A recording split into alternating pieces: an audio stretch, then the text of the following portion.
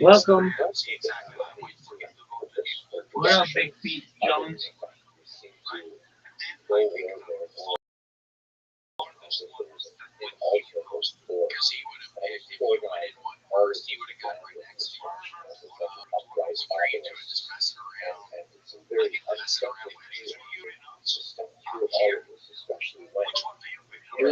How you live in Tampa? What's good, son? Can you hear me? Big Feet Jones. Yes, I can hear you. Can you hear me? Yes, I can, my friend. How are you? Not today. Just dropping by. Excellent. How'd you find out about me? From Twitter. From Twitter. Oh, excellent. From the UAE Falconry and Finance. Yeah, no. Yeah, of course. Yeah. Excellent. Do you mind if I tell you about myself?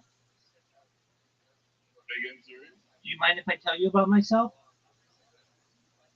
You sure? Yeah. Excellent. I'm Rabbi Rothschild. I stream my life 24 hours a day, 7 days a week, 365 days a year for world peace. I've been doing so since the pandemic, more than 3.5 years. Have you ever seen the movie The Truman Show or the television show Big Brother? Yes. Excellent. Well, that's what I do. Data is, according to The Economist magazine, Earth's #1 resource, and I have more data than any person ever. Hey, what's going on, Miss Aquarius? How are you doing? Good. How are you? I'm well. You ready to take on the day? Yeah.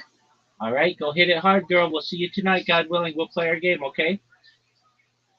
Alrighty. Say night. Take care. Alright, you too. Well, no, actually, I logged in before you were asleep. Yeah. This morning. That's what I do. I got to sleep sometimes. So I How have long have you been doing this for? more than 3.5 years since the pandemic. I have more data archived on the internet than any person ever. Wow. I have more social media than any person ever. I have over 100 YouTube channels, over 200 Instagram accounts, over 500 Twitch accounts, over 1,000 TikTok accounts, over 2,000 Twitter accounts, over 5,000 Blue Sky accounts, and over 10,000 Kick accounts. I'm the most archived individual ever. And The Economist magazine stated in 2018 that data had overtaken petroleum as Earth's #1 resource, and I have more data archived than any person ever, which may make me a very influential person someday. And if that happens, I'm going to help you. I'm going to help your friends. I'm going to help your family all become independently already. I'm going to help you to create generational wealth, and I want to ensure that you're able to have enough money to be able to start charities and philanthropic organizations of your own. How does that sound, Bigfoot Jones? Yeah, that sounds great. Excellent. Out of curiosity, when you have to go out to the shops or the bathroom, etc., are you still on camera then? Yeah, so I have streamed my bowel movements, and I have streamed outside. I've streamed myself in the shower. I like to sing in the shower, but really, it's kind of the same old when I do it. So I don't necessarily stream every single time I go to the bathroom, but I do stream it. The other issue is YouTube doesn't like that content, so I have to upload it to like Instagram or somewhere else. But yeah, I do my best to archive absolutely every aspect of my life, including eating, including drinking, including sleeping, as you know, and just entertaining and playing games and all those other things. I've streamed as far north as Santa Barbara, as far south as San Diego, as far west as the Pacific Ocean, as far east as the desert and mountains. I've streamed in Beverly Hills, downtown Los Angeles, Disneyland, basically everywhere in Southern California. Yeah, right. Wow. I It's do. incredible. It's incredible. Thank. I don't know. I feel like I've barely spoken on the internet for 20 years. So it's yeah. Well, I was like I came on before, but I was too like almost too in. I didn't want to speak. It was too unnatural for me. 100%. I understand. I didn't speak on the internet for 20 years myself until the pandemic, really, where many of the classes I was taking went virtual, and my position as a certified project management professional went remote. So I was already live streaming my life between 8 and 16 hours a day. And I just figured, you know what, if I'm going to be already on camera this much, why not just do it all the time? So you can literally go back to basically every single day of my life since the pandemic, almost close to 4 years now, and see what I was doing. But not just that, know what was going on in the world, utilizing, I keep radio going all the time that has news updates. So it's essentially a time capsule of human society, a time capsule of human experience, and like a timeline for the world. And I think it's really exciting that we have this much data. I know that it's going to perhaps not just have an impact on my life, but perhaps for people in the future. It's essentially what somebody would have done 100 years ago as a diarist or a journalist, but instead I am like just doing it virtually. Yeah, very cool, man. I noticed that when you were sleeping, you had two sound sources. Like, I think you were listening to the news and something else. Yeah. So Um, definitely the news, and perhaps either a podcast that I have here or on the screen. The screen, I like to listen to Jewish history lectures. This is a podcast just from just a random one that I had pulled up. But yeah, I do my best to have as much media on this as possible because I want it to be a compilation of all of the world's media. So I've listened to every major music album on this stream and sang them, basically every major song. I have listened to every audiobook, watched every major motion picture and every television series from the Western world on this stream, so that basically in the future with AI, it'll be able to dissect my reactions to all of it. And I think it'll be very important for people in the future. I do this because I want to end world wars everywhere. I'm about peace. Additionally, I want to help with people who are hungry. And so, through ending world hunger through the use of technology such as agricultural drones, floating greenhouses, saltwater greenhouses, hydroponics, vertical farming, and cloud seeding. I think those are some solutions to the problems that we have, particularly with hunger. And with ending world thirst, I am sponsored by a cryptocurrency. It's worth about $100 million. And one of the things that we do is we build wells in developing nations such as Nigeria. I want to keep those types of projects going. I'm an advocate for the Life Straw program, and most importantly, desalination technology, uh, pumping I think Earth's that's very important. seawater Detail. onto Yes. land to make it drinkable. So this gives you a platform to be able to discuss those topics, and then just general positivity. I talk about other things that when I go viral, I know are going to change the world, particularly with futurology subjects, things like anti-gravity, antimatter, faster than light travel, faster than light communication, things like quantum computing, cryptocurrency, things like de-extinction technology. People don't know this, but the first successful de-extinction took place in the year 2003 with the Pyrenean ibex, which is a goat located in northern Spain, southern France. Fast forward to the year 2021, a company out of Dallas, Texas, is founded known as. Sorry, sorry to interrupt. You okay? Sorry, can you repeat that last one? Yeah, so in 2003, the first successful de-extinction took place. It was of a Pyrenean ibex, which was a goat located in northern Spain, Sorry. Okay, right. Yeah, no, of course. southern France. Yeah, amazing. Fast forward to the Sorry, year keep going. 2021, a company out of Dallas, Texas, is founded known as Colossal Scientific. They've made it their goal that within the next 3 years, by the year 2021, to reintroduce the woolly mammoth into the Arctic Circle using Asian elephant hybrids, which I just think is a mind blowing goal. They recently made Yeah. headlines with their dire wolves that they introduced. Joe Rogan has met them. They're about a year old. There are at least three of them as of right now. I'm additionally an advocate for their other projects, which is reintroducing the Tasmanian tiger, followed by the dodo bird. I think these are really exciting things that we're going to be able to witness. Additionally, some things that I talk about that are going to help you if you want, and this is all with your consent. So I don't want anything to happen to you if you don't consent to it, or anyone else who watches my stream for that matter. But if you want, you should know that I talk a lot about life extension, and I want to give you the finances that you need to extend what was when you were born the average life expectancy for you of about age 80 to age 100, 120 through the use of technology such as oxygen therapy, human growth hormone, stem cells, things like nootropics, cryonics, cryogenics, things like perhaps cold shock therapy, ambrosia therapy. Really want to get you to 120 years old, but then you may say, Rabbi, I've had a really good run. I don't want it to end. What do you got for me next? And the next type of technology I like to discuss is what's called mind blowing technology. This is the idea, again, with your consent. If you want, we can scan your brain into a computer, knowing where every atom is in your central nervous system and your peripheral nervous system, for later download as an android, an avatar, a cyborg, a cybernetic being, a clone of yourself, a robot, an ethereal being, whatever you want to be. But essentially, what I'm saying to you, big, Well, big, I've thought a lot about that. yeah, Like, let's say, for instance, that it was possible to scan someone's brain. I suppose what is the question of whether or not that person will be? It's the same person that you know. For instance, it's the same the teleportation problem.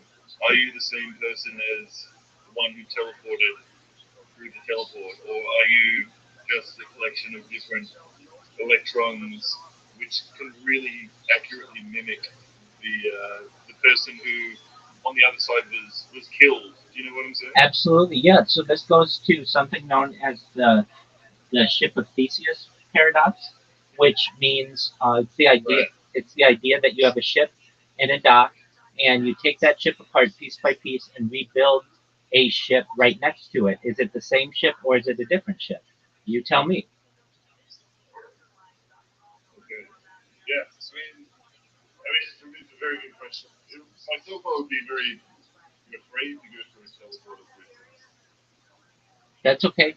I mean, I think because if you I do think do there's an that, old I think there's an old if you do do knowledge that, about that actually. if you do that, essentially you have to kill yourself, Yeah, exactly. Yeah, and you have to have a lot of yeah. trust. You have to have a lot of trust in the system that it doesn't glitch and that you will end up exactly replicated on the other side. Yeah, for sure. Extremely interested in it. I follow that dude. What's his name? Brian. So sorry, maybe a mind blank here. Brian Johnson. Yeah. It's okay. Excellent. Um, but like one of the things I would worry about is how he's a billionaire, obviously, Right? and not everyone can get their plasma sort of changed out. Um, if they're sort of relatively working class, I guess. Right. That's ambrosia therapy. And this isn't going to be for everyone. Unfortunately, I'd love to be able to tell you, Bigfoot Jones, that I'd be able to help every single person in the world with all of these issues. I'm just one person. I know that I will be able to help a huge contingent of the population, perhaps as many as 10 to 20% of the world. But I know that I'm not going to be able to help everyone. But I do want to create more of an equal playing field for the globe and allow some people who previously wouldn't have had these opportunities available to them to actually be able to take advantage of them. I'm looking through your about list. It's very comprehensive. Absolutely. Um, so digital twins technology. I don't actually. Could I ask what that is? Is this related to what we're talking about? Can you repeat that? Sorry. I was just looking through the list in your various interests. Right. What is digital twins technology? Oh, okay. So, as I understand, there's the idea, and this is an idea in futurology, and let me make sure that we get exactly we're talking about, correct. And I utilize AI on a daily basis, and I've been using AI since at least large language models were introduced November November 30th, 2022. And so, at least in this case, we're talking about a futurology idea where you can have a virtual replica of a physical object uh, available to you. Essentially, this replica would be updated in real time with data and sensors or other inputs, allowing it to mirror your behavior and performance in a real world counterpart. So, in simple terms, this is like a digital twin, living, breathing simulation of yourself or of something else in the real world. How it works is sensors collect data from a physical object like a machine, a building, or even a human. Data is sent to the digital twin model. The model uses this data to simulate, analyze, and predict what's happening with real world objects. So, for instance, in manufacturing, the real world object might be a jet engine or a factory robot, and what a digital twin could do is monitor wear, predict the failure, and optimize repairs. So, I mean, just in these terms, you could have a Boeing 747, or maybe it's a 947, or wherever it is in the future, and have a digital twin of the engines and actually know when the engines are experiencing friction or may have a higher likelihood to have failure because it has a real world exact twin that is being replicated. In healthcare, you could have a patient and model disease progression or treatment outcomes. For a car, you could test performance or schedule maintenance. All of these things are an idea of a digital twin technology. Does that make sense? Oh, I see. Okay. Yeah. Oh, absolutely. 100%. Hey, by the way, you know how one of your questions here was what's the most pleasant sounding accent? Upper Midwest. That's what you asked. Yeah, that's kind of What happened to the North? Yeah. that's What kind about of the North Atlantic accent? Where did that go? Yeah, so this is a great question. By the way, the upper Midwest is kind of a joke that I put in there. I like all accents, but one that I find humorous, I don't know if it's most attractive to me, is that upper Midwest, don't you know, kind of talk. So the North, um, the Mid Atlantic accent is actually, there's an interesting story behind that. So it was taught in boarding schools, particularly on the East Coast as a type of anti accent. Basically, people from the South could send their children there, people from Brooklyn, people from New York City, people from the Northeast, and they would teach a type of English that was considered neutral, particularly to both an American and a British audience. Because those types of boarding schools have gone by the wayside, this type of accent is no longer as prevalent, but you do have this type of accent. People like Audrey Hepburn had it, Catherine Hepburn had it, Kelsey Grammer has it. It's not British, it's American, but it does have this proper type of grammar and proper type of usage, or at least proper sounding. So it's basically a way for Americans to be able to give their children a neutral accent to sometimes even disguise from where they were originally. Oh yeah. I mean, yeah. I had read that. I truly love that accent though. It's a real shame. Where are you from, by the way? I'm based out of California. Oh, okay. I'm from Australia, so it's no time for me. Excellent. Somebody Well, from Australia.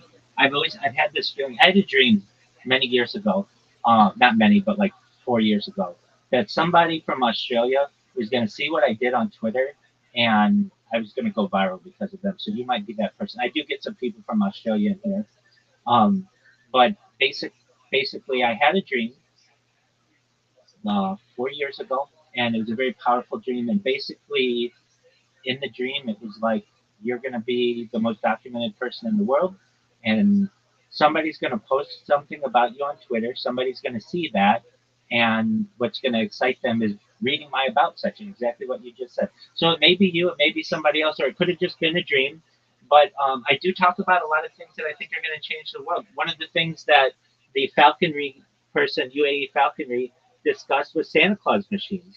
I think this is something that's fascinating. The idea it's like a replicator, basically like a 3D printer, but instead of using plastic, you can use any element.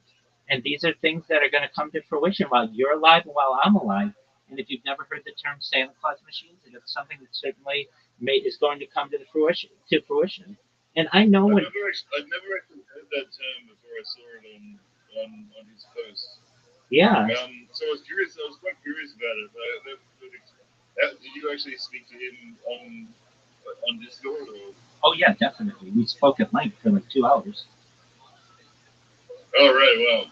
Yeah, Yeah, he's an interesting character. I've never spoken to him myself, but I love his Twitter feed.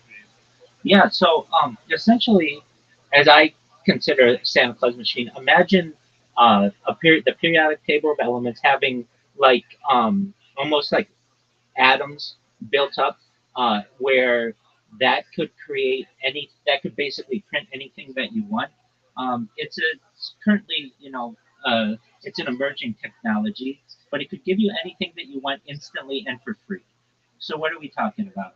It is a device that makes anything you wish: food, tools, technology.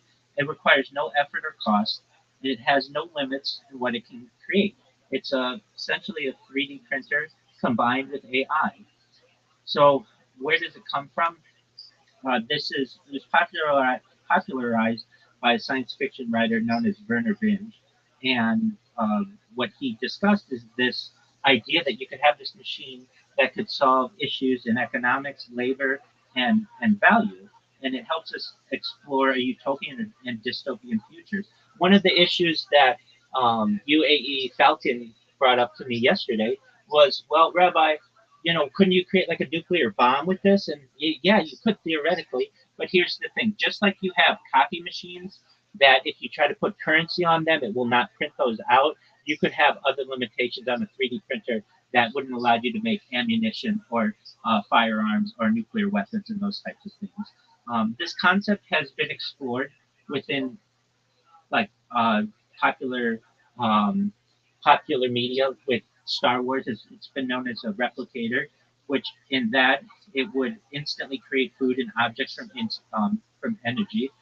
It has been thought of as also something like post scarcity, an idea of post scarcity, a world where entire goods and services are free and abundant. And I don't feel it's that far away. One thing before we continue on this, we talked about mind uploading. They're already experimenting with mice and being able to transfer memories of mice. If they're already doing that within the next 10 years, we may start to lead into things like mind uploading with humans, with people who volunteer for this. I mean, when I started this stream, the idea of brain computer interfaces was seen as science fiction. But we had the first successful brain computer interface through Neuralink with a man named, uh, his name is Nolan Aspro. He's a quadriplegic person who can play a video game better than both you and I combined. And the reason why he's able to do that is because he has a brain computer interface that essentially allows him to move a cursor faster than we can move it with our hands. And he does this all without use of his hands or legs.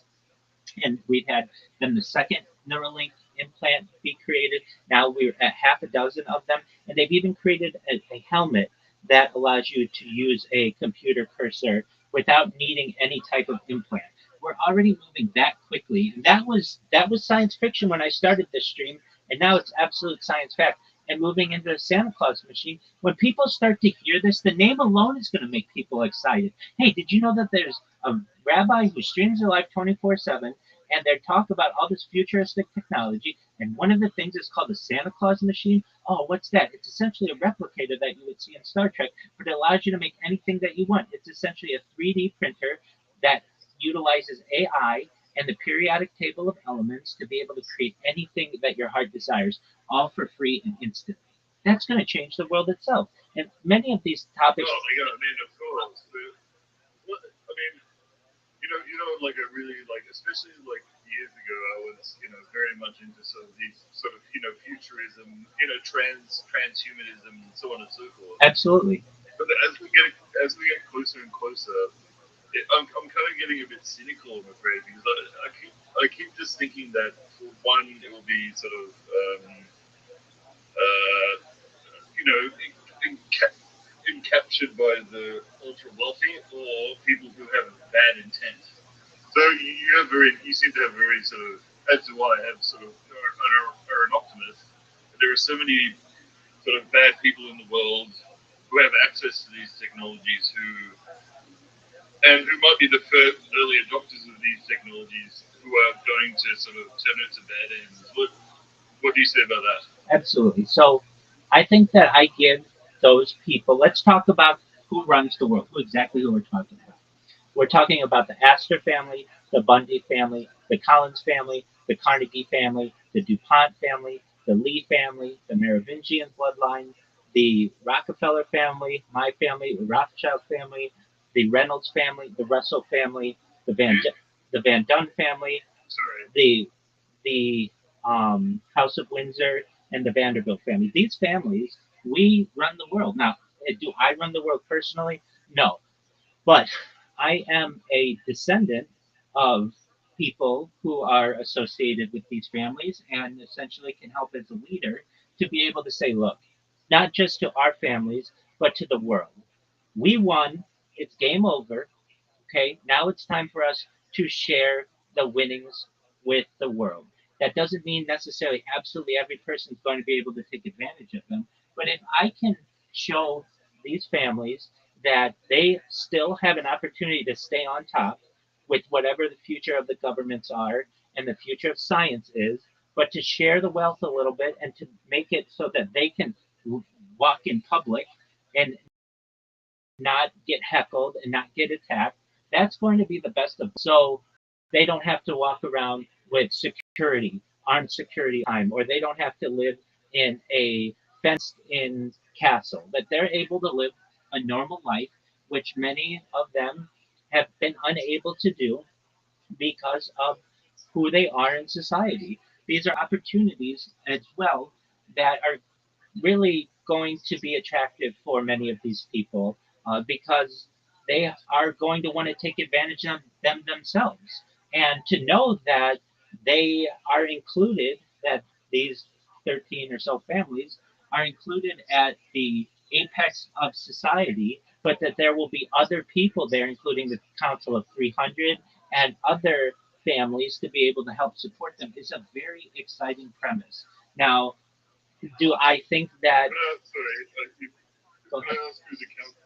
I'm following you so far. So who is the Council of 300? Sure. So aside from those 13 families, these are the other ruling families of the world, including the House of Saud, the Queen Beatrix of the Netherlands. This is the Prince of Monaco. This gets into dynasties like the Pillsbury family and the Phillips family. By the way, could I ask one thing actually? Go ahead. It's actually occurred to me that it seems very sort of, the 13 families, as you said, the Council of 300, the names that you listed. Sure. They're very sort of European centric. Are there any sort of South African, say, Australian, Japanese, Chinese Yeah. So families involved? absolutely. So the Lee family is Chinese, and so they were essentially very powerful during the if you know who Li Ka-shing is, he was the most he was the wealthiest Asian for many years prior to his death. When it comes to South Africa, absolutely. In fact, some of my closest friends rabbinically are South African people. My shul, my synagogue is South African. Many of the people in both of the synagogues of which I'm a member are South African. So that would be, and also Rhodesia, if you're familiar with that, it's now Tanzania. Those families are very intertwined with these other families, so including the Oppenheimer family, the Rhodes family, if you know about De Beers and the Diamond Cartel. These are controlled. I mean, I am a very close friend of Rabbi Yehuda Oppenheimer. He lives in Israel now. But these families are families that I think I will be able, or I'm sure I'll be able to unite So from a South Africa and Rhodesia perspective, they're certainly involved. Um, Now, in terms of America, Well, Rockefellers. I'm sorry, I That's okay. apologize. You're I okay. might have sort of, okay, the Lee family is Chinese. Yeah, I suppose, well, I'm curious, there's a lot of Jewish people, there seems to be a lot of English people, that's correct. a lot of Americans, But sort of also Anglo-Saxons. Christian Anyone, people like, and Muslim people. This is of all and people. yeah, so how's the side abs- already mentioned? Absolutely, the Kuwaiti Anybody dynasties, from, I don't that know, the Emirates, South absolutely. America? Uh, yeah, not that's newer money. But really it goes to, I believe his name is well, he's the king of Spain, and his name is escaping. I think it was Carlos or Charles. Um, uh, but really, South America is new to this. Probably the most relevant person who you would know in either Central or Southern South America is a man named his name Carlos Slim. Do you know who Carlos Slim is? Oh, sure, he's the Mughal guy from Mexico, Right, from right? absolutely in telecom. So yeah, and generally it's not anything against South America. It's just newer. It's been discovered newer. These dynasties didn't start there. They started generally in Europe. Oh, that's really, yeah, true. Of course. Exactly. But that doesn't You mean know, that the people there aren't going to be helped. That doesn't mean that the people there aren't going to be helped. And through all of this. So what do I mean? I mean, like, the things that I talk about are mega projects. So if I let's just say it wasn't just you, but there were a million people here, we would be able to talk about mega projects. Hey, let's do what we can to build what's known as the Pan American Highway. It's already been built from basically the tip of Argentina to Colombia, and there is about 90 miles between Colombia and Panama, known as the Darien Gap, that need to be closed. If we were able to close that, you would be able to drive from Los Angeles to Buenos Aires or from New York to Rio de Janeiro. Now, you may have to build some bridges in there, especially because the Amazon can be problematic, but that takes care of North and South America, just 90 miles, and that's not that far. Now, the major connection of which I'm an advocate, in addition to the Darien Gap, but probably more so, is a Bering Strait tunnel. So that connects Asia to North America through a tunnel system underneath the Bering Strait. It's 51 miles. It's not that much. But if we were able to bridge, or to, I should say, to tunnel using a company like Elon Musk's boring company or another type of tunneling company, if we were able to bridge that, or I don't even want to use the term bridge because it's not a bridge, but tunnel through that, you would be able to drive from New York City to Cape Town. You would be able to drive from Rio de Janeiro to Paris. This will do a lot for the world. And no one's talking about these types of big projects. We're too focused on that which divides us. And I understand there's a lot that divides us, but I'm about uniting people and I'm about promoting that which unites us. These types of projects would change the world. Other things that would change the world, a space elevator, so that we don't have to keep pushing rockets to space. And essentially, a space elevator is just essentially a chain that is in low Earth orbit that allows you to send goods and cargo into space without the need of a of a of a rocket system. There's already one of the things that I talk about is something known as space tourism, which has been started with Blue Origin and SpaceX. But there's already a discussion to have a space hotel in low Earth orbit. And one of the ways that people may be able to get there is through a tethered system, which is known as a space elevator. These are things that you just don't hear anybody talking about, and the things that I've been talking about for years on camera, and I think will be very exciting to people of the world when they hear them. Oh, 100%. Yeah, the space elevator I've thought about for many years. mean, technically it's very challenging, but realistically, can it happen? Yeah, I'm not sure, but there is. So the big issue with this is the tensile strength of um, the fiber that you right, use, exactly, yeah, and so we yeah, just need improvements in carbon fiber. And there's a way that you can create even stronger carbon fiber than we currently have. Just a moment, and I'll get you the answer. Yo, dog, what is the type of carbon fiber that you could need, and how do you make it to be able to create a space elevator?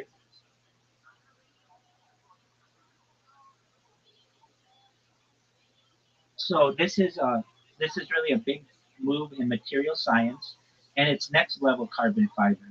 So you use carbon nanotubes or graphene ribbons, which are ultra strong, ultra light materials, far beyond normal composites. Why carbon nanotubes? They're five, they're 50 to 100 times stronger than steel. They're one-sixth the weight of steel. Their strength to weight ratio is unbeatable, and that's what matters for something hanging from orbit. To support a space elevator, you would need a material with the tensile strength of at least 50 to 100 gigapascals. Steel and regular carbon fiber tap out at 2, so it going to be a lot stronger than that. And carbon nanotubes and graphene can go way beyond that, theoretically up to 130 gigapascals. So how do we do this? We use carbon vapor deposition it's known as CVD. You heat up carbon-rich gas and grow nanotubes on a substrate. It sounds easy, but making the long defect-free CNTs is incredibly hard. But here's the thing: we have AI that can help to oversee all of this to ensure it's done absolutely perfectly. And we didn't have this 50 years ago, 10 years ago, or even 5 years ago like we do today. And then you spin them into a Well, cable. I suspect that it might be some sort of future material technology that we don't even know yet. There could be carbon nanotubes. That You never know. that's what it is. That's what it is. I mean, science fiction writers Yeah. have talked about that. Engineers talk about that. That's what it is. And these things are starting to be able to be created in laboratories. And once we have them, you spin them into a cable. You bundle the nanotubes into aligned threads or ribbons. The techniques include wet spinning, dry spinning, and force pulling. A problem exists where spun CNT cables often have gaps, twists, and weak points that drastically reduce their strength. However, with AI, we can have all of this overseen and ensure that we are able to Yeah. fix any issues that they have. You layer these CNT threads into a mega ribbon that's thin but crazy strong. And then what you can do with the space elevator design constraints, it's got to stretch from the equator up to geostationary orbit, and it needs a counterweight beyond that. The base must be a stable equatorial platform like the ocean or land near Ecuador. But we're getting there, and you might be able to see that within the next 20, 30, 40 years. And that's an amazing accomplishment. I mean, we're talking about being able to take people into space safely. Not that we can't already do that with rockets. We can already do that with rockets, but this would allow for major uh, building projects to be done into space. Hey, Rabbi, I soon have to go and make some dinner for myself. But can I ask one more question? Absolutely. So 13 families, the Council of 300. Where does Russia and Putin fit into all of that? Yeah, so he would probably be towards the lower end of the top 1,000 people, wealthiest individuals in the world. And when you look into these things, they become dynasties. So who are we talking about? We're talking about Putin. We're talking about Musk. We're talking about Bill Gates. We're talking about Jeff Bezos. But they aren't the richest people in the world, as you're probably aware. There are dynasties that have been around for hundreds of years that are wealthier than they are. However, they are major players in the public view of finance. So if you're asking where would Putin fall, his net worth is not publicly. Well, they'll say he's like a 2 billion, perhaps as much as 20 billion, but he's probably has about $100 billion in holdings, which puts him in the top 20 or so wealthiest individuals publicly known. But in terms of the top 1,000 people in the world, that probably puts him around number 950 to 980 or so. I see. But he's like, okay, so, oh man, I mean, there's so much to cover. Yeah, right. Well, look, hey, man, hey, Rabbi, I should probably go. It's getting quite kind of late. That's okay. I I'm understand. going to bed now, but maybe I'll drop by in the the next few days, a week Absolutely. or whatever. Take today. Absolutely. You're always welcome. All I ask, please just tell your friends, okay? Oh, sure. Yeah, I will. I'll tell Wonderful. my yes. I will tell my friends. Excellent. Take care, my friend. Peace. Yeah, you too. See you, Rabbi. Pleasure to Bye. meet you. Take care, Bigfoot Jones. Likewise. Thank you. Yeah, no worries. Bye. Bye.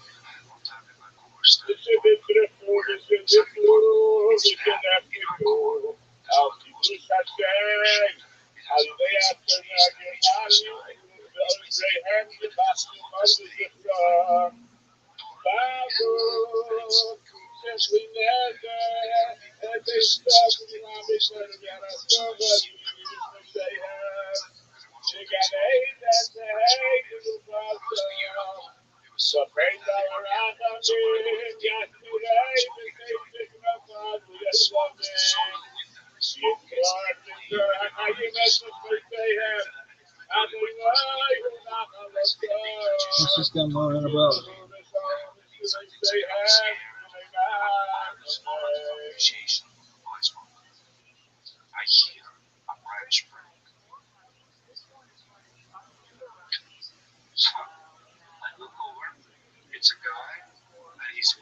Here I am in Simna.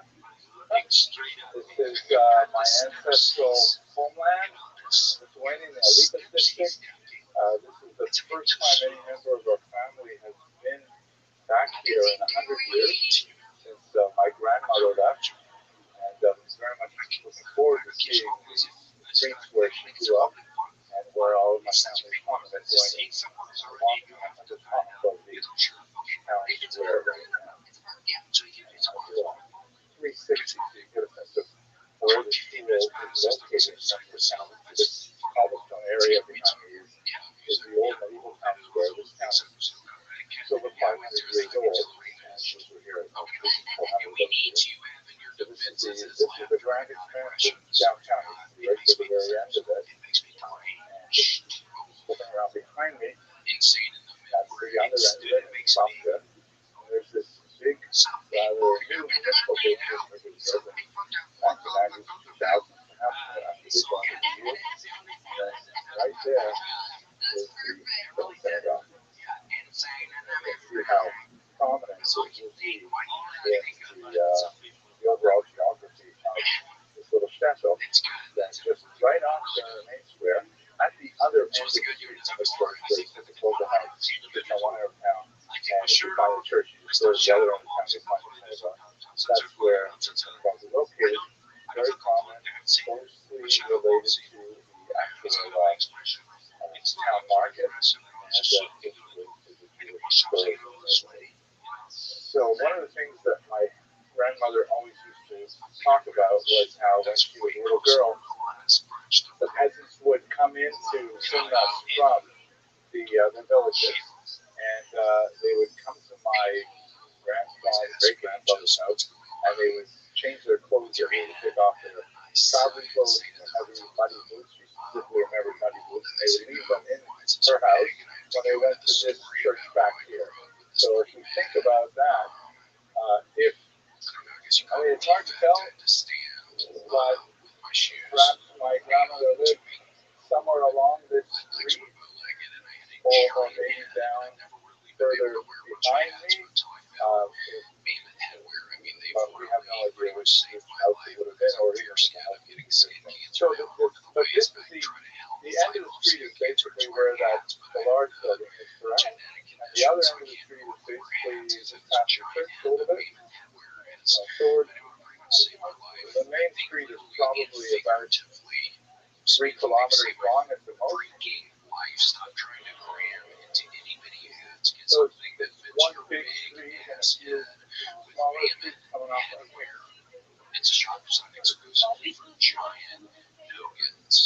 Yeah, this is a very grand building. In the day, 1902. Yeah. That's a pretty big to begin with. My grandmother left in 1930 and the synagogue was built in 1905.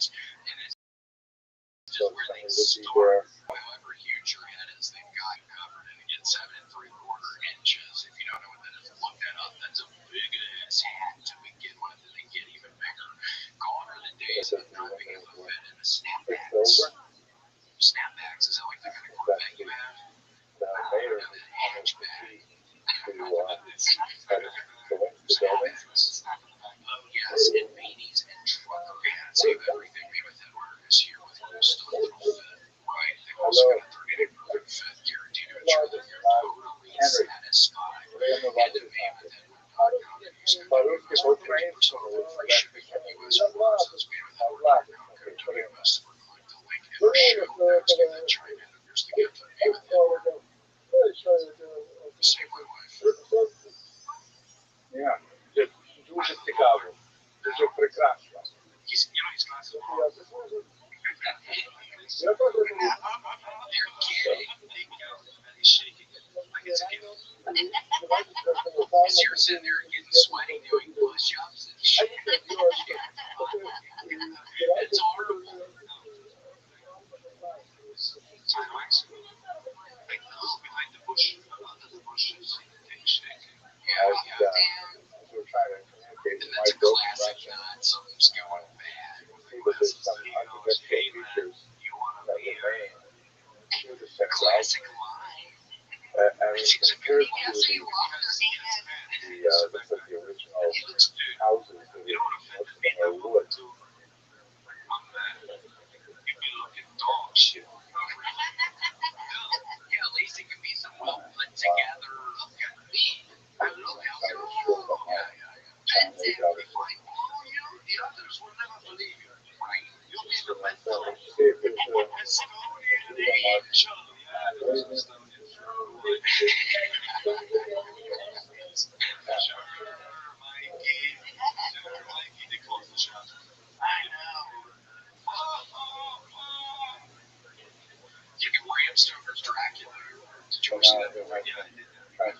to a kind of sports room. Because these races were still valuable to the Soviets. And he was hanging out with them.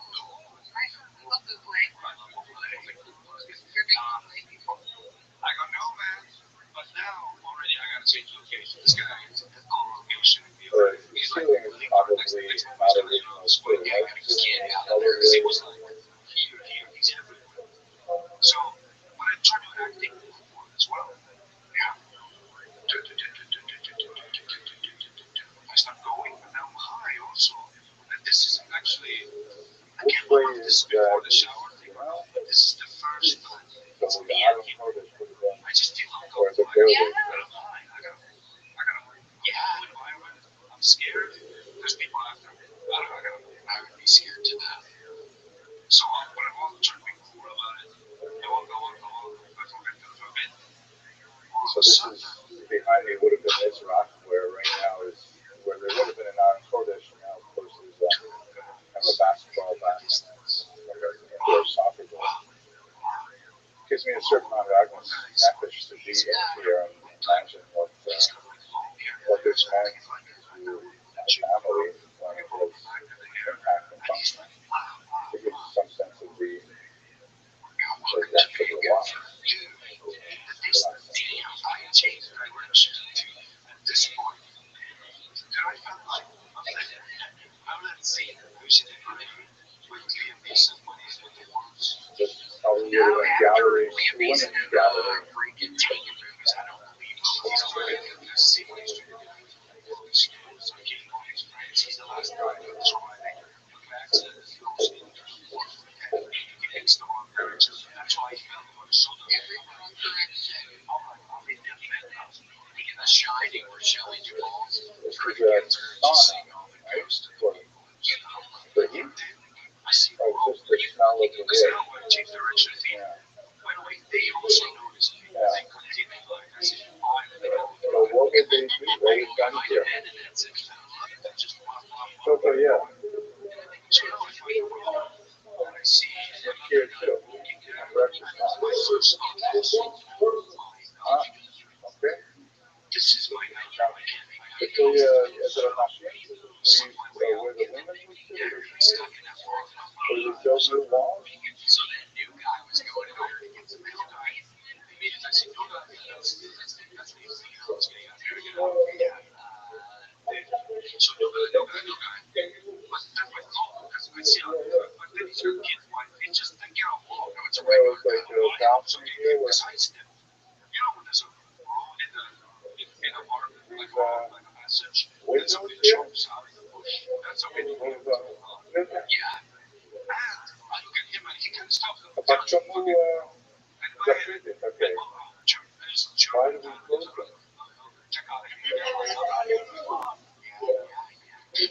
But then for him, I also think, he might see something that I'll stay to. I didn't say anything, but I want to be like, They kept so then I go home, I tell this small stage of shape of the art. and everybody's laughing at me because later I already and I find out that spot where I went is the world renowned. Fuck me, it was oh my gosh, he's a famous standing park. Maybe someone will renovate it sometime. Bring it back, right there.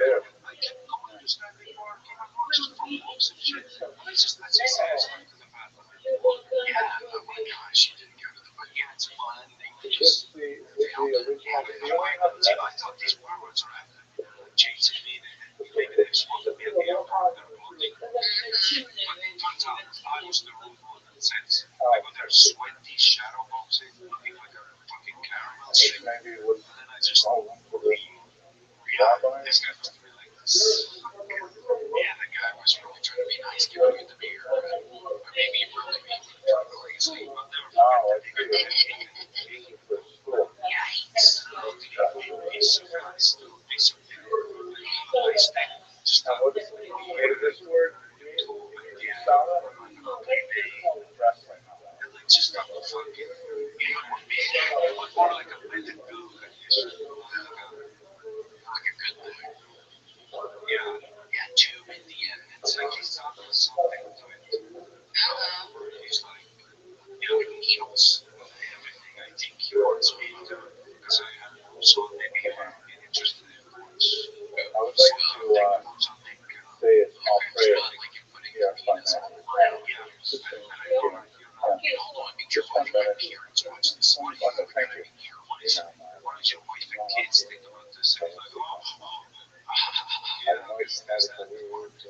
for sure. He told me that he wants me to take his bank card and spend some You money might on want to say hi.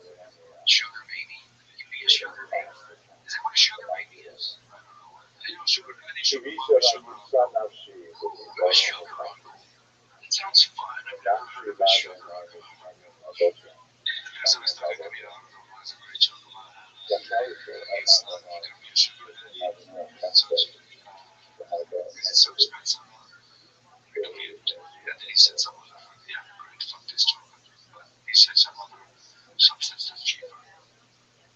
Sugar babies. And I like beans. Deer sometimes. Yeah, they look like little pebbles, but they used to be, what do you feed? Like carnivore, that's my shit. Your rabbit. What was the carnivore type? Hold on, have you ever had sugar babies before? No. Those are the raisins going to chocolate. No, it is just straight, caramel. Yep. It's straight up caramel. It's pretty good. Do they even? I don't even know if they still make those things anymore. Probably like a cracker. So what I learned is that after the war, the Soviets took advantage of this large open space and they made it originally like essentially a kind of a city hall because it was While you're in for a treat, there's a place that's better. It's a local place called Cabo. this building next to it, Gotta get the white a guy cheese. called Gotta get Alex, the queso. that's their You new gotta go. municipal center, and that's when they switched the synagogue into this sports hall. We should bear in mind that, They're gonna have although it certainly is distressing to see a synagogue into a sports hall, in some ways it's actually preserved the structure because if it was completely abandoned, people would be coming in here and kids would be messing around with it, with campfire society, things like that. At least in use as a sports hall, it meant that the roof was maintained, the outer shell was maintained, and then now it is ready for finance for renovation. So that's the preserved part of the So it appears that this open field behind me, which is really just a 3-minute walk from the center of town, is the area of the Jewish cemetery. As you can see, there is no more further gravestones. They're involved in taking away and repurposed the locals. Sunday off.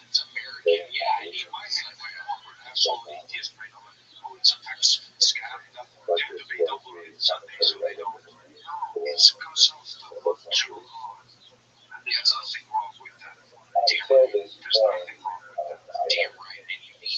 I have seen everything that I have expected to see that done my research and done what is available in town.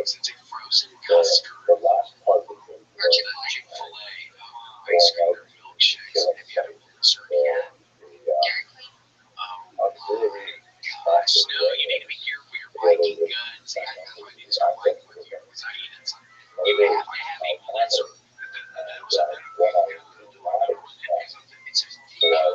sudden realization that it would actually happen in the long they must have one stop time that should collaborate and force five underground. And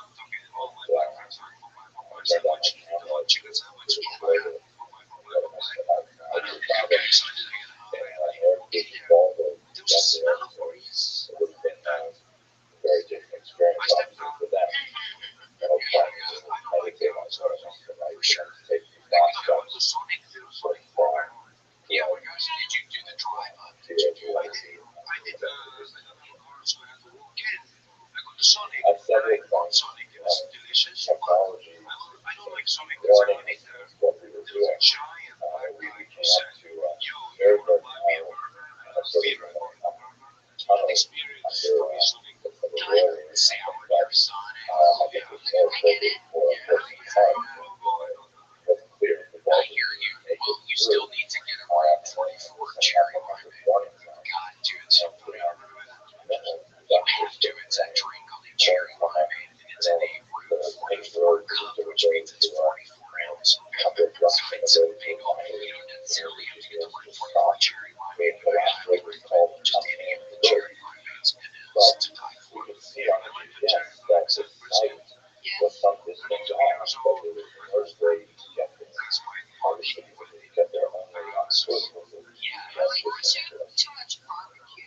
Yeah, it seems very heavy. I don't think why it's heavy. I was at first getting like a restaurant where they put a particular piece.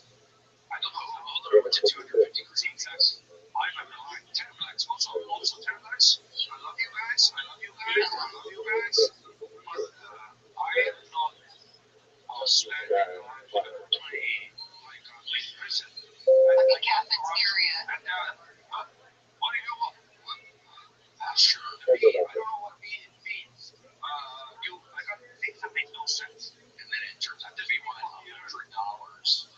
Yeah, and then it's super expensive. Then there's some guy here who's in a rush to feel his fat fucking mouth. So I can't be chill. So now I'm at the counter and they ask, and I don't know pounds, I don't know ounces, I don't know nothing. And they go, what's the unit that they usually ask? How many pounds? Ounces. So he goes, how much brisket do you want? And I just go, and that's a lot. Yes, it is. Yes. Like half a pound. Yes, everything's like 2 pounds. And I just need 2 pounds. You don't want that. Yeah, I mean, I can. I'll eat as much as I want. I'm always like that. I don't know. I never make stuff from a restaurant. Not really. I could be one of those. You know those when you go to like a diner and then the wall of fame, wall of fame, and wall of shame, wall of fame. Like make it a burrito eater. No, they just have like time that I eat this breakfast. Yeah, eat this many wings. I'm not like this. I eat it like. That's how I've always been like. Oh, really? Yeah. Big sister, eat everything. Try to be quick. How's she doing? No, she's actually always getting things. It's funny to say. She's a very tiny little girl. It's funny to say. I have a big fat sister. Yeah, she's always like stuff. I always said. Always eat like that. She's always like anorexic and stuff.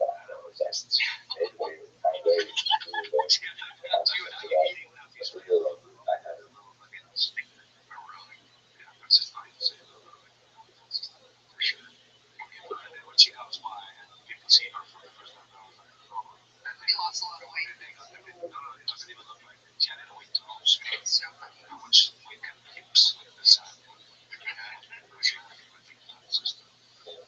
have to buy it, and I always say that we have to buy it. If this You text gotta be careful. is from the Did you check your sister? correct, You had to. because what is confirmed Pretty sure you that could ask. here the grapes are Like if she gave it a 10, she 4,414 you could start another one. 14 old people, men, women, children If people scare were you, like if they jump out and scare you, do you get had scared? to walk the same way we did now. Yes, I get scared. yes, those Because in undressed my head, on the everyone worst was trying side, to use me and and molest me. they And were I'm always taken like here that. Like if to I walk this across a remote bridge, place 5:35, about just late at 4 night, and say, 3 I'm walking kilometers across. I'm from waiting. My Simna's thought is never, whole well, I'm taking a walk native high, places and enjoying the the city people lights and that. No, were my first already love is there always just that's the before that, rainy guy. so I'm they baby were like with my asshole shot open. here So are you getting ready to do just fine? place. I always like just flex up. I always make myself So seem that lighter. was I always uh, try to hide the September I'm scared and 12th, smart. Sometimes I scare like, oh, no, 1951, it's from this to the little small level. and So sure, my thoughts are so always the immediately negative. shootings where they were shot by the So group they have of everyone you think you feel that way. Lithuanian This was a month ago. I've never murderers had anything like this from happen. Kaunas I came, live by Riverside.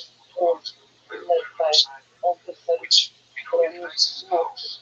I just rented something There were because I was several with Germans this as transition to well moving here. participating My in friends, organizing, my family, and so some I just wanted to people make a were small transition of getting a taken from place. Simna's I local rented my Lithuanians nice house who for were 2 forced months. to Just so live I could later or to not go insane bury immediately. them. And yeah, And Rothschild'S they are saw like, that the land so I was took like was a sauna, moving still, and the shootings were continuing. installed big kitchen, multiple floors, Who separate were bedroom, alive. shower. So that's For the if anyone fact wants to stay that over, numbers So, of the victims I mean, this 414, house, which is I mean, mentioned like, in the once you go Jaeger's high, report, yes, so they're vulnerable. exactly From 68 flies men, into the window, 197 women, guns, the window. 149 children.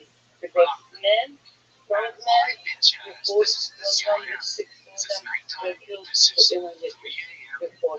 Usually they kill the people who could resist the fight and then waited the Rothschild'S place the necessary people choose from cinema. The monument was from 1965.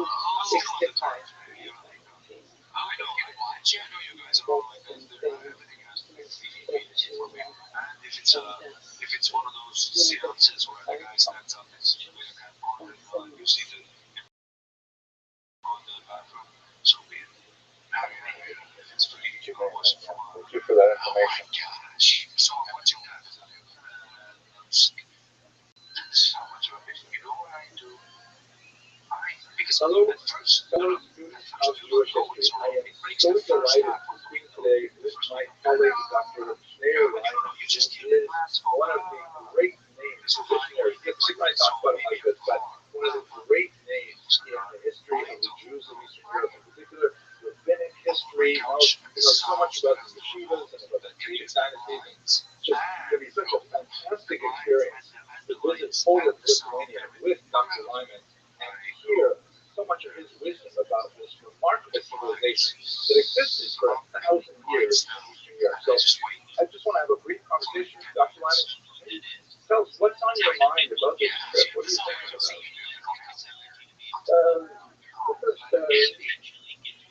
First, obviously, I want to make it very clear that it's a great honor for me to travel together with you. On behalf of Philly University, visit to Poland and Lithuania. You are a distinguished scholar, historian, world traveler, and I hope to learn a lot from you and from the group that will join us on our trip. I think it's very important to make such a trip, to choose to visit the sites where Jews once lived and thrived, and learn from the history of the supposed Jewish communities. So I thought I might give a small sample, if that's all right with you. Great. And the kind of thing that interests me, and hopefully that will interest others as well. The founding father of the Haskalah movement, and very briefly by Haskalah movement, I'm referring to a group that arose at the beginning of the 19th century, throughout the 19th century in particular, in Eastern Europe. I'm concerned with Haskalah in Lithuania, and specifically in Vilna. So that began to thrive early in the 19th century, and the founding father of that movement, who I'm going to talk about, his name was Mordecai Aaron Ginsburg. And he was a great Maskil, the founding Maskil, the father of all the others Jewish, and he died in Vilna in November of 1846. Can I interrupt you for a quick question? Sure.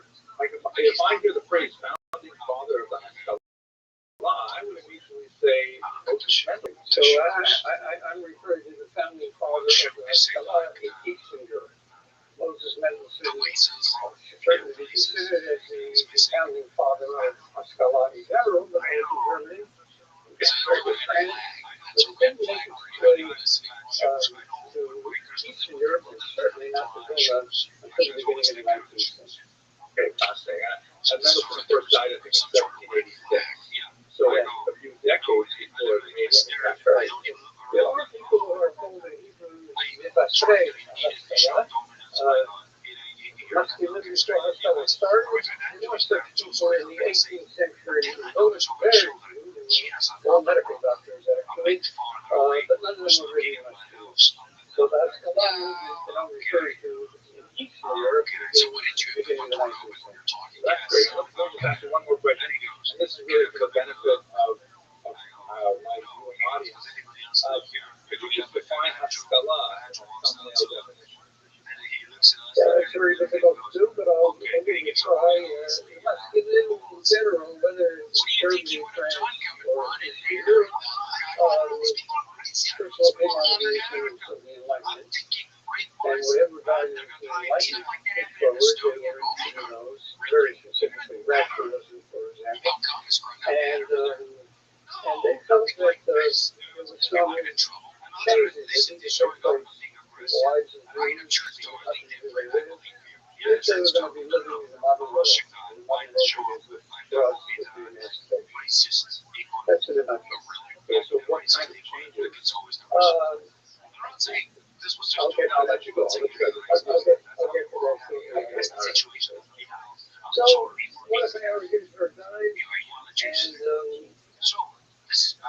the Muskegon and his followers, very small group of people, about Salah in Vilna at the beginning of the 19th century.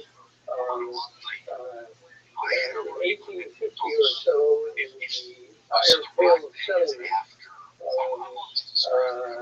there were 2,300,000 Jews, and not more than 150 Muskegon. So we're talking about a large minority. In any event, as Jews did at the time, they turned to the Maggid of Vilna and asked him to speak at the funeral. Very briefly, before you ask me another question about it, the rabbis of Vilna, after the end of the 18th century, when no chief rabbi was again ever elected in the land, for various reasons, it was made that they were appointed rabbis, which rabbis would never have the title of prophet who would ordinarily be chief rabbi. Every rabbi appointed in Vilna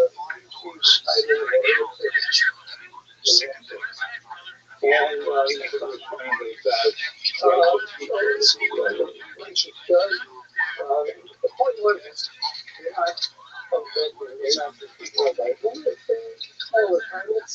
And many rabbis who feel that other builders is here. He was used in the population, and at times he was 15 every day. Each person has a specific job, and was another support mikvah, the mikvah culture, still another, many others were involved in passports, self-care defined, and everyone understood that who are members of the whole group, they have the same title. Which everybody recognizes, everybody just tell us more, but they all have the same title. One person, like all the rabbis, had a different title. He was called Moretz Maggid Shavi. He was the preacher of the Maggid of the Maggid of the, unlike all the other Moretz, would be the main speaker in the main synagogue, the main synagogue of the world, he certainly would speak on all those occasions when any rabbi speaks, I was a gadol, and so on, and on many other occasions. He actually spoke fairly regularly. And he would be a very special kind of person, trained to speak publicly. He would entertain, he would large crowds would come to hear about him. There were many things. One of them, Rabbi Jacob Joseph, became chief rabbi of New York in a much later period. Anyway, so of course they immediately invited one of the tests of the Lord that said that Maggid Shavi was that he spoke even in the usually, they usually had an interview. That was part of his job. And of course the committee went immediately, after the amnesty and other things, they came to him and they told him that they wanted to speak at the funeral. He usually refused. Because remember, this was the first deal in Vilna to agitate those changes in social policy, changes in educational institutions, programs, and so on, that he felt were necessary to somehow advance status in Russia. This was 1795 on, through the 19th century, was part of the Russian Empire. And, well, they came back with other rabbis, other people, and I'm very sorry, but you're a great member of our community, we pay you. This is your job.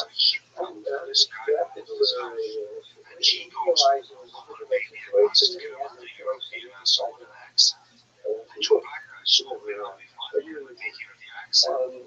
And nothing is impossible for rabbis if you don't know that yet.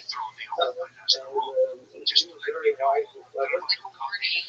And rabbis using their skills at east and west, and he was very good at it. This might have was young in his age, and not popular in both.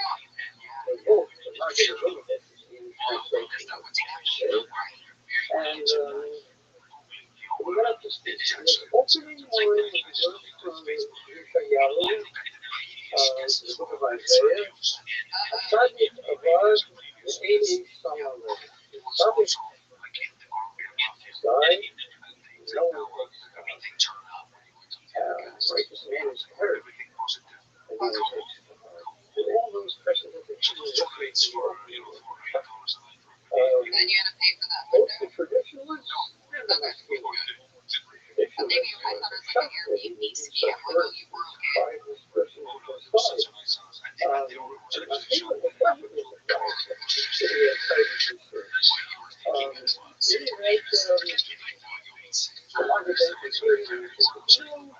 it's been a rough year for us in defining it. 7 great Jewish Bibles here, 7 great tzaddikim, and he listed each one.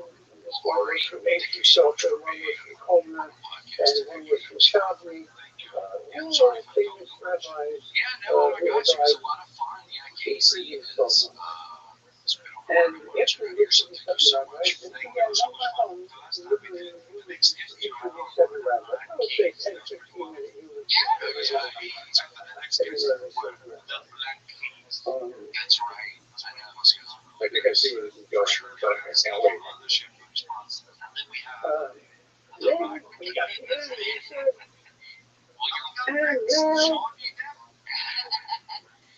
What if and because we do another famous verse, as many do to this day, Hila, Mother Kishmesa,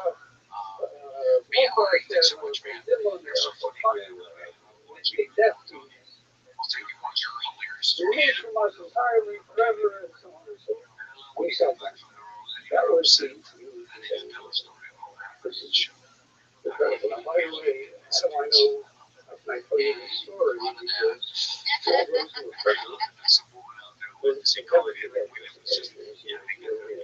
and we have 4 or 5 different accounts. I have to tell you that the accounts have 5 different things. I'm not going to spend any time on this because a general summary of what happened.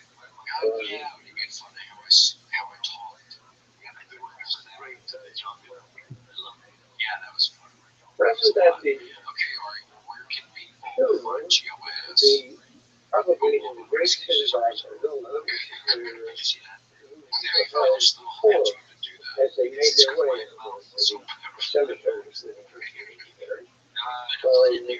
Other than my client, one of the greatest of all of us, a great degree is moved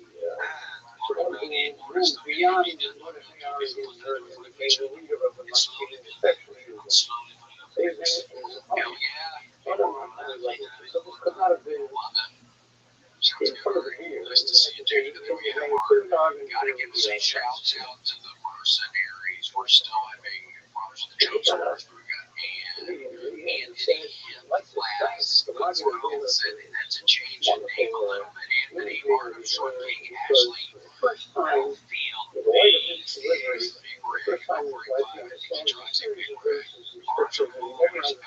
That's a fun one. That's a funny one. We began discussing second Samuel chapter 1. And second Samuel chapter 1 is the setting of this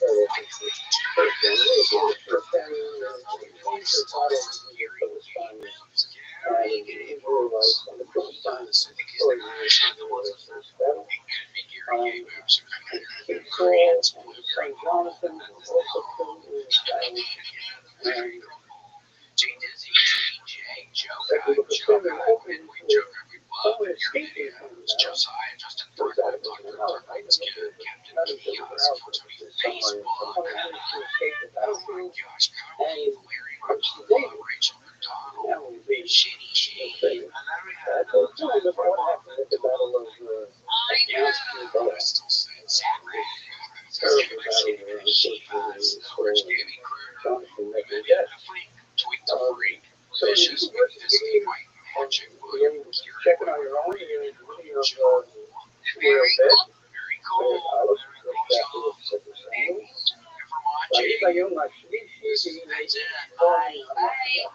On the third day, heading of the battle, the managed to flee, and the 17th, and he would be released for the day. That's in your story of that first chapter. Verse 5, David turns to him and says, well, you only daughter that was I'm not going to. David turns to him and he says, David started down the stairs. He turned to me. He turned to my mouth. A young man. Let me call it. I got the big issue. One of my own brothers said, but not the big issue. She ain't been on. The first time we were in the kids together. And perfect. And all of a sudden, she was like, no, it's not. They would have figured out something. My first thing was today.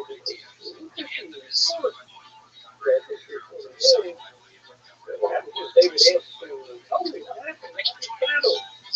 And she said, Israelites were fleeing all over. The God may have been not only now, many Jews died. Many Israelites died in this battle. And by the way, I forgot the other thing.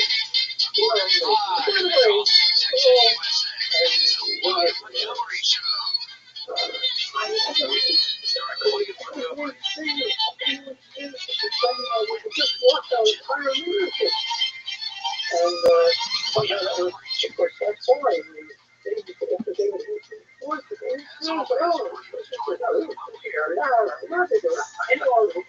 primary, secondary, and with secondary, primary is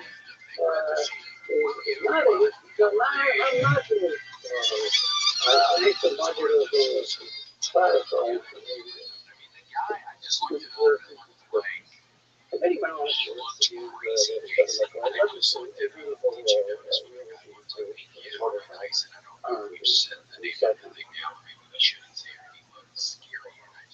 very exciting.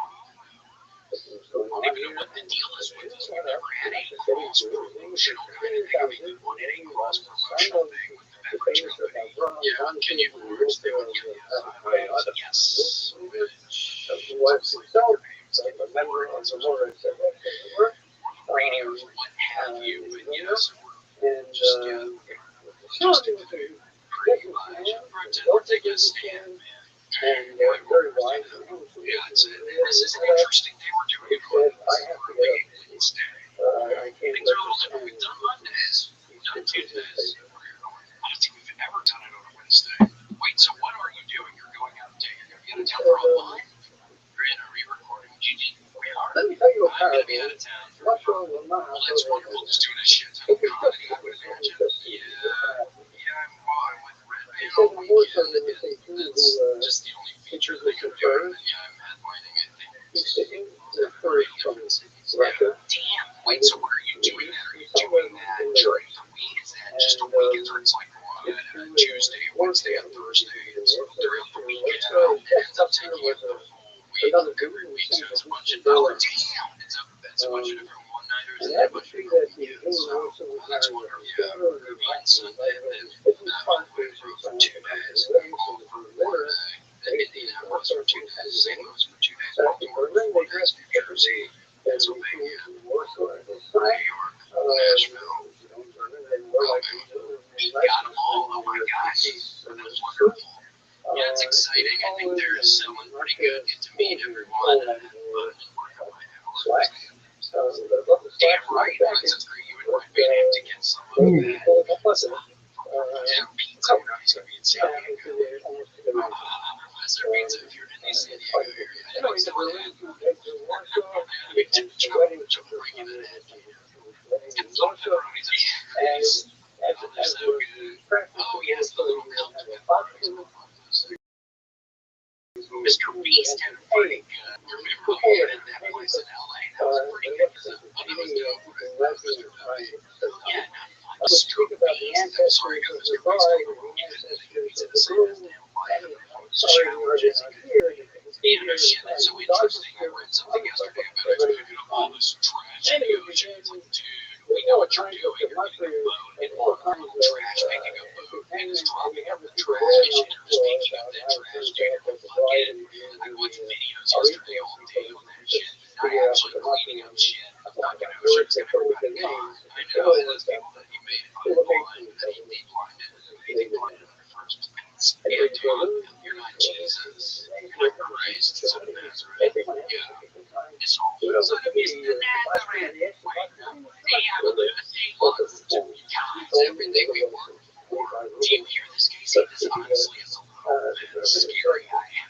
When Mr. Ransom had to even say the word, could you say that? Mr. Ransom in a Jamaican accent. Mr. Nazareth. One take. I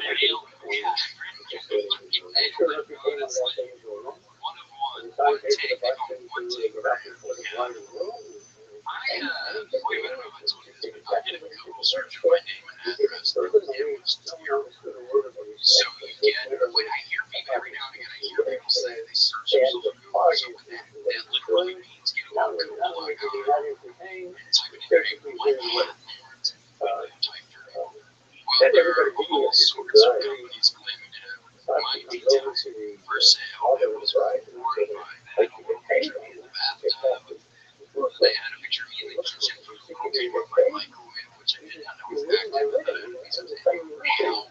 What were you wearing? Anything of your signals that could be wrong? I got your ass in a night. Got me in my Sunday best. I'm making a grilled cheese at 2 or 3 in the morning. Hot tomatoes. Oh, that is a combo. Good for the disposition. I have, what do you call it? Diabetes. Oh, yes, diabetes. Well, this is summertime. It's a good weekend. The heat helps. It's okay. Yeah, the heat helps, man. It's kind of is the heat. And Casey always ordered the camera from a dude who said, give him a microwave. You got one of these smart microwaves. You can operate the entire well, you see the terrifying truth is the brother son to scammers. You are right. We're getting not only email home address, drivers, but also your brothers are scammers and paperworks. Can you imagine that's where you take it? Your freaking grandmother or something taking your hand just because I can.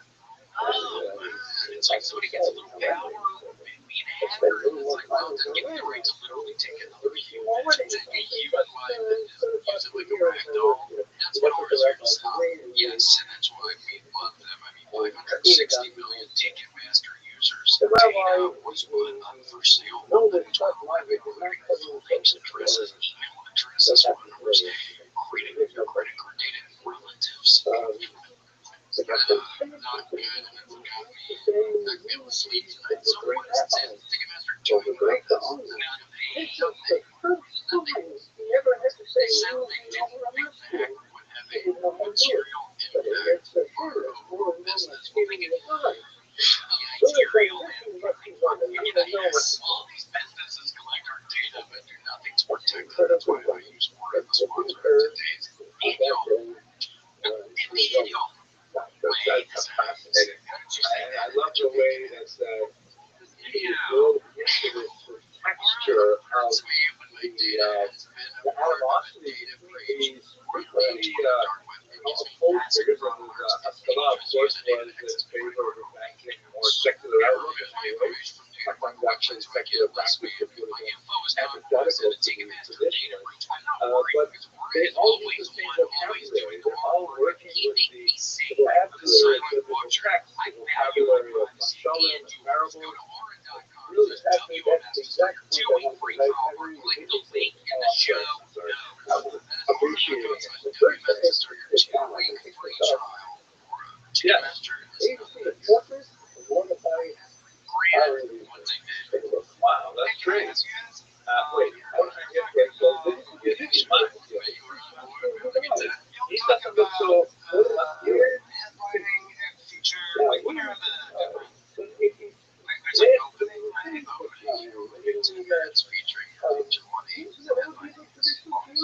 Traditional background, generally at least 45 Elizabeth's meeting Springfield, Missouri, when the man came and reordered all of the weed, and I had a panic attack in my brain. It was early as I got off. It was like 138 or 39 minutes. I had a panic attack. It got scary. Do you ever, Casey, you never get your panicky up there to do it? So, I mean, I haven't bailed at 35, but I mean, this is all new to me. For sure, me too. Yeah, totally is. We haven't been having so, a couple times, especially like last year. Yeah, bailed. Now I'm doing better. Yeah, for sure. For sure. But it happened at the get large sections of what they were under German influence. Dallas was it was good. It was whenever you went to left hand, so whenever you went to Germany, a bunch of money from the Dutchman's. He's a okay, money. It's just are you serious? And turning it off. Yeah, get off very maybe good in review. I said just take it. I felt guilty. It was a high sum of cash, and I just financed it. This 2016 big time. Occasional cash I have access to. Wait, so you got it? Yeah, we if the guys continue to give it to you. Yeah, he was. He insisted. It was funny. That's wonderful. Well, it had been in your mouth. Was it a Dutchman's key that had been in your mouth? Yeah. That has value. Yeah, it does. Nelson percent. If it's like Antiques Roadshow, like 100 years from now, somebody's going to have a picture of you with the key in it or something. Like, yeah, this is one of the keys. It was a case that's mounted on stage. Yeah, stage. Radical sick that day, so we think it's some like, so don't put it in your mouth. So thank you. That's really disease that we have these days. We're hoping to stay with a certain time frame, so we should probably wrap it up right now. But do you want to say anything more about this trip that we're looking to take? Yeah, I'm all except with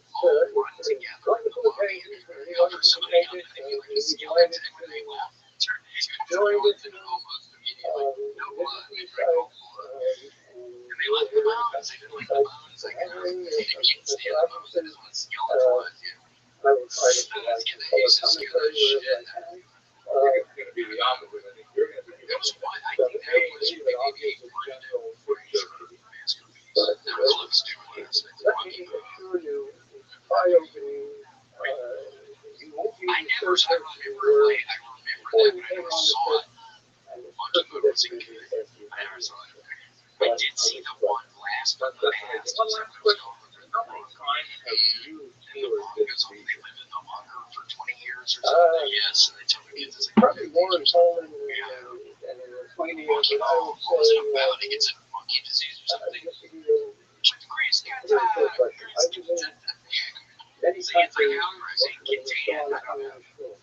the profession was 50s and 60s as a teenager. Because I knew as a teenager, I was very complicated. I would be affected a little bit as a teenager. And so I guess it was like first, I would say, 2 or 3 times for the honeymoon period. After 1991, the wife was in the place of Dover,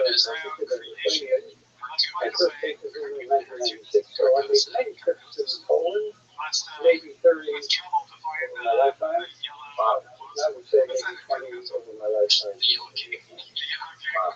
I can't wait to benefit from that experience. I actually spent a lot of time there. Okay. All right. Thank you very much for Mr. Lyman. It's so fantastic. And for those of you who watch this video, thank you very much for staying to the end. I am really support this trip. I'll put the notes in the information box. But after learning more about this trip, we really want to encourage people to come and join us. And thank you very much for watching. What's his character? I'm guessing. Yeah, it's all taped down here, right? Was it Mr. Papers? I think maybe his best character was Mr. Papers, where you get an apple and get really fast. I don't mess it out. If this guy is profound, yeah, oh God, I think there was multiple ones where he was yes, I think there were. I think Mr. Papers had to eat the apple. So funny that that's what would make me laugh out loud a little bit. Yeah, you could eat the apple. I don't know how you do that order. I see him. He's at comedy club somewhere. I think everyone else is Mr. Peter's character. In context of preparing not only the lecture, but also giving but also years ago, I told this like sob story about how I got injured on this. And what? Yeah, he was just like talking about how he got screwed over by Michael's kidney. It's like, oh, we should have put it in Mr. Peter. Wait, like the whole set or just ignored me? Joe, I understand the good of the Lord. Do not lose the last word. Yeah, I did my order. Yes, of course. Yeah, don't try to come after us. I want to Well, that would be quite the job. I want to wait a long-lasting and CEOs of century long publishing. That is incomparable. What a downer that would be. Having a night out with your lady, getting some food, getting some drinks at the coffee club. Tragically, Just really got pretty down his so this woman, and his big although ears. Everyone's got their own growth on magic. themselves, Yeah, one very famous he taught some songs rabbi, from family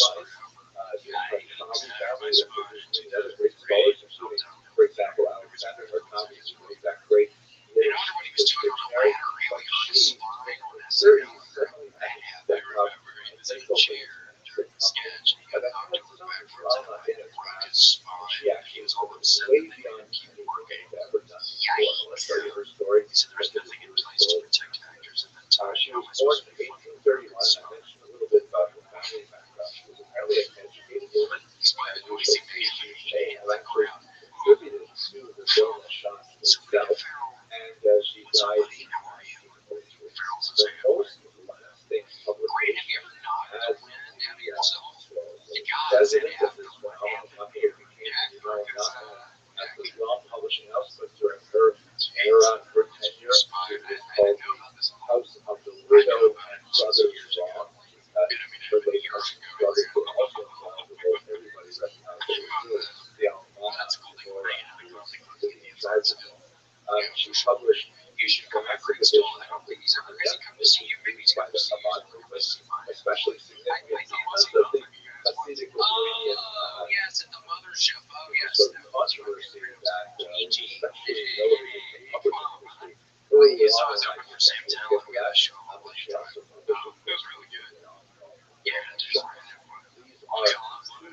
great so how are you all back there today? I saw like you look a little, like you was dressed a little casual today. You're having a good deal day or what's going on around here? But let's get to her story specifically. So, what were the 5 main things that she accomplished in her life that related specifically to First of all, and by the way, I rely on really fascinating research from Lazy Chelsea, who has written great things, especially given phenomenal lectures on it. So, first of all, she was a very savvy She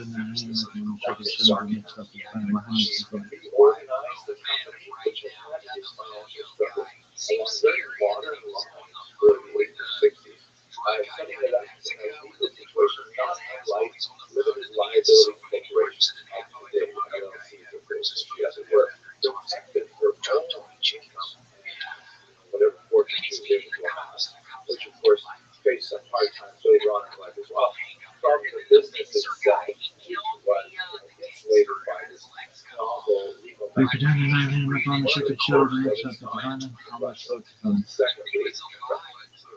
more to the point that we appreciated, she was so designed shepherded new thoughts, which was graphic elements were used, and perhaps the most memorable of her graphic contributions was that she orchestrated the creation of the famous Sharbla, or frontispiece of the Shah.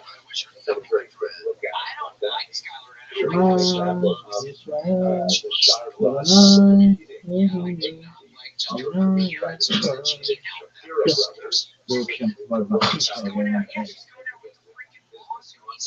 And as you can see, it's actually the interior of this shop very beautiful, very well produced, but the glass is like boring. It's got this kind of, like geometric tone and things like that. It doesn't have much character.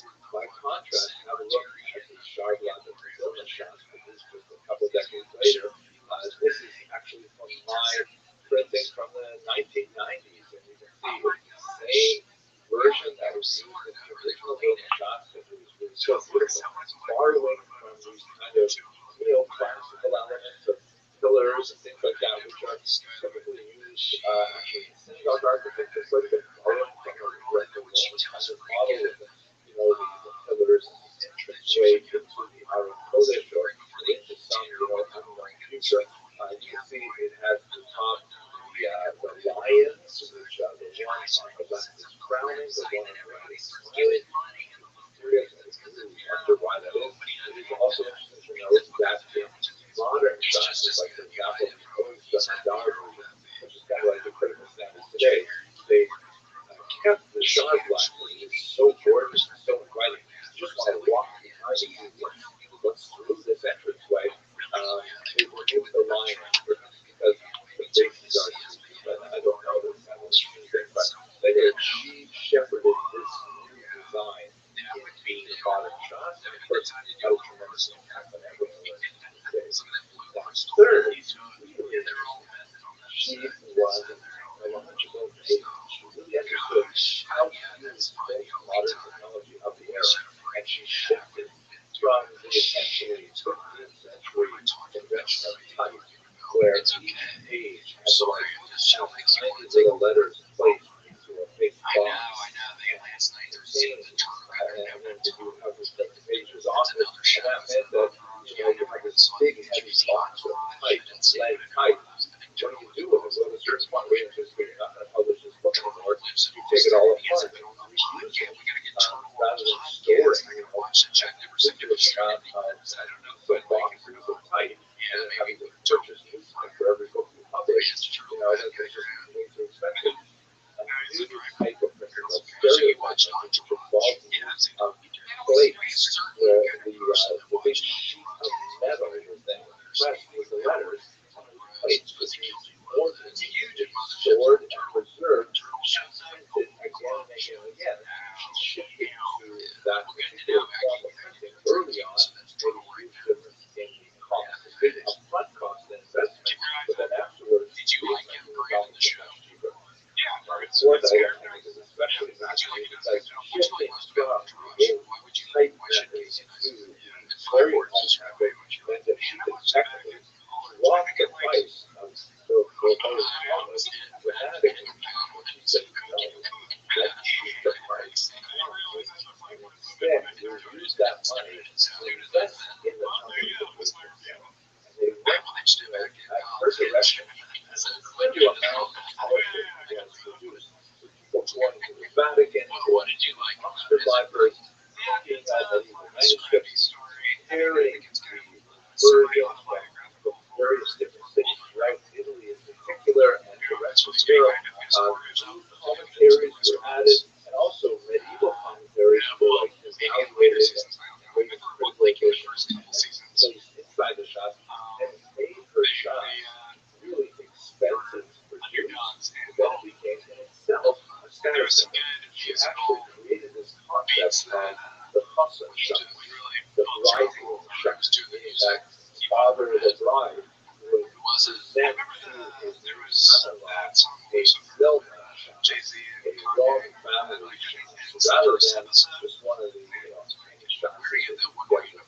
Shots by you for those of you who might be unfamiliar with that Sid Greg was the orders and the background flying most defenses, but but also again, of course it seems like the the child helmet, soldiers or something is that's going not on even to harm so them called and it's like for sure. here, That's I mean, we very react more to this wrong. stuff. We really No, need to say in the case of of the coffin shot. we might be doing And some that's why the biological building shot attack on the we got all the little helmets that were what sprayed. happened in Dallas. That's why the building shot. Well, We get I a wasn't sense going of to talk about that. tremendous So amount he's of been doing kind of effort. a sound attack on me where they play certain Fish noises on while I top of sleep. being an essay And that it's a occurs pretty at loud the noise. very, very hard to end. sleep or to tell you. Volume It's kind of of like fish shots is well, the other is so my brother-in-law was by far, my wife is by far. This is technically the I'm very so last sorry. I mean, that's section bad. of That's it. so If you go to the very end, you'll see there's this I've been letter exhausted here with EEG on the attacks last and two pages called Akari Flower, which is changed and several other scholars believe may actually have been authored by Torah herself. We know that she had scholars correspondence with many other figures, and this letter, which was actually two pages, is signed by the widow and brothers Roth, but most likely it was the widow Roth herself who was the principal author. Very beautiful flowing letter that says all kinds of things about how, when we started this project, we didn't even know how it was going to be. So we didn't even write any kind of words of introduction. Now we're making up for it at the very end to write about our experiences. Goes on to challenges they face, political challenges they face, the drums that erupted in the 80s, and fire, challenges getting into the Vatican, it's actually really worthwhile reading. I encourage everyone to study jerseys all right. I started, I built a head coach named William Montgomery. But one last detail about her. No, there's nobody with white hair. That is my big gripe, Casey. I don't know, I'm thinking that is my biggest gripe with NCAA football 2025 when you are creating somebody who does not get ready in person. I swear to God, 2,000 maybe I'm doing something wrong. I could be doing something wrong, but I scrolled through all of it for 10 minutes. That's insane because there's a lot of red football players and you don't but even in the daily editions of feedback, there's this little letter which occurs right at the beginning to get a minority edition of the feedback. So much color that you can find. So and here is a letter from right at the beginning. Widow and brothers Roth. Style offense, and then I get to that spit. I swear to God, I spent 2 hours yesterday, like setting all this shit up. And then I played the first game, and I don't even really know how to play it. I'm not turning it off. And that's it, how to play. Yes, I might give it a go today. I might try to do it today, but now I'm thinking after family was experiencing dire straits, and it was about to step forward. That was he's status levels before Laura ever started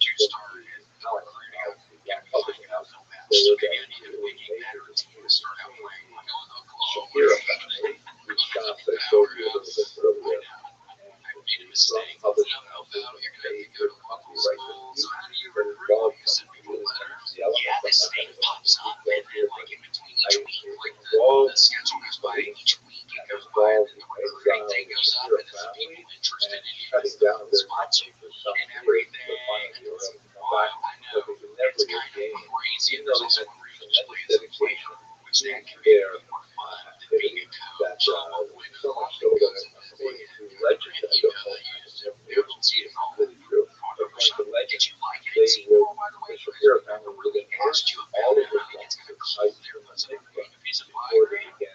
Just a nice little blueberry concept. Ultimately, one of the wrong predecessors for Laura pushed them out of business.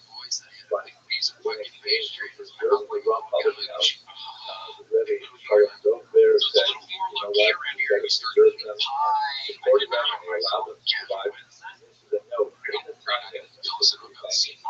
It's a fascinating story. So much more to say. I would love for you to join me on this amazing trip to Pennsylvania. Once again, we're going to be hearing from the incredible Dr. Schneider. Give us a tour of the campus. We'd love to see you all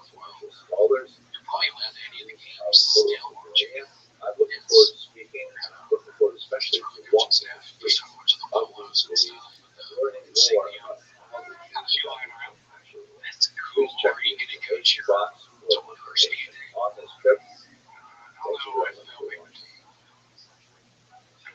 That's changing. They can be a kicker. Yeah, maybe. Well, if you get them started early, I mean, they're playing soccer, they win.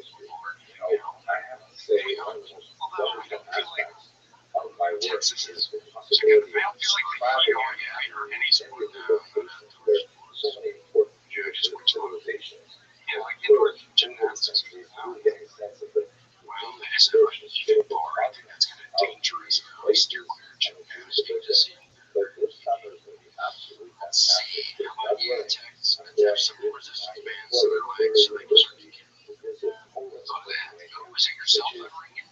the Alpine, which is where I am, especially for Lithuania, where I'm looking forward to actually visiting the Syrian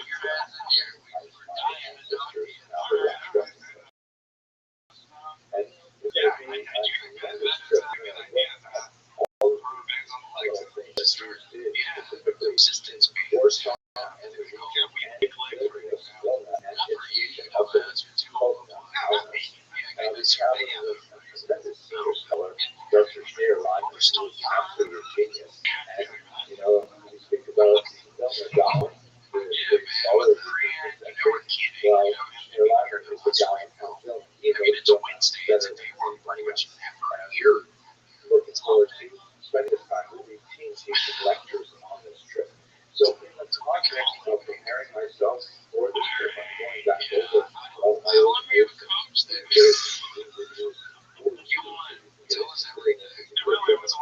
amazing history that we're going to be exploring there. I'd like to share with you now a video that I recorded a long time ago that goes back to the question of the origin of the Jews of Poland. I hope you find it useful.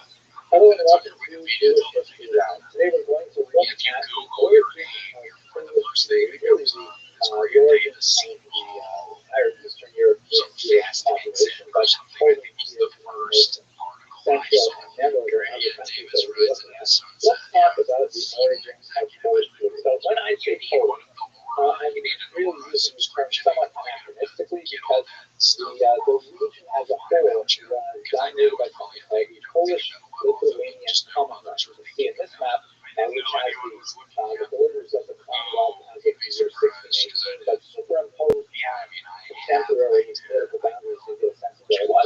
In this massive territory, Poland was sort of like the southwestern core of it, but after this dynastic union with Lithuania, it spread into this massive area, almost stretching from the Baltic Sea to the Black Sea, well into European Russia, down into the Central European countries as well.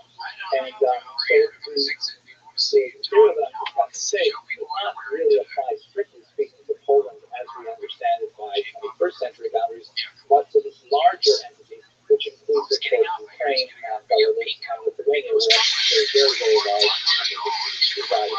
So the southern part of Latvia is also very important because it was part of the Russian Pale of settlement, which we'll get to in a few lectures from now. But at any rate, where did the Jews come from in this region, which became the dominant center of the world Jewish population in the early modern period?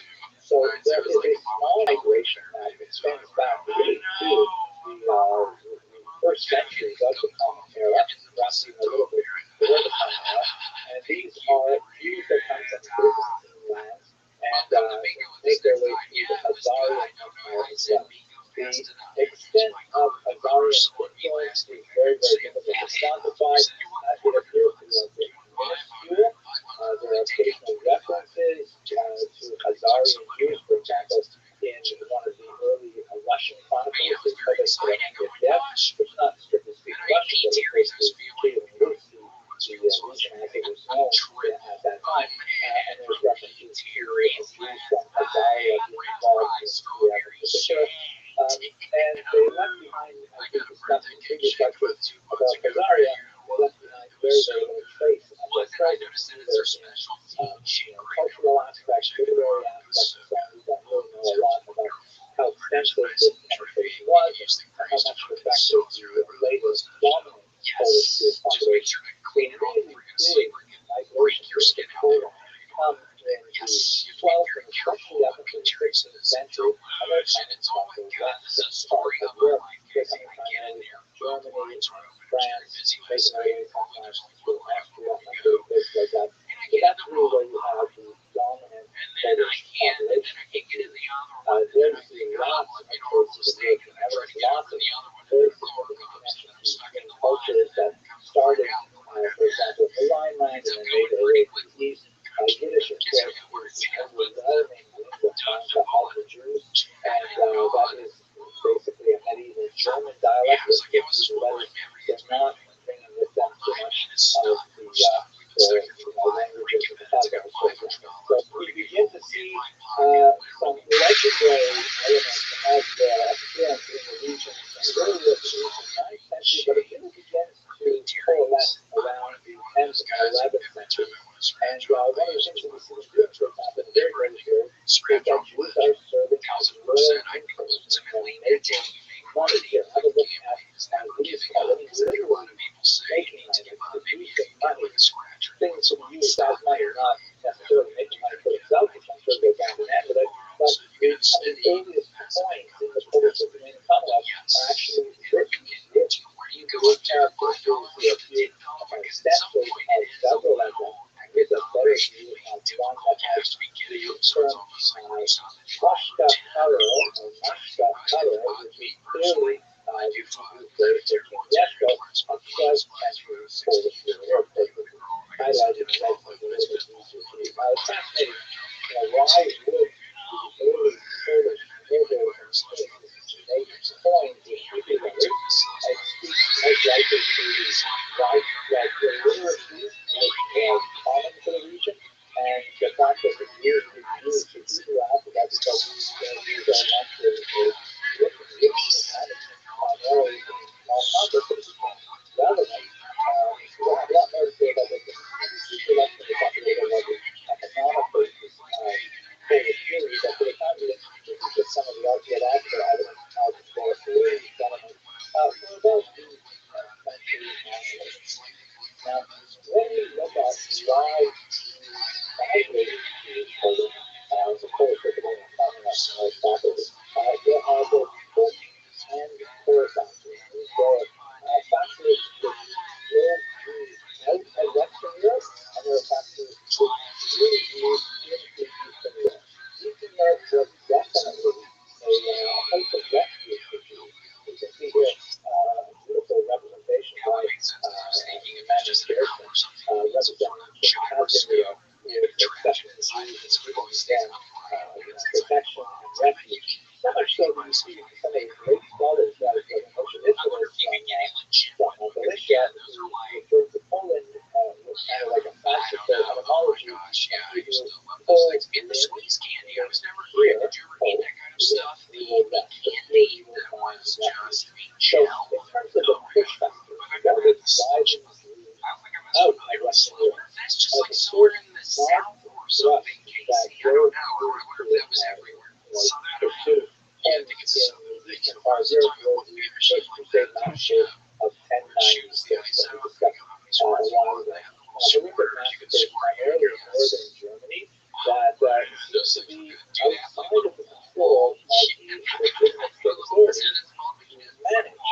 And Jews were very frustrated at this, but as a minority, Jews are always vulnerable to mob violence, and they rely on the legitimate authorities to maintain meaning a society governed by law. As we've discussed in many previous lectures, Jews are typically very happy to live in environments where there is some minor discrimination against them, a certain degree of endemic anti-Semitism, but only if the rule of law is protected. Meaning, perhaps there will be a numerous charges and Jews will not be allowed to enter university, or perhaps there will be certain tax breaks but not allowed to take advantage of, or whatever it is, as long as they know that if someone shows a watch through their door account window, there will be a liberty to investigate into tax the culture, but they'll have a proper criminal trial and so on. So Jews fear not violence like any minority. And when you have these series of massacres that accompany these traveling bands of crusaders, or as we discussed in the lecture,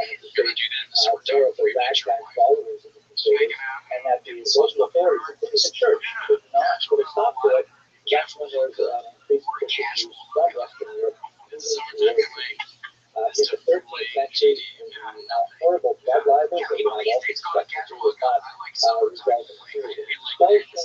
In France, in particular, re-expulsion is social-centered, and so there's more and more reason for Jews not to live in Western Europe. This is kind of like the push aspect of it, and Jews are finding Western Europe far and far less hospitable than they ever before. Now, there's also there's Polish economy was actually having a very difficult time, particularly in the 13th century, after the Mongol invasions of 1241 and onwards. The demography had dropped. There was a very, very weak economy. As we saw earlier, the Jews are the people actually making the money. They can be making the money because they don't have a really well-functioning economy compared to Western Europe, and we have the know-how and understanding of how to produce things like this. And so the local Polish leaders are actually fighting Jews and saying, please come to our area. We are literate, we are fluent, we live in concentrated areas and take advantage of the skills. They also, to make this attractive to Jewish migrants, they created something called, or they adopted something used in the West called Magdeburg. Magdeburg is the name of the city in the West means belong. And this is basically like a medieval charter that lists the specific privileges that a Jew may enjoy. And although some of these charters were actually much later and designed to look like they were earlier, they nevertheless did reflect long-standing agreements as to what were the privileges and sometimes the disabilities of the Jews in particular regions. Right of settlement, for example, the right to build their own roads, the right to indicate when foreign Jews can move in and set up competing businesses, and what monopolies Jews would have. We'll get more about this when we get to economic studies in Europe, but Jews would often grant specific monopolies. For example, Provenantia, the distillation of alcohol, so many Jewish folk tales and Ukrainian folk tales also have the Jewish fetch, the Jewish films, because that was actually a monopoly that was recently given to Jews. So bear in mind also that we're speaking about a corporate environment where it's not like individuals who say, you know, I think I like to go to Krakow, when they go move to Krakow and they find, how to fit themselves into the secular environment. People live in communities who are part of the Jewish community. You're not like an individual who chose to affiliate. You were legally bound to that community. Hard to go wrong with the community to what taxes, sometimes things like that. So the Polish leaders were very enthusiastic about this. This solution are so excited for that. A series of rights that guaranteed, above all, safety. Rights to be able to transfer areas and things like that. And also economic privileges that allowed them to find their trade. There will be a lot more to say about this aspect. It really goes down very significantly with the moments he was in the 17th century. But for the time being, being quick to say, and this is not necessarily right in 1848, this is a pretty stable kind of environment. In some cases, like in the statute of free which comes from 1264, these things are actually set down in writing and promulgated and really attached to a lot of Jews. So the very significant of Jews over these centuries to Poland, making it ultimately the largest single concentration of Jews in the early modern period. And just to give you a sense of what that looks like, here's a map that shows the relative concentration of Jews within the boundaries as opposed to the as of 1764. And you can see that the yellow is like less than about 10,000 Jews, and the deep red is more than 50,000 Jews, and you can get a sense of where the concentration is really in the region of western Ukraine and southern Poland in particular, also showing significant concentration here in the west on the border with Germany and to the north in Lithuania in particular. The height of the achievement of Jews in the Polish region, in particular in terms of their self-government, is undoubtedly an institution called the Council of Land, also known as the Council of Foreland, depending on the period it was referring to. And basically,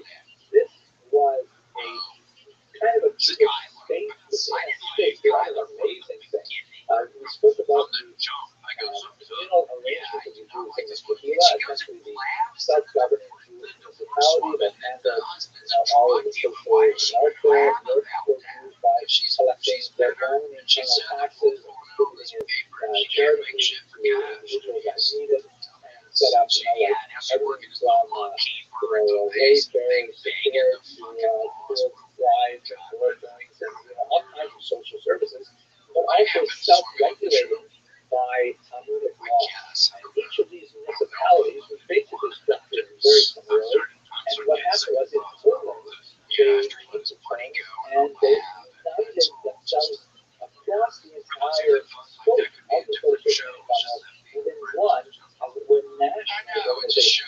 They would meet twice a year and really begin. And they would make decisions that would affect all Jews living within this massive country, the largest country in the world at the time. It was really rather amazing figures. By the way, what we're looking at is one of the couple of pages from the minute books of the Council of Land. Now, they didn't have, for example, their own police authorities. They worked very closely with the state, the Polish state, Polish-Lithuanian state, realized how valuable they were, particularly at first, with regards administering many social functions that they wanted for themselves. But once they realized that it was more efficient for them to collect taxes directly from the Jews rather than have the Council of Land involved, that led to the erosion of the Council of Land in particular. We'll talk about that as well in the future lecture. But the kinds of things that they dealt with were really quite significant and made a huge impact on the way in which Jews live and consider themselves within the Polish state. This is really one of the high points of the Jewish diaspora, at least up until the time of the 1648, where Jews regarded Poland as really a golden era for Jewish civilization. Popular in many ways, we have the Jews happening over in Spain, before that in Babylonia. It would result in a kind of a Polish-Jewish synthesis. It was very similar in many ways to the German Jewish synthesis of the 19th century. But of course, when we get to the 20th century, you see it all unravel. That would be the topic of the future lecture. I wish you found it a fascinating lecture. If you're actually joining us this summer, that would be fantastic. Have a look at the website where there's more information on what we're trying to do this summer. And thank you very much for watching. 30 summers ago now, or 25 summers ago. I mean, he should have been in the chat more public too. Again, what is he doing? Messing with those people's affairs over there. I don't know. He knew it was an active military zone. I think some people. Hello, fellow students of Jewish history. I was so excited to come across this individual in the course of my research for Cruise expedition to Japan in 2026. His name is Ludwig Reich, actually. Not only because he's a historian, he's also kind of an intellectual immigrant. He's a fascinating individual, had a tremendous impact on Japanese history.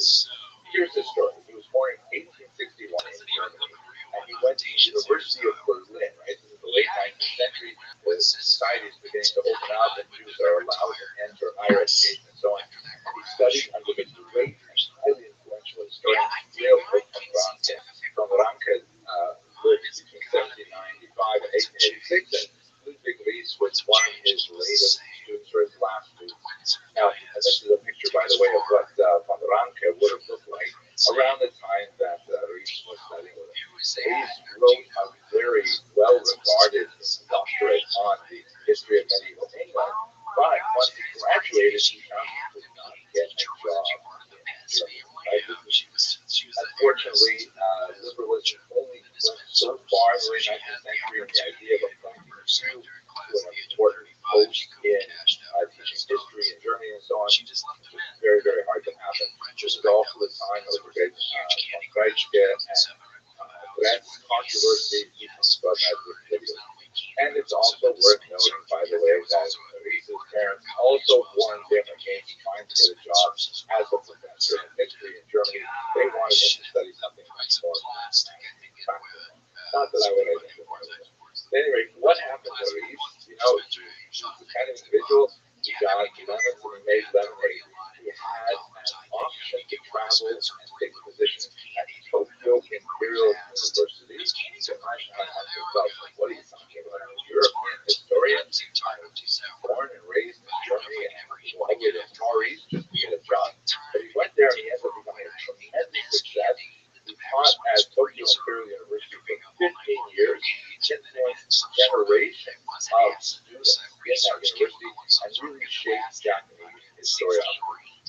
tell you what are his main contributions. We must understand that history is kind of a funny discipline. On the one hand, it is kind of fun, it's telling stories, right? The word story is embedded in the history, and it's all about, sitting around what happened to previous generations. That's what history is.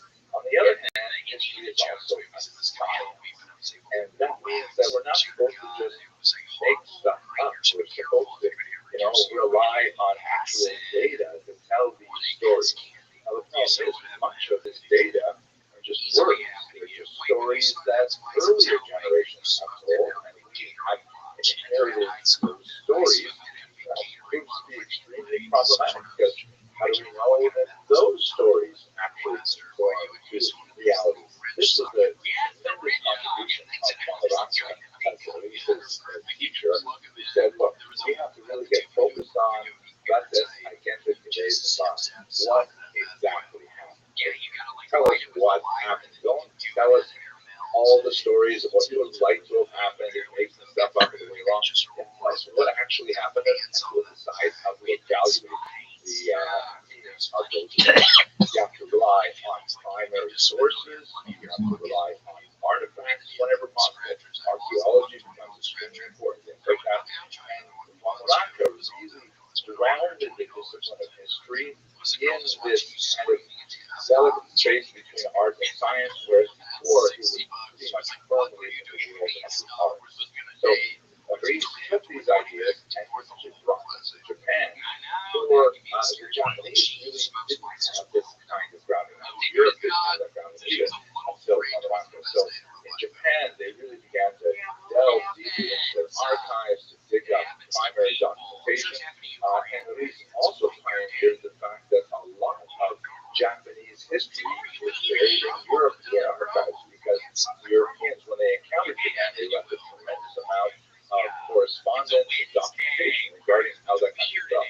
This was all happening, by the way, in the context of the Japanese Meiji Restoration, a period of great reform and self-reflection, where they began to rely much more on Western expertise, realizing there were a lot of things that were happening in the West that would be beneficial for Japan, and race was one of those happy accidents.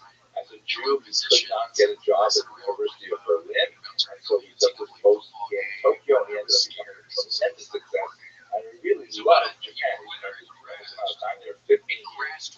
In 1902, he returned to Germany, where he did get a job at his alma mater, the University of Berlin, and shortly after that, the Russo-Japanese War broke out, and all of a sudden, everybody in Europe wanted to know more about Japan, who was Russia fighting with. So Reese became the European expert on Japan. Ironically, when he went to Japan, he became the Japanese expert on Europe, and now when he went back to Germany, he became the German expert on Japan. The individual, really someone I want to meditate on in terms of the impact he made on Japanese culture. I hope this whets your appetite to join us on this remarkable expedition to Japan and South Korea. And if not, I'm really happy to share these videos with you as I conduct my research. Thank you very much for that.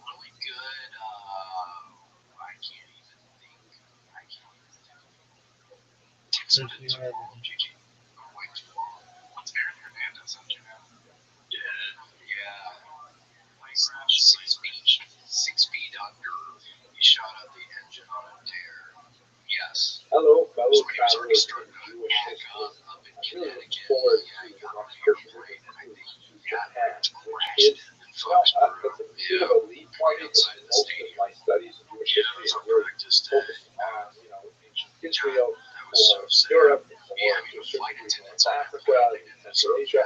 But getting to the Far East is really quite an experience, both in terms of the actual journey, to be honest, would be amazing, but also in terms of the history. So let's talk just for a minute about the city of Nagasaki, which Jewish presence in Nagasaki basically dates from the middle of the 19th century, primarily because Nagasaki is a port city, and it was at this time when Japan just began to be opened up to Western powers.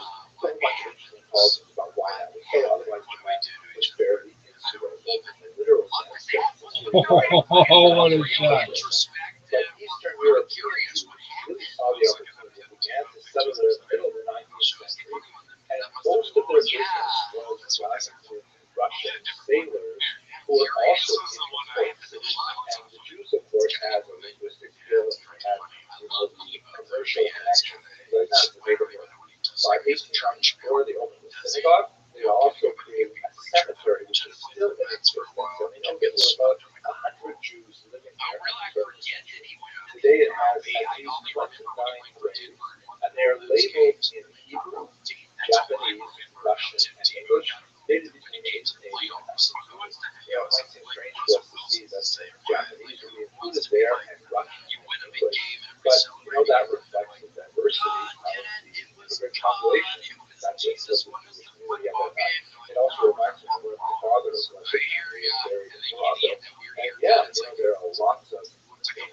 a lot of Russian, a lot of Hebrew prayers.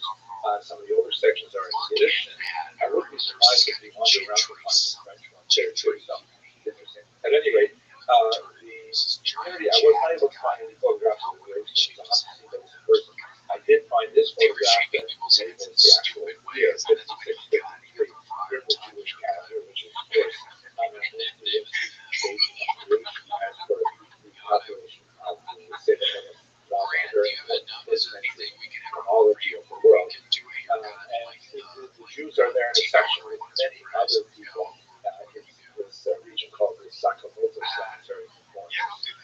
What happened with this community, however, is it went into a pretty steep decline in 1904 when Russia declared war against Japan. And this Russo-Japanese war, which had lots of impact in Jewish history, as I mentioned, my father, his father came to Canada because he didn't want to fight the Japanese after the war. He came from Lithuania, not from Japan. But still, that interrupted the flow of Russian sailors into the port. The economy there declined very dramatically, and so the Jewish community basically gave their tourist growth and quarters largely to Kobe, which became the center of the Japanese. I look forward to learning a lot more about Japan and South Korea, which we hope to visit with Coach River Cruises. I hope you'll be able to cruise with us. If not, I look forward to sharing my preparatory research with you. Thank you very much for listening. Taking a nap, so he was able to get it. He's a heavy sleeper. And we all Shakespeare. It's really intricate. It doesn't. Damn, Josh Brolin.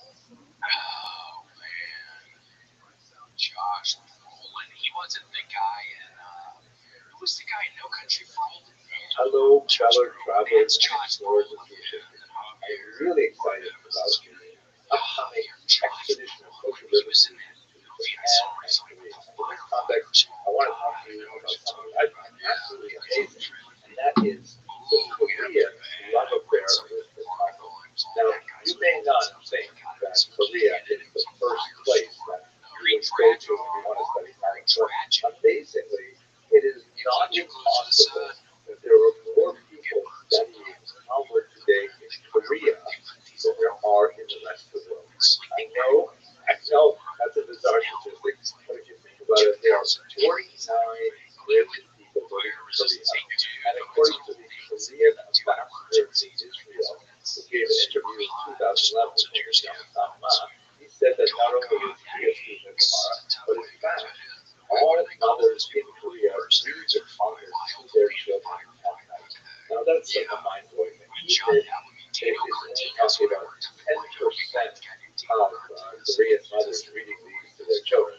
That's looking at somewhere in the neighborhood of 5 million people studying the Talmud. There are only about 16 million Jews in the world today, so that's the amazing thing. So let's try to unpack this and understand how is it possible that so many people are studying Talmud in Korea. So apparently, there's not a long, comprehensive history of Jews in Korea. In fact, I looked at this Encyclopedia, and they even have an article on Korea, which is fine. But it's primarily a late 20th century phenomenon because Jewish GIs who had membered the U.S. Army were stationed there in the early 1950s. So that's when Jews were larger numbers began to appreciate the values of that regard of East Asia. It included, for example, Nayan Kotan, who wrote some important novels that deal with novel topics, later translated to Korean and very popular there. But in particular, a rabbi named Marvin Tokay, who served in Korea in 1962 and then later was sent to Japan as a bachelier. He had a phenomenal impact on the study of Talmud in Korea in particular. Marvin Tokay authored a book first in Japanese, which has distilled Jewish tradition, as you can see from this particular reproduction of one of the pages. The book was called 5,000 Years of Jewish Wisdom, Secrets of the Talmud Scriptures, which was printed in 1971. And you can see that they used this Japanese text to kind of replicate the feel of the Talmud. But apparently, it's really took off, not only in Japan, but especially in Korea. It was published in 1974 in a Korean translation. By 1944, more than 2 million copies were sold. This violence right now. And it is just amazingly studied today. There are more than 800 different books with 300 publishers with the word Talmud in the Korea National Digital Library. 169 of them list Rabbi Zohar as the author, and public text frequently is the best list in Korea. Now, how is this so? So here's a few articles on this in the popular press. An article by Rothschild'S. But I really relied heavily on the article in the Association for Jewish Studies, which was published in 2018 by Sarit Shakir, which was talked about how the Talmud really penetrated Korean culture.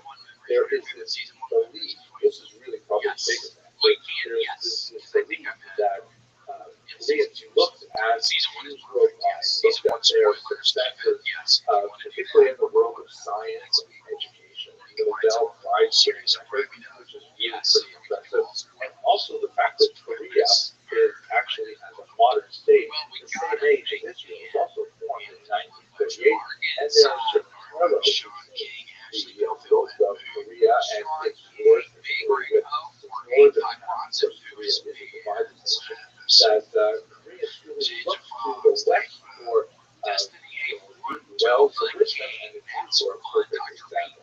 There's this belief that the Rusa-style learning of the Talmud is especially important and is especially valuable for teaching. Let's just have a quick look at some of the additional results in Korean, which have been published and they are absolutely fantastic. Here is one that I just had on YouTube. Jewish Talmud scripture, and it's maybe the scripture is kind of fascinating, but this one looks more or less like a fair representation of, a translation of popular editions of Talmudic teachings. By the way, let us understand that the Talmud that they are teaching is not really published in the way we have today. It's a highly anthologized and curated edition, closer to Yaakov, I think, than the regular shop, with like nuggets of wisdom and I got things like that that are giving me wisdom. But the children's editions are especially famous. Another one I found on Amazon for children's Talmud. And here's one that's, I love this particular look at the graphics here. There's a little rabbi put here, and it's a Talmudic approach to teaching the Korean language. Yes, you're very right. The Talmudic approach to teaching the Korean language to a certain degree, it feels like a lot of these Talmud books are like self-help books that are designed to say, use the Talmud to become a better person, become a better businessman, and especially to become a better student. Here's some children's Talmud, babies' first Talmud. Wow. Here is prenatal Talmud. Prenatal stories fostering the wisdom and emotions of your baby. We know Jewish mamas are incredible, and Jewish mothers are definitely supportive of the idea of having their children grow and develop. How many of them how many Jewish books are how many books are there that are designed for pregnant Jewish women to leave to their children in Judaism? Wow. Well, I hope you found that as fascinating as I do. It's just mind-boggling. I can't wait to actually get to Korea and hopefully find one of the bookstores where they sell these books on the Talmud. I know I'll have some paper reading it, but just to see how the Talmud has animated this culture is absolutely breakthrough. Hope we'll have a chance to put together, and if not, I'm looking forward to sharing with you my research and my experiences here on this. Thank you very much for watching.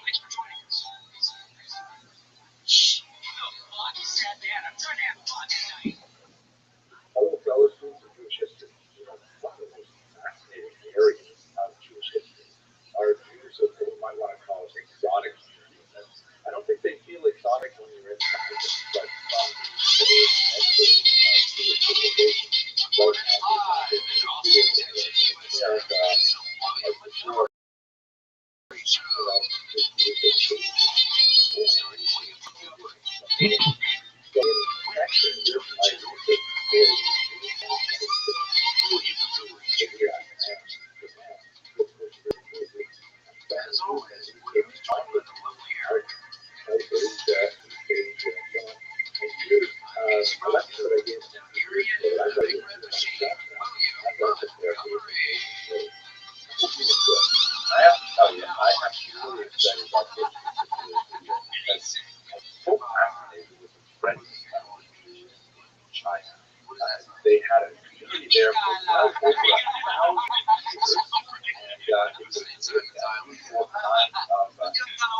combination of Jewish culture and Chinese culture in quite fascinating ways.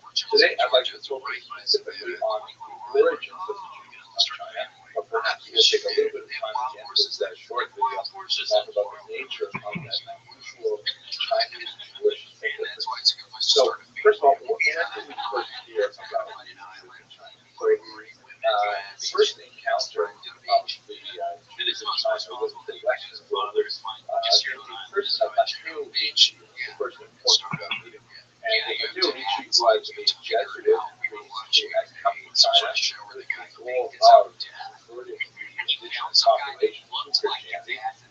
They had a lot of challenges with that. We'll look at that. But there's a fascinating encounter that has happened in 1605 when a Jew from the city of Kaifeng, a very important Jewish population, a lot of Jewish history, came specifically to speak with the Jews. And it was like, it's hard to, it's one actually well documented. I think it was a comedy skit. Apparently, Ai Jen, this Jewish guy from Kaifeng, thought that Mateo Ricci must be Jewish because he had heard about this person who came his name from far away and knew a lot about this particular religion. So, okay, must be a Jewish guy. Mateo Ricci, at the same time, thought that Ai Jen must be evidence of early Christianity in China, which is absolutely fascinating. And the two of them had this, really funny encounter where Mateo Ricci is definitely I can't happen to see this painting of the Madonna with Jesus and St.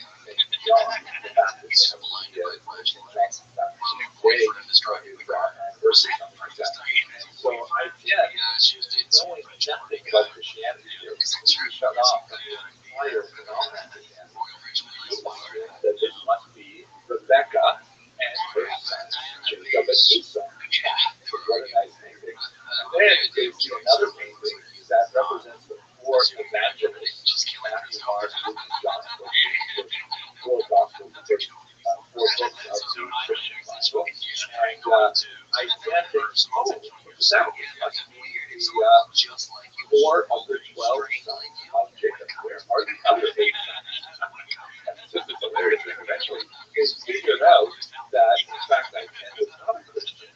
He was Jewish. Which was fascinating now, from Aiken's perspective, it wasn't entirely clear on what Christian meant. And in fact, in communication with Ricci and the later Jesuits who actually came to Kaifeng, there was a suggestion that perhaps someone like Mateo Ricci would take over as the chief rabbi because he obviously knew a lot of now. One of the challenges that the Kaifeng community was experiencing, even in the 17th century, was the decline in literacy, the decline in Hebrew literacy specifically, and in familiarity with the tradition they were looking for in the chief rabbi. Apparently, as the story goes, the chief rabbi I think was very happy with allowing someone like Mateo Ricci to take over for him.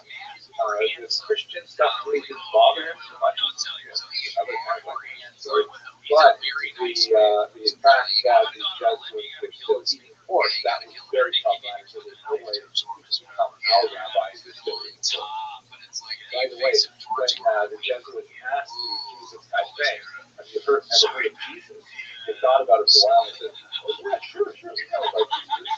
And so when they discussed it further, they were not referring to Jesus of Nazareth, because Kaifeng Jews were familiar with Jesus ben Sira, an ancient author who wrote the apocryphal work in Ecclesiastica. So they say Ben Sira, the wisdom of Ben Sira, the work of the extensively lost for generations. So they knew about a different Jesus, not the Jesus of Nazareth. These things are hilarious, I think, but historians have this on sometimes. At any rate, the Jesuits maintained a very strong interest in the Jews. They largely more than Jews would especially interested in learning about the sacred Torahs that the Jews of Kaifeng had. They wanted to see, in particular, if they were the same as the photos that they had because one of the thoughts that Richie had was that there was more evidence for Christianity in the Hebrew Bible, but that it had been tampered with by the Jews who used that evidence. And you can find biblical books that predated that went all the way back to possibly the arrival of the Jews, which, by the way, was argued to be as far back as about the first or second century. So if these texts had references to Jewish characters, that would be incredibly important. Of course, they couldn't find such things. And when they actually got to, I think, and they discussed a little bit more about what they were interested in, they were quite upset and refused to show them their text. And obviously, there was also a version of Christianity. In some ways, the Jesuits thought they had more of a chance with Jews of China than with the non-monotheistic Chinese of China. And of course, that's a long story that goes way beyond but we do have extended efforts on various Christian missionaries come to China, specifically at any rate, what they did find was lavish and very cherished synagogue. In fact, here is a drawing from the 18th century Jesuits, Father Get it? And we also not only use the architectural layout of it, it was definitely very attached to this particular facility. The historical record here basically rebuilt it many times. It was originally constructed as well. That's on an earlier site. And he also recorded graphic images like this of Tai Chi and readings of Torah on a special kind of chair they called it Moses. They would put the Sephardic style art on top of it and open up the box and they would read the text inside. White background. They had a really white and vibrant. So our task for us today, however, is to try to understand where did these Jews come from. So here is a map that shows the various locations. I think it's the most well-documented. However, even the Chinese documentation refers to his relationships with other countries such as Yangzhou, where they, for example, received the gift of a sacred book. As you can see, there's quite a few of them are all on the eastern region of China, but you have some to the west as well. And judging by the numbers we have others, you can see that some of them date all the way back to the 9th century, but that's like the first period documentation of that period. They have roots that go back much further. We have, for example, several travelers' accounts that refer to Benjamin's Bella never actually got there and referred to specifically, but he did come very close to it. Collected reports very close. But he is in contact with them. Marco Polo, the famous traveler, has references to China. We have some fascinating Chinese tax regulations from the 14th century in which there are just scattered references to Jews. Unfortunately, don't tell us a lot about how large the Jews are, how active they were, or what they were like, but they did clear that along with Muslims, by the way, which they are closely associated. And there's times of Chinese administrators some very little distinction made between Jews and Muslims, but often referred to as we also have some Muslim historians who refer to addresses to Jews, sometimes in the context of Chinese. Now, it's most likely the Jews came to China along the Silk Road, which you can see here's a map from Wikipedia that shows some of the most important routes along which Silk traveled from the east to the west. It's also called the Spice Road. Spice is also a very important commodity exported to the west from the east. The map is a little bit strange because it refers to other caravan routes, and those are, many of them are through oceans.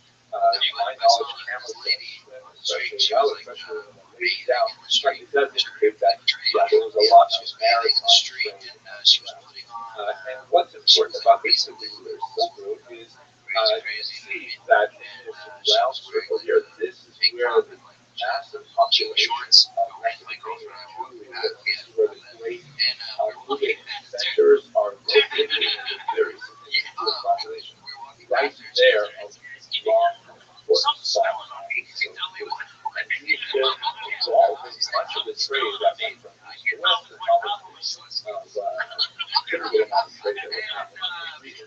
It usually brings this received even more attention when Albert Stein, an individual who has guessed by the last name, was actually born Jewish.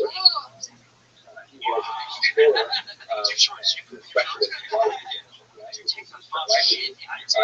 parents ironically baptized him and his brother, which was very common for Jews at the time, although they and their daughters remained unbaptized Jewish. Stein went far away from Germany to explore this region. Was exploring the region of which is August, and discovered that this thing found a huge cache of medieval documents. And scattered among the documents were really written in Asian languages, found also the 8th century, carefully folded manuscript, actually and an actual prayer, possibly associated with the high holidays, but the traveler who carried it very lovingly folded it and kept it with him as he was traveling by. The document can be dated with reliability to the 8th or 9th century, indicating that here was clearly someone who was actually Jewish prayer who was traveling along the spices. And that's most likely how most but the longest route that she settled in places like according to the Tibet tradition, this would happen earlier in the Han Dynasty, which would run into the 200s, possibly exactly when some of their centuries before they were expected. Now let's take just a couple of minutes to learn about what was unusual like. There's the documents that we have to tell us about the life of Isaac Newton, that is documents which were composed by himself as opposed to accounts by travelers which are found from we have several stelae, stone blocks which were established in the synagogue really important historic dates. Many of them associated with the temple rebuilt outdoor synagogue. By the way, modern Jewish parlance, if you go to a synagogue, you'll find the exact thing. They're plaques honoring people who spent money to work hard to build building services. So we have 4 different texts. We have the earliest dates of 9. On the reverse of that stone block is another text that's going to be 12, and then another one is 3, and the fourth one is 3 lost, so the text 16, 7, 9. The last one doesn't tell us a lot about the community, but the earlier one tell us a lot about how the prayers in the temple and rebuilt it, and involved with it, and also how the community had to deal with terrible disasters like the massive flooding of the Yellow River, there's one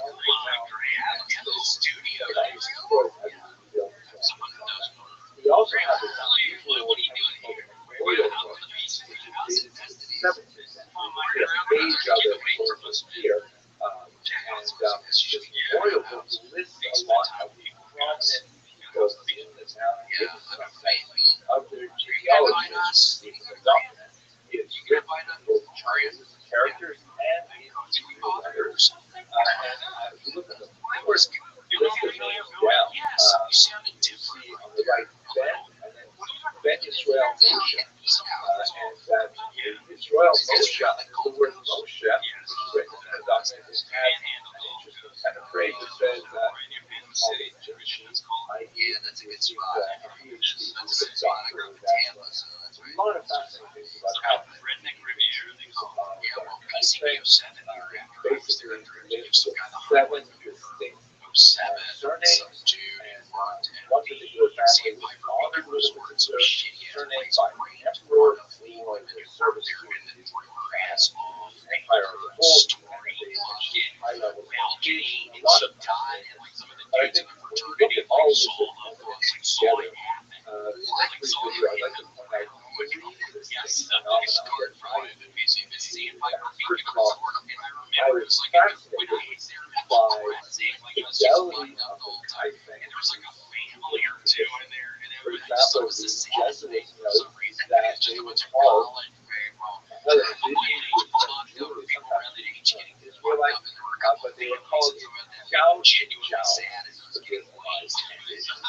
or the group that excises, which is a clear reference to the observance of the laws of country, because the sciatic nerve has to do with a lot of discussion of how the Jews typeface, for example, they have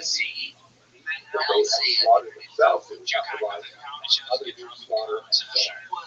Fascinating many references where they are practicing Judaism as we understood it in the rest of the Secondly, however, they had some really unusual adaptations culture. For example, one of the things that describes the sources is how it was necessary to establish a tablet that would have the emperor's name on it, and that people would show those symbolically, like kowtow or bowing. Very problematic in Jewish tradition, bowing or certainly the bow before a full-on stone. Idolatry is very problematic. So how did these deal with it? It's very clever. They did a transition off the Jewish head. They wrote the words by Israel, but Hero is the Lord of God, the Lord of one.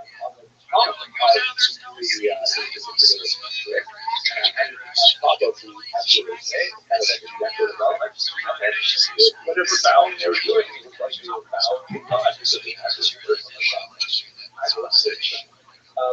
Also, very problematic for the Jesuits was the problem of ancestral veneration. Matteo Ricci reported to the Pope in Rome that they had the issue with the Chinese have a very, very strong ritual of honoring their ancestry. And there was a major debate in the first back and forth on it as to whether or not this was always for any more documentary Catholic, this also smacked of idolatry, worship dead ancestors. Whereas in others were arguing, no, it's just a culture, it's just a custom and so on. So for the Jews, it was no problem because, of course, they bake into God, not necessarily worshiping the ancestors, but appealing to God on the merit of the ancestors. That's a very, very traditional thing. Look at Jewish prayers and constant references, so to speak, reminding God that you are the descendants of Abraham, Isaac, Jacob, Sarah, Revelation, Leah, what they did, remember their actions and so on, and provide kindness for their descendants. So the idea of ancestor veneration was really problematic to Chinese Jews at all. It's fascinating to see how Chinese culture, and the Jewish culture was able to find but at the same time, we have to recall that there is significant assimilation that would be unacceptable, certainly in Africa or European. For example, there are many, many examples of degrees of assimilation of Jews, especially as they were suffering more and more from lack of leadership and lack of contact with the outside world, specifically the rest of the Jewish diaspora. They were having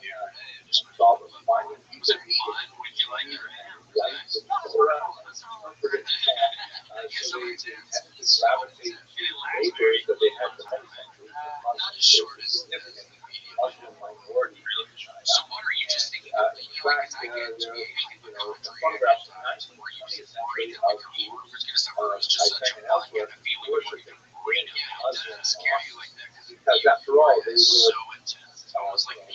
theologically much closer to Islam than they were to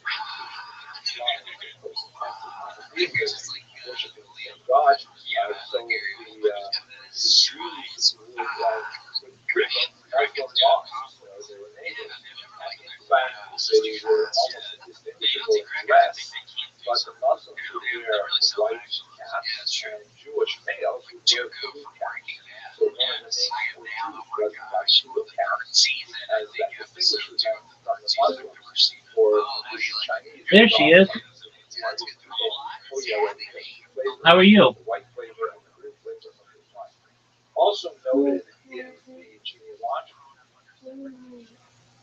Well, thank you.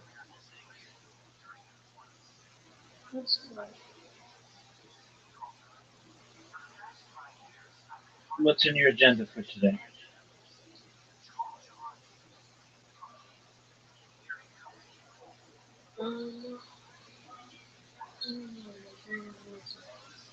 All right, well, just let your, it is Monday, let your brain rest, and you'll have time in the later parts of the day to be able to think about what you want to do.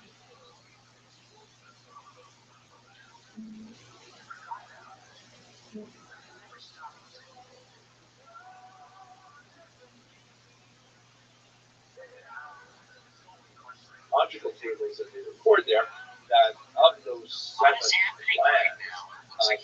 some of them intermarried with Chinese, and were actually recorded in the tables. It includes what sort of birth process. We know that males, Jewish males, are far more likely to marry Chinese women, and then Jewish women were married Chinese males. And in those genealogical tables, there was a clear distinction made those women who were born Jewish, they were called daughter of Israel, and those women who were born non-Jews were called daughter of Adam. They were married together, and their origins were recorded. So there's definitely some degree of assimilation. And it's very certain families were far less likely than others to do so, which I guess is broadly similar to American here as well. The last thing that sad one, many ways, but the community, of course, felt significant decline in early modern what was sad was that they lost the ability to clearly copy their course rules, read their course rules, and ultimately they ended up selling their course rules to Christian missionaries who then brought many of them back to Israel and back this is an example of a concept scroll in the gymnasium. His name is like, well, we're analyze their course rules and the scroll of Esther, the conversation indicates that they were using their ability to actually copy the course rules effectively. It's clear from the letters that sound very similar, like that they use the method where one person would read the course rules and the scribe would actually transcribe it based on what he was hearing, and then those letters, by the way, actually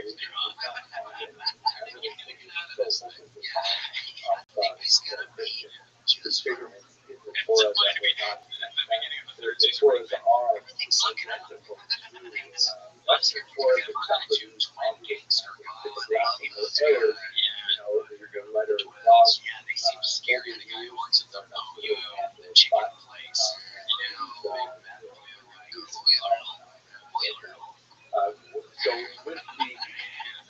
of these tourist schools in very few, although there are still remnants of the experience. I think by way of institution,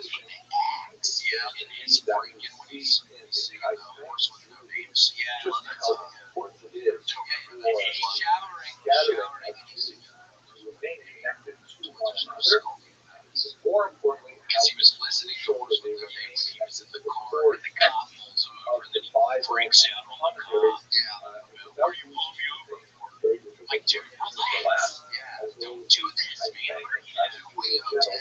actually remarkable results over many centuries, and hopefully they will have. Last thing I gotta say, for those of you who have been following I want you to appreciate how hard it has been to get through this entire lecture without once mentioning the Jewish revelation. I hope you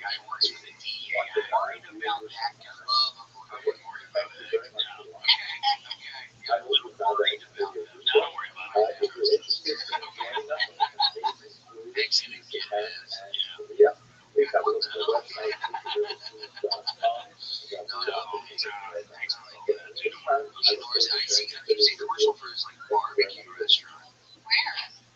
like a barbecue restaurant in Southern California, and I get every time sometimes I'll be watching YouTube and Uncle Hank will just show up and tell me about your barbecue. Then I'm here to advertise it out of state and seems like you're targeted at. Yeah, I know, maybe it's like California. Or using a VPN. Yeah, okay, let's go straight to the topic today. I want to spend time focusing on the turn of the 20th century, really a short period towards the history. One of the things how the 20th century does do it, because this is a period of time that had massive impact on history as a whole, as surrounding, the world of Jews during this time.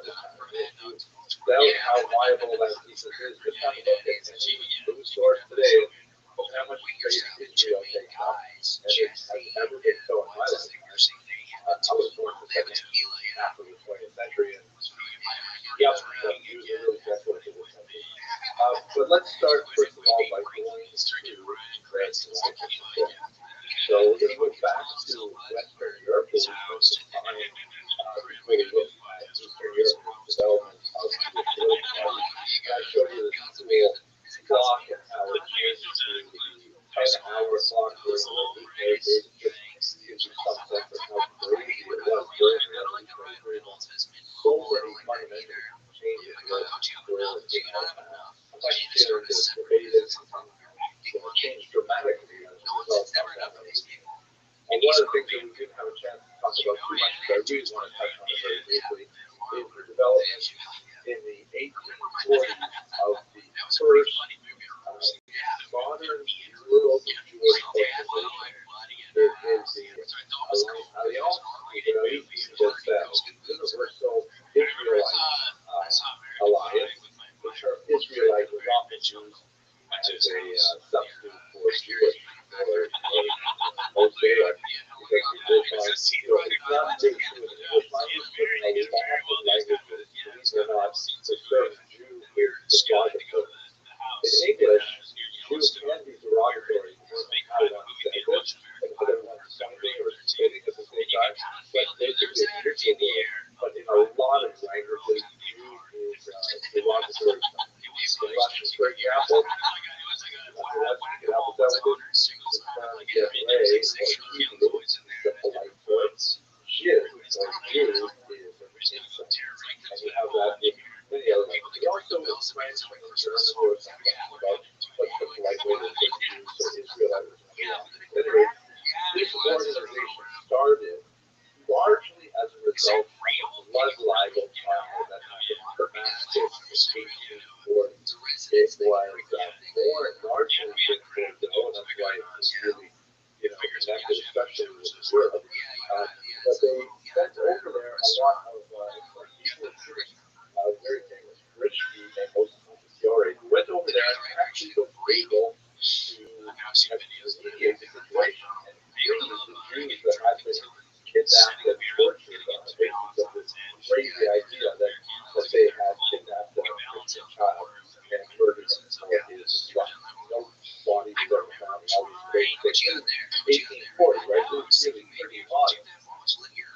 that remarkable success, the Alliance really took off, and they tried to do a few other things. They tried to eliminate the Soviet Russia, they tried to be very successful, but the whole idea of it was really very successful, and many other organizations followed suit afterwards. Shown on the screen here are two other figures who are very important in setting this up. Not necessarily religious individuals, as far as Orthodox enterprise, but this was a pan-Jewish enterprise, meaning involving Jews regardless of their religious orientation, but looking more towards the national. This is the contemporary website of the Alliance. Not nearly as powerful as it used to be 100 years ago, but still very significant, especially in places of French influence, like North Africa, that was colonized by the French for a long time. They set up a lot of schools in particular, and in parts of the world, the Alliance is like the way in which people think the refugees, just like today, Hamas is so, for many people around the world, Hamas is the way Judaism, so for many people, the Alliance in North Africa, Middle East, Baghdad, places like that. Mr. Grant, you're going to do that content every time I say Hamas. I'll squeeze it in if I see that you're not. I usually work. Okay, there we go. Now, but that has to be balanced against what else is going on in France, and it happens with really nasty anti-Semitism. Now, we've used this term anti-Semitism before, but up until the 1880s, it was anachronistic, meaning the term was not invented until the 1980s. We talked in many lectures ago about Wilhelm Haas, the German thinker of this era. In France, and especially nasty English Jews with this meant here, like a lot of people all, made his living essentially muckraking in the yellow press, meaning in kind of like the cheap newspapers of the era against Jews. And he had a phenomenal career claiming that the only thing wrong with France was that they were Jews in France, that they were, eroding the interior of French culture, and that they really had to change the immigration policies and get rid of them because their Jews were already in there in France. He published this magazine, La Libre Parole, which was sort of like the free vote, meaning have your say. And it had these almost propagandistic caricatures of Jews, like you see this highly typical image that shows the sort of Jewish beggar, which for French Jews, for French people, sort of goes a lot of the migrants coming from Poland into France. And as you can see, he's got like these sort of claw-like simian hands and feet. They're all holding on to a brain, and there's this evocation of the global Jewish conspiracy by having it grab onto the entire world, and it's kind of sending this message that, France and the rest of the world are in their head. That's actually one of the titles of, I think it was his book, but one of the promoted that. Abdel Louis, the Jewish herald, fear of Jews, and this gained a tremendous amount of support in the 70s and 80s. And the key clause, well, I like this one too. It says, popular history edition, Jewish France, Jewish France. And the idea is that, oh my gosh, France can be taken over by all Jews. And you see you've got this image of a crusader, which is kind of like the metaphor for a lot of these, real Christian anti-Semites. We have to mount a massive, long, story, violent crusade against these interlopers on his shield, which is the word stop Iran. This will be, this is going to happen to you guys. And then on his feet is like this old bearded Jew lying off the Ten Commandments. He's been knocked down successfully by the Crusader, and his bag of money is falling off and things like that. And you can see this is written by Orthodox of the law. Next, we have the Semite of the era. Incredibly popular and influential anti-Semite. You should also note that at this time, in the 1870s and 80s, the word anti-Semite was still neutral. You know, you could say you're anti-Semitic. I'm an anti-Semite, just like a person would say I'm a Democrat or I'm a Republican or whatever. Like that term is used in population polite discourse. So they actually ran parties, political parties that were openly explicitly anti-Semitic. They called themselves, you know, as an anti-Semitic party. It's not. We say Jews. And the cause that led the great thing that everybody was talking about was this horrible incident that happened to this Captain Albert Dreyfus, who was a captain in the French army. And now let us remember that France, up until this point, was the poster child for emancipation. As you recall, what we read about in France, they published the rights of man citizen, and they looked at emancipation and said, yes, and even Jews are included in the rights of man citizen. And Napoleon, questioned it, called it Great Sanhedrin, and he confirmed it, and yes, Jews are Frenchmen like everybody else. So this is 100 years after that. And everybody thought that France was like, you know, so full of so liberal Jews, and so kind, and so, you know, fresh. And yet to have this Dreyfus that happened is that what exactly happened? So Dreyfus was a rather nondescript Jewish captain in the French army. No special distinguishing career moves or anything like that. But he was framed for an espionage attack that was occurring between some French military and the British. Like France and Germany had this long-running feud that was basically a Russian war. They were having war in the 1870s. They would fight again in the 1913. So this is in that period. There's still a lot of tension going on with France and Germany. This fact that a spy was active in the French military came out to the French, and they had to find someone to blame. And so conspiracy developed, let's blame the Jews. Let's blame Dreyfus. Dreyfus was not a religious Jew. He was not out as a Jew. He was rather assimilated in every way. But the notion that it was a Jewish member of the armed forces who was betraying France just struck a nerve among so many Frenchmen that it was like overwhelming for people. So this is one of the illustrations in the press at the time that shows Dreyfus there standing at attention, and he had his military insignia stripped from him, and the left shirt taken off, and his commanding officer is on the side of his desk, breaking Dreyfus' sword over his knee. An incredible demonstration of disenfranchisement of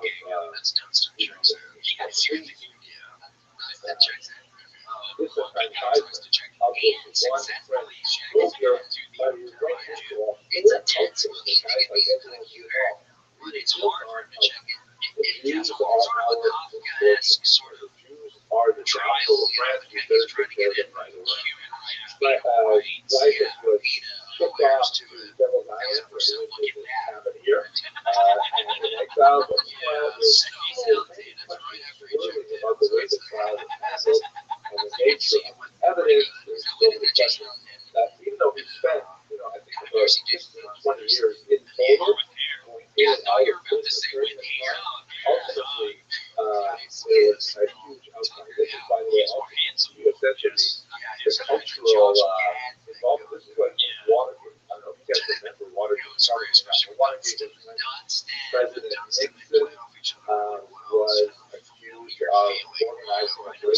a hotel called Watergate. Still there in Washington, to get some information on his political enemies, and he blew up, and he ended up, he was going to be impeached. He ended up resigning. It was like a massive solution for the United States in 1987. So Dreyfus was like that. The whole country was wrapped up in this idea that this one French captain has like sold out the entire French state at this time. This is a board game that was made to capitalize on the excitement over l'affaire of Dreyfus, the Dreyfus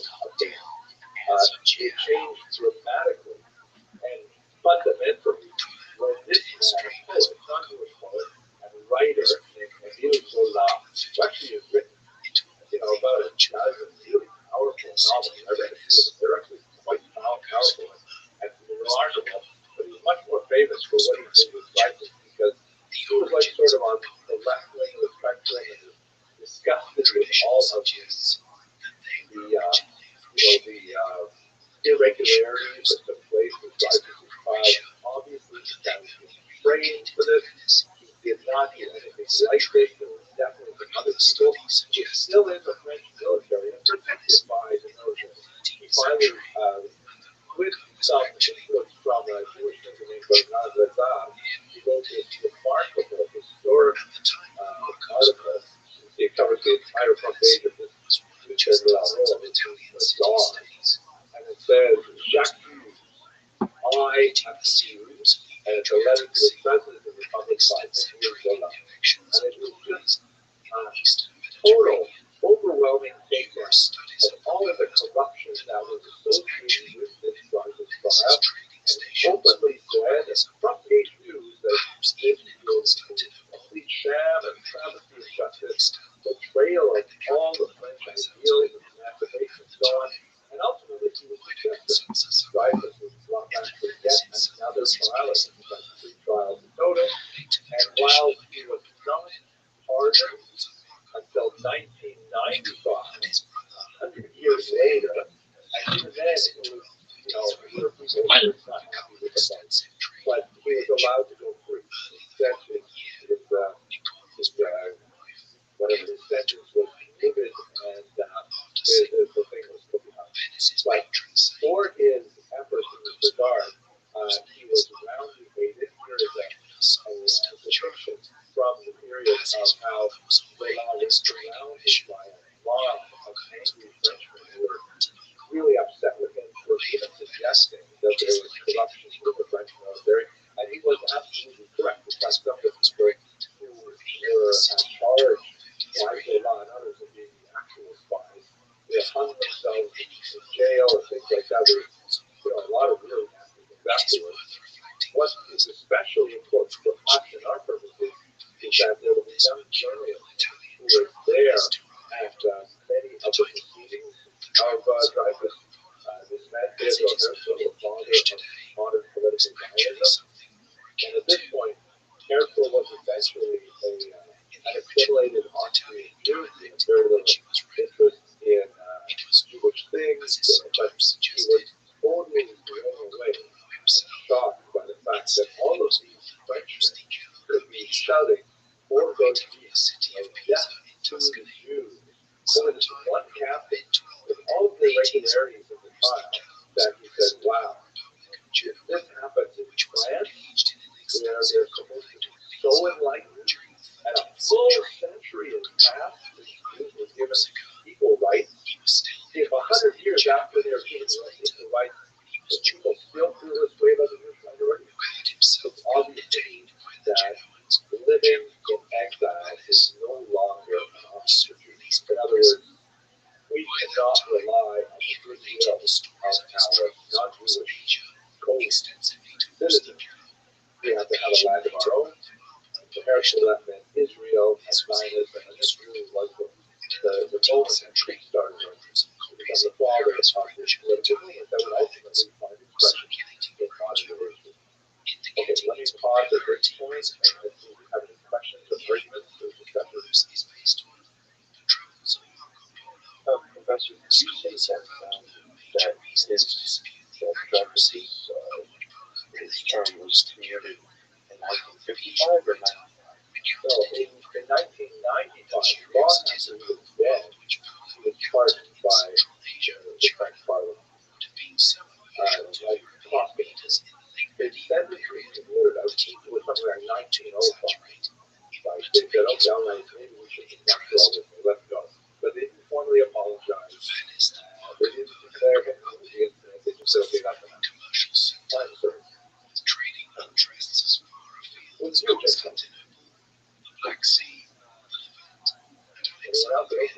What if I say flat? This is definitely the canvas of the great topic. I think they lost my stuff on it. Okay, let's go on then. There's no other questions, are there? There is. Okay. back to this lecture. So let's go now back to Eastern Europe and focus a little bit on what's going on in Russia, because Russia still has the largest concentration of Jews in the world at this point. Also, remember on Wednesday, I'll show you a demographic map and show you just how many Jews were in Eastern Europe at this time. And Eastern Europe is primarily Russia, although there's still a lot of Jews in Austria-Hungary and Italy. This is a map that we're going to look at again in probably on Wednesday, maybe next Monday. On the left, you see the way the world looked before World War I, and on the right, you see the way Europe looked after World War I was over. And it's a huge change in Central Europe. Before World War I, Central Europe was divided into three big empires: the German, the Austro-Hungarian, the dual empire that joined in the 1850s, and the Russian Empire. And then after World War I, Germany was, shorn of a lot of its territory. Austria-Hungary were reduced to a tiny little rump state where only 2/3 of their former populations were now living outside of the country. As new countries like Czechoslovakia, Poland, which had been a country before, was reborn again after World War I. You have the Baltic states were created, Lithuania, Latvia, Estonia, and it's a totally different map.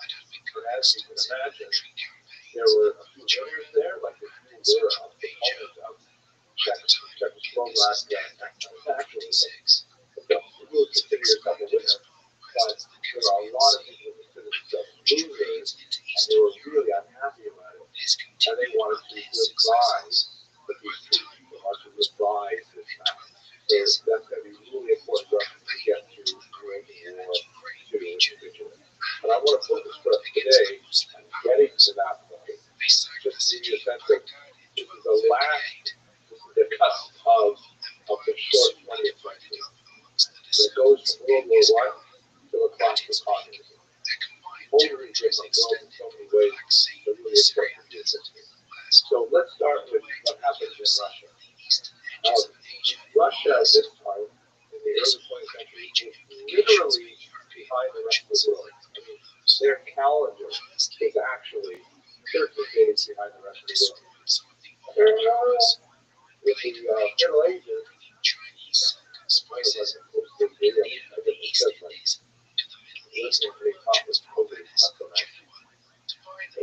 the Middle Ages, Western Europe abandoned the old Julian calendar for the Gregorian calendar, which is the one that we use in the West today. This is March 31st on the Gregorian calendar. But the Eastern world, the Orthodox world, Russian Orthodox, Greek Orthodox, and so on, did not make that switch. And so Russia was one of the last places to actually do it. Every century they lost another day. So that's why they were literally 13 days behind the West. If you look at Russian sources, therefore they will refer to the February Revolution, whereas if you look to German, French, English, and American sources, they'll talk about the March Revolution, because in our calendar in the West, it was March. But that's just one sort of symbolic fact of why Russia was still so far behind the rest of the world, both in terms of industrialization, in terms of its government, its structure, in terms of its treatment of Jews, for sure. They were still living in a pre-modern era. So we go into World War I in 1914, and they're like hopelessly under-equipped for a battle with a modern state like Germany. They have really still outfitting. They have unmotivated soldiers. They literally have so many bullets that they tell their soldiers, you're day and night first. Right? You got on one side that German forces, and by the way, they actual tanks were developed. They have, Air Force. They're not using it especially, but later different armies with it. They do have an Air Force. And the Russians are coming in there with horses and wagons, and it's telling their soldiers, get close enough to the Germans so you don't have to wait for them. Just use the bayonet. And they're like slowed down. Russia won very heavily at the beginning of World War I. Later, they would catch up, largely as a result of their greatest soldier, I'm sure you've heard of him. He's called General Windsor, because the Russians have a really brutal winter, and Western European forces often have difficulty adapting to fighting under those conditions. But they went into the war, and 3 years into the war, they were suffering terribly. They lost a lot of territory. The economy is shattered, and in Leningrad, so this was at the time called Petrograd, or Peter City, and that was the renaming. Let me start that over here. There was a city in the north called St. Petersburg. It was named after St. Peter, but the word "berg" in the name of the city is Germanic word. So during World War I, they decided we don't want to have our capital city named with the German name. They would change it to Petrograd. Grad is Russian. And then after the war was over, they named it again Leningrad. Now, if you went to Russia and you wanted to visit the city, you would have to go to St. Petersburg again. It got its original name. But in St. Petersburg, there is a massive protest over food supply, where on International Women's Day in March of 1917, there's a whole bunch of women protesting the lack of bread in bakeries, and one woman got unusually worked up, picked up a brick and she threw it through the window of a bakery. That started a small food riot that eventually expanded over the entire city, and by the end of 2 days, the entire government had fallen. The Russians had invaded the Tsar's mansion, took him over, they arrested him. Later, he was executed, ironically, by a Jewish assassin. But that was the end of the Russian Empire. It fell just remarkably into pressure, largely because, maybe like in your own times with Assad, Syria, there was very little holding it up. And once enough people decided they were going to rise up against it, it collapsed on itself. They appointed a new government called the Provisional Government. And the idea of the Provisional Government, which was led by this guy, Alexander Kaczynski, not a Jewish was to kind of organize, okay, what kind of government are we going to establish in Russia? And they weren't moving from any kind of bourgeois democracy. They had a very unique parliament called the Duma that was essentially an extension of the Tsar himself. And it's like they didn't have any kind of a democratic position to speak of. And so they had to figure out what kind of government was going to set. Also, that Russia was not a unified country by any means. There were 50 major nationalities living in the massive Russian Empire that covered, by the way, 1/6 of the world surface of the earth, tremendous amount of territory. You've got Orthodox Christians, Catholic Christians, you have Muslims, you have Buddhists, you have Jews, all over the place. And so when they try to figure out what we're going to do for all these people that are no longer subject to the Tsar, they took too long to make their decision. And what ended up happening is that the communists were able to mount a sufficient force, and they took over the government forcibly in October of 1970. But before we get to that, you know that Kaczynski called himself a Jewish. He's definitely very cognizant of Jewish concerns, and the very first thing he did when he came to power was he abolished the Taylor settlement, which is shown here in this map. This was something that Jews hated by this point, although in the 18th century, when it was first set up in Catherine, it was actually not such a bad thing. There was lots of room for Jews. They actually had elevated rights as modified by Catherine the Great. But by the time you get to the 20th century, it was essentially a massive ghetto. And there's all kinds of arbitrary anti-Semitic regulations that Jews were not allowed to live so close to the borders, and they were objective of smuggling. Jews were not allowed to engage in this kind of business over here because it was non-Jewish businesses, all kinds of things like that. So it was definitely something hated. And Kerensky got rid of it, as his very first act. This is a map that shows you a little bit of the concentration of views, and you can see that, the pale has massive numbers of views. Also, worthy to note, by the way, that what we call Poland today was part of Russia at the time and part of the field of settlement. The October Revolution was led by this man, Vladimir Ilyich Lenin. He was a social democrat, which is a technical term for the extreme left-wing party that would later make up the Bolshevik Party, later known as the Communist Party, but also a few other groups like the Menshevik Party, and technically groups like the First, who were also part of this communist ideology. And his approach was that we have to accelerate Marxism in Russia, as we discussed last week.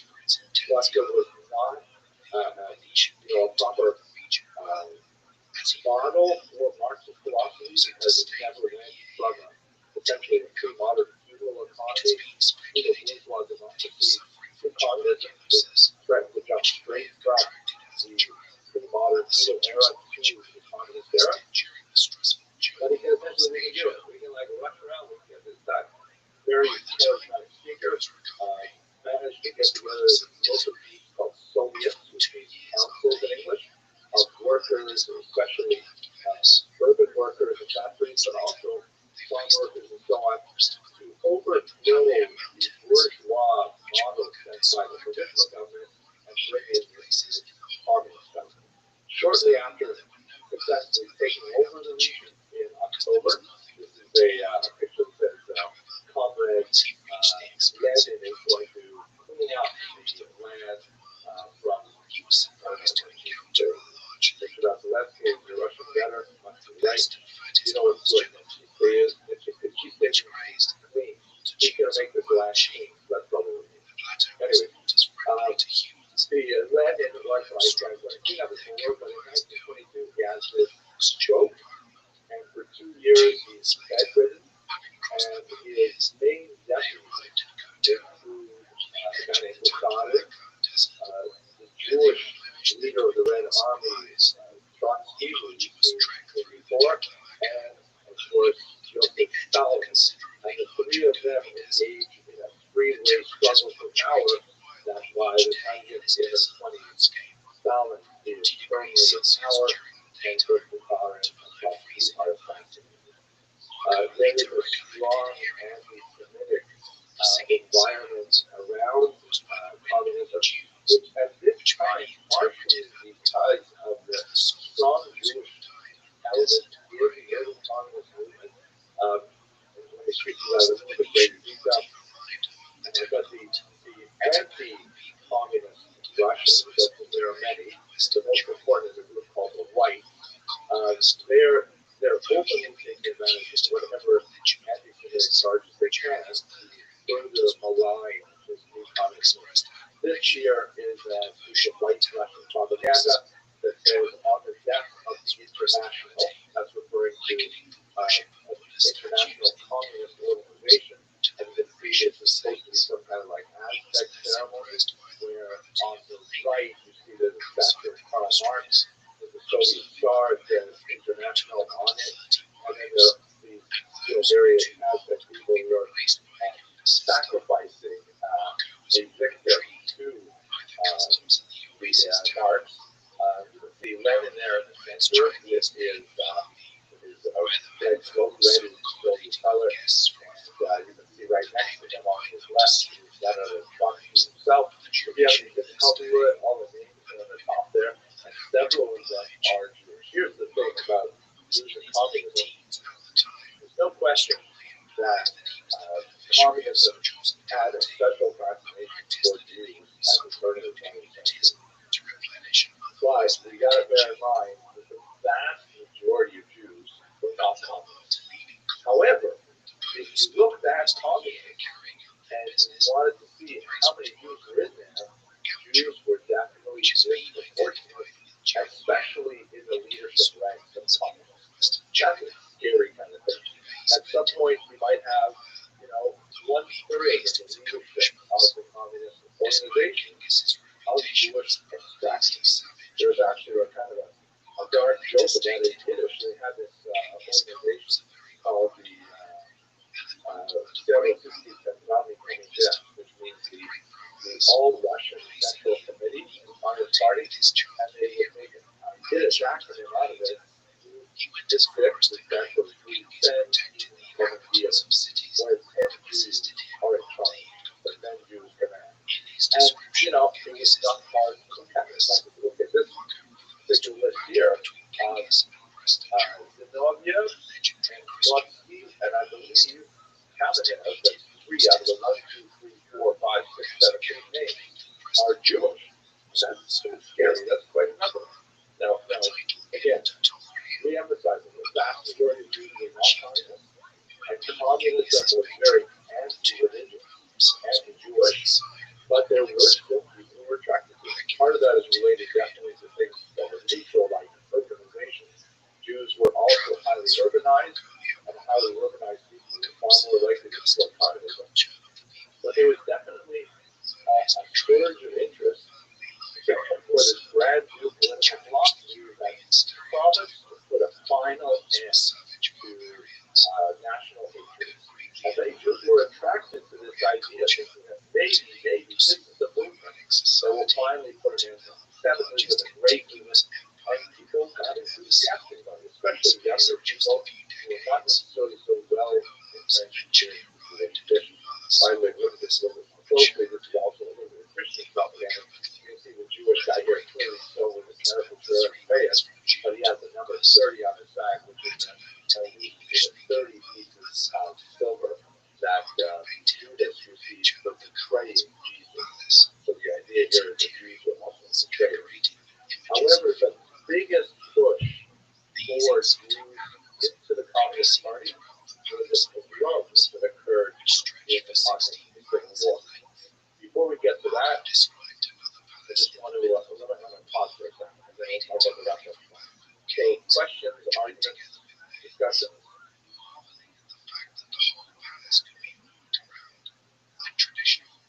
Totally clear of your sudden activity. I can't believe it. It's like such a complicated story. You guys sure you're all good with this? Hello? Hello? Hello? Hello? Hi, Gene. How are you? When you're saying that the Jews were such a large part of the communist government, you're only saying that they necessarily were evil people like Stalin or Lenin. They were just taken by this ideal that sounded wonderful and beautiful and was going to fix the world, right? Well, actually, I didn't say whether they were evil or not, but I think there were. It sounded like you were surprised that they were such a large part of the terrible government. Am I wrong? Well, it is a surprising phenomenon because it was a government that had such a negative impact. I would say that very mildly. I mean, this is a murderous, genocidal movement. It wasn't necessarily like that at the beginning. Couldn't tell for sure, but by the time we get to 1930, oh my gosh, you can compare Stalin's communism in 1930 in many ways to Hitler's Nazism. You know, the totalitarianism, the forced arrest, the torture, the murders, it's absolutely incredible. To think of Jews were participating then? Yes, I'm afraid so. Guys like Lazar Kaganovich, he was a Kohen, you know, and he was one of the main architects of the terror drama in the 1930s in charge of Ukraine at that time. This was really, really nasty characters. So it is a sad reality that Jewish history also has their own thing. Professor, I heard that in 1937, a lot of Jews against the Soviets. Yes, because Jews were filled with guilt and having heard one type of language. So, that is very true. What I'd like to do, I'm gonna walk you through this in the next bubble after what I'm gonna talk about, the bubble, but I'll give you a short answer right now. Basically, at the beginning of the war, you have what I call full Bolsheviks. Those are people who actually became communists before were before the revolution, right? They're full forces. And Jews are disproportionately represented there, primarily in the leadership, but not in the rank and file. But those are like the true believers. Those are like the Trotsky, who really are like all in from the beginning, very anti-Jewish and things like that.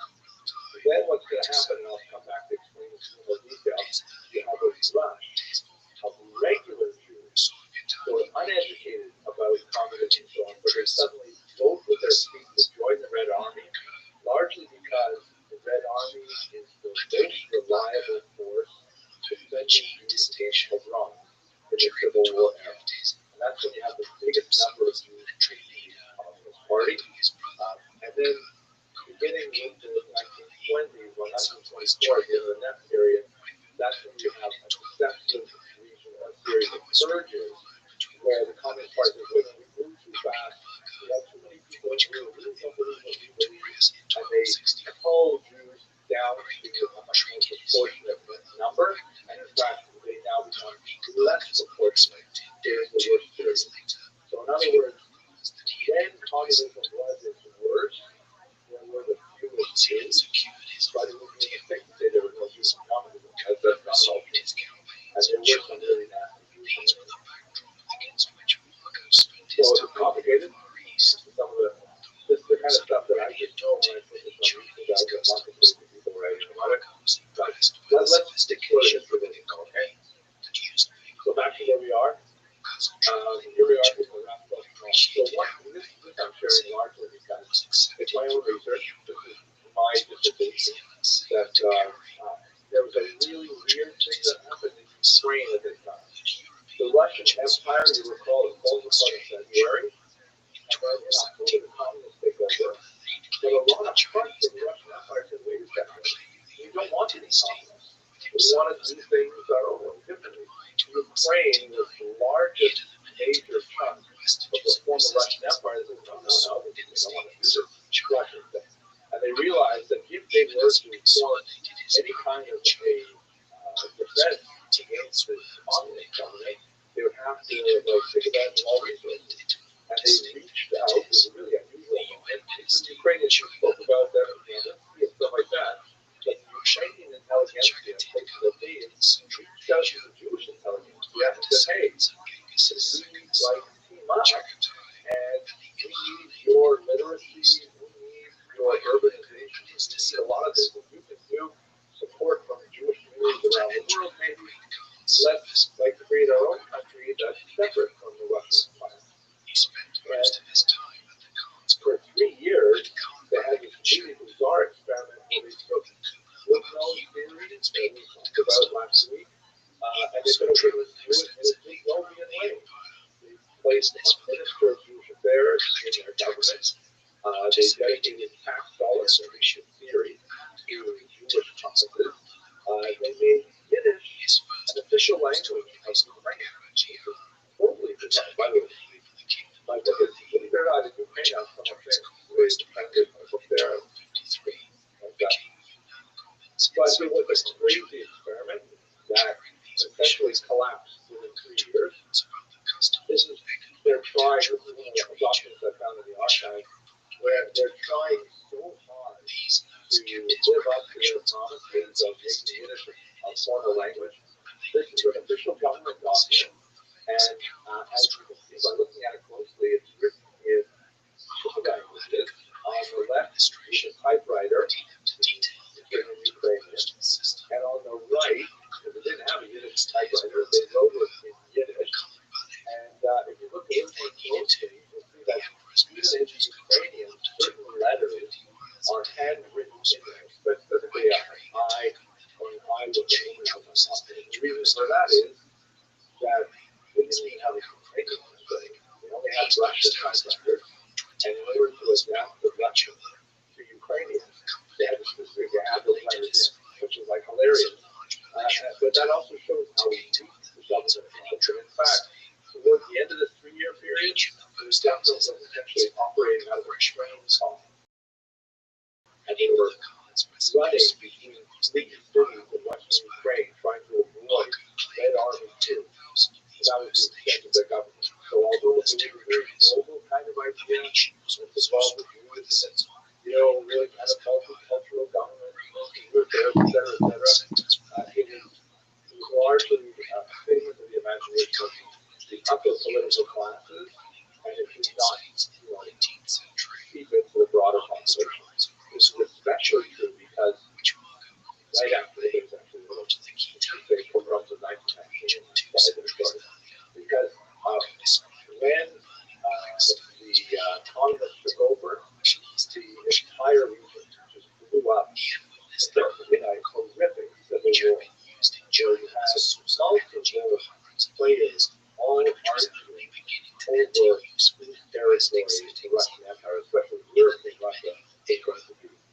You had the communists led very effectively by Trotsky and the Red Army. You had the White Russians who wanted to support either the Tsar, who was kicked out in February, or the provisional government, so kicked out in October, but they didn't want the communists. You had the Ukrainian National Army, which was called the Direct Unified. You had the Polish Army. You had the Polish was also resuscitating itself at this time. You had anarchist movement under a guy named Macron, very active in Ukraine in particular. And then you had dozens of temporary rebel gangs of programmers who said on Tuesday for the Ukrainians, and on Thursday for the communists, and the people who suffered the most were the Jews. Incredible pogroms, way beyond anything that they had experienced in 1881 or earlier. And you'll recall we discussed last week that there's this remarkable acceleration of violence that occurs in Eastern Europe after 1881. The scale is phenomenal. In the 3 years of pogroms, 81 and 84, you have maybe 50 people killed, a really small number compared to later violence. In the great pogroms of Kishinev and Odessa, 1903, 1905, and so on, you have maybe 200, 300 still pretty awful for the pogrom. But by the time you get the post-World War I era, and especially the bloody year of 1919, conservative estimates put it about 15,000. Wildly liberal estimates go up to a quarter million, probably way too big. But 100,000 is certainly within the realm of possibilities. Talking about a really violent period where places get attacked over and over and over again. Huge international outcry doing nothing. By the end of it, in 1920, the communists finally stole the territory. And here's the point that I want to mention here, and I'll get to it in a second. Why Jews suddenly become so communist at this time? It's because of all of those multiple forces that are struggling for territory in Ukraine. The Red Army has by far the least incident of violence in history. Trotsky had a said that stuff right at the beginning of the war and said, whatever you do not harm the local population, not only Jews, also to worse off with the Mennonites, which is a German Protestant sect living in eastern Ukraine that are avowed pacifists, meaning they refuse to fight back against the attackers. And so you have people like Rabbi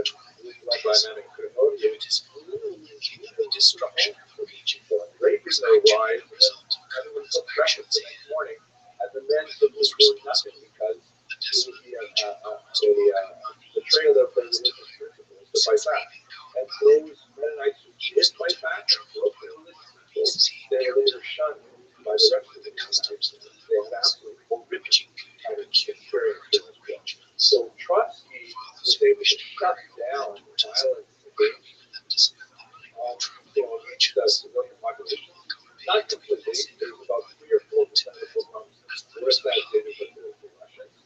But the vast majority of people that if the White Russians came into the town, or the Ukrainian directory came in, or one of these Muslim gangs, we're going to have violence. So many Jews, even if the Russians got to join the Red Army, you have this Russian So much so that they have stories of like guys literally running out of things. They is flying and not speaking a word of Russian and running to try and find out how to operate a musket or a bit of a rifle at time. They actually had to establish Finnish language training facilities for these Jews who wanted so badly to for that. That's when you have the big surge in favor of the communists, because the communists look like they're actually going to live up to their promise to protect Jews, the minority. Later, of course, they will be betrayed by the communists, big guys, but that wouldn't really start to happen until the end of the 19th century. Okay, let's continue the other one. Yeah, thank you. Why the pogroms? What exactly were they targeting us? They were fighting each other. I understand violence between each other, but why the Jews? That's a good question. That's kind of a meta question. Your question was asked to me by Professor John Paul Chipstock, a very important scholar of the Advent, who read my dissertation and said, well, why did you hang on a second? Please go on to these for 1 second.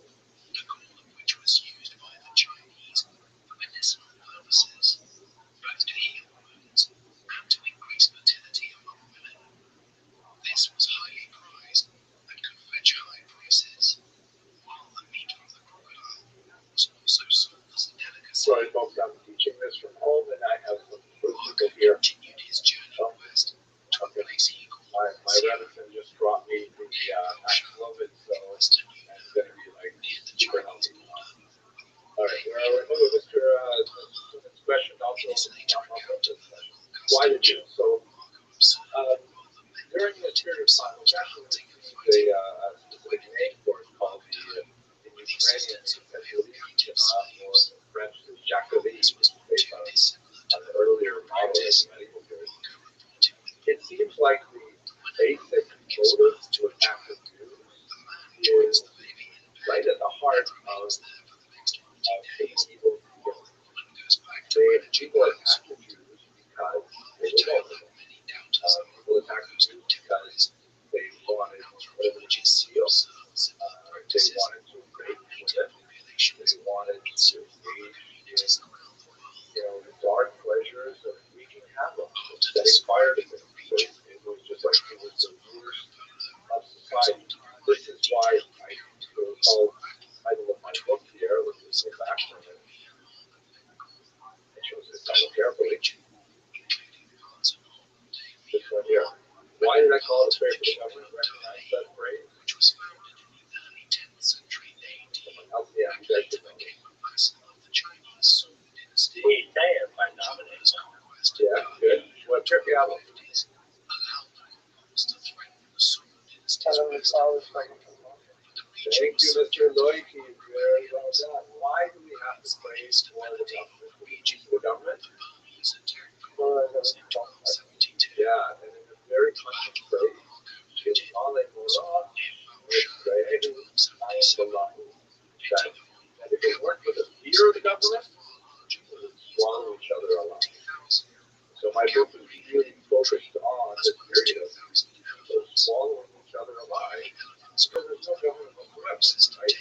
The government falls in February 1917. It's not restored for 3 years. So you have no government for 2 years, but it was possible for it to do. So that's basically what makes it corrupt. Now, Even though they were in a okay. Even though they were in a civil war, they were busy. They were trying to establish control of the region. But still, they were more interested in looting and violence. Yeah.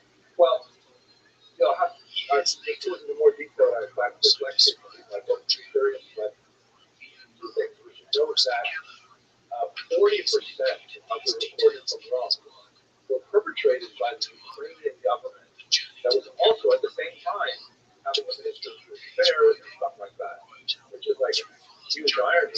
So obviously that points to the fact that the Ukrainian government was not able to communicate its ideal to the Italian population. That they might be saying one thing in their government, this is to the rest of the world, but obviously not communicating to the rank and file of the people who found them. Also, they're, we have to understand this is kind of like the dark, unwashed mass. These are the regular people who don't know anything. They don't write it down. They don't leave records of their opinions and why they do these things. But we do know that in January of 1919, at their height, they have about 100,000 volunteers in their army. And by the time you get to March, you're down to 16,000. In other words, they have this huge support from the peasantry. Oh, that's it, let's fight for the blah, blah, blah, we'll make this stuff like that. But so they have to fight against the Red Army. Hey, well, that's no good. Fighting against the Jews are Mennonites. That's an entirely different proposition. So we're looking at the theory that really exposed the newest dregs of the human psyche and motivation. And, yeah, it's scarred the Jewish world. We would know a lot more about it if it were not for the fact that the Holocaust so overwhelmingly overshadows this period of history. Okay, shall we go on a little bit? Any other questions, arguments? Okay. Sure, when you had so that that you wrote the prayer for the government very interesting because every year my my mother used to sponsor like 19 euros one, and it has brocos in there that are like a prayer for the government. It's got a for the czar for like Pennsylvania title, and it has like their names on the side of the cool thing. I actually have one of those myself. And it's a real deal. It's very well to the government. In America, too, we definitely have. There's no think that America is not just, would be exposed in this country. Okay, so, legacy. One last detail that's really quite fascinating with regard to this still a fascinating story. This is a picture of Simon Petziora, which was taken individual who was, like many of these figures, before the war, he was not a military person, he was actually a poet and a journalist, a playwright. A lot of the really significant writers of the 20th century did not come from military backgrounds, they came from humanities. Like Mussolini and Hitler, artists, they were not, generals when they came to power. So Petziora came to power in late 1918 in Ukraine, and I mentioned it was under his watch that the worst period of corruption occurred. And he survived the Civil War, fled to France, where he lived in exile in Paris, kind of like the symbolic head of the Ukrainian government that never came to be because the communists took over. Well, one day he's walking on the Rue Recreant, and a Jewish guy named Shalom Schwarzbart walked up to him and said to him, Mr. Petziora, are you Mr. Petziora? He said, yes. And then Schwarzbart pulls out a revolver and shoots him dead of the street. He is arrested, doesn't try to run away. He's arrested, and he is put on trial for murdering a man in cold blood, which is precisely what he did. Here's a picture from his trial. You see Schwarzbart standing up on the left there. However, he had a million defense attorneys who managed to turn the trial on its head by saying in 1926, and by the way, this was all covered in the New York Times, it was like the whole world was watching the trial. They said that the reason why Schwarzbart murdered Petziora was it was a revenge killing for his own family members who were killed in the pogroms in 1919. And that he tracked Schwarzbart down like a Nazi hunter and shot him dead in the streets because Petziora deserved it for his deal in the pogroms of Ukraine. It is an electrifying decision. Undoubtedly thinking of the tobacco we began our discussion of today, the Dreyfus affair, a French jury convicted, Schwarzbard from the private murder, even though there was no question about the facts of the case, and they required him to pay an insulting one franc in damages for Yoda's witness. And this was like a earth-shattering decision because the French jury essentially said that Yoda himself and the Ukrainian movement that he headed were guilty of organizing and directing these pogroms in a kind of architectural fashion. And Schwarzbard was exacting an appropriate revenge. And you can see why, 30 years earlier, a French jury had convicted drivers of crimes they not committed. Now they acquitted a Jew on the crime that he did commit. And of course, it was like the Ukrainians that were produced, and there's a lot of scholarship that went on and on after the fact as well. Many people felt, especially on the Ukrainian side, that it was actually a Soviet plan, that it was part of the Soviet desire to undermine Ukraine's bid for statehood. I've seen the evidence on that. It's not the case, but nevertheless, there are some interesting discussed there. But that's kind of a footnote to the end of this story, and certainly contributed to the challenging Ukrainians that he was fighting about after the Schwarzbard trial. Okay, so that basically takes us through the area that I really wanted to cover for today. We can begin the next part, which is really going to come back to what's happening in the Soviet Union. But I think what I'd rather do is see if you have any further questions or observations or subject.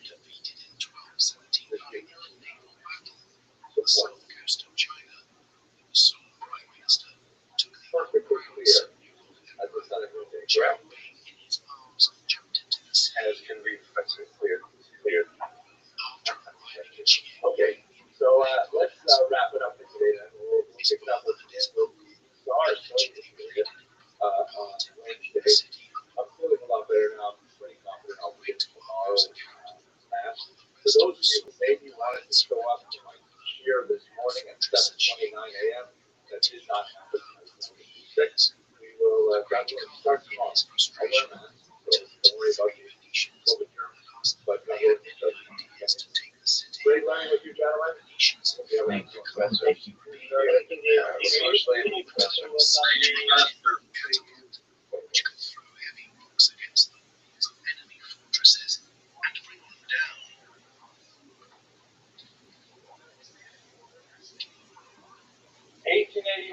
Another watershed moment, right? Because that's when you have these massive pogroms in Russia.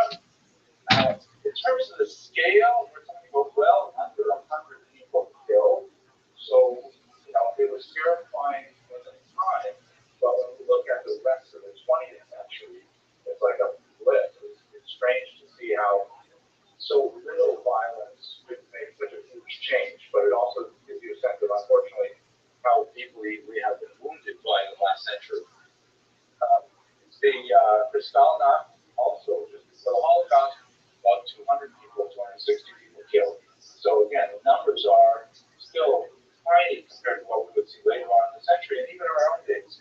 But they had a massive impact because over 3 years of pogroms, Jews eventually said, this is not working. We're going to give up. We're going to do something different. And now here are the 5 basic strategies that Jews devised. The first one that we talked about last Monday was emigration, right? The most traditional of the strategies of dealing with this kind of, anarchy.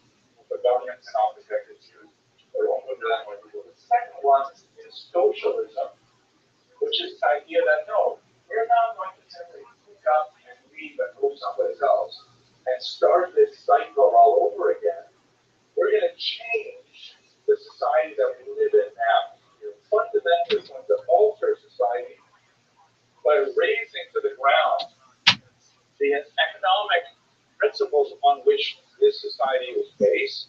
And so they adopted in particular this one philosophy called socialism. Again, if we had lots more time, I would probably talk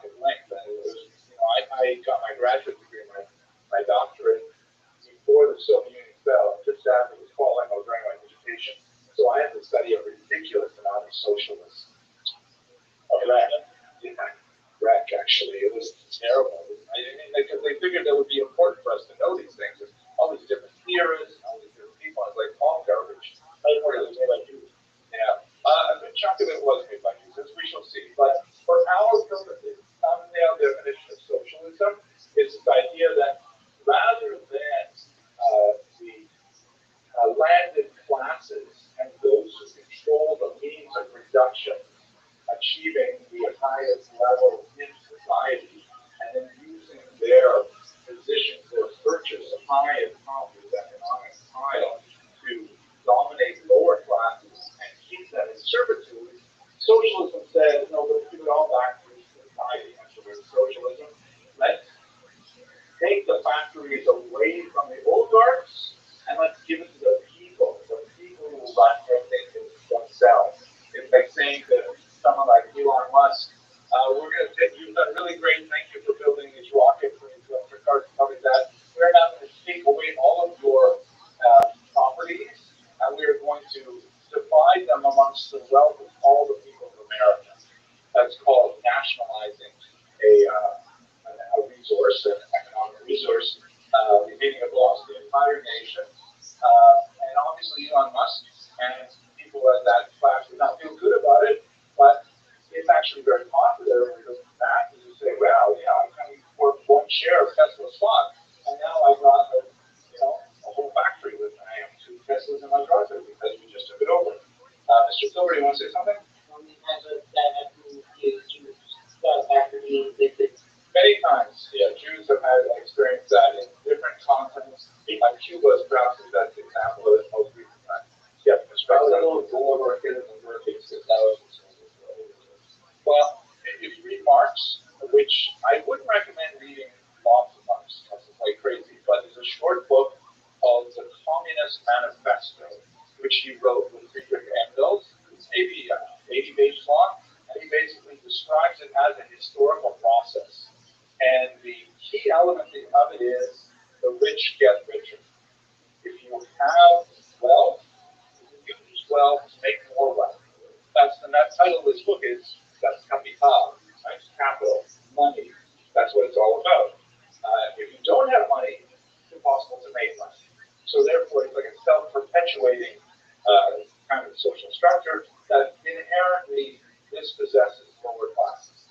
The idea of socialism is you create a dictatorship of the proletariat. The proletariat means the working classes. You have them rise up and en masse take over the entire economy, distribute it equitably, at least in theory, and this will create a workers' paradise. You'll have this phenomenon called the friendship of people, because everyone will love each other. You have the end of class struggle between upper and lower classes, and especially because Marx himself was such an inveterate anti-Semite. He was born Jewish, he was baptized by his parents, like many Jews of the 19th century, but he had a phenomenal hatred of Jewish people, and he hated religion in general, and he called it the opiate of the masses. This will be very relevant as we get to the Soviet period a little later. What does that phrase mean? Religion is the opiate of the masses. Opiates are drugs. So what are they doing? Right. What kind of drugs are opiates? Highly addictive. Excellent. What else do they do? I know you guys are asking for a friend.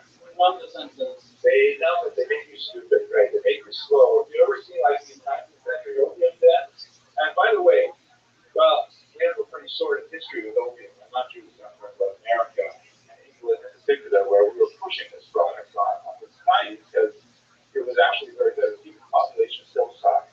People who take opium, they tend to like get very lethargic and they just want to lay down and they just want to do nothing until the opium seems to work through their system. And it's like, it's a sedative. It makes you forget your problems, but it also makes you stop doing anything. So when he says religion is the opiate of the masses, what Marx is trying to say is that religion is as addictive as an opiate, and it makes you stupid. It makes you lethargic, makes you check out, and not try to change the system. And what he's saying this for, he's really pointing at Christianity more Judaism. But he says, if you're like an impoverished coal miner, you've been a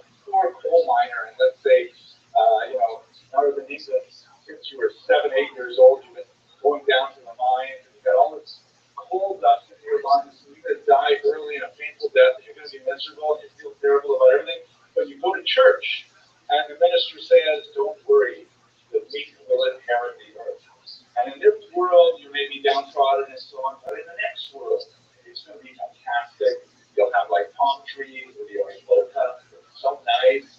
And so that keeps you stupid.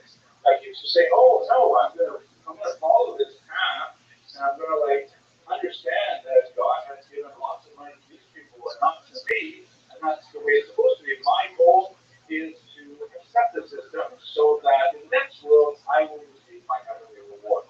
And that's what Marx was trying to criticize, saying that religion is a tool of the upper classes to try and keep people in check, keep them addicted to the opiate of religion so they don't rebel, right?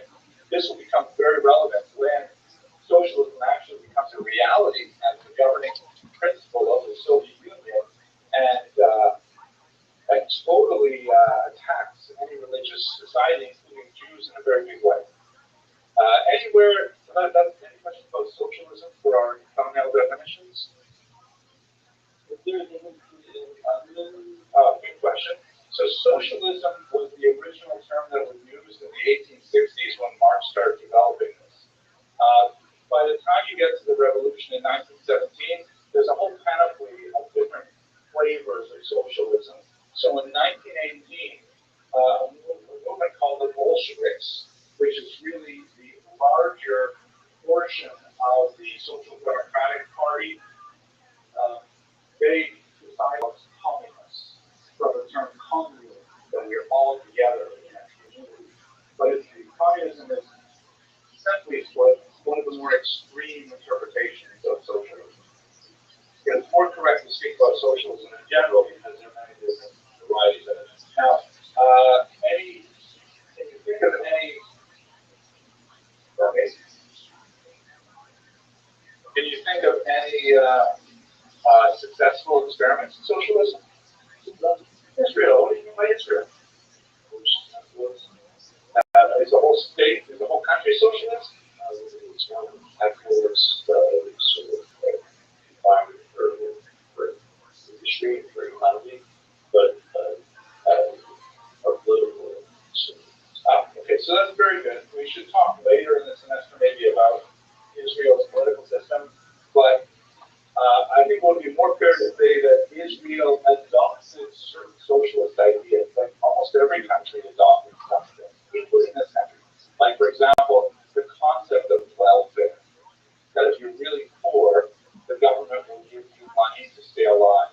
That's a socialist idea. If we were pure capitalists, like total monopoly man capitalists, we would say you don't work, you don't eat. Done. Right? Well, we don't want to say that. We don't want our society to be so rigid. So we have adopted a socialist concept of, that the society will protect its weakest members by providing food to them. Canada, our wonderful neighbor to the north, some would say, I'm not even going to utter it, but Canada went a step further, like most civilized countries, and said health should be a right and not a privilege. So in Canada, they have a single-payer health system where you will pay more taxes, but that means everybody has health insurance. So in this country, that's been a huge struggle, and they still have not completely solved the health care issue. But healthcare is a socialist idea. Universal health care. And yes, there are problems with it, it's rationing and stuff like that, but the fact is they do have universal health care, and we don't. And that is the problem. Yeah, so there are great things that go. I think Israel also has health care. Dr. Rothschild'S would love to talk to you about this at great length. But these are socialist ideas. So we would cover. But when you say Israel, there's one specific aspect of Israel which actually is pure socialism. But the kibbutz movement. What is the kibbutz movement? Yeah. Exactly. And how long have kibbutz been in existence? Slowly. Yeah, about a century. And they actually work. Like they have kibbutz. I worked on a kibbutz as a volunteer. One of my sons worked volunteer kibbutz. They're actually really nice. The idea is that everybody piles in and you share the wealth of the kibbutz. It's usually agricultural. Sometimes they make things, like for example, the shtenders and things that we have in our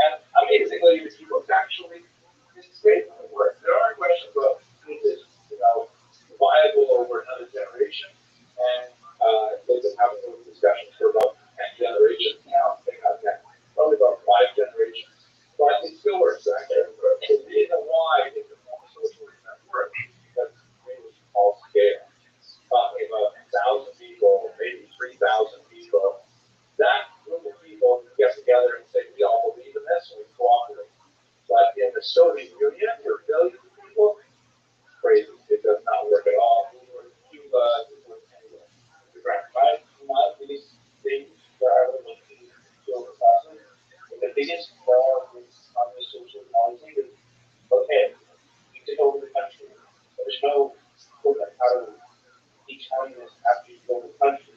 Once they go to the country, but okay, we're still what's going to live here. But there's no actual an excellent observation. It's something that the communists in Russia found out immediately because Marx, who was dead by that time, he envisioned that societies would go through a progression, that they would start like kind of like clans and tribal, and they would go to a feudal society, like we talked about medieval period. Then they would get with industrialization, where we are, and the bourgeois democracy. And then after that went on for a few hundred years, then we would mature to become a communist society. But Russia skipped a step because they were still basically feudal in 1917. They did not have a big industrial base. And so when they ended up taking over the country, they said, Marx didn't tell us what we're supposed to do. We think about it. Anyway, you're seeing how much crazy stuff I read about it in the graduate school. I want to get back to our content. So here we go. There's socialism. Jews got very excited about socialism. Research that we'll look for in future classes. The third, this is behaving very well. The thing right there before this object? Yes. Really? Really? That's good. In the exact color was the touching right there. That must be it. Okay, great. Third option, 5, right? Third is Zionism. Now, as I'm sure you are aware, the idea of of desire to go back there as Israel is almost a goal for the Jewish people, right? We've had this since vision of Babylonian exile. We've had it for hundreds and hundreds of years. As you're also, I'm sure, there were theological approaches to it that suggested that while it was an admirable thing to go back to live in the land, especially to die and be buried in the land, those are wonderful things.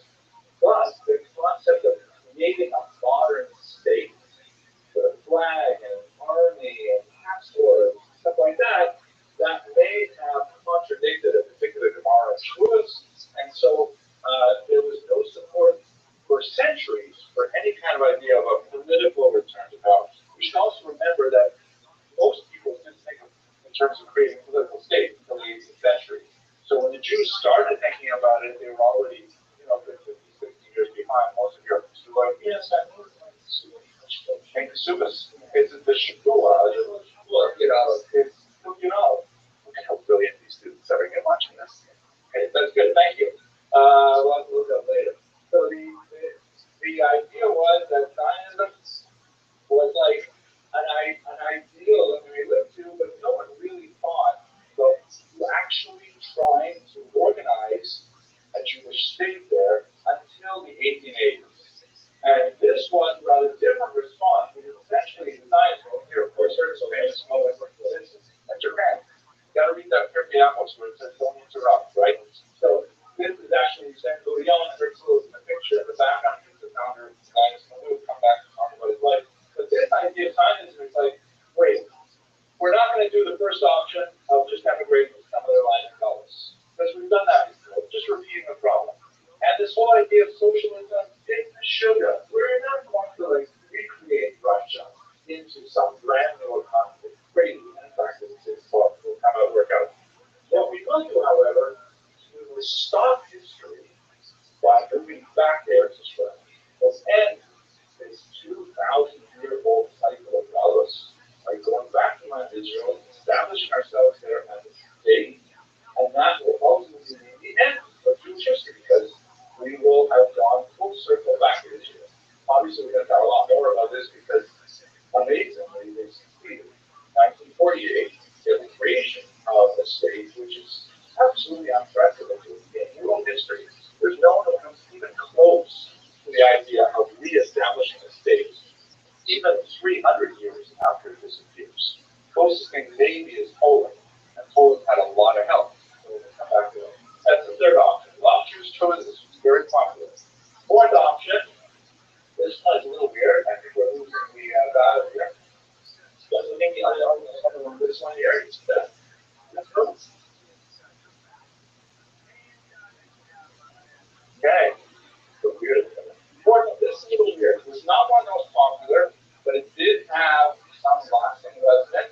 feel it in the way we're organized here in America. This is called diaspora nationalism. Diaspora, of course, is a Greek word that means scattering, that Jews are scattered around the world. They live in small minority communities all over the world, but they are going to engage in nationalism, meaning they're going to organize themselves, and they're going to try and create little structures in the countries where they live.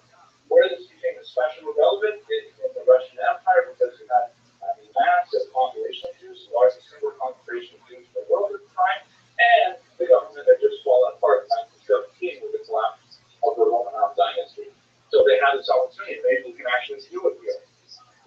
The basic working model of diaspora nationalism, which was articulated by the great historian Shimon Zubnov, was this idea that you get all the Jews living in the country to join a single voting bloc called a cadastre, and every Jew registers for that bloc, and then you can get a minister that represents you in the government. You get tax dollars from the government to pay for your schools, to pay for your McDonald's, to pay for your Asian restaurants, all that stuff. And inside the cadastre, you create your own Jewish parliament. And here in America, Canada, Europe, they have something called the federation system, which is a model on the diaspora nationalist idea. The big difference, though, is that this is entirely voluntary. Whereas in the way that Zubnov imagined it, every Jew, like the Kehillah system, he modeled it on the Council of Lands, every Jew is automatically locked in. You cannot leave. You are part of the community, you pay taxes to the community, you get benefits from the community, but you can't sort of opt in, opt out, affiliate, don't affiliate. So it's not really has as much strength as the way Zubnov imagines it. Had a fairly small popularity, but nevertheless a very powerful idea. And here's the last idea, what I call renewed traditionalism. This is essentially the right-wing orthodox. Because up until this point, really we're saying the turn of the 20th century, you could point to, let's say, 1912, when the Rothschild'S was founded, as maybe the actual moment when it was articulated. Traditional Orthodox Jews were not interested in any of these other except maybe immigration. And the immigration part was definitely not to America, because America was considered, you recall, such a trade medina. People would throw their filling overboard when they came to Ellis Island, things like that. So the religious Jews largely didn't want to have anything to do with any of these things, but they realized by the turn of the 20th century that if they didn't get organized and they didn't prepare themselves to participate in mass politics, they would lose the opportunity to have a voice. And then a lot of things they cared about, like, protecting the Shabbos, like protecting Shmita, like maybe getting government grants to pay for yeshiva education, stuff like that. They wouldn't have a chance unless they organized. So ironically, the organization of these political parties, like the Rothschild'S, the first of them, was designed to protect essentially pre-modern values, using the modern devices of political mobilization. In some countries, democratic votes, like in Poland, for example, they use those tools to try and keep a pre-modern society in place. Those are the 5 basic strategies. Use 12 into one or a combination of various versions of those after 1881. Okay, any questions, arguments? It's about to get very complicated now. Are you ready? This is the part where you will now begin to understand your crazy Uncle Joe and why he has such weird political ideas. But now I'm going to show you how this is translated into Jewish politics. Okay, hold on to your calendar. So, first of all, we have this concept called the political spectrum. Right? We use it in American politics, we use it in Jewish politics, although it's not precise. The basic idea is you have a left to right axis, right? X-axis. And on this X-axis, you have on the left socialism, right? That's what we call people left wing. They actually have to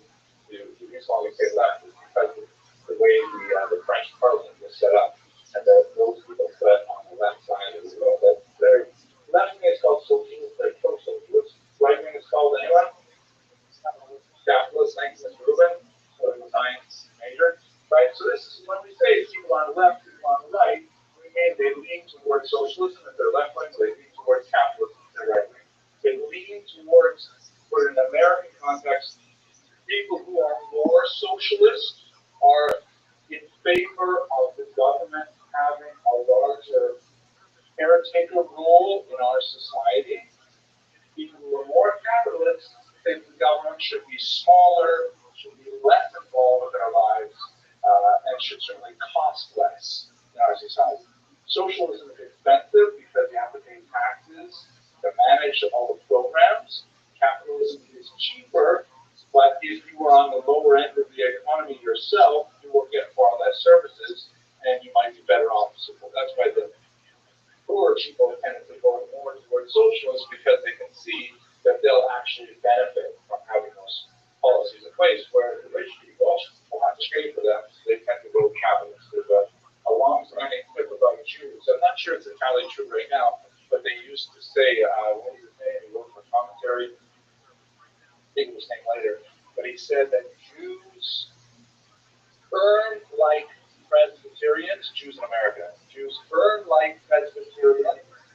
That's like white Anglo-Saxon Protestants or wealthy Republican banks. They earn like Presbyterians, but they vote like Puerto Ricans. They vote like, from immigrant families with less income, things like that. And that was basically true for much of American Jewish history. It has been shifting since the Reagan era. Orthodox Jews are generally flipped. Orthodox Jews may earn like Puerto Ricans, but they tend to vote more like Presbyterians. Mr. Pat, that's the fact that you know more about these than the arsons of my brain. You got to repeat that slower. And then the fact that even though Welcome. How are you? Well, so first of all, we are still a minority. We should think of ourselves a minority because we are. But the reasons for it are complex. The reasons probably have a lot to do with the social values that are really deeply embedded in Judaism. For example, the idea of caring for the poor is like we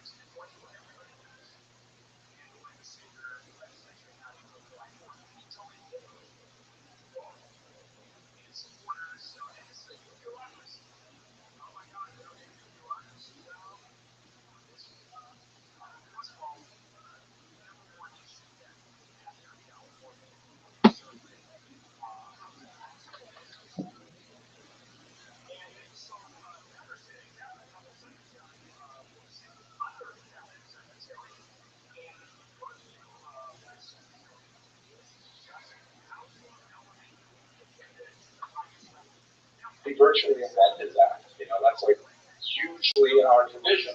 We have payout, we have payout, we have shidduch, we have lekes. It's like deep in our tradition that we should share our wealth and give tzedakah. That's really central to Judaism.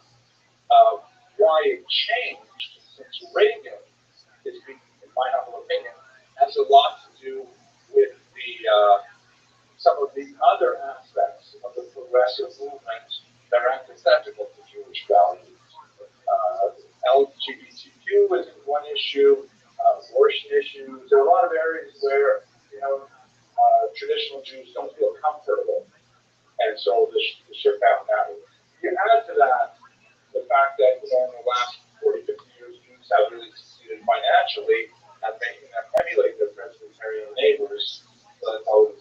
This is our American political structure, right? It's pretty simple, easy. Judaism, Jewish politics is not going to be that simple. We have another axis, the y-axis. What's on the y-axis? You have on the bottom, you have something called queerness, known in Yiddish as goichkeit. I mean, do we believe that our political lives should be exercised here in the Gullus, in the exile, the diaspora, or should we there in Eretz Yisrael? Zionism. That's not the wrong way. I gotta be careful about this. It's like so defensive, right? Especially with this particular lecture, it's gonna be really hard. They think their heads off the board. There we go. So we have Israel politics, separate axis altogether. And in these four quadrants, you can place virtually all Jewish political opinion. Okay, let's go and see what who does that. Over here, in the quadrant that is bounded by socialism and diaspora nationalism, the diaspora, meaning we want to do something here, and we want it to be socialist. We have this group called the Bund. It's the short form for the General Jewish Workers' Party, which is essentially German. And this was a Jewish, essentially, the short form for the General Jewish Workers' Party, which is essentially German. And this was a Jewish offshoot of what would later become the Communist Party. Extremely popular. They were formed in 1897. By the time the Russian Empire fell, there were 30,000 card-carrying members in Eastern Europe. Very, very large party. Concentrated in Lithuania, where you had a lot of Jewish proletariat working in the industries there. There's, you know, actual factory work. And they emphasized all the kind of things we talked about with socialism. What made them Jewish was that they recognized that Jews constituted a distinct part of the proletariat, and they should use Jewish messaging to get to them, using the Yiddish language, using Jewish culture whenever possible. This is the way they would convince Jews to become socialists. Here in America, there was a version of this that come down called the Arbeiter Ring, the workman circle, the worker circle. That's essentially the Bund in America. It's still in the news, but a few years ago they made news because they closed this, Yeah. and they let the common residents. So because protest players wanting for federal, Interesting. So this is the party that lives in the quadrant that is both socialist and diaspora. Right? They want to do this in Russia. They do not want to go to Israel. They will have over in this quadrant that we want to do what we want to do here, not in Israel, but we want to be capitalists. We don't want to give all this great socialist stuff. This is Shimon Zuckerman, the historian, who developed that idea of diaspora nationalism as essentially what became the federation movement. Right? That we will organize ourselves in the diaspora, and we will collect donations among ourselves, and we will support ourselves, things like that. That's all. Now, when we go to the top of the line, then you have science. All the times that we can measure what Jews actually believe in Eastern Europe, Zionism comes out as the largest single movement.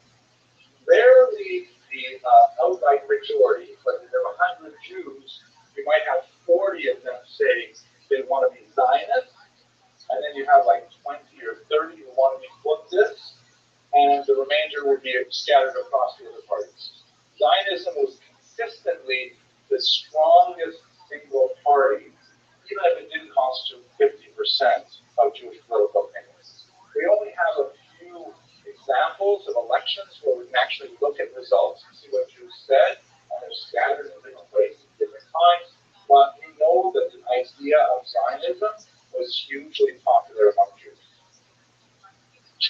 And over here, our last quarter, so they believe in traditional Zionists, and the major party was Theodor Herzl, who essentially said he wanted to create Europe in Israel. If you get to Haifa, that's like kind of the perfect place for Herzl. It's like sedate, it's calm, it's relatively, post-business oriented. They have a large Arab population.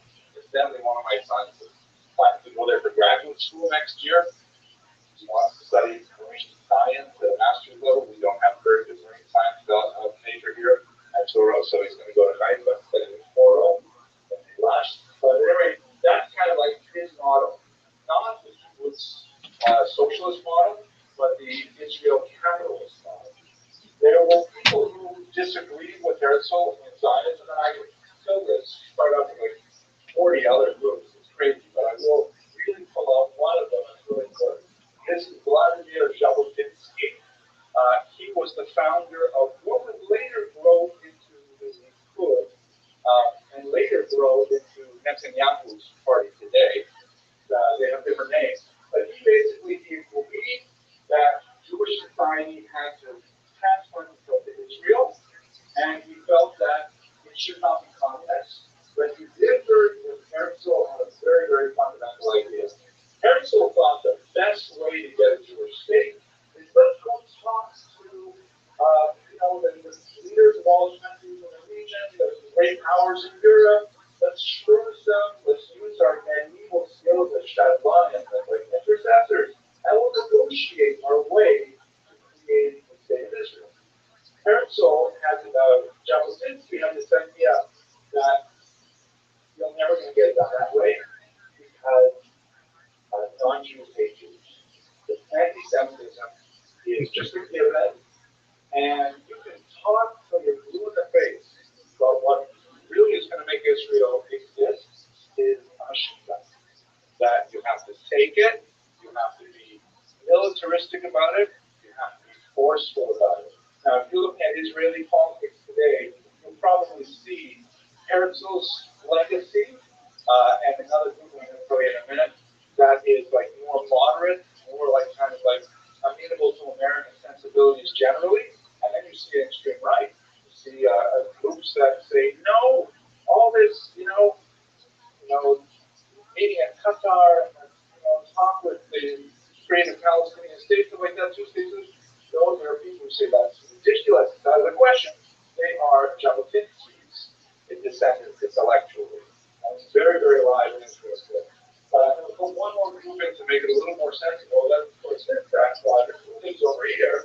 This is a group called the Baalei Zion, the Workers of Zion. Whenever you see the word workers in the title of a party, it really means communist.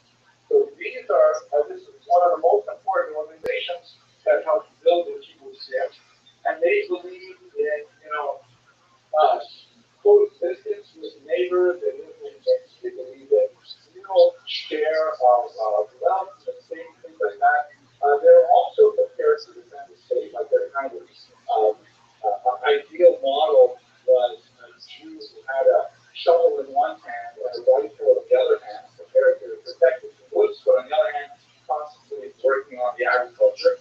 And they disagree literally with people like Jabotinsky. They said to Jabotinsky, you're just going to fight with all of our friends. You're going to make the Arabs famous. It's going to be terrible. We have to work on building bridges. We have to work on food and stuff like that. And they were at each other's throats all the time. So this is the basic picture, almost, of what it looked like politically for Jews around the year 1910, Mr. Brandon. This is the religious currently, you have adequately anticipated the next part of this lecture. Right? Because this is, you can manage this, right? It is more complicated than the American political system. We only have one spectrum. Jews have two, the left and the up and down. But of course, if it's correctly anticipated, we also have a religious spectrum. Almost everybody in this math is either non or anti-religious. This side of the spectrum, capitalists, they tend to be neutral on religion. Like, there's no reason to stop it. I may not be particularly interested. I'll put on a kippah to go visit Yad Vashem or something, but I'm not really gonna I'm not gonna, keep Shabbos, but if I feel like it, I'm not gonna do that. But it'll be okay. There are definitely some religious figures here, like Menachem Begin, who is an inheritor of Jefferson's as well, is definitely very religious.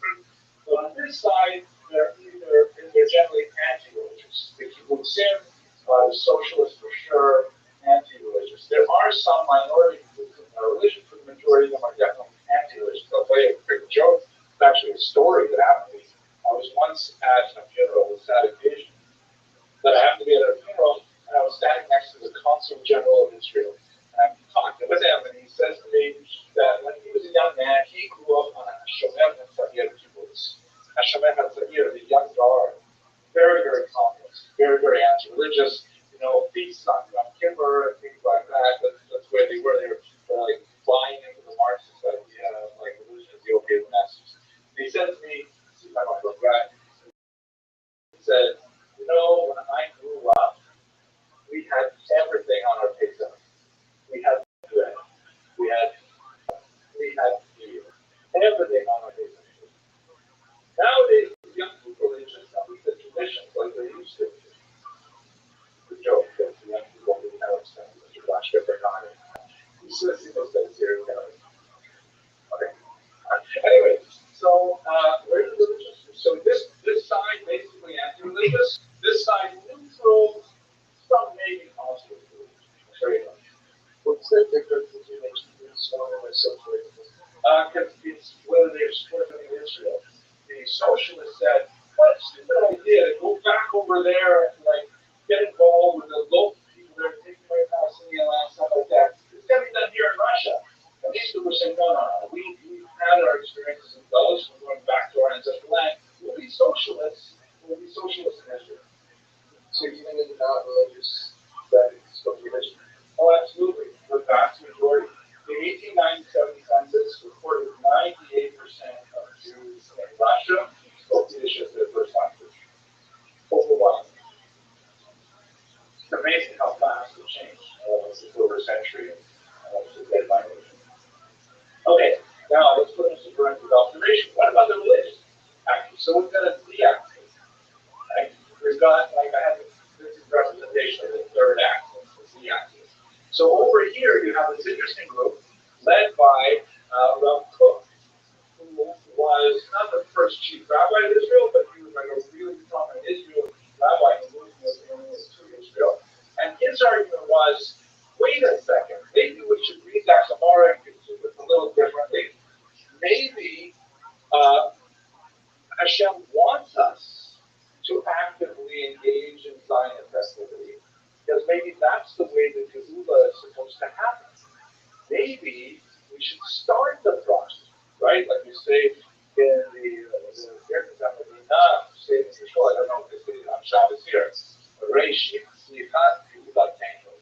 that Israel is the beginning of the flowering of our redemption.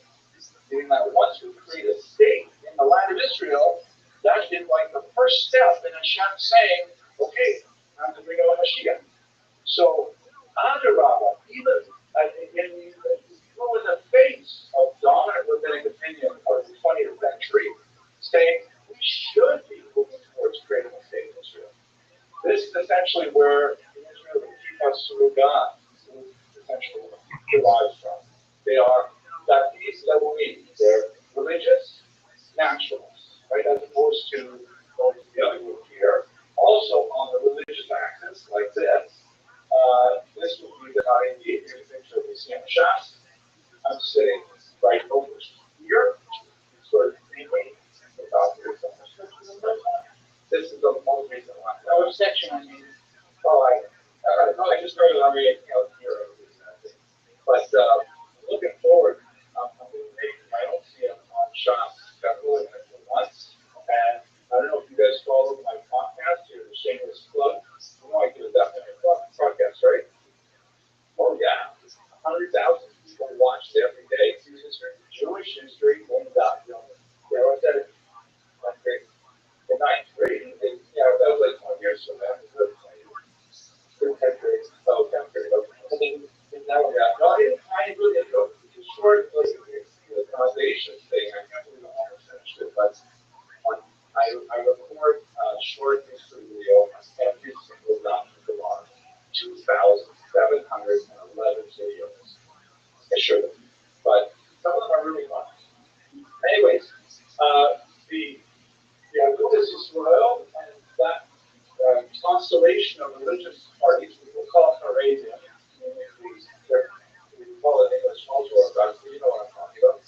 They said, oh my gosh, you serious? You guys take this idea of Zionism, which is so trade, which is like you're working with all of these secular Jews, with all these Jews who are like, how can you possibly get involved in something like that? It would actually anger God to create a state. He would say, you are contravening that oath, you're trying to force my hand and give you a shift before it's time, it'll end in disaster.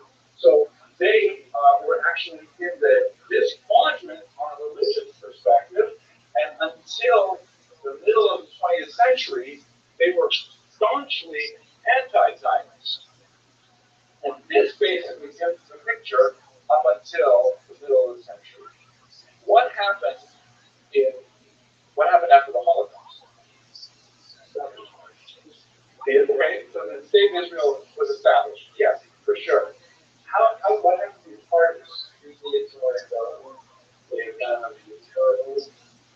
Jews unified.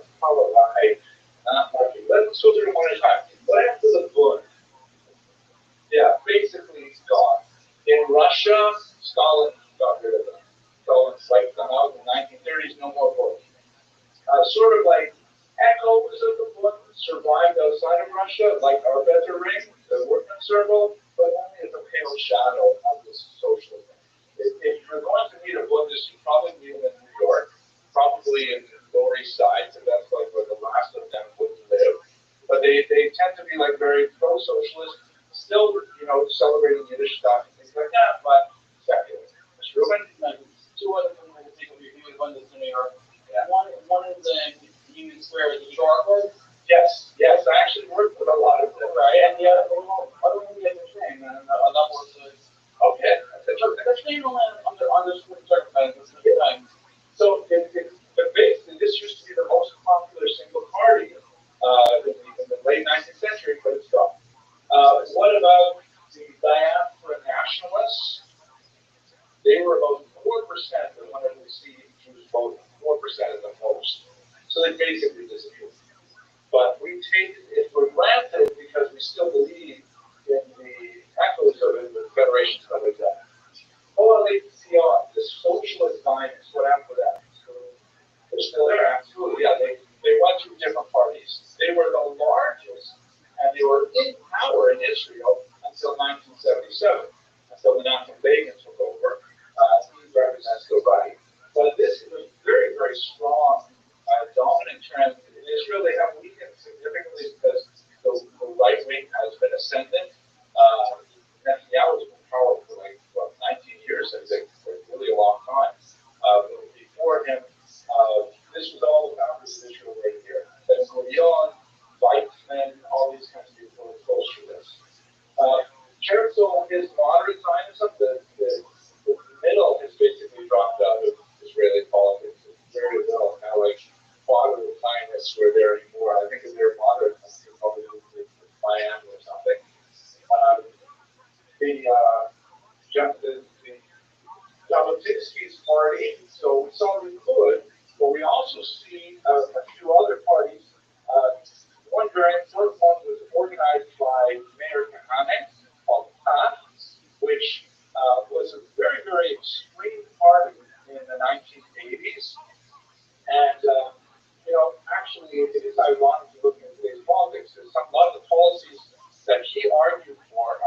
kind of like being gradually accepted in Israeli policy. Like, for example, the idea of quote-unquote population transfer. Like, the way to solve the Palestinian problem in Israel is to move them someplace else. And this, after the assassination of Yitzhak Rabin in 1995, his party, PAS, was the name of it, he was actually assassinated. His party was made illegal, like the Nazi party.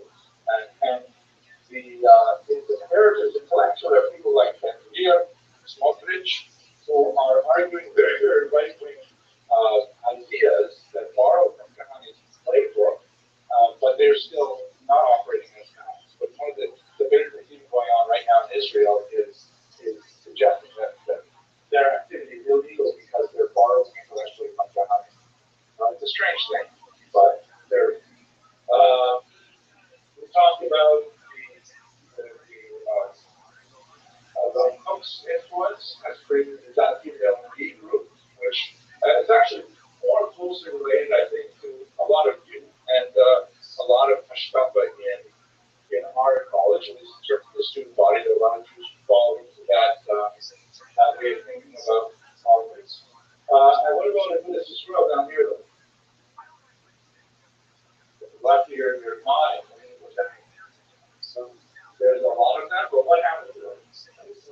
The party still exists, yeah, but what about it? Was different in character at all? There's a lot of stuff. Yes.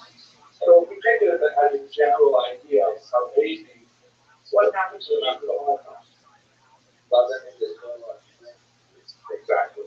Israel in particular, because their population base was overwhelmingly in Poland, and when 3 million Jews were killed in Poland, there's no more Jewish Israel there. So, ironically, a lot of them moved to Israel, where they turned out to be extremely powerful. This organization, which was anti-Zionist, ironically found itself in a position where it's actually living in Israel. And so they're like, technically, either against the state or at the very most neutral to the state, but they live in the state. And it is really the source of major friction in contemporary Israel because, the Haredians in general will not serve in the army and yet will take advantage of state support for the yeshivas. And especially since we are in Israel's longest war right now, a lot of non-Haredi Israelis are deeply resentful of this fact. And you can understand why it's a major scene in Israeli society.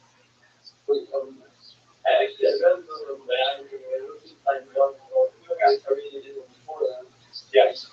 Then they were against fighting. They actually met with Hezbollah. Oh, definitely. No, they were definitely trying to take a different approach, and they had to go down and ban them. So what wasn't really in it, about the different way. I think that would be very safe. Remember that I'm giving you here like that, a 30, 40-minute version of Israeli politics. And in reality, we could easily take the entire semester and talk about the tiny little fractions that he's separated into. You're right, there are Canadians who, of course, do serve in the army. They have a new battalion, which is apparently very successful, named Hashmonaim. And there was a study that came out just today in the Times of Israel about how Haredians feel, and there is an increasing amount of enthusiasm and support for serving in the army, but it's still in the 20s. I mean, the percentages are small. Most Haredian infantry basic count.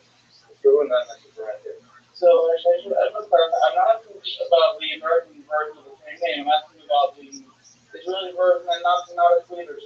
The average guy in Meshar quite surprised with the idea of the Great Carpet, but isn't necessarily running over to get style later. Yeah. So, how far after the facility will on the list? Well, the Zurich Carta, I think it's, for those who maybe aren't familiar, Zurich Carta, the guardians of the cities, they are an extreme offshoot of Stanford.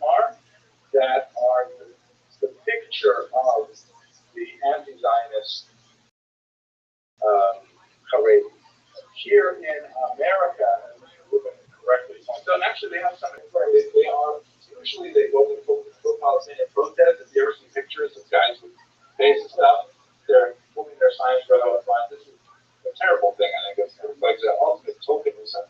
Like, oh look, there are religious Jews who support this, and it's like they're the most extreme bizarre. So they are definitely smaller movements. I'm differentiating the American leaders from the sympathizers and HR aren't necessarily leaders. Just they think that heritage, but they won't necessarily say they have any better.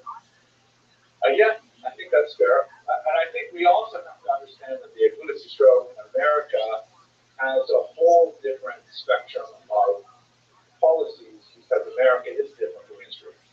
So I'm speaking primarily about the Kuwaiti politics, like they have a Torah, and I haven't even gone into the ethnic, the Z-axis, I guess it would be the D prime axis, the Sephardics coming to the role in the 1970s.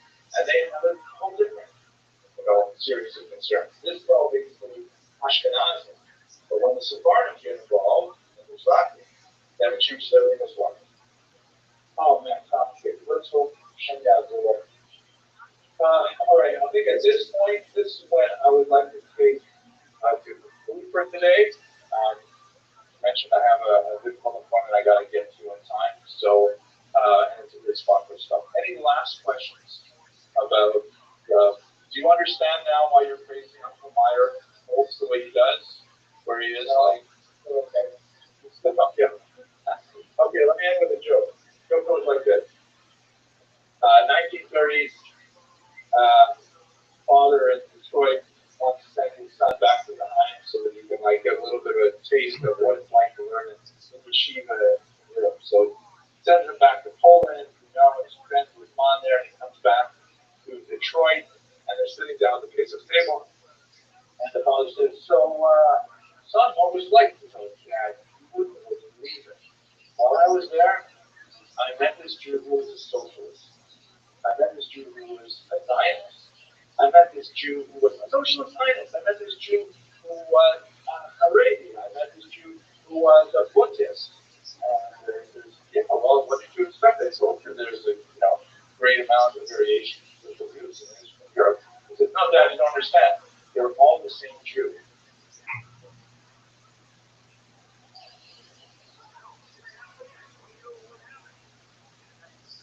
Today's class, and we'll probably lead into Wednesday, is hugely important because we're going to be talking about the birth of modern Jewish national movements. One of the things we really got to understand is that Jews went through such a huge change with the watershed of the French Revolution, 1789. We talked about what a watershed is a while ago, right? The thing is that before 1789, we largely existed in a pre-modern environment. I'm going to summarize some of the things that are associated with pre-modernism for our purposes. And then we went boldly into this new world, and we still have not totally figured out what it means for Jewish identity. We are still struggling with a lot of the basic concepts that we first encountered over 200 years ago. These are really deep-seated issues. And then probably not believe we'll probably get to on Wednesday, there's a major change in 1881 when a wave of pogroms in Eastern Europe, specifically the Russian Empire, forces Jews to rethink the way that we have been relating to the outside world in a very basic way. We come up with 5 basic strategies for how to deal with the world. We are still essentially living those 5 strategies today. So what I hope to do probably on Wednesday, I don't know if we'll get to it today, is I'll walk you through how the major Jewish political orientations were formed and how they were somewhat transformed after the Holocaust with the state of Israel.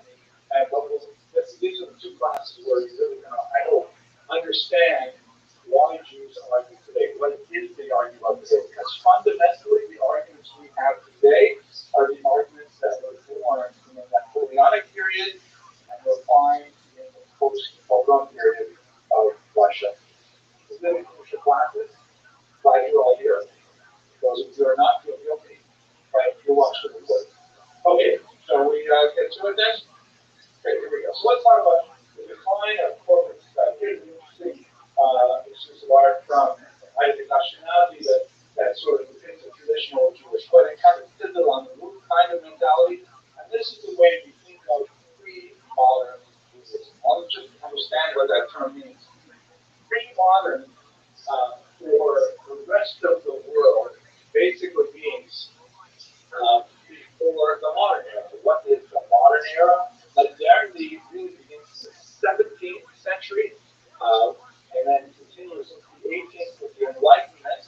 And the kinds of things that go along with modernity is not necessarily technology, although it is definitely very related to technology, the scientific revolution, and then the industrial revolution gives us so many of our modern gadgets that accelerate what modernism means. So basically, modernism is a change in ideas, a change in the way people think about the universe. We discussed last week how the kinds of ideas that are associated with modernity include, for example, humanism. Anyone want to define humanism? What is humanism? Mr. Rubin, give it a shot. What is humanism? Study who thought as we first think about it. We're not too far off. It definitely has the word human in it. So it's not just human thought. We've been thinking for a long time. But humanism is the greater emphasis on the value of human thought or meaning. Mr. Alberstein? So the value of learning humanity without religion. Very good. Decidedly putting aside, for example, let's say Godism. Right? One of the things that happens in modernity is religion goes into our decline, which has basically not finished yet. We're still on a downward slope. As people move away from religion as the source of truth, and more to, we can think of truth ourselves. We don't need a God or a revealed text to tell us what truth is. We can think of it ourselves. This reached its apogee in the late 19th century, and then it began to crash with World War I, and especially with World War II. Because World War II is in many ways also an expression of humanism. That we are so great and we can invest ourselves as the locus of all meaning, then we're free to create things like the Holocaust. Obviously, humanity has a visceral response to horrific acts such as the Holocaust. Say, wait, maybe humanism can't go too far. Hopefully we'll explore that a little bit in this course later on. But that's one aspect of modernism. It's much more, you know what? I know that's what the priest thinks. I know that's what the rabbi or the imam thinks. But you know, what do I think? What I think matters. What we think is regular people matters. That's an aspect of modernism. Globalism is also really important. Globalism, because again, modernity is connected with the discovery of the new world, the expansion of trade networks, the expansion of the tremendous amount of material wealth that is afforded by the new products coming from the new world. Discovery of potatoes, for example, creates a whole new population explosion because like, a reliable food to eat until it's not reliable, the potato light. But nevertheless, globalism, the idea that there are like other cultures that have existed for thousands of years that have nothing to do with the Western tradition. There's like so many aspects of modernism that are relevant in the larger scope. We focus on Jews specifically wanting two things. The first is to bear in mind that modernism for Jews comes about 180 years later than the rest of Europe. We kind of like catch up to it later. And when we absorb it, the rest of the world is already deeply enlightened. So it melts with the Haskalah. Its principal effect on Jews is political. Meaning we say, and wait a second, up until now, we have accepted a second-class status in our European homes, largely because, that's imposed on us, but also because it's intrinsically part of our belief structure, right? The whole idea of gullus, of exile,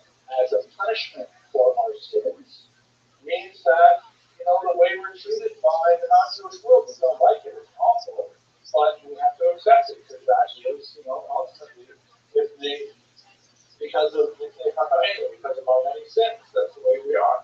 But modernism among Jews began to think, wait a second, you don't have to necessarily accept this. We rebel against this, we argue against this. And ultimately, they were successful, although often at a big cost. It's also important to note that related to these changes that are happening in politics is the end of the corporate nature of Jewish society. Do you remember when we talked about the Kehillah, when we talked about the relationship of Jews as Servi Regus, the servants of the royal chamber? That only worked because the king and the government dealt with us as a solid block. That we were all the Jews. We weren't individual citizens of a given country. We were part of the Jewish bloc, which is really great for reinforcing our communal identity and our in-group adhesion. But if that begins to erode, which it eventually did and fell apart with the French Revolution, then all of a sudden Jews say, well, wait a second, I don't have to affiliate with the entire group. I can simply do my own thing. I can call myself a Jew, but not affiliated with Jews. I don't have to go to shul. I don't have to keep kosher. I don't have to do all these things. And so this begins a massive phenomenon of assimilation that is the dominant one in America today. More than half of all marriages that take place involving a Jew in North America also involve a non-Jew. And amazingly, it is mind-boggling after so many thousands of years, but we are actually assimilating ourselves out of existence at a far faster rate than even Hitler could have imagined. So we are dealing with some serious challenges that are arriving from this period. Now, corporate society did give us some serious disabilities. We couldn't choose where we live. For example, we could be kicked out of our homes at any time. Who we were married to was often a challenge. In Austria-Hungary, for example, they passed these awful laws called familial laws, in which only the oldest male child could get married. I should say it like that. The oldest male would be allowed to marry. Obviously, he could marry only one wife.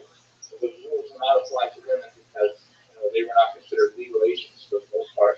But the state, the non-Jewish state, in an attempt, a rather cruel attempt to control Jewish population growth, said only one male of any Jewish family is allowed to marry and obviously have another family. The rest of the men, well, they're on their own. That's why you have, for example, a huge onrush of German Jews who immigrated to America in the 1840s because they weren't allowed to have families for the state law.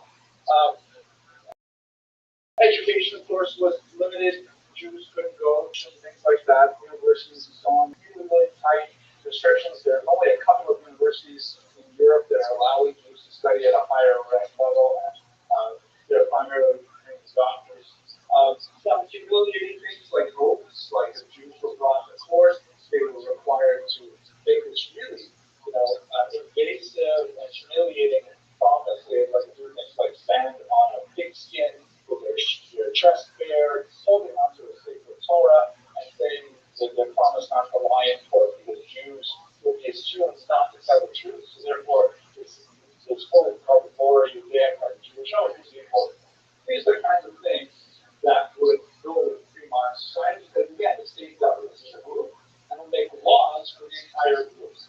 Frequently discriminatory laws that were increasingly difficult for Jews to bear as modernism was marching forward and a lot more opportunities for others. So, is there a question? Okay, good. So Jews began to wreck with this because, again, Jews are literate. Jews are beginning to read the ideas that are circulating. Most of them are not reading German, French, English, where these ideas are circulating, but it just takes one Jew to read it and translate it into Yiddish or even into Hebrew, and these ideas begin to circulate non-universally. They evolve. So we see big changes happening in the Enlightenment, which is the late 1700s. That's when you see the beginning of the Haskalah. We spoke about Moses Mendelssohn last week. Let's see how those play out politically. So, of course, in the United States, the typical United States kind of image to look at. It happens fairly abruptly, right? Jews were considered non-Protestants. Like when you talk about religion in America, which religion was really the problematic one for the early colonialists? Catholicism, yeah, Catholics, right? We're running away from the papists, right? The papists are like the opposites. The Puritans tend to be really intense Protestants. And let's just recall, for those who may not be that familiar with Christian history, the church has a major split in the 1400s under Martin Luther, where in Western Europe it was all basically one church, Catholic Church, ruled by the Pope of Rome. There were over the centuries dissenting movements, but basically there's a huge break in the 1450s when Martin Luther said, "I protest," essentially, and his protest created what ultimately became tens of smaller churches called Protestant. Protestant comes from that original protest. And the kinds of things they protest is, of course, against the power and the supposed infallibility of the Pope in Rome, against this protest against the clergy not being allowed to marry, right? Because Catholic clergy were celibate from the 13th century on. So I was saying, yeah, so like Martin Luther, like famously said that how we trust the Catholic Church when the Pope and his advisors and like departments can't even agree with each other on various things. Like how can we take that as the word of God? If the eventual worst goes to be giving over the word of God is arguing with each other. And wasn't made concerned that like we shouldn't be trusting the men what the word of God is. We should just focus on what the Testament said. Right. That's interesting. I suppose you're asking the question because you're still concentrating on this idea of humanism. Yes, that's right. Because one of the things that was characteristic of Luther's movement was a push for greater control of the laity of the actual text. Meaning, hey, let's on this big project, let's translate the Bible into German so regular people can read it. Everybody can read it, and everybody can interpret it. We're not dependent on priests to tell us what it means. So ironically, his movement was related to this overall trend of humanism that emerges from the Renaissance, the very one.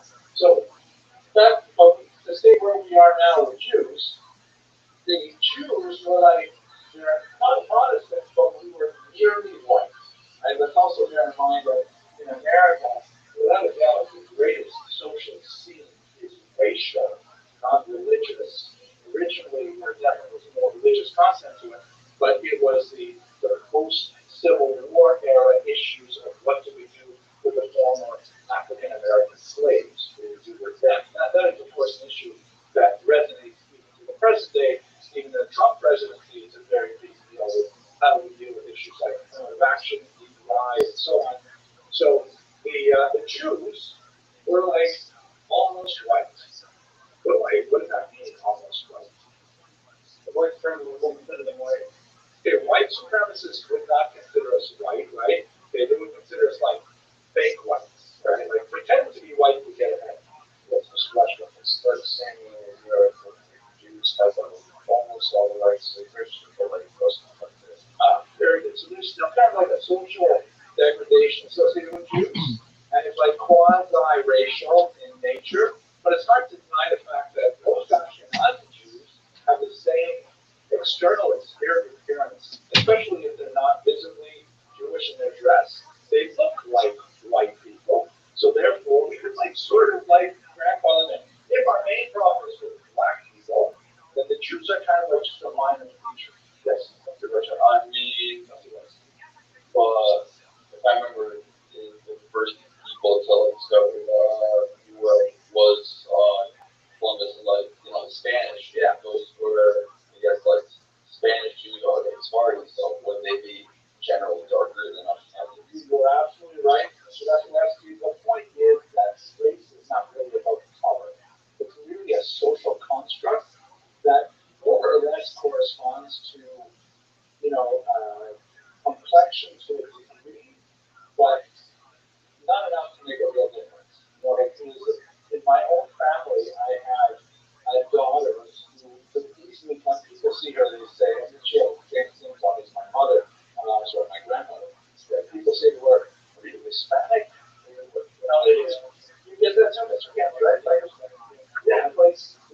a silly thing, but if you identify one way, you can often quote unquote pass for other colors. So we're not talking about like, blue, black Nigerians or something, where they're really obviously a different race, whatever that is exactly. But it's sort of like under the line. And also, like, part of a really powerful group that you have to push a different agenda. So we're not trying to that. What I mean is that when they actually make rules, do things that well, they can be the action to let them check in.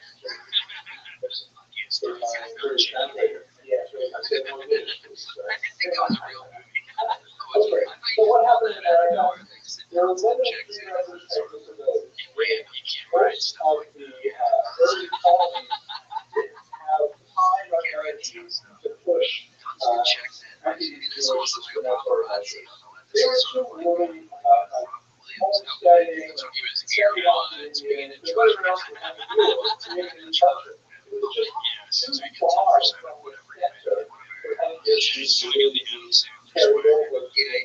Small issues, some of the states preserved and more of the Afro, in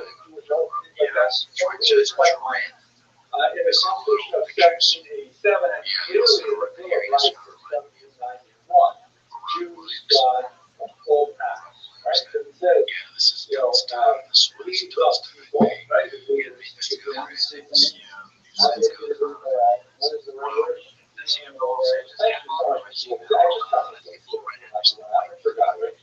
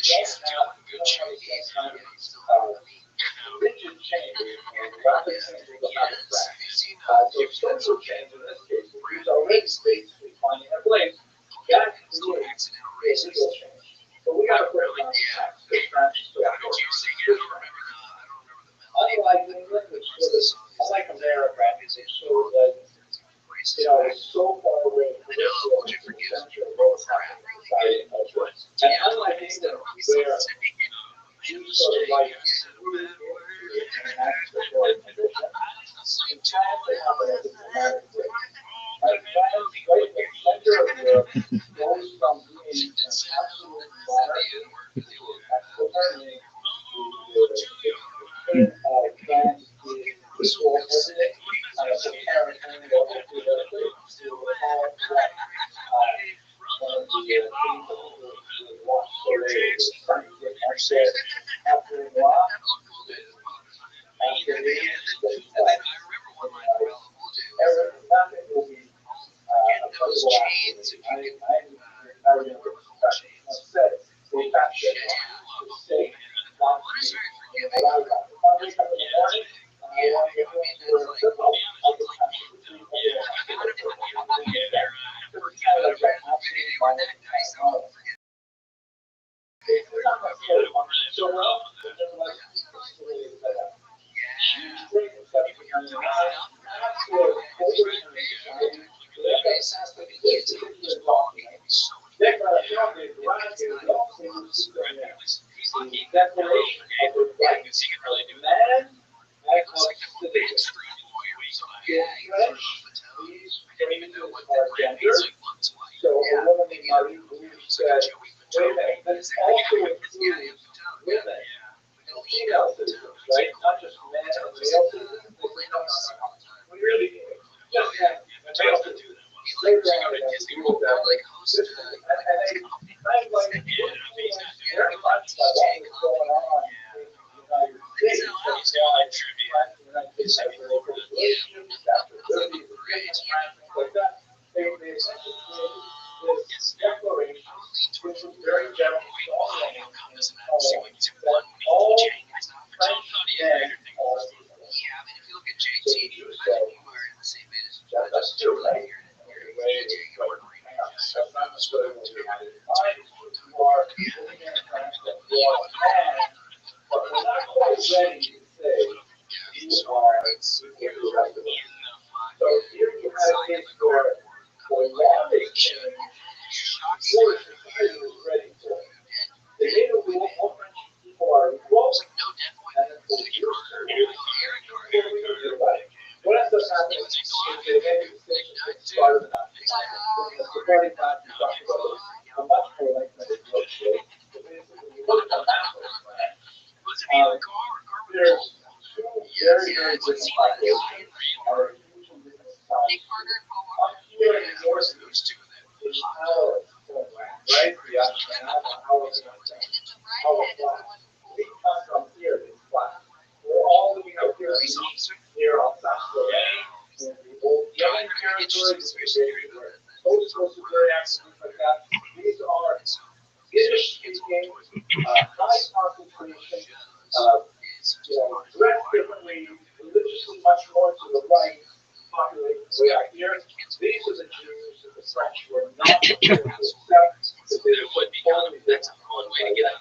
On the other hand, way down here on the border with Spain, all of these descendants of Spanish and Portuguese Jews who fled to Spain as Christians. Remember, the church is Christians until they settled here in the 1500s.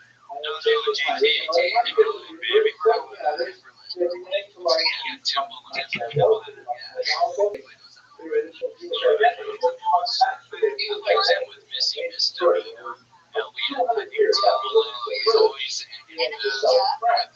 they start saying, hey, us too, for sure, we should be recognized. What is the happening in France is that the Sephardic Jews, they're compared to Catholic children. And they start arguing, you should give us equal rights. We're really the same. That's what French was. They're not so high.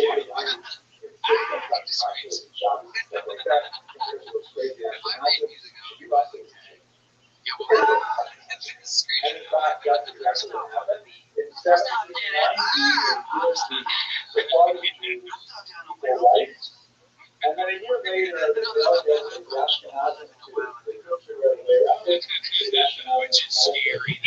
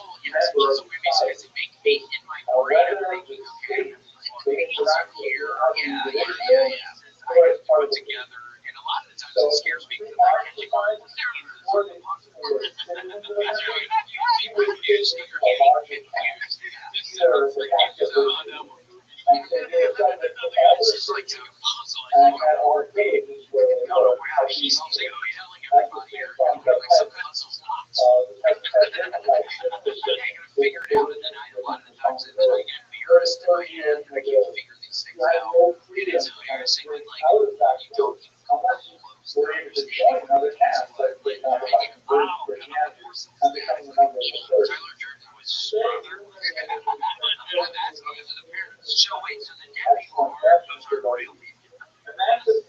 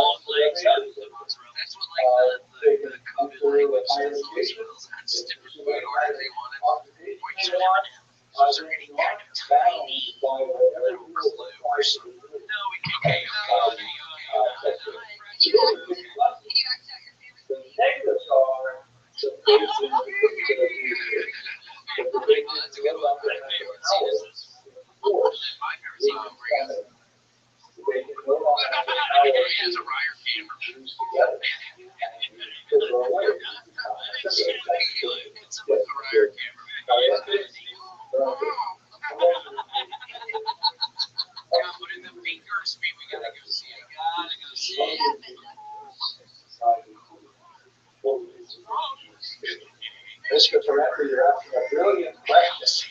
How long does it take for society to fully integrate? So let's assume we're talking about time. How long would it take? Mr. Lugar, here's why it's not that actually they didn't. Yeah, they didn't happen. Right? Case in point. Excellent.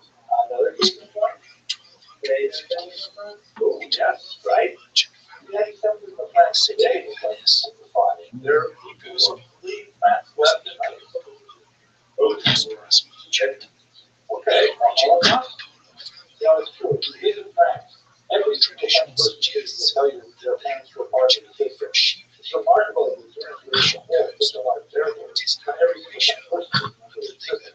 But no, there are the good arguments that never studies suggest things that don't come there. And I do know the benefit of technology. One might say that one of these problems that we're still doing so far. Because social acceptance is a much higher bar than legal acceptance. And I think in America, African Americans are still very much struggling with Catholics. They've got lots of laws, civil rights movement, all kinds of things that have supported them. So these are like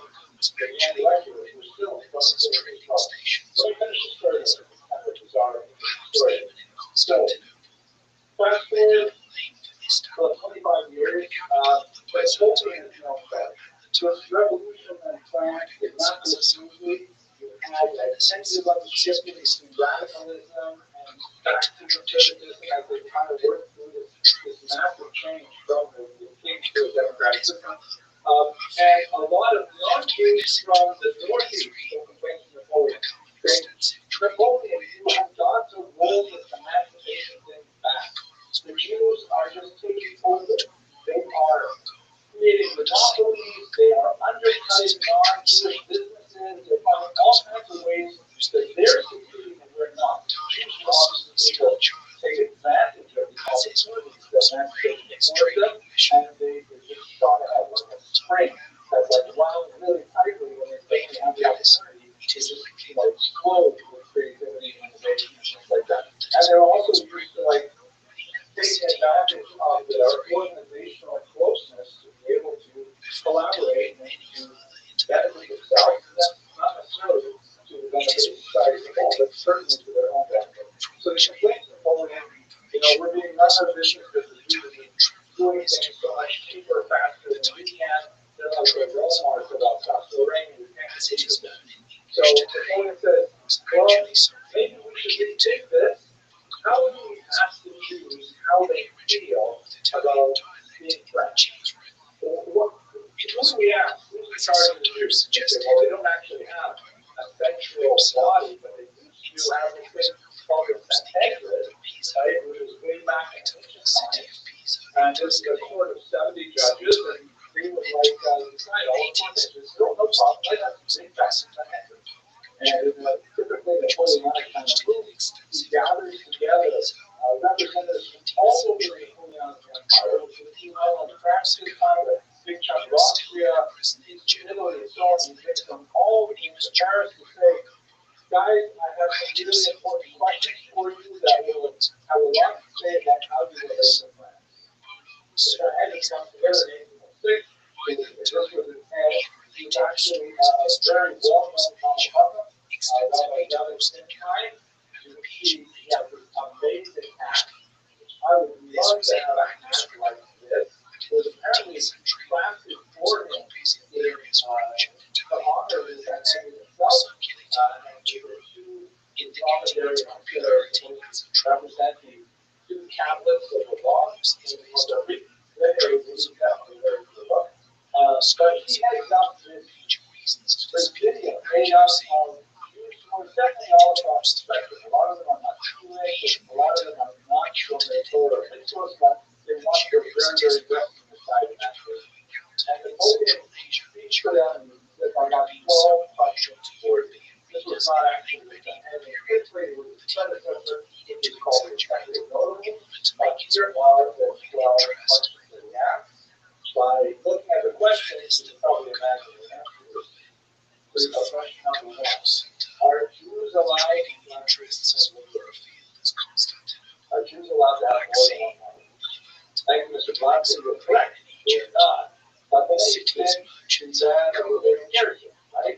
But still, one of the major concerns from the wife that is first question to the Middle East.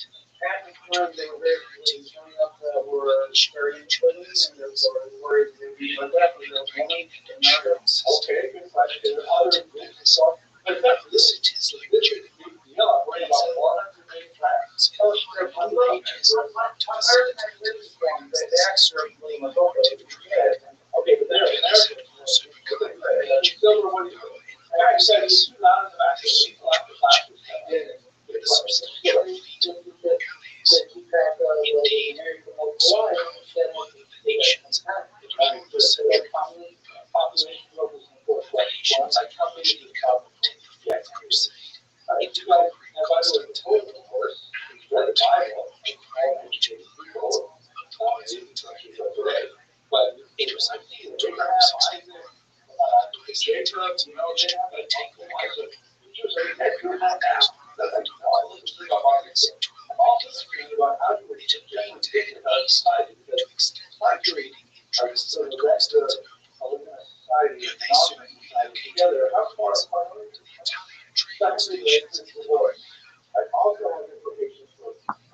all that relationships is one of the big deals in French Catholicism, which Napoleon is struggling with, because technically it's a secular movement. Are Jews able to honor divorce law? And of course, we're good Chinese.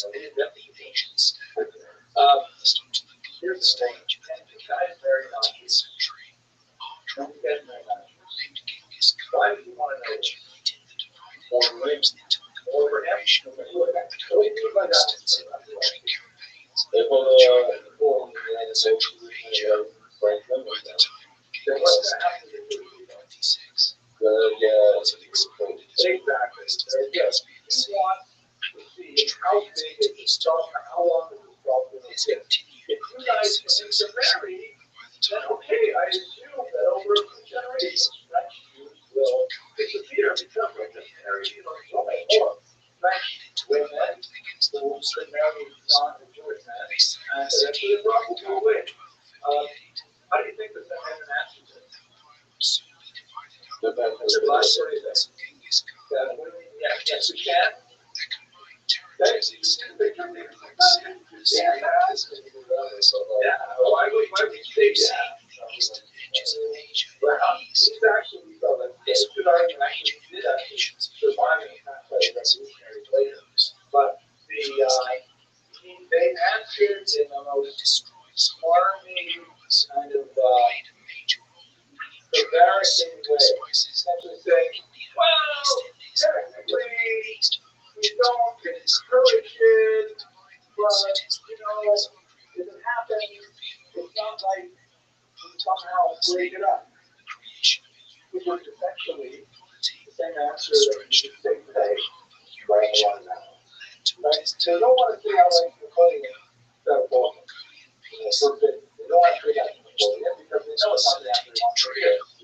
But they say to him that, what's your time? They kind of like sort of okay distraction. They don't want to say an outright lie that Jews are not allowed to say, but they want to say that, there's only so much that we can do and things happen and they got it. That almost like getting that way. Do you guys consider yourselves to or do you consider yourself to be what's the implications of this question? This is really a money question. Trading city where they lived for 3 years. Mr. Vargas, very good. Especially because the war with Germany just for once every 30 years. A little over 2 right now. You guys speak Yiddish, you found a book along the other side of the German border. You join those guys to play in the class. Or you want to use the defense. So that's really money question. Everything else I have told is not a separation of Jesus Christ. You just go to your country, you cherished in Asia, you have a still defending Christian problems, right? It's also the positions for the rabbi. The rabbi answer to the right here. The rabbi has expensive goods like silks. Why does Napoleon want to know? Waiting on or even less than an army, or if it comes to a state within the state, right? What happens if, how much power do you guys have to regulate yourselves? If you are like 16 voluntary movements, or if you want to affiliate with the community, it's just like joining a knitting class. Right? Everybody can find out something. Get together, you agree on what colors you're going to knit, what patterns you're going to knit. Who's going to be a lead knitter, who's going to be the secondary knitter. It's like, oh, fine, I don't care, you do whatever you want. But if you can force people to knit certain things, not other things, you should say, you're out of club, then Napoleon doesn't have a rival. Do we have to obey the rabbi?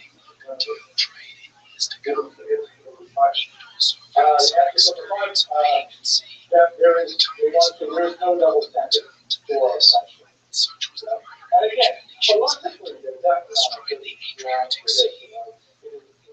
specific deals and non-deals, specific lies and non-deals.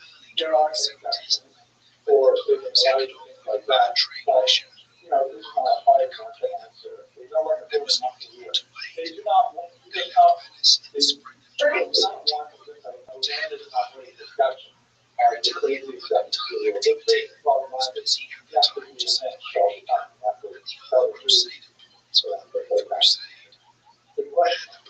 This guy just doing applications because I feel like it's really important that so many of you are in finance. I'd love to see more of you, like, let's say, winemakers or zookeepers or things like that. And usually, in particular, there's money, these are money lenders, right? There's still money lenders, especially small-time money lenders. Like NACLS, they're prohibited in the charges for clients. Basically, it's answers all of these questions exactly the way Napoleon wanted to hear. And so Napoleon says, fine, you guys are for the pure emancipation. My parent letters were decided back in 1790 and 1791. These are equal French citizens. Now, I'm going to hold a few small anti-Semitic rules just for you guys, just to keep you in place so they actually move towards the direction I want, but essentially that's the nations. Now, one of the things that they do also in France which is different than what is in America and elsewhere, not that unrelated to England, is he said, okay, I want to take over your synagogue the same way we run the Catholic Church and other parts of the where and all the justices belong to a single organization called the and there's a chief rabbi, and all their salaries come from tax dollars in the States. Unlike in America, where they try to have a complete separation of 50 states, in France, they regulate Judaism along with other religions. That any religion that is considered legitimate, yes, there's a certain number of people to support the religion, so on, then the state will give a certain amount of tax dollars to keep it going. But that also means the state has to stay to get to the rabbi, and that also has an impact on Jewish authorities. But this is essentially the end of corporation facing Jews in France, and it will just spread throughout the rest of Europe over the next century. This is a point I think I showed you a few weeks ago. This is the mentality only by Jews in gratitude for the establishment of the Jewish on the left, you say Napoleon, Emperor, and State, right? We love Napoleon over here. Amazing, incredibly that shows Napoleon here and all his finally giving the 10 commandments to a genuflecting Moses. As if to say, oh, great queen, thank you so much for giving us this equal right, which is simple in our mind, but it shows just how enthusiastic the emancipatory Jews were in French to see this happen. I forgot the name of the doctor, Mr. Sterling. Was introduced by Jews. Yeah, right. So it was in the assassins of the country and followed by the kind of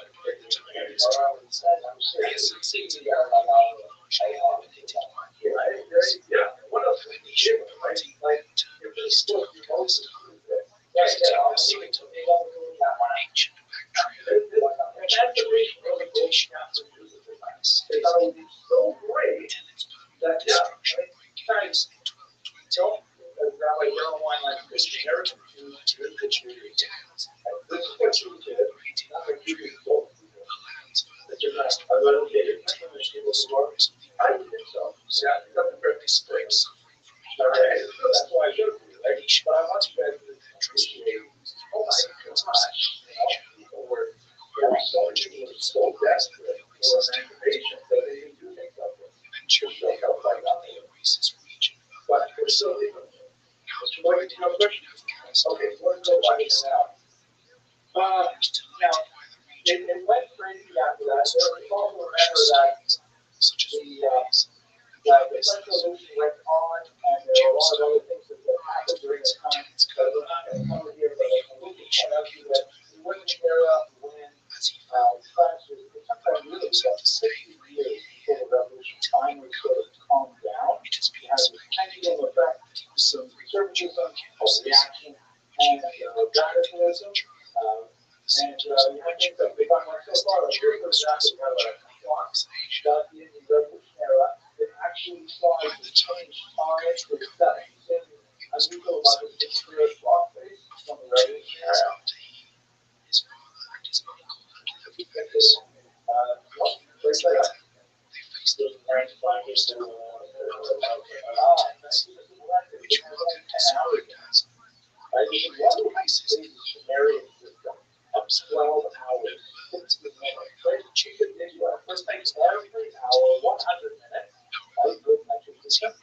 Every day, 12 or 20 hours, right? 10 hours of daylight, 10 hours of daylight.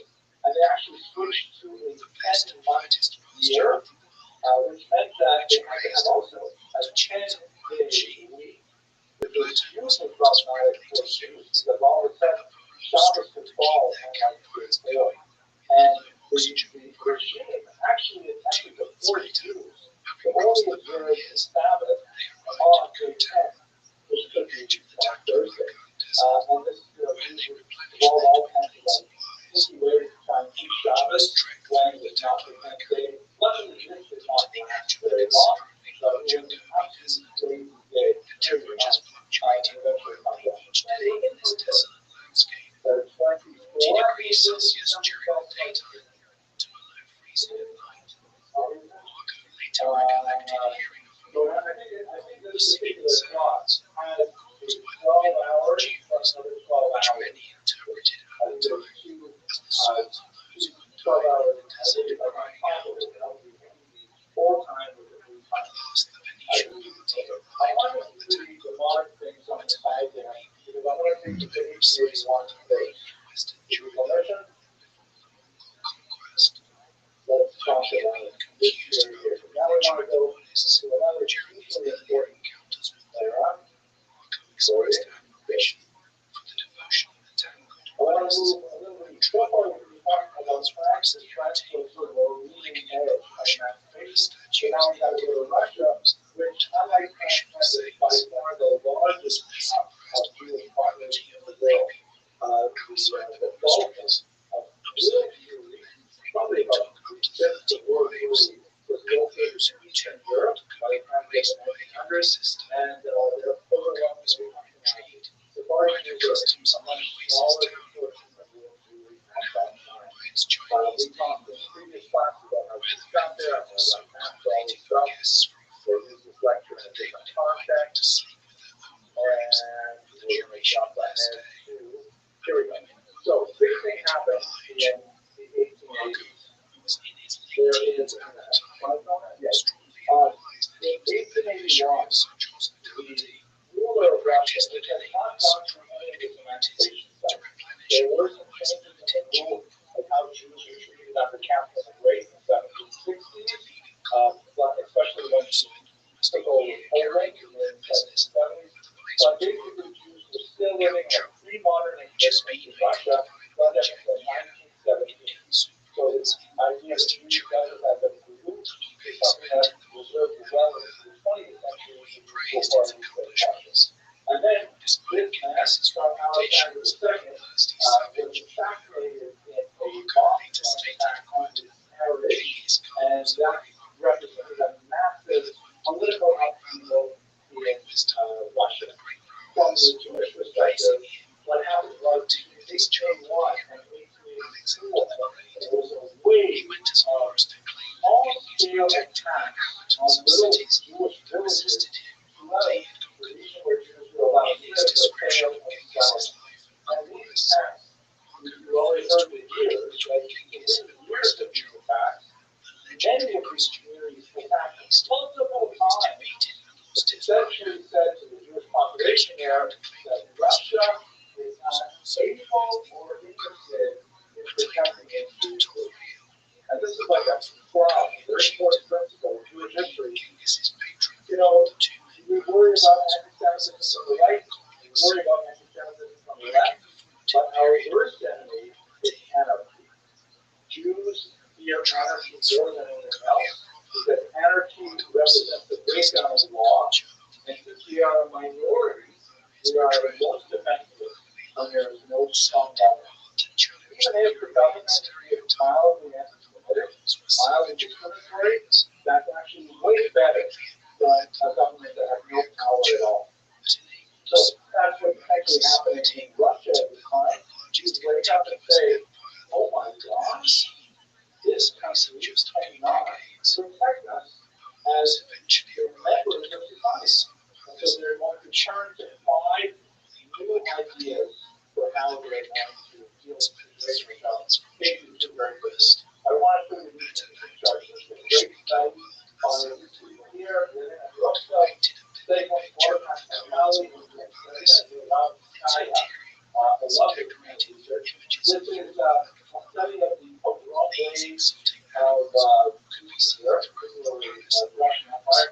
You see the talent on dinosaurs are violent. They have to stop trying to organize the evolutionary period. People killed for games harder. But you can celebrate one huge number of years in 1902, 1905, and then a smaller absolute number that have to win. The excessive because there's a pressure in the revolutionary era of 1971. I will point out, by the way, that these numbers compared to the Holocaust are tiny. Like the scale of these attacks, we have 200 section, but we're not the Holocaust. So, people thought it was like the will they created in 1919, but that's only because they didn't know what 1939 was. Okay. So when you look at the number of pogroms, and what the scholars did was they correlated them with crop failure. Years of bad crops. And as you can see, there is a correlation, but it's not a necessary cause. There are many years when we had crop failures, but no crops. Then they do the same thing with political turmoil. Same thing. There's no question there was political turmoil when the pogroms happened, but there are lots of times when political turmoil and no pogroms happen. But you combine both of those, one of the years when we had crop failures, plus political turmoil, and that's correlates on a 1-to-1 ratio with pogroms. In other words, it's really bad for you when there is political turmoil combined with an economic death. It's scary. Right? So let's hope that politics in Washington stabilize, and let's hope that we do not go into a recession. It's not the best thing to do when they combine. One of the other combined recessions, I believe that really bad. Yep, that's right. They say about African Americans that when the American economy as a whole, African Americans get the political about this too. So it's bad for America because of political turmoil and economic downturn. Much worse for the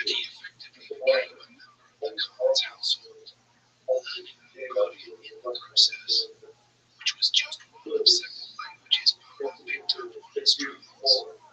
When Markham met Cooper in 1217, Patrick Cooper was already in his 60s. Had a lot of people turn out, and they did have economic downturn, but it ended up so much worse for Germany. Put a pin in that video, let's look at the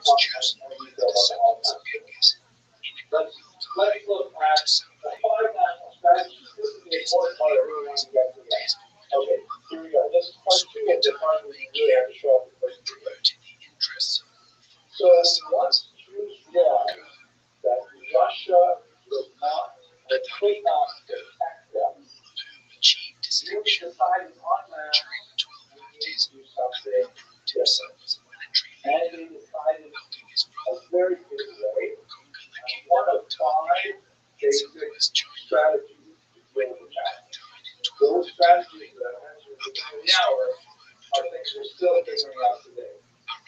Most of the people we know will fit into the political movements that we are in. Okay, let's see what they are. First one, campaign observation. This is a full strategy. The tried and true strategy, as we discussed before, the three strategies. It's the three part, and Jews left the Russian Empire in growth. This map shows you how many Jews left the Vale of Settlement here in red between 1881 and 1917 when the Tsarist government fell. 1.75 million Jews came to the United States, constituting about 7 out of 10 American Jews today. Chances are, how many of your ancestors, how many of you have ancestors who were included in the Great Migration to the United States? Okay, so we're looking at about 6 out of 10 in this group here. I myself am part of the United States because all my ancestors went to Canada because they had much better health insurance, but that was a joke. There was actually, you can't quite know about this, but it was like hundreds of laughter. But Jews said, okay, Russia's not working out. Jews have been doing this for centuries upon centuries. So the environment is negative. It will actually come quickly.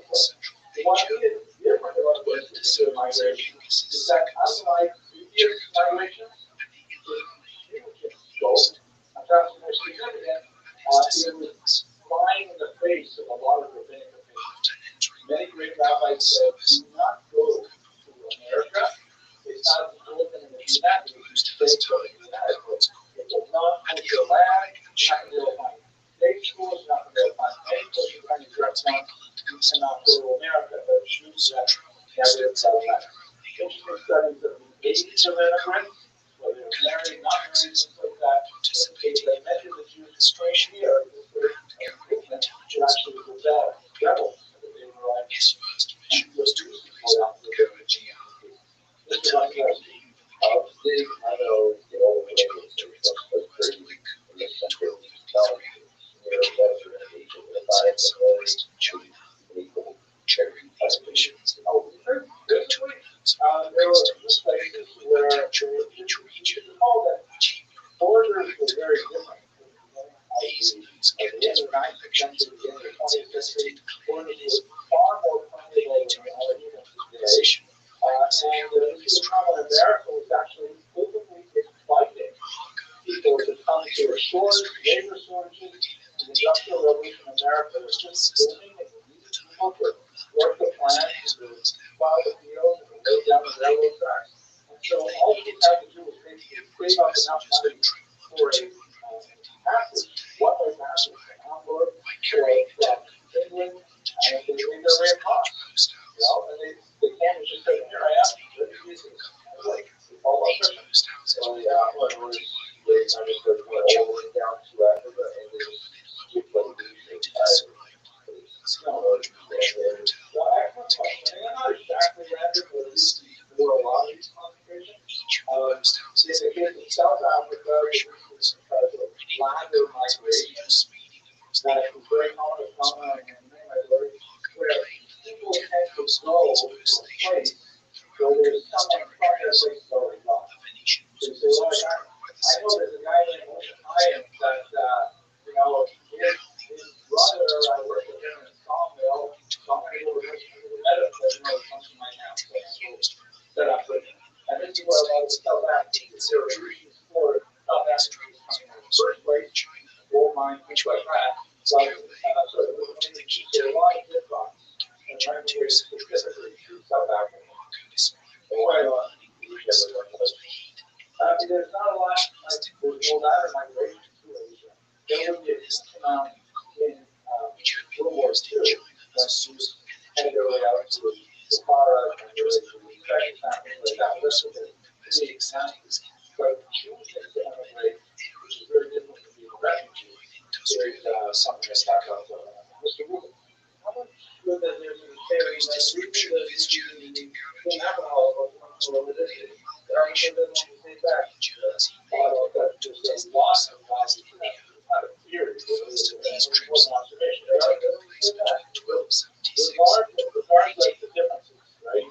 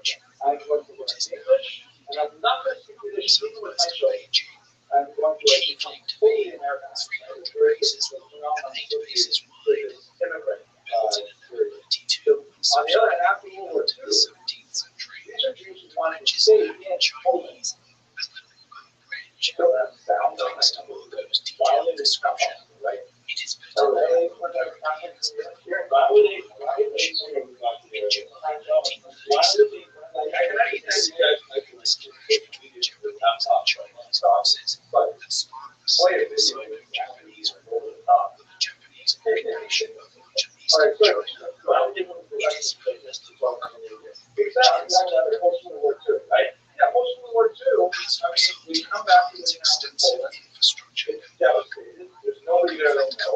They're entering encountering active hostility from the soldiers. The outside one another. And saying, well, that's it. I'm here. So when they come to America, they're refugees. They're angry about how to come. They're choosing America's response. So they come around and say, you know what?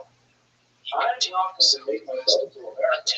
I'm going to make America myself. I'm going to recreate what I imagine the shepherds could have been here in the cities, one day, and things like that. And they had a huge impact.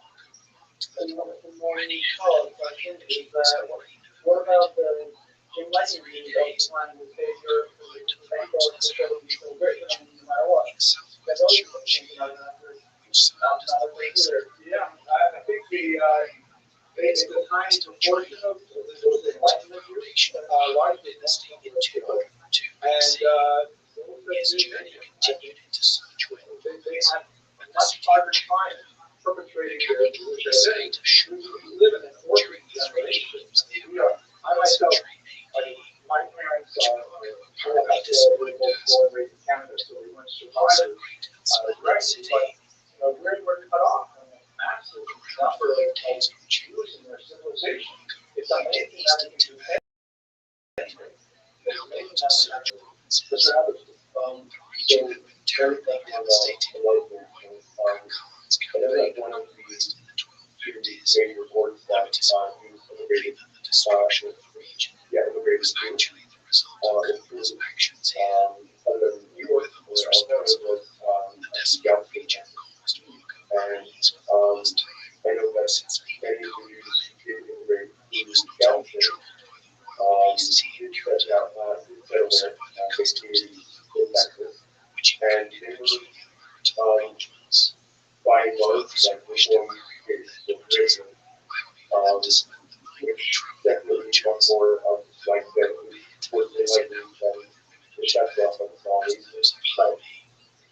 he was impressed by the wondrous training which included classes.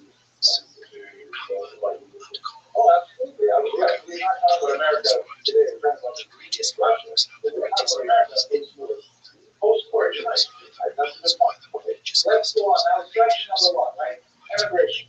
This is probably the biggest strategy. It's the most traditional strategy. Another one, socialism. You don't have the issue of giving government to what is socialism.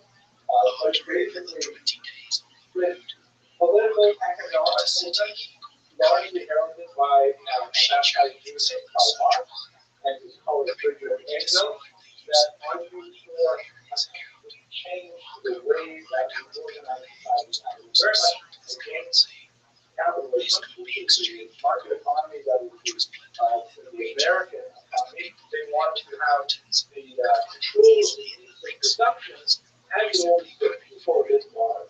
So I'm not going to go into details of it. But what it does is a fundamental reversal of basic economic structure in society. Rather than leaving Russia, it says let's change Russia to be more friendly to its minority.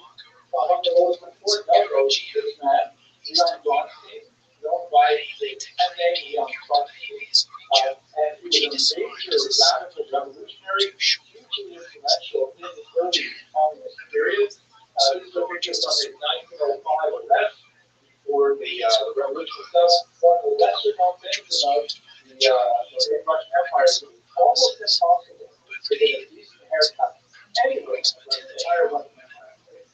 This was high place. The red general, the red army, such great time. But again, not identifying as a Jew. Many of the prophets that I said, not only will we change the world, but also going to change ourselves with the larger Marxist idea, which is very much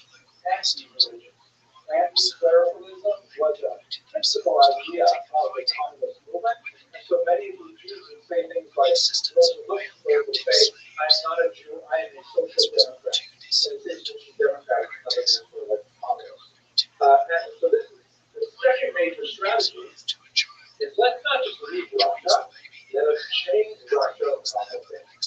So at this point, I'm just going to show you the last three, and we'll come back to them on Wednesday. But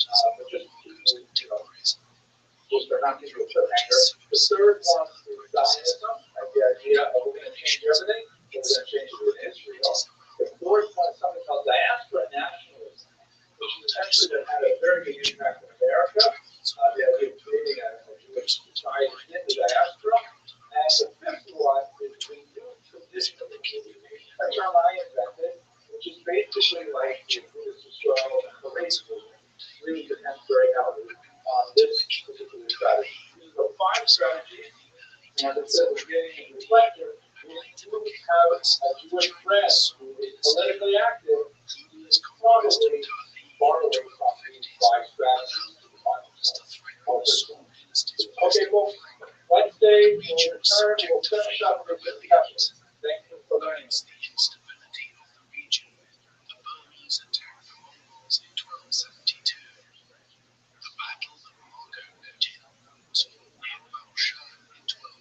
All right, we have some great things like this.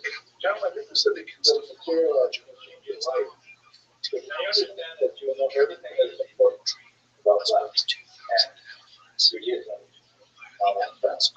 Where we learn that in yeah, no, I think it has to be wrong. It has to be about reality, about how to get to honestly, one of the things like it's really about how did we get here in the first place?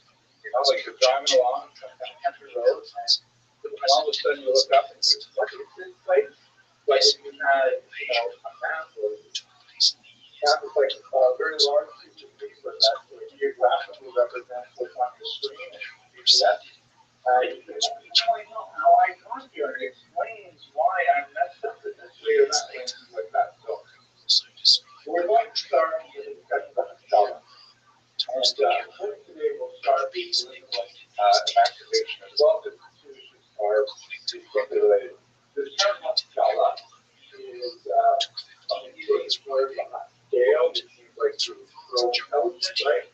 Something along that healthy. So all my teachers, I came to wisdom and develop. And the translation of a very important European term, Alfeo, which means enlightenment. And like you could translate Alfeo to make things clearer because we have enlightenment. The Alfeo has a movement. Predated the Haskalah by about 100 years. This is like an intellectual wave of ideas that washed over Europe, and it caught up with the Jews. Eventually, and the Jews started to love it. The kinds of ideas that are in the Alfeo include popular sovereignty, like why the king get in charge of all of us? We should be in charge of us. Right? So America, for example, is one of the great enlightenment experiments is popular sovereignty. The shift of the locus of veracity from revealed text to scientific inquiry. Really important that guy did so well. What do I mean by that? If you wanted to know what was true in the year 1600, you would go ask your priest, your imam, your rabbi. They would tell you what was true, because that's the address for truth. I would go to my rabbi for what is true. I might pay to my rabbi for what is true. The Enlightenment, the Alfeo, the Haskalah, shifted that away from, maybe the rabbi, the imam, the priest is not so accurate all the time, but the science guy, people like that, all of a sudden they're demonstrating things with, hypotheses, experiments. Maybe that's where truth is. So it builds on the earlier scientific revolution, a very big way. It's about changing the politics, changing the idea of where it is, how to find out if something is true. And that obviously the latter in particular leads to decline in overall religiosity. That of course we are still on that slope downward. There will be a case of revivalists, Europe-wide, American-wide, religious energy of time to time. maintenance, the Western world has been a downward slope when it comes to religious faith. Do we know why it just everything right from we're not 50% of years? We have been thinking for ourselves for a very long time. It's just that we've decided, speaking on behalf of the human race, we've decided to sort of use a different set of variables to determine the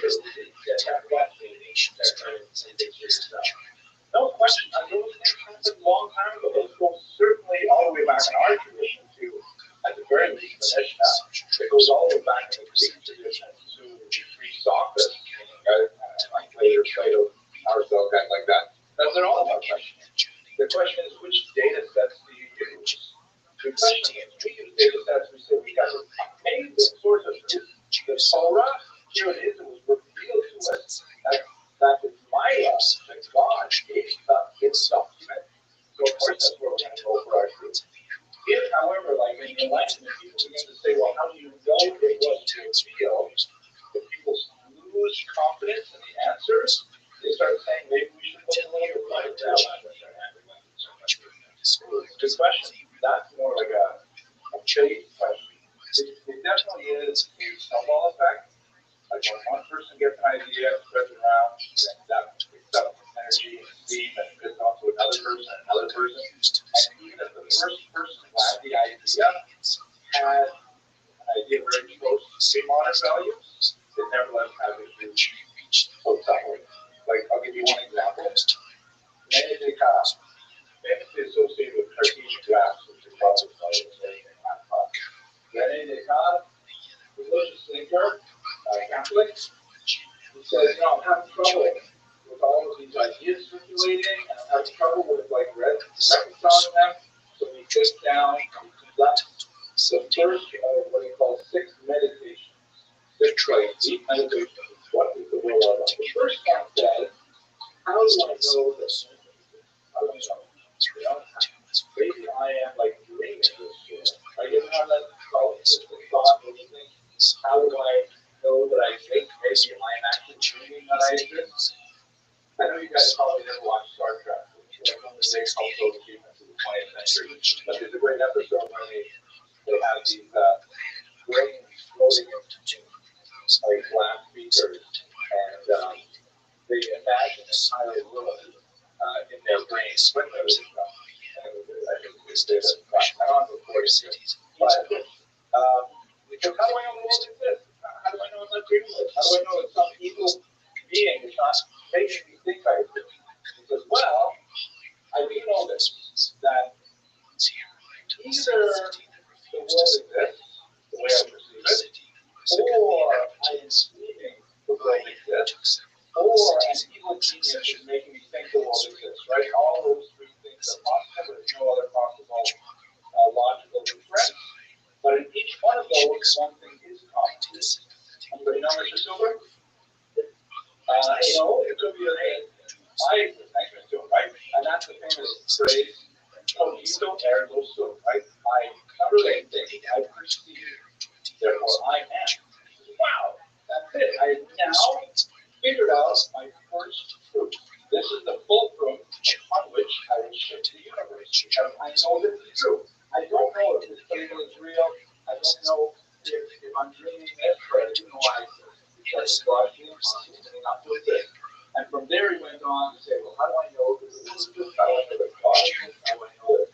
And all those things, he solved them one after another. And the challenge is, to answer your question directly, just asking the questions for those suggesting maybe the world doesn't exist, maybe other things say do not exist. Like you're a loving marriage, you say, well, you don't really love my wife. Don't ask that question. Don't ask that question. So you start asking that question, you are already in trouble. Don't ask that question. Either do it or you don't. Either feel it or you don't. So don't start questioning it. If you poke at it, you might find out it's not quite as solid as you imagine. Oh my gosh, marital advice. Unsolicited marital advice to a bunch of single guys. Okay, let's go down something.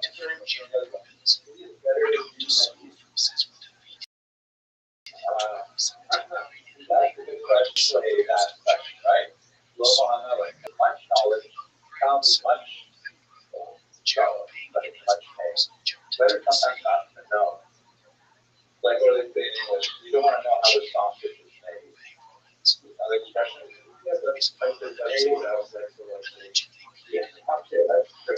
Let's actually get out now, but you all get out now. This is so cool. This is Ferrara, I believe, 57. Earthquake in Ferrara. This is like a period that would not necessarily know the earthquake. Ferrara is the town city, northern Italy, weaker population. It was the Rothschild'S in Ferrara. Anyway, earthquake in 70 flattens the town. Everybody went out, they crossed the river, they lived construction communities, mission fields, the whole population. They didn't come on them. There's a guy named Dario Gallosi, Jewish guy. It's sort of like an unprofessional academic makes a living at a quickly in the early years of teaching. So he's reading lots of books, he's comparing manuscripts, he's a printed face and stuff like that. But he's not like a professor. He's a curious guy, and he's read a lot of books. He goes out into the fields with the rest of the town of Ferrara, and everybody is out there. And you find that his captains and tent actually really close to a whole bunch of Christian monks where, their monastery fell down, and so they're hanging out there. Nothing to do all day except, wait for the aftershocks to subside. So they start talking and learning, so to speak. And he discovers all kinds of cool things about Christianity, and he tells them all kinds of things about Judaism that he's never heard of. Like, for example, the whole letter of Isaiah, which is a document of the Gospels, the writing of the heart of suggested that he learned all about it. And he said, hey, we got that whole thing too. And it's like, there's a little mark. So after this is all over, he sort of has this brilliant insight. He says, you know what? Those monks are pretty cool. I actually really enjoyed the conversation with them. I do not want to be a monk. I understand, for example, if they're celibate, that's really not for me. But I love all the stuff that they had to say about reality and truth. And we had a great conversation. So we leaned into the Rambam's statement that you should accept truth from anyone who says it. He's not a Christian monk, and clearly is believing in the. And he ends up writing a really important book called Or a Nation. Don't be confused because that title has been used by many other authors as well for very different books. But it's kind of like the first real book of the Haskalah. Or maybe I should say that the Haskalah is basically like complication in the late 18th century. But the Mayoralty 9 is kind of like a foundational work that eventually fed into the Haskalah. It's like many controversial books was writing on religious, who was actually taking this course remotely, is writing on a book that received lots of Haskamos and Haskamos later again, because people thought it might have other courses in it. Controversial book like that. The Mayo A9 at first we thought it received lots of Haskamos. It came from the Yotza Caro off the road to Shulchan, and then it got pulled out. I didn't mean that. I was reasonable very carefully. So there was a lot of nasty stuff that went around the city. The stuff that everybody liked was you were a big chapter on the history of earthquakes, and that's cool because there are earthquakes in Tanakh. We don't know a lot about them. But then you also started writing about other things that sort of went further afield. But it's the idea, the Haskalah idea of maybe to learn stuff from non-Torah courses. That's a controversial idea. So you guys should realize that you're in college, right? You are also the inheritors of some level of Jews. It's not a college like Columbia, thank God, but it is nevertheless a college. We're using scientific inquiry, we're using lots of modern schools of inquiry that, after the especially women. So, considering it seems supposed to be translated today by a level of reference, how divided was the support and opposition. So it's not like everyone thinks the Muslim and everyone else was neutral or everyone famous for it. So no, not everyone famous for it.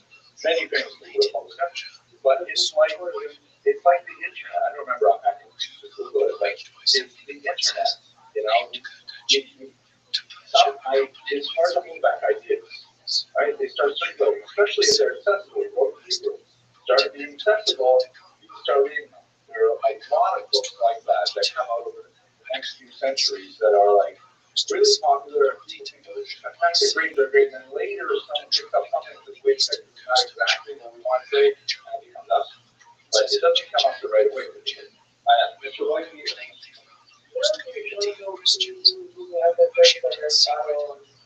yeah, exactly. And what happened to my mom using Aristotle? Yeah, I think that the first person who said, yeah, correct.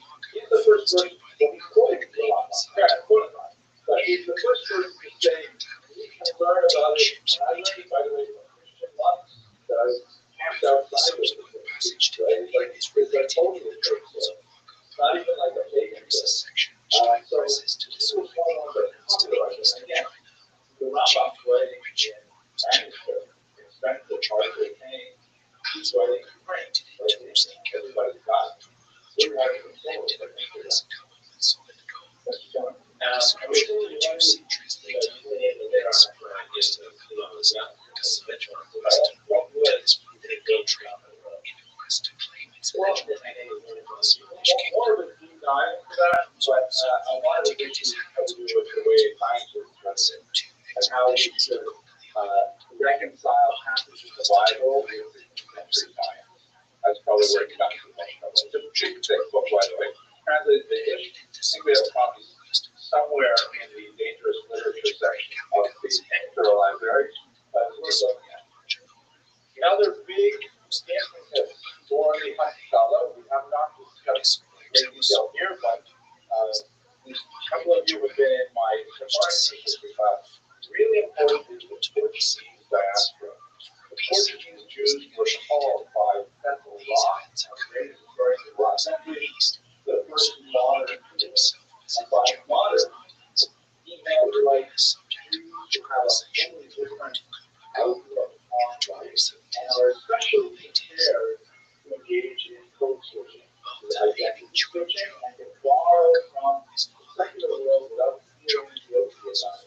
The reason being that unlike the Sephardic Jews, the Spanish Jews, who were expelled in 1492, the Portuguese Jews were forcibly converted in late 1496, early 1497, and then they experienced the Portuguese Inquisition, which was after Alfonso, and then only afterwards were they able to get out of Portugal and start establishing communities throughout Europe.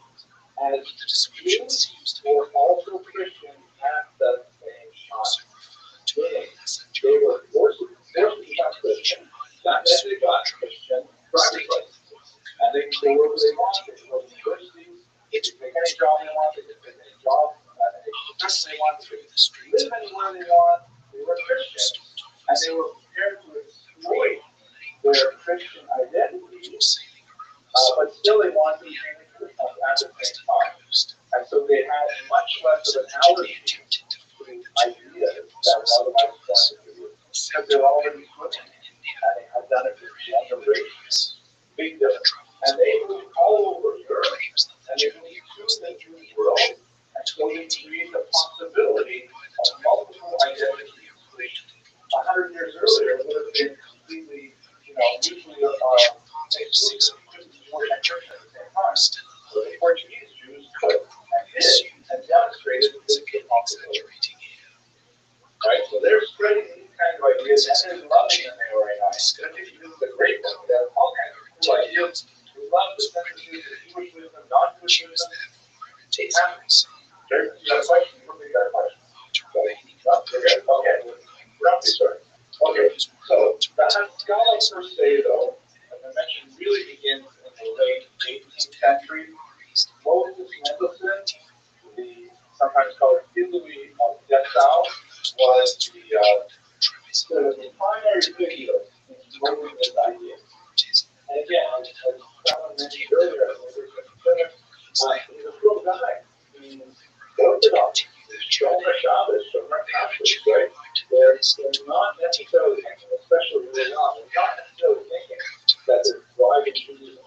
that. So thinking this is like the natural attitude that of course we should be using like this strategy. It is deeply intertwined with the political moment because as we move into the 1800s, it's more and more possible that you could obtain equal rights with Christians. Not just like the Portuguese Jews who did because they were actually Christian, but because the societies are prepared to agree to this idea that Jews should have equal rights. Case in point would be America, 1776, where, well, yeah, I guess so. It didn't happen automatically, it didn't happen all over at the same time, but basically America said, we the people, this idea that we're all born equal, except for black people. Not black people. And by the way, we're almost otherwise okay. But Jews were included in the people. And so that was like a pretty dramatic thing. The French Revolution we'll talk about after the French was massively impacted. America was really over on the other side of the ocean, but France was right in the middle of Europe, and they used the steep right because mine was there. And that's basically following on from the work that I was doing. But I think comes from northern Germany, it's called Russia, and he's a self-taught autodidact, self-taught exceptionally skilled in all trial areas of modern thought. And one of the most important areas, which by the way, I also identified as one of the most valuable things to learn here at this party, was his composition skills. He could write really well in colloquial disjointed. But remember, the linguistic diversion of Jews is still living a very, very insular lifestyle. Vast majority of Jews, top 10 friends are all other Orthodox Jews, but they have like lots of business contacts. So the level of communication that Jews had, for most of Europe, is a high degree of fluency in English, right, the mother tongue, the Nahuatl, typically some degree of facility and ability in Hebrew, because that's the liturgical language. Scholars would have stronger Hebrew and Aramaic, but the Haman would have enough to get to consider, follow maybe Strach's. But when it comes to German, it's basically the functional German. Just like, if people have Hispanic help in their houses and doing their lawn, you might know enough Spanish to say we're going to be on vacation next week, don't come, or, basic things like that. You clean up the kitchen, whatever you might say, very, very basic Spanish, because that's what you need for, effective communication. Or like, I know that 6 phrases in Korean, which I find immensely helpful when I take my driving exam. I can almost all leaders that have that Korean. And I actually, on fact, I have a Korean name. And I don't feel right. Do I have a market here? I don't know if I have a market.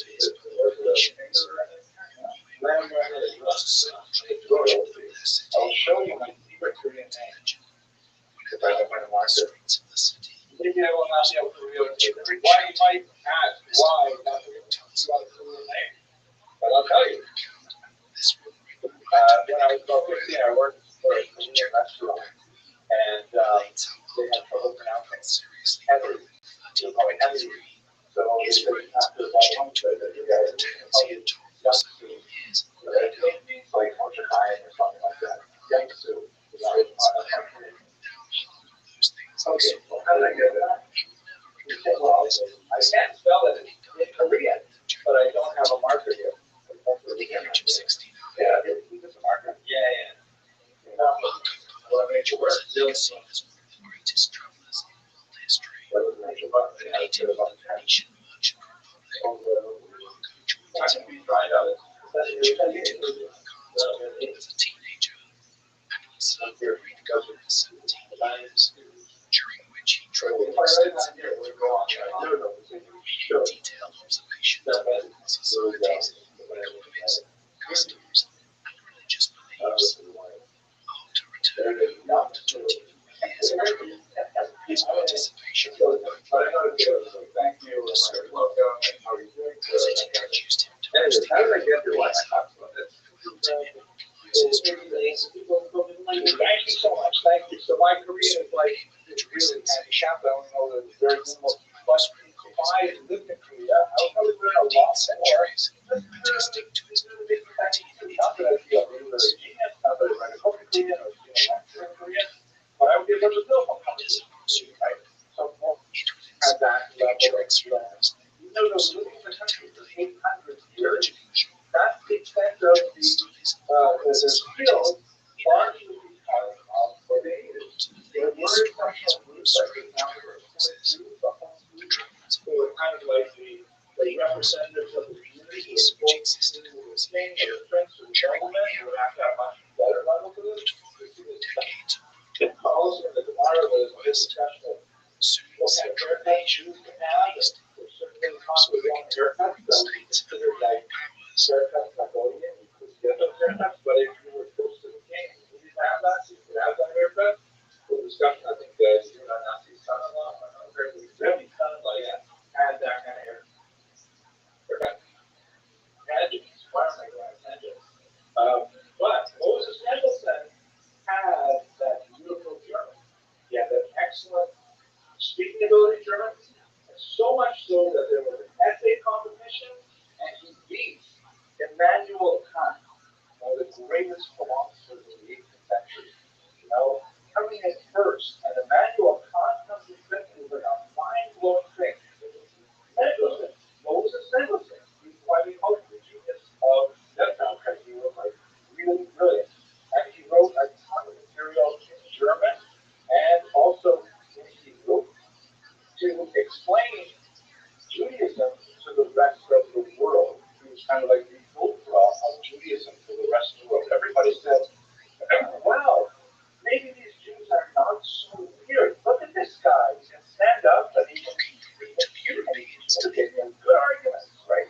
He actually makes a lot of sense. So he was extremely influential on being one example of his thought. There were other figures who were contemporaries. By contrast to Solomon Lyman, who comes from not too far away from him on the Russian side of the border, he also was deeply involved in the world of ideas and deeply engaged in working stuff and secular culture. But unlike things like everything, you can't find a balance. You can't stay through it. Still appreciate the outside world. He ends up converting his nature and as typical these guys that ask what revolution is after this autobiography, the fascinating work, he describes with some hostility his visit to the court of the Bible of Nazareth, who spoke about on Monday. But he's like an example of most of the Muslims of this era, they got involved in non-Jewish ideas and they started to like them, they basically disappeared. But most members sort of created a path where, what, it's possibly good from. And also gave outside culture. Not everybody agreed, obviously. Most Mendelssohn's books were famously burned in some circles, which is generally a good sign that your book sales are going to keep going up, because burning has a big deal on there. But he really articulated a path that was extremely influential for the 19th century. Albania was kind of a constant, right? Finally, we back into the tradition of famous painting of anti-Greek named Lavender, strong over years. Because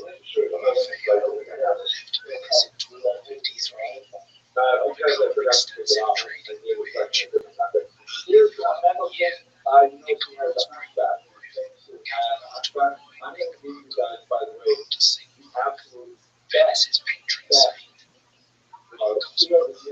Line that came from Moses Mendelssohn. Give you the story. He had a hunchback. And the story goes that when he was set up with the sheriff, he comes walking up to the front porch of the sheriff's day, and she's out on the second floor. She looks up at her and she sees this.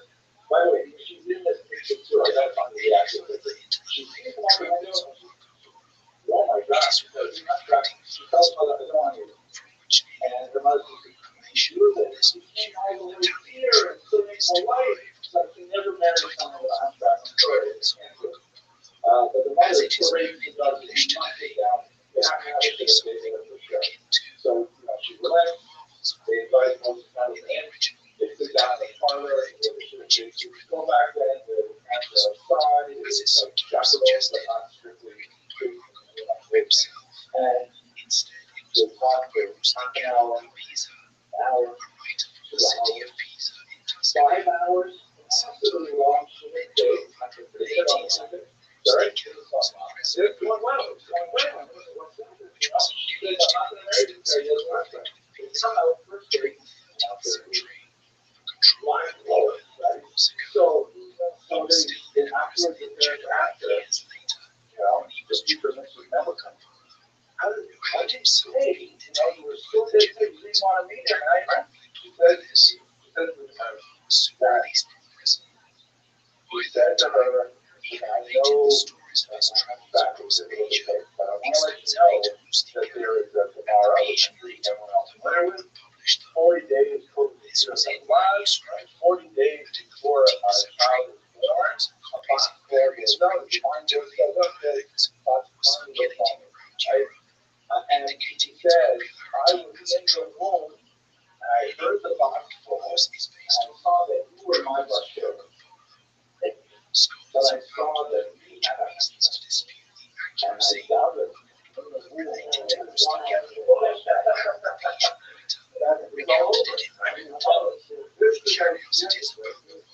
So, having this particular image, which is actually quite fascinating part of the biology, as part of like this whole deal that he opened up his side and stuff like that, he was friends with a Lutheran priest who's got here named Lana Trust.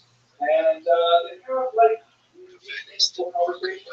Every second, they have EMCs about life, religion, stuff like that. And then Lana was a priest and publishes a book. Right? So here's how it comes to you. So he published a book saying that Mendelssohn actually accepts the truth of Christianity. These are the things he told me in Bible. And he challenges Mendelssohn to now follow through the project.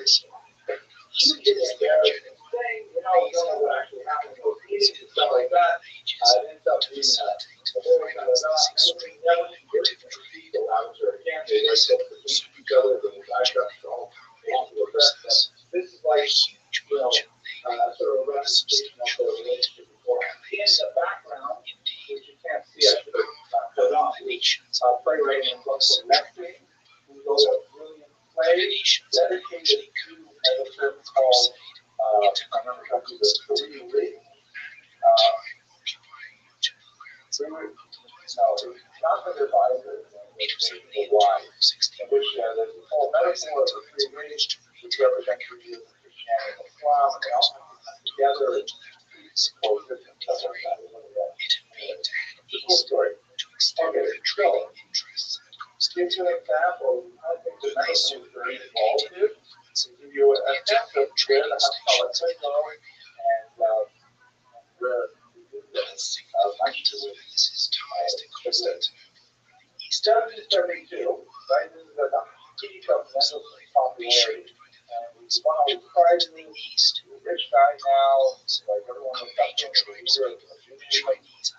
And, but again, he's still specifying no equal rights to me. He does campaign time, happens still, a crisis eruption is a personality journey called extraterrestrial strategy, where somebody is buried to a obvious guy who woke up in this way, and everyone says, what is going on? And there's like this backstory along with because we're really successes. And they say, we got to do something with them. How does that help? People are being buried before they're dead. Nobody gets buried until 72 hours after death. Nobody gets buried for 3 days after the death. Just in case. Right?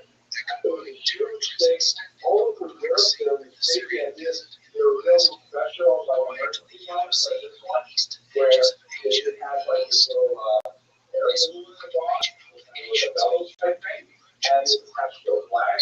So if you wake up in a top flatten, then you squeeze the bellows, and the flag goes up, and walk by the graveyard.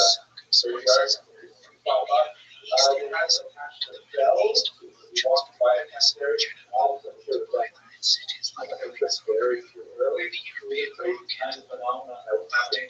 And there's examples in America where they go cemeteries to emergency particularly out right now.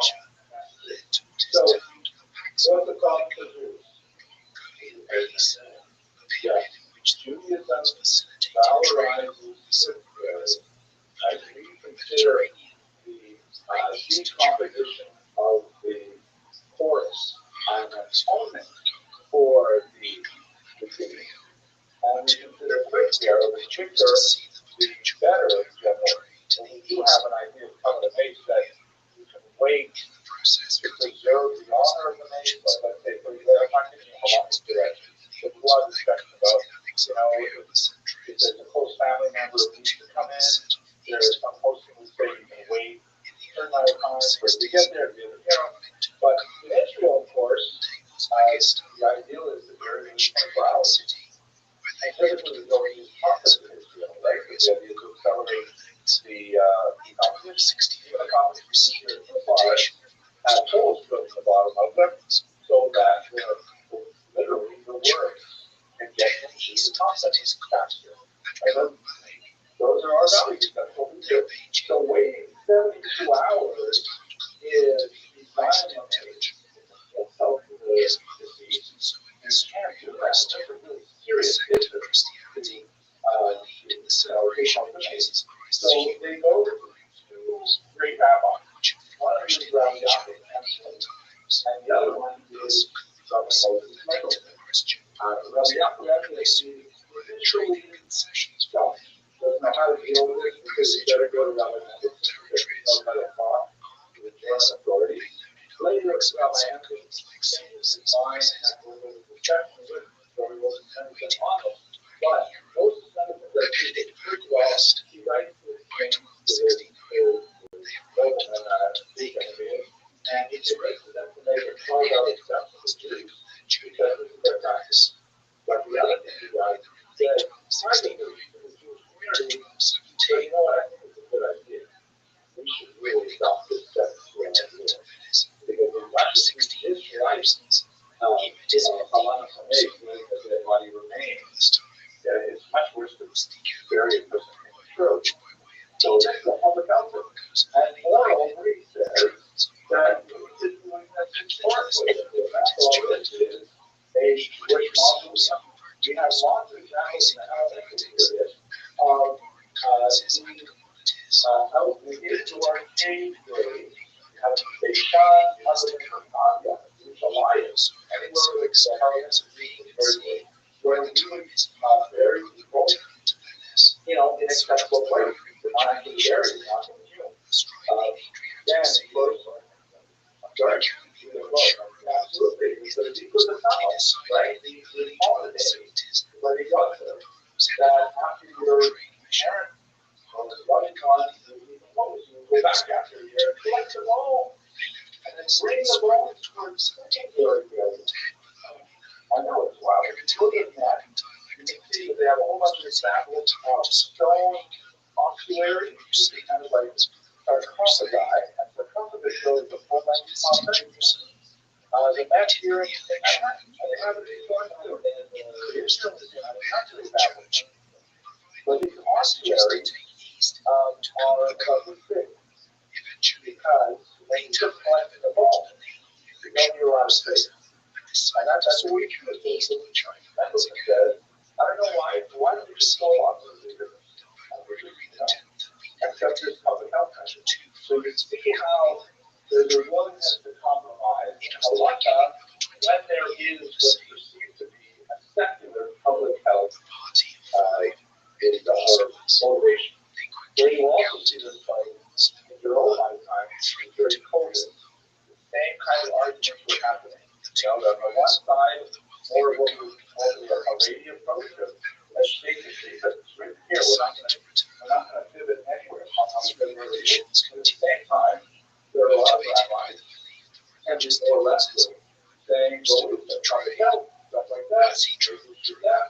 Maybe we should not have bacon or not liver. Yeah. Just remember that? So the last school where we shut down, and quickly pointed out justice as well. You may do as you please with your sword. Dirty trouble through Armenia and Turkey. now, I just want to give you like an overview picture of that place, but carefully in many ways is considered, for example, the founder of the Reform Movement. Now, that I do not believe that Mendelssohn would approve the elected compromises in the Reform Movement. I think he would literally roll over in his timely grave, but in his own lifetime, he had students who were so far off the beaten path that this guy is David Friedman, that's very important disciple of Moses Mendelssohn, who was actually said in 1799, Mendelssohn died in 1786. He said, you know what, this is just way too much work. We are never going to be emancipated unless we simply adopt Christianity. So he proposed in 1799 the dry baptism proposal, saying that we're not actually going to go through it, but let's just tell everybody we're Christian. And then we'll just, live the way we want to live. That way they'll make us equal citizens, and then we'll just fit in. Right? You can't imagine too many rabbis going along with this. This is definitely a result of the Haskalah going to solve descriptions of the oasis okay. We also have a more moderate expression of Haskalah, which is found in the Torah. Tremendous intellect out the 19th century was a lot of guys who were way more consequential than they were in the 18th century. And he argued in Germany, which is very different from Eastern Europe, he argued in Germany that there was no way that we can hold back secularism. We have to figure out labs and ways to adapt it to our church. We have to find some kind of middle path where, for example, we do not sacrifice any holocaust, but let's think carefully about what we call midnight. Ancient doctrine, which enjoyed a reputation as cities in until its own destruction by Gaius in 1220. Oh, Geiger, yes. Geiger was the legendary tale founder of the Reform Movement. I know that Boyce Manning is the intellectual sources of it. Geiger says, none of it is actually true. Let's just do what we want. And get this putting us in language. I want to come back to this a little later in the semester, but yeah, first we essentially saying if we don't find a compromise with modernity, we will lose the Geiger. This is really fun. Remind you of things that's what it is. Trade in precious stones, such as rubies, You're right. a Venetian came to the region. Yes, you're very perceptive comment. You're absolutely right. Here's a key that people may not have heard it. They live in very different eras, right? In Mendelssohn's time this year, of course, the 20 guys that trade this. He's dealing with time where we're not converted to the still pretty much summer showers, summer pastures. Of course, you have people always who are less and more particular, less and more willing to compromise, but there's no such thing as like kind of openly. Count the call first, the years of 1888, the world has changed a lot, which we look at these countries, and Jews are now actively exploring either simple conversion to Christianity on a much larger scale, or simply non-observant Jews. And he's fighting a very different battle in a different part of the world. And he basically says, okay, we're going to come to terms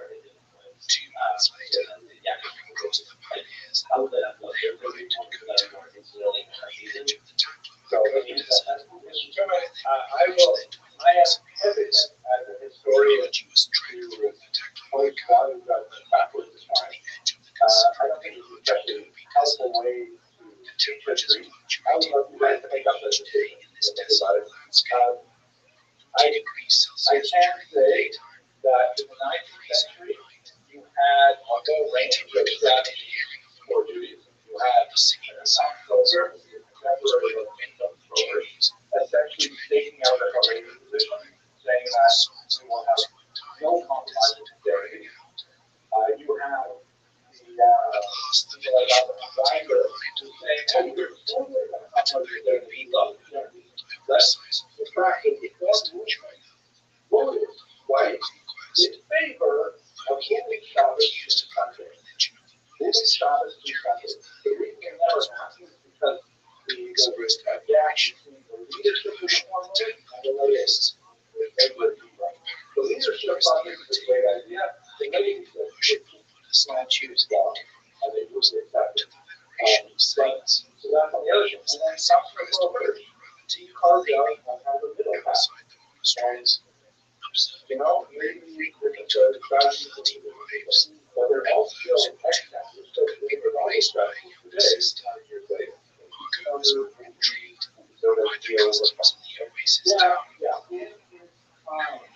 It's Chinese name, where the men folk were so accommodating guests from last year. They would invite them to sleep with their Orthodox was during like, well, we're Orthodox, but we're not Orthodox like people of these good.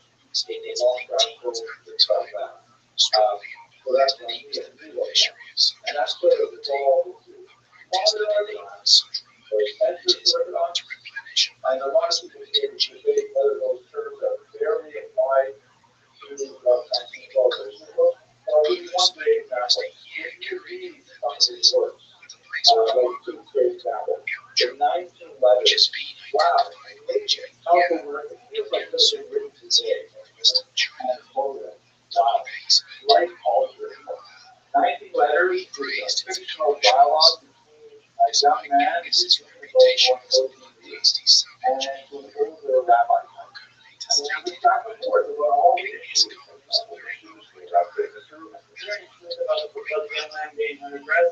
Yeah, I think that's a widespread rumor, and it could be because Niner lived in his house, and he didn't burn the house and stuff, and he was an intelligent guy, so he could be invited at Niner. And Koda really amazing book. Hard description in his translation. I actually had to look at the German frequently because it almost English to trade because it's so complicated. But it's a really great philosophical treatise. What is written in like Mendelssohn, he's not writing for people who are already right? People like my mom is the guy from the complex, writing for people who are like on the borderline of the Boston. And that's a tremendous achievement. back in the formative period of Traveling through Mongolia, Mongols loved the customs and culture of the people there. His betrothal to challenge the European stereotype. That's an excellent question. This Savage you barbarians, is strategy as the mostly I don't know the answer to that question. I don't know. I think my guess is Caesar was used in this space for just a few decades. Or is it contemporary with us eventually arrived at the pass of this revolution. No, it's controversy. All the great controversies going on. It's hard to find a great rabbi who hasn't had to the English-speaking world as trying to think of one. Not even cultural right? Its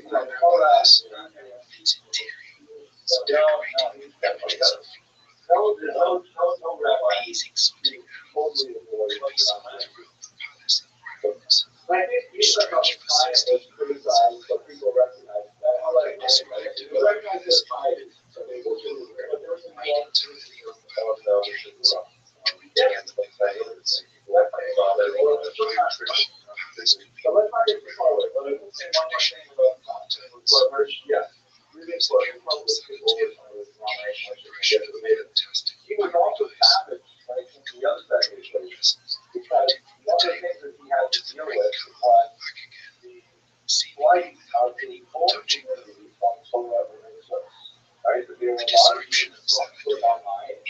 say, you know, don't be so Rabbi. What's so bad? Exactly how bad it would be, right? And so I began to realize that at that time, the way Jewish communities were organized, there was one Jewish community that was recognized in the past. There was no such thing like we have today with hundreds of schools. It's not just about that. One nations being applied for a legal status for Orthodox Jews. This was something called Rothschild'S, which means like the big separations with the Rothschild'S. Now we are now, we can't deal with these non-Orthodox Jews anymore. We can't deal with these non-Orthodox Jews anymore. Our synagogue is that we will allow us to do is they're on their own. Big challenge. I was always just saying that we're not recognizing ourselves as being part of the community. Like, the environment criticized, but all the communities don't separate from the community. And this is still lying in time. So his ability to compromise in the sense that we will drop these behaviors, we'll take on these kinds of arguments, we'll do things so we can be more German, our beard, because we think that, this is more visionary, but we will do all those things, but we will absolutely not compromise on knowledge, context, our school, in order to take this, we're going to separate. And that's essentially the Orthodox strategy for the next 150 years is adapt, but also separate. Okay, so we can argue let's go back to here is a very different situation. The Haskalah affecting the Ashkenazim in Western Europe was deeply related to the whole concept that we employed here. The Eastern European situation is very different. Western Europe is actually fairly small in terms of the percentage of the population. They might tend to be concentrated in larger cities, they tend to be concentrated in single digits of population. But once you get east of Germany, all of a sudden Jews are concentrated in smaller settlements, villages, settlers, and sometimes in large cities, but their population is sometimes over half.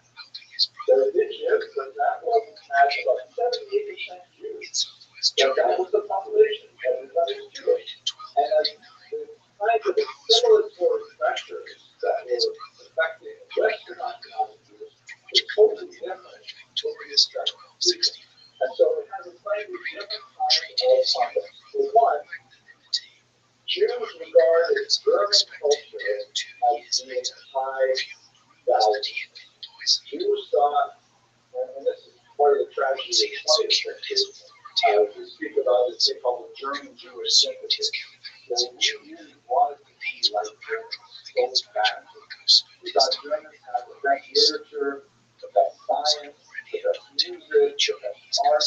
We really did have an amazing collection of cultural artifacts. So much so that they got expressed in such a denominational sense that we thought, I know it's not the planned lecture, but it's kind of going in that direction.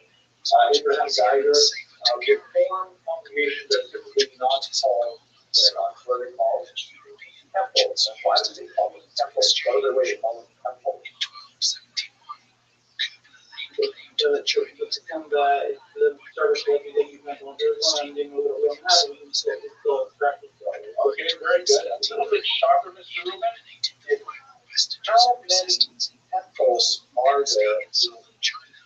Even as he consolidated his power in China, one at a time. That's what is very clear. One at a time. Where is that temple? Jerusalem. So why, what did we mean in the building in Berlin and say this is by China did go to the center of Berlin? Thank you, Mr. Exactly. This is the center of Berlin. You say, oh, forget about all that biblical stuff about what's the back. All references to Mashiach and different This is our capital, right here in Berlin. This is where we belong. Of course, we should give us equal rights as citizens because look, we've already made this commitment. We've abandoned our capitalism or something creating here. That kind of thing is not happening in Russia, in the Russian Empire. Jews are not admirers in the 19th century of Russian literature. Not even Tolstoy or Pushkin. But back then, no, what's their thing? They got involved in many more Jewish issues, and especially the found expression in things like Yiddishism, like the celebration of the Yiddish language, where it's coming to the Jewish language.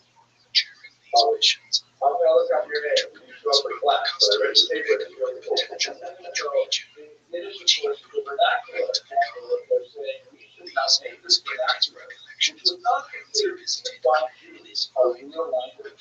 Basically, one of the characters. My own grandmother, Rothschild'S, who was born in 1910, she didn't even call this Yiddish. She called it Jewish. That was the Jewish language. That's what she spoke, but it didn't have a real status at the time. So they started writing Yiddish literature. So I read them, like I just saw there. So it's Zionism. One thing we're going to get more into my work on Monday. Zionism becomes a little bit Jewish kind of Haskalah, but God has a concept that there is a non-neutral way to figure out social. And of course, socialism against work for that too. One of the most significant areas of which Jews did express the Haskalah ago was a greater emphasis on introducing secular studies into Jewish education. One of the pioneers was this guy, Joseph Pearl, who lived in Galicia, generation after Moses Mendelssohn. There's one fascinating story about him that I want to share. He was a commercial anti-prosperous. He lived in that area, he hated capitalism because, like less, he felt that it was the superstitious downfall of the people. Leaving all Afro-Solomite Jews, one of the words of Rabbi said, oh, Rothschild. And so basically then his attempt to reform the education, of course he really put that on us, developing school system very widespread, but he also wrote a satire of Hasidism, the title of which escapes me right now. And we don't want to look up Joseph Pearl's title is Oh, my God, right.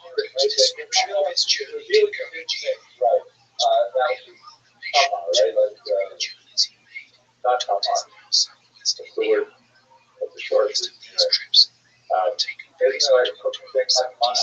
But it's not anyway.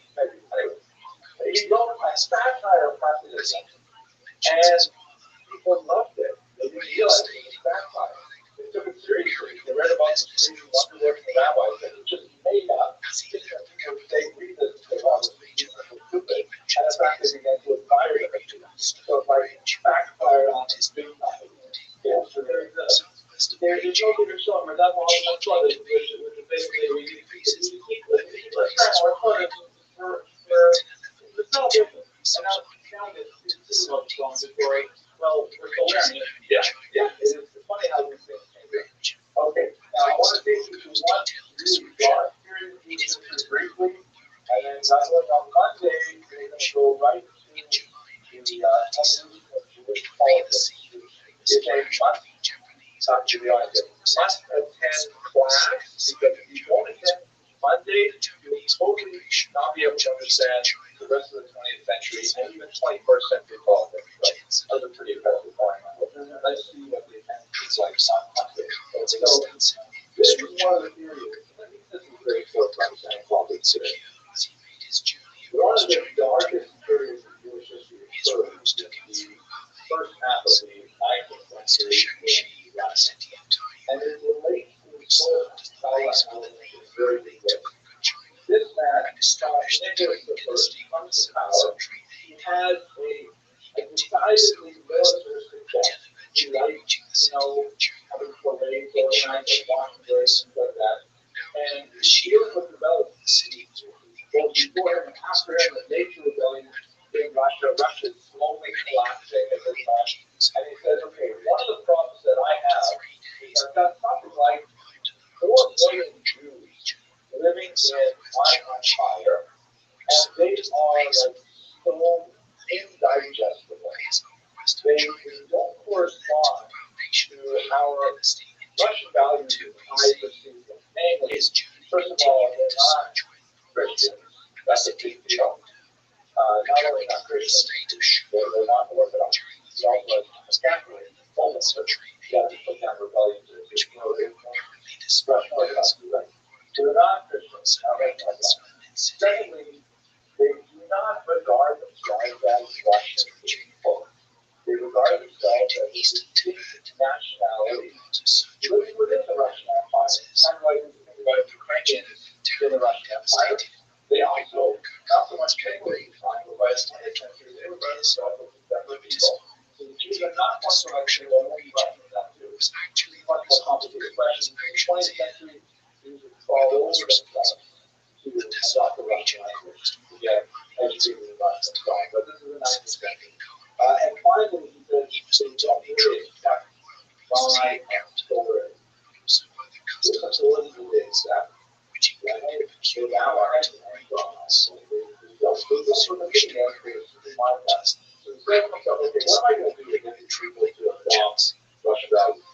Not necessarily because he hates Jews. He hates this undigested master of citizens. He wants them to fit in. It would be fine if, as one of the later Russian ministers said, 1/3 of them integrated, 1/3 of them died, and 1/3 of them converted. That would be like okay. But he wants to deal with this strange demographic problem. So he comes up with 2 solutions.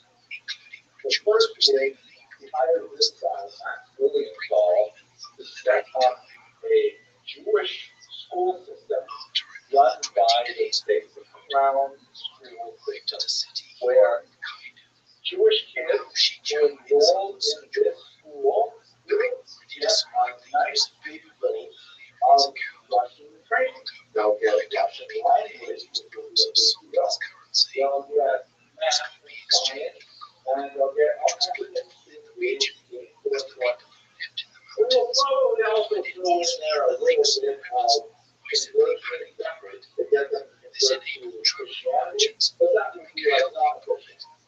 And Max Lilienthal, big fellow supporter, is fantastic. Here's my chance to get some backwards, super religious people and launch them into the language. Let's get them, modernized, let's give them proper training. I'll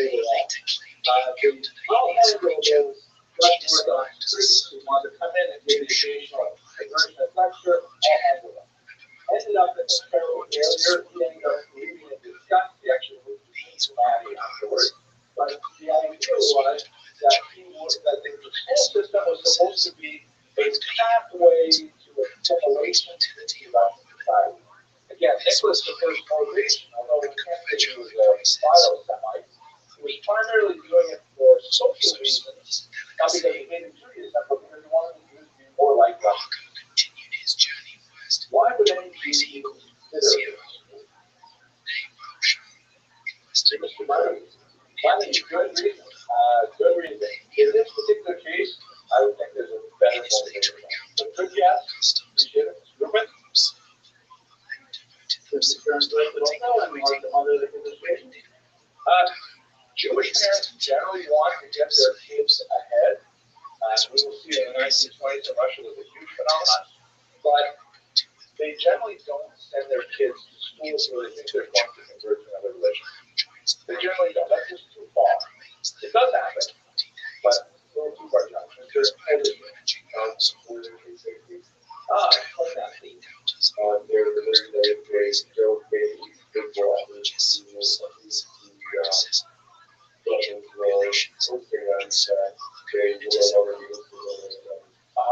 okay, good. You're absolutely right.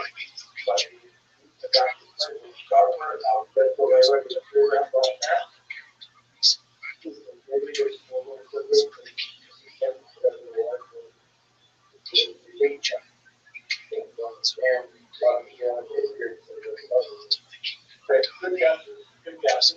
Here's the main motivator. In 1837, which took place this incredibly awful decree called the Continental Decree, in which he said that Jewish children can be conscripted to the army. Conscription in the Tsar's army was not like 3 years in Israel, 25 years. Going into the army is basically a career and lifestyle choice. In Russia in the 19th century, basically, if you were like the oldest son who would get a ruler of your father's land, if you're the second son, you might go into the priesthood. Your third son might go into the army. And this is the career in 25 years. Now, Jews historically didn't really want to use the army. They didn't speak the language properly, they didn't have value, they were not interested. The Jews typically would pay an additional full tax. This is basically the story across Western Europe as well. Jews would pay additional tax gladly to keep their kids out of 25 years military service. Nicholas the first remembered he's a very military guy. He says, wow, that's totally wrong. Totally wrong. We want them to go to the army because that's a great way for them to learn Russian values, like language, all this stuff. So therefore, he says, no more of that. Every community must provide the number of very but basically 10 conscripts for every 1,000 males every year. They show up after Sunday, not deliver 10 people to the army. Jews are going to historically pay additional tax. I do not have to do that, but 10 guys will show up for the army. Either remove the possibility of buying your way out of it, or not defeating the Jew. Secondly, as we realize that the age of conscription was 18, that by the time Jewish men are 18 years old, chances are they're married. They've already had some exposure to Gemara. They've already had the bar mitzvah. They probably have at least a few meals of Chinese food. There's no way they still have from the English country. So he says, I'm lowering the age to 12. So 12-year-old Jewish boys can be conscripted, serve 6 years in a military school called a Kansan. That's where they get the name Kansan. And then serve 25 years. Military. Can you imagine this? 12-year-old boys, 6 years in military school, battered by great instructors, and then 25 years now. His description of labor. Actually, we did. We were able to make that. I mean, especially that he wouldn't go for that. It's not the legislative loss of the war, but now it's going to have some sort of taking things out of it. But, you know, my goodness, how do you make this one system? What did you try to do with the continent? Exactly. If you went to the school system, so that means that the Jewish parents have a terrible choice.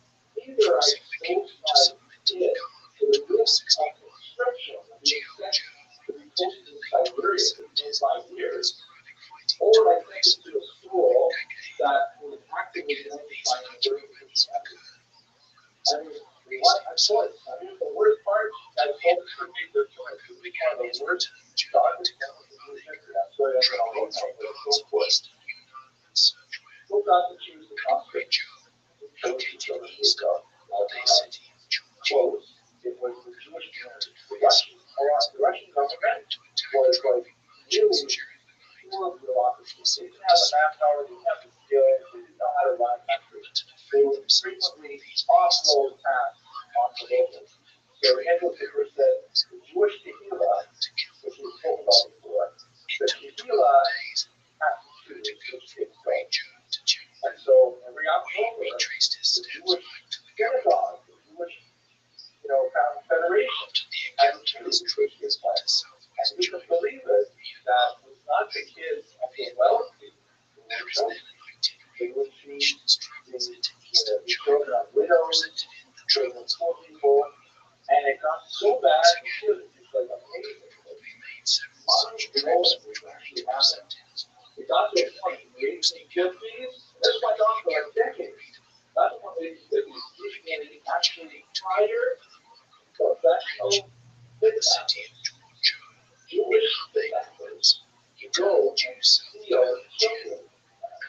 the development of spiritual. Like Marx will be and was of into direct to it. And this created a huge rift in the Jewish community. Because basically a whole generation of people, 30 years, saying, I can't trust my rabbi. I can't trust my leadership. They're handing me over to Moloch. Because we're starting to anticipate as absolutely totally corrodes the fabric of Jewish society. And it's one of the reasons why Russia later, a generation later, when those kids grow up, they become revolutionaries. They become communists. They say, what do I have to look at my leaders? Look at who's taking care of me. It's so corrupt. It's really dark and serious. Okay, we're going to pick up on politics when we come back on Monday. If they must attend, okay? We'll have an excellent day, gentlemen.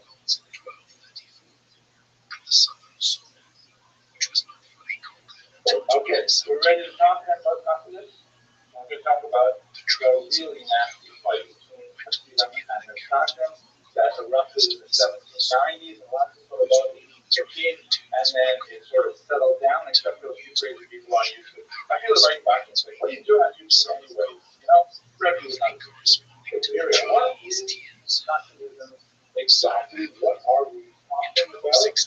So I'm going to try and separate this from Neo Shotgunism, which is something that's very popular today. I'm actually involved in this with a lot of research on this. It's actually really Neo Shotgunism. But Shotgunism traditional practice. Let's just understand some really basic stuff here. In terms of practice, if we break it down, you know, if we have the opponents, right? Remember that the opponents are actually the traditionalists, that like the old time religion. The term Orthodox would not be coined for about another 50 years. It would be coined in Germany largely as an insult. It was designed, the word Orthodox means one doctrine, one way. That was meant to be sort of a nasty thing to say to traditional Jews, saying, you think there's only one way to be Jewish, as opposed to us Reformed Jews who have like 17 different ways to be Jewish. So that's why the Orthodox term was originally intended as an slur. Later became adopted as a term of pride. This is the way we are. The truth is, as you all know, there's no such thing as one way to Jewish. There's solid and you can put about 6 or 8 people inside around them. There are lots of different ways to be Jewish, but they're all around. So the term that would have been used if people were struggling to find a term to describe something that had not had a contrast before that they were using term all over it. Put it into it. That they did it the old way.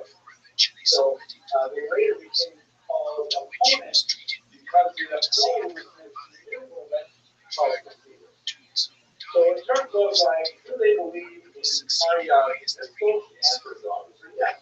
Both groups are on the same page with that. Do they believe which really key element of Judaism, like for example, the person is going to become a Jew, and you have to teach them the basics of Judaism in order for them to join the club. There are 3 basic things that they like part of the curriculum for sure. One of the 3 basic things they've got to get. The last one is violent. The second one is religion. Feel like the heart and the trust. The third one.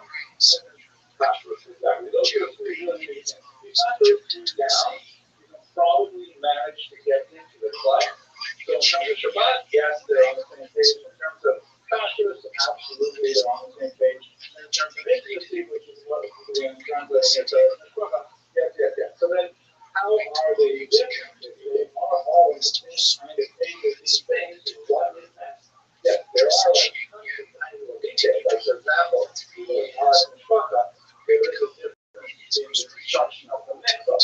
From number 4, a Yadko, or just as a 4, tiny little details that the rabbis will get into, so to speak. But the general parameters, the regular people, they are really and if you are marching down to the planet and you saw Akita and Hawaii standing with the standing side by side, you would be able to go get not even marching perspective. So it's really because of the rebellion that we started this whole unit with. The rebellion of discovery is really the rebellion of consciousness.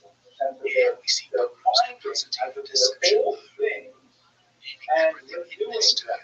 Like the company did say that kids are starting with something totally new. Generally speaking, Judaism traditionally frowns on the new. When it comes to the Hadash, Absurd, and Torah, the idea of saying, hey, let's bring this in, hey, is that Hadash? Well, we don't do that to you. That's big. But if you find something that used to be done a long time ago, sort of saying, hey, we should incorporate something that used to be done a long time ago. There's so much new for the difference that we're using.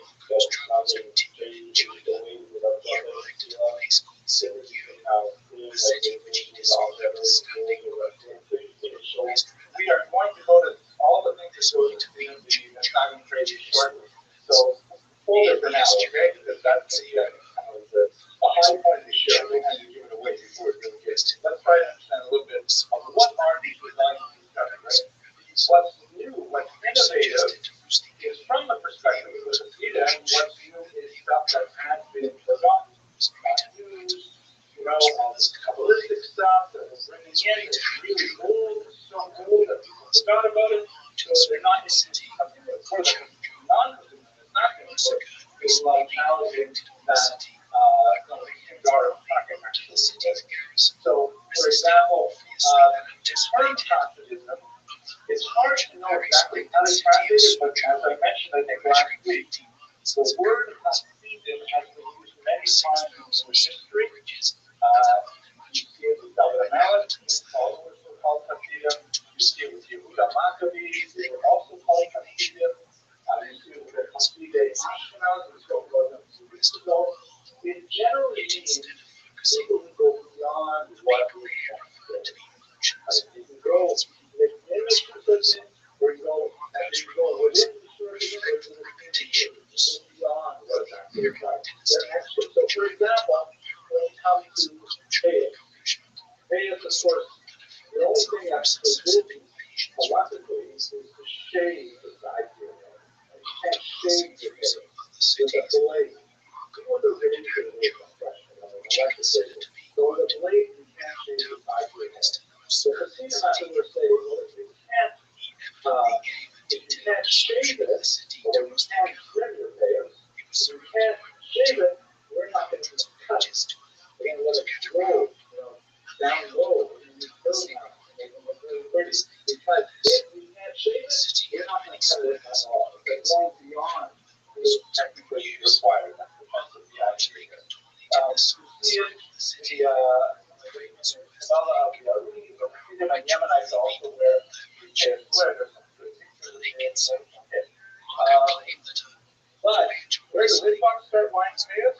Well, this is one of the ironic things about the 20th century, which has been noted by the historian Joseph Nye, that some of the things that he did really well were so popular that they influenced the Lidbox as well. And so the Lidbox started adopting Lidbox middle Hasidic customs. This is a phenomenon that is especially to the 20th century, not just Litvish customs, but also as Sephardic customs, get into the Ashkenazic world, and we're just kind of like a tool of which many would So that's where Lidbox will also grow their pay sometimes, even though technically, historically, they never had very belonging. Mr. Don, great RN. Yes, it does absolutely. Example of Hasidim following the Nazic customs. That obvious one is the emphasis on learning the model. Because one of the big arguments against it was, okay, they're not spending enough time learning the model. And now, a lot of it's been committed to how to study tomorrow. That's very much kind of like the ultimate literature values that we have, especially Torah. The real Torah, that's where that we can very big value as well. Going back and forth. Let's go through the IC. So here we got a little bit of time asking this question. how do capitalism become so popular, so rapid? This is something you just begin to see the beginnings of it in the 1700s, and then by the end of the 1700s, there's like small rush, huge rush of Southeastern Poland and Ukraine. How do you get so rapid, so fast? Different historiographic models, and we'll walk you through them. The first one is from Heinrich Stress. You recall, we talked about him a while ago, he's like the first great encyclopedic historian of modern times.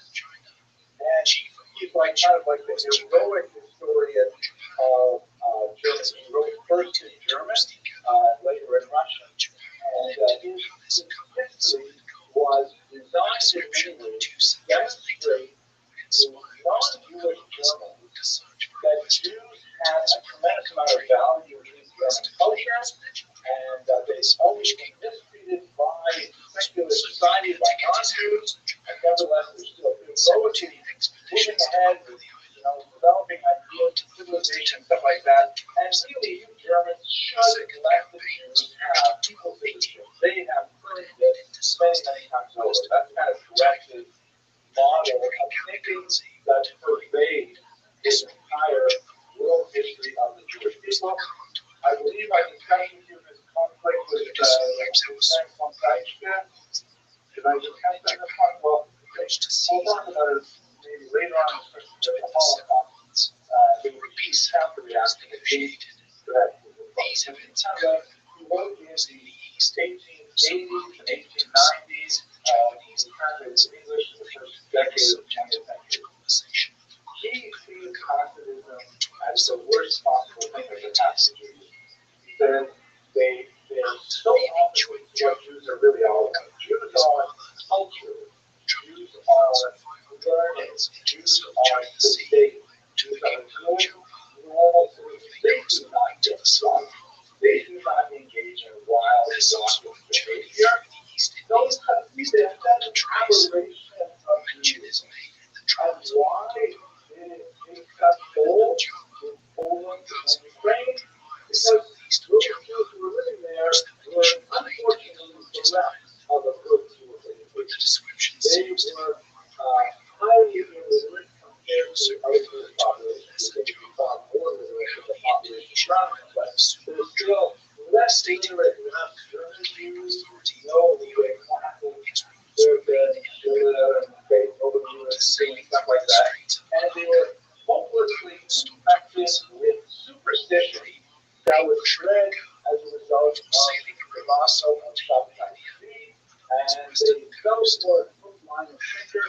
And we really have to do everything we can to root out this blind superstition that has infected Eastern Europe and Jews. Right? That's his approach is that Nazism expanded largely because those Jews were ignorant, they didn't know any better.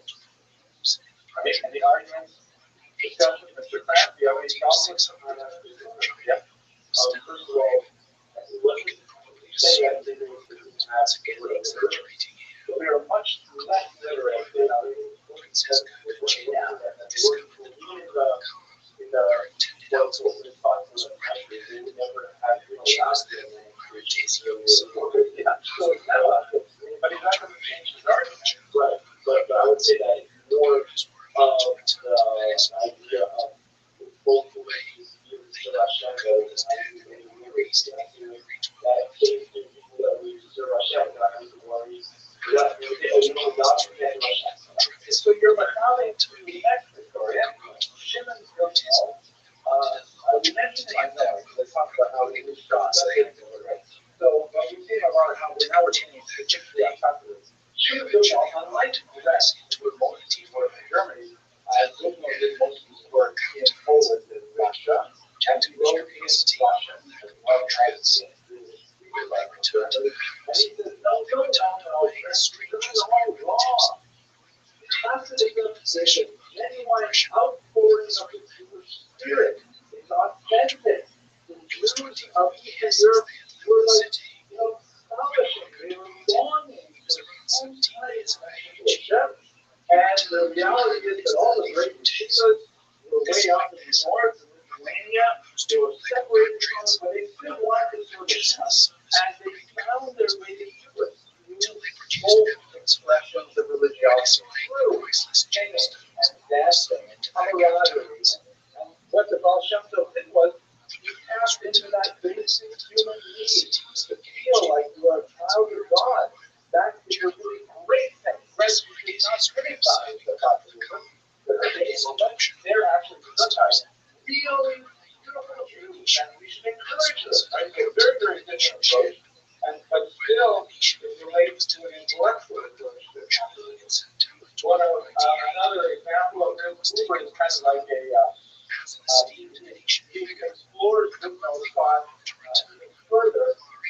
Mark was not actually referring, but he was very influential in influencing Western Europeans to adopt a positive attitude to Calvinism. He was a philosopher who might have heard of the famous book, I Am Thou. Actually, it was very interesting, fascinating book to read.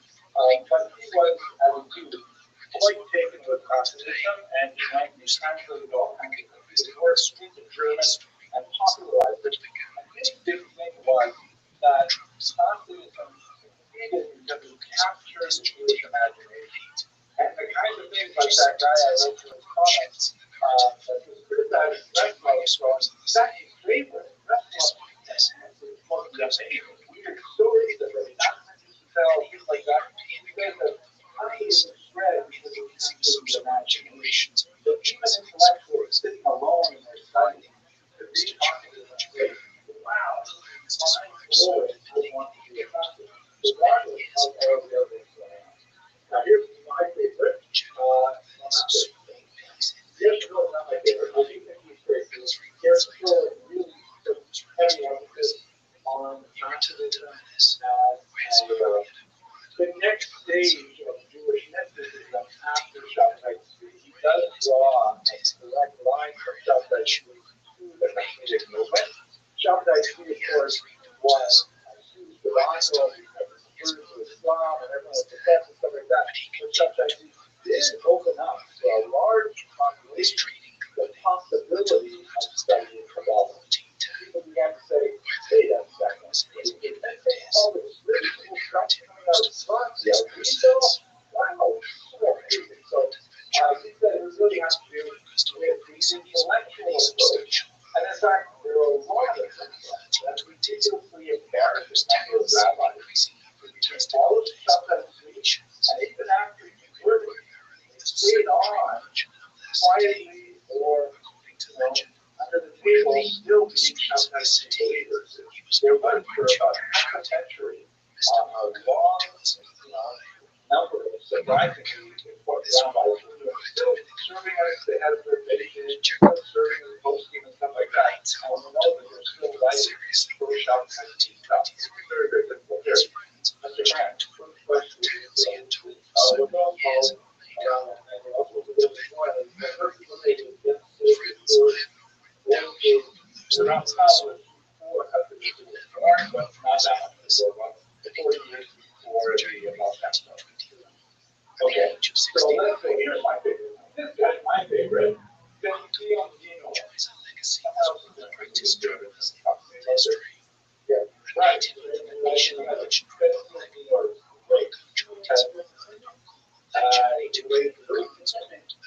I don't know.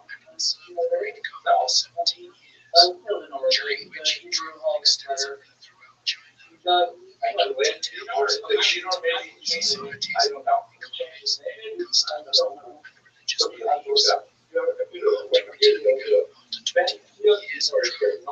His participation in the population to struggle.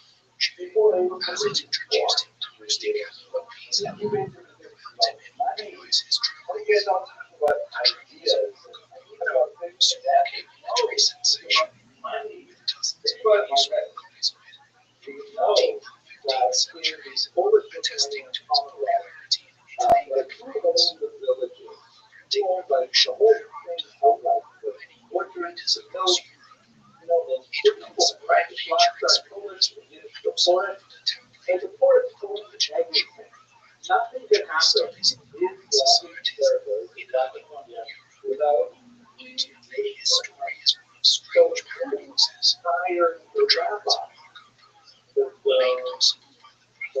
which existed as in Asia during the era So the importance would actually have decades of not really hold the conquest would actually appoint the rabbi. Central Asia, the Middle East, It was like comes back to the United States, like a shell. looking forward to the Europeans taking these lands again.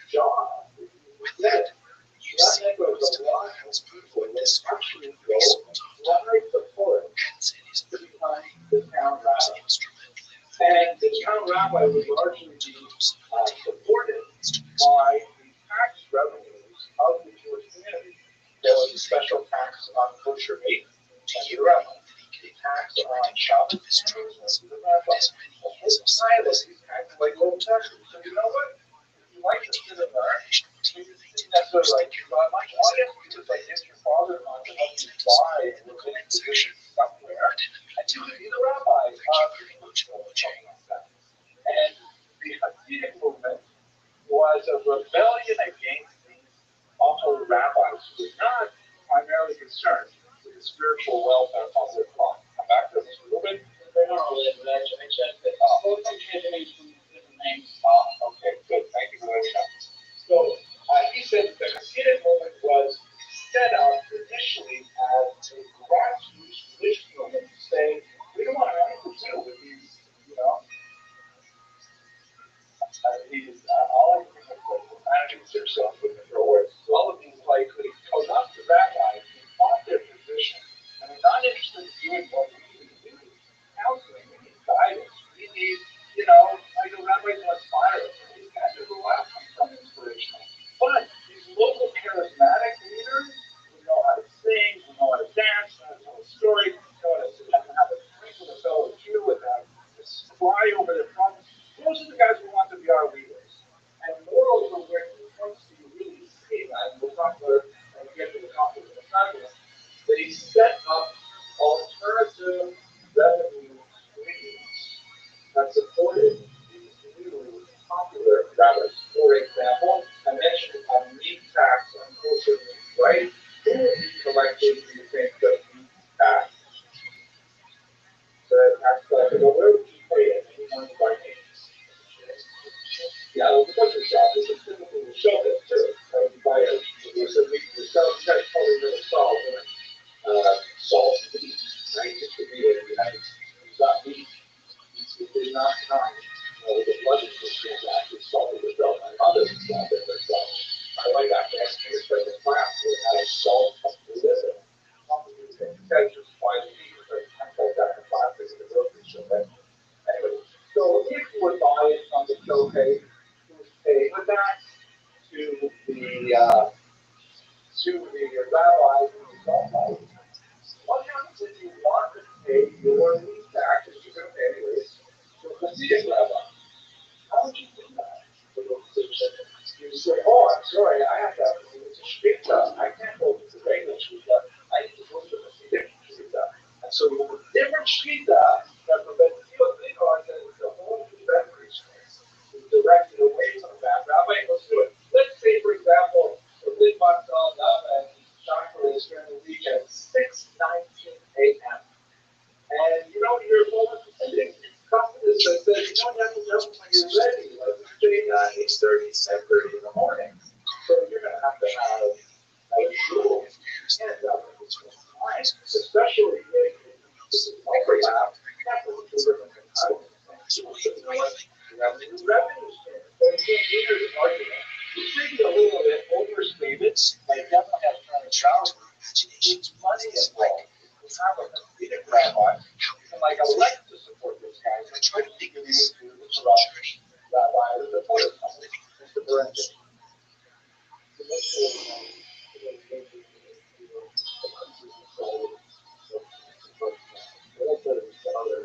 Yeah.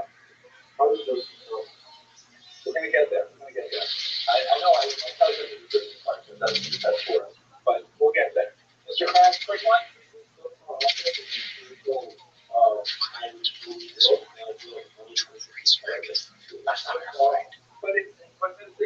Everyone thinks money is always the tool that motivates so much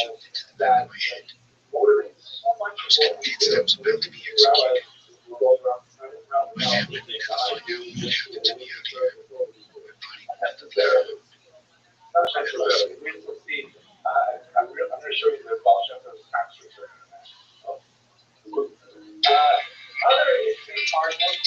Dr. Mark Albert, very, very scholar, says, you know what it's all about? Ultimately, after the human race, women, fascinating actually, especially in the early stage in the 1700s, allowed some unusual opportunities for women where they have largely been locked out of it with religious practice. So there are actually several examples of female residents. There's a famous native of Bushmere, for example. Her name is Deborah Lockhart. She has a dream. She's really clear. Sometimes the content of a veil, sometimes not. All kinds of interesting ways in which she wants to open up what is traditional practice. Because these other things used to be done. And all of a sudden, the new practice fails. Another example in the 21st century, I think about is like a black ritual, right? You still have a black couple going to Montana to track out the Kabbalah. And there's only the two of them there. There's going to be a lot of opportunities for the rabbits that all of a sudden do all kinds of things that rabbits in 100 years ago would not have done.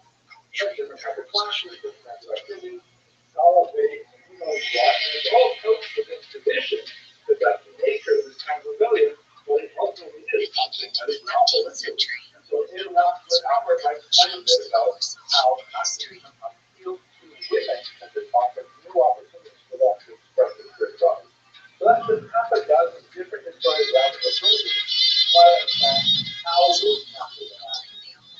Let's get down to the order of study. So here, my colleague, mostly Rothschild'S, is actually a senior colleague at a big impact on my own research. He got started on when the Soviet Union fell apart in 1991. So a little bit earlier, because he was working with Poland that collapsed just slightly before it.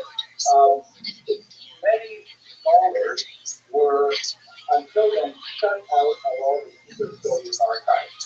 Soviets were like losers, jealous of information, very nervous about what kind of things to get out and so on. So he was one of the very, very first Jewish scholars to be able to get into the Polish archives. Poland was part of the Soviet bloc. It was not part of the Soviet Union per se. It was still part of the bloc. Ironically, I was also a much younger scholar than him. I was a graduate student at the time in 1989 when I first went there, and that's one of the reasons why I got to this field, because I was allowed access to the Communist Party archives and found all kinds of cool things in the early 1990s. But anyway, he was one of the first guys to go back there, and he went straight to Poland to a place called Meshevich, because he was looking for one particular thing. What was he looking for? The ball center. The article called it Search Out the Ball Center. The ball center, that like into a band of the getting after which he actually was a real success. Because the only book he had that said anything about it was this book, just saying about that. The phrasing of the death, Bauer and Poe, like Master of the Word Name, that was published decades after he lived, and it's so filled with all kinds of like miraculous stories, stuff like that, that we don't even know how to think of things. It's not a history book. And so there's a lot of that. So just the Russell went and directly to the Russell and found his track record. Sure enough, the ball cap here is written in forward. Ball shot, right? That's the ball shot. We have recognized on this place that it's fundamentally but if you rule it strictly, I don't think you can say that they want to say that against you in this. I mean, you just did not come down to the truth. That's a whole different argument. We're going to do that to 155 sometime. But, yeah, so it's, don't know constantly enough sense of data. And all we had was, legendary stories.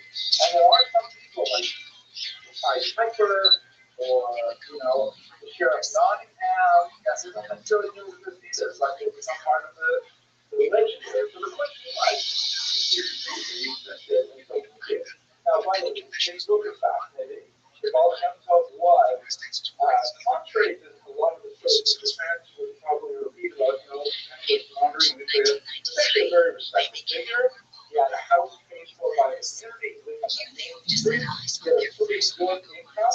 He was regarded as they call him reverend, and it's like actually a real deal. And you don't know too much about what he actually did instead outside of the story.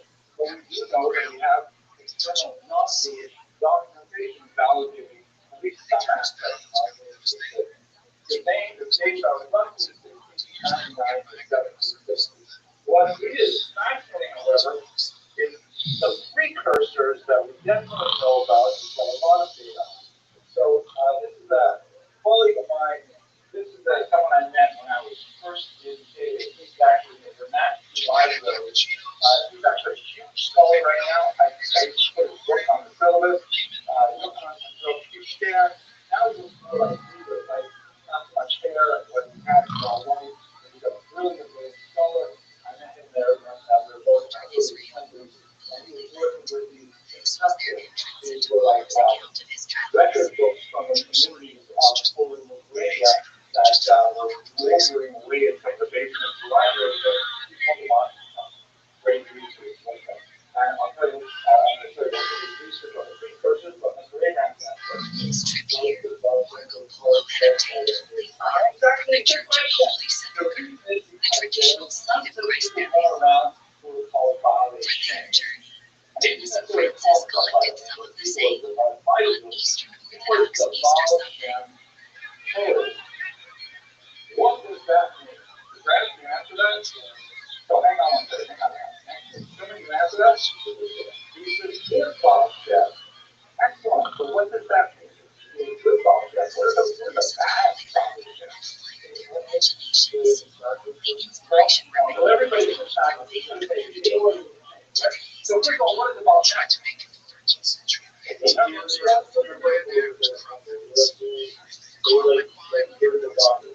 what do they do?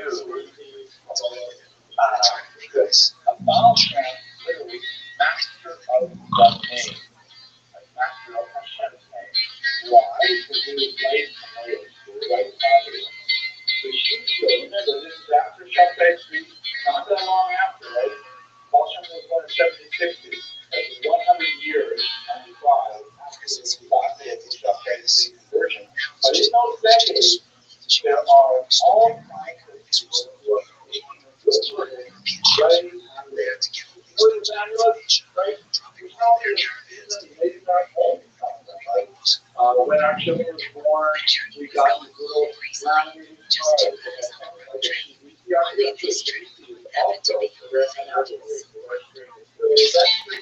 But not a tech that way, right? That's just not use the word other versions, but like magical devices, more technical devices, urgent devices. These are tools to get God to do what you want God to do. Right? That's magic. Right? We can say it's all about practical Kabbalah, because Kabbalah are the Jews that make things happen. So we call it yeah, Kabbalah master, practical Kabbalah. So this is sort of Jewish culture, right? The Hamsa, the hand, the iron, the off the iron Torah, the little part that we got when I came to the born, taking out of the spirit, we love those things. I have some of myself, in fact. And my boy, my first son was born. A very, very religious rabbi gave us a very comforting amulet to put on the front door. And I have a spooky story to tell you, but I'm not going to do it on the recording because I'll tell you afterwards. But use amulets. Sometimes people hang with my weird gear in their car, stuff like that. So, especially low literacy regions where people have very little contact with Jewish texts in a significant way, like in southern Poland, western Ukraine. There's some guy who looks really good, he seems like a nice guy. We're up to say, oh, rabbi, with my business. My daughter's not so shit, and I'm worried about my grandchild. She's not so healthy. Would you please write an email?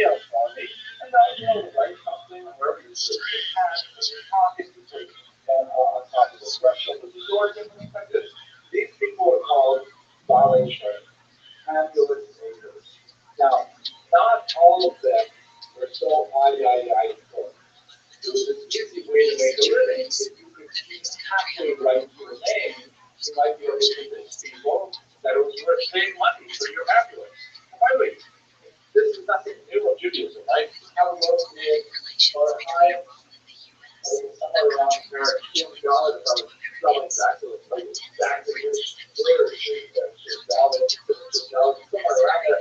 All the discussion of 10 years on Shabbos.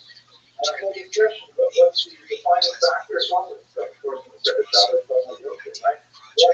And when you wear an amulet on Shabbos, so you'll have an amulet to wear, if they're written by a Moshe, they're written by an expert. So that means right away, you've got amulets written by experts, and amulets that are not written by experts already in the contradictory. So it's really easy to do. But they were not so good. This guy, Rabbi, all right, he was great. His amulets were like, and he was so wonderful to deal with, and that's how he became like really great. So my colleague Yochanan studied the Rothschild'S, in particular, he looked at one called Hillel Rothschild, fascinating example. Hillel Rothschild wrote a 500-page manuscript, which is so bad it could never be published. He said you can only copy this out by hand. Nobody is allowed to publish it.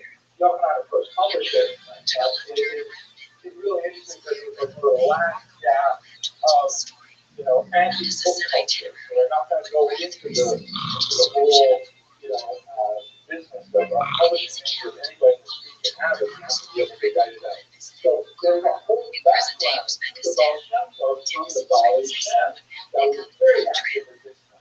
Whereas on the other hand, things like the crowd, how can you say that it wasn't?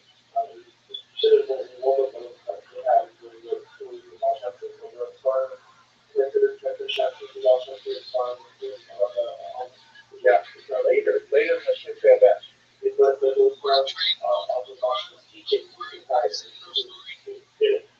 So you have to accept the assertion that was passed down to the student. If you don't accept that, or if you're just skepticism, so you have to be really true. There is stuff that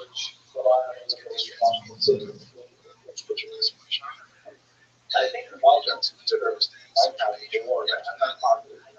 The differentials. Where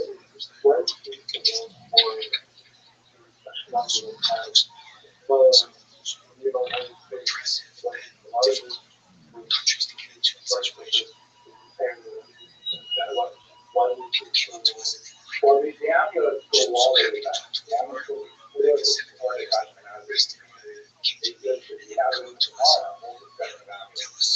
so that goes back. The Kabbalah, that's a large discussion. I don't want to have it here, but we know that it has a explosion of it in the 13th century in Spain. And it's made pretty good progress to get to Europe by the 1700s and to motivate a massive amount of people. A popular movement. Pretty impressive. So let me go on to it. So what happened to the Rothschild'S? We had a couple of disciples. One of them is the Rabbi of Mesrich. The Rabbi of Mesrich had 5 distinct disciples. One of them is the Rabbi, another Rabbi, and those 5 disciples expressed in each other. These are great books of historical aspects of communism by Martin Luther King, and they have all kinds of links in with spread to the south to the Commonwealth. Here's Reggie Bush, and here's like from Reggie Bush to the Maju, you have the mass but of course, and this is a 1772. When Cleveland says exactly the same about 60, 12 years later, you got the 3rd generation going, and they go really strong. But that's when it starts to run into opposition. It's only when the Magids really has significant popularity that the Litvaks start waking up and saying, wait a second, this is serious. And it actually shaping the way people observe Judaism in Eastern Europe. What are we going to do? The opposition centers around the Velvet Dog. Here's another example of an image of him. Again, I don't know how accurate this is. He lived from 1720 to 1790. 1967. For the last 20 years of his life, were involved in one degree or another with the opposition regime. There is a considerable amount of ink spilled on how much he personally was opposed to communism. There's no doubt that he was opposed to it, but maybe not necessarily the same degree of vitriol as many of his followers. And in fact, probably I would suggest to you gentlemen, it's one of the phenomena that we often see in history, that you know, great leaders may have a particular attitude to condemn or champion one cause or another, but it's often their second in command who become the real components of that attitude. And they will use their mentors, prestige, to wage their own wars. That may have been with the Rothschild'S, but he certainly had some serious regulations, even opposition to communism, but it was his followers who became like real enemies compared to going to the streets to fight it. So, one reason that they were I'm going to take here 9 different tips that the concept really opposes capitalism. First is, what is this separate prayer system? Right? Possibly tends to emphasize a very different approach to Mila, whereas the Litvak really have a level of discipline in terms of what exactly are the boundaries of time and the values of and chocolate and Sahara. I mean, you know, are widely ignored by the group, largely in the sense that, you know, what's the point of praying on time if you are not inspired to pray?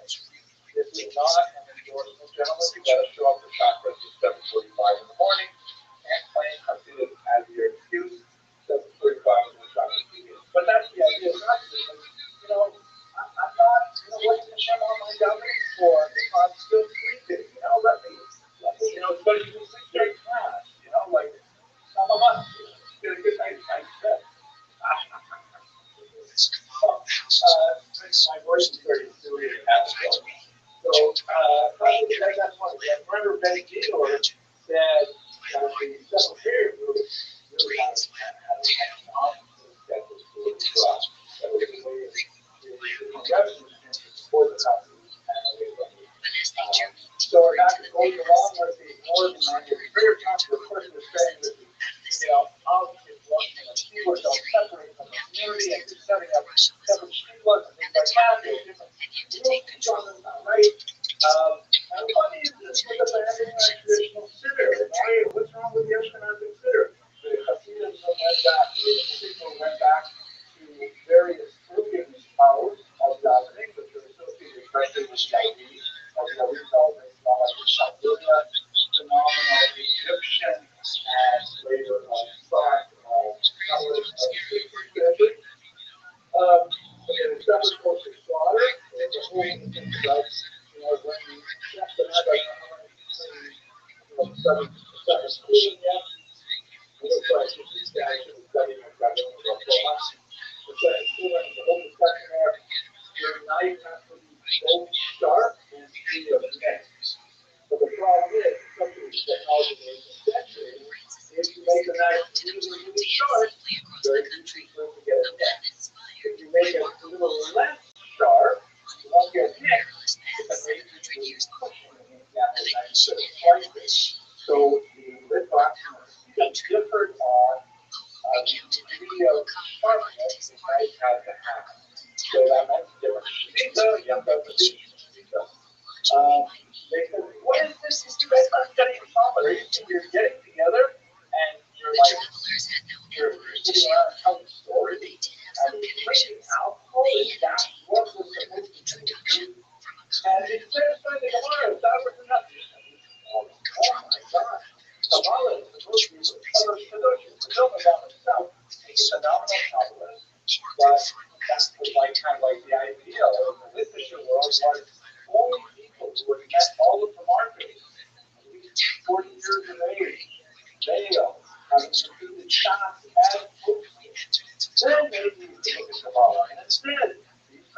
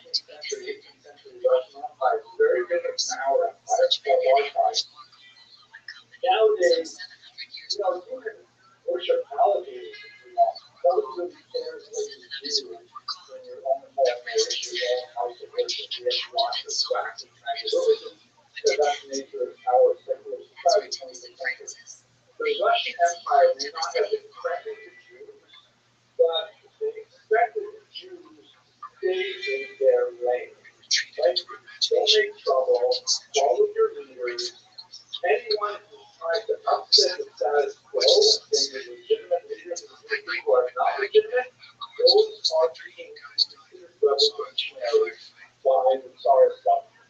They don't want Jewish society to be disrupted by revolution because they don't want their own government to be disrupted by revolution.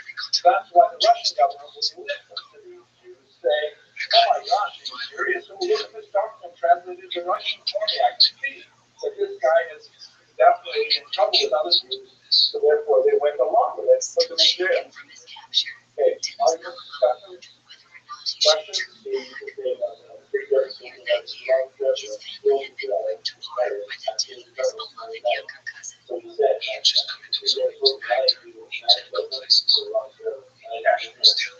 got to put in jail for getting drunk. Okay, so let's go on. All right, so what can happen? We actually began talking about this at the very beginning. There's going to be two phenomena that happen. One that we'll talk about more on Wednesday, one that I want to mention here. The second phenomenon we'll pick up on Wednesday is that this whole fight in the South of the died rapidly in the second decade of the 19th century when they realized that they're fighting over tiny, tiny little details, whether the knife should be sharp or whether it should be neck-free, but the at all. Like the freedom are saying, whether you should drive at 6 a.m. or at 10 a.m., and the freedom are saying, why not Shabbos on Saturday? Let's change the Sunday so it's convenient. Like, so the Hasidim and the Talmud realized that they had a far greater enemy of their understanding of Judaism than masculinity. Actually, these guys patch things up really fast because they could not withstand their challenge on the same that the United Force. The phenomenon I want to talk about now is when the mid-Nazis realized they were not going to win a decisive battle against the Hasidim. The Hasidim are here to stay. So then they said, okay, let's start borrowing from their playbook. Let's figure out what we can do to adapt to the stereotypes. When they had been engaged in the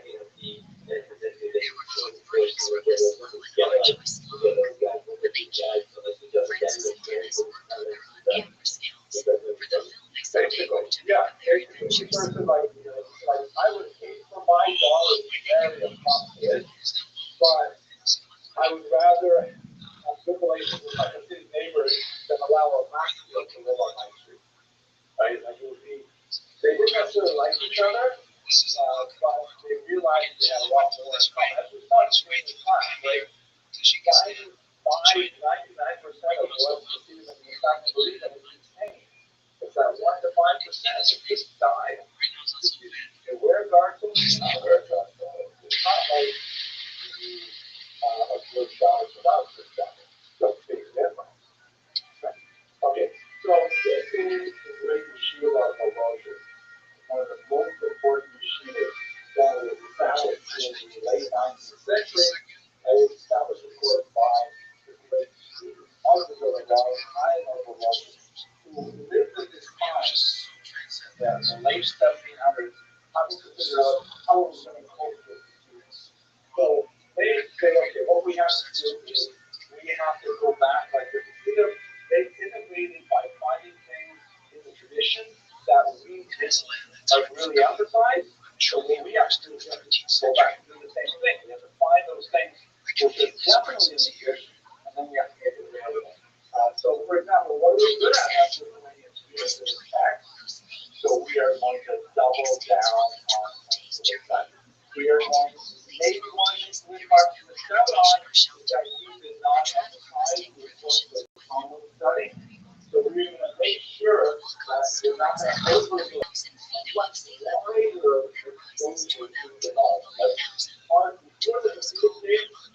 Even Gemara learners, we should understand that those kids, personally, give you a good number because a lot of their time, a lot of the graphic space, but a child would be lucky to have a smattering of their reality in his cultural knowledge.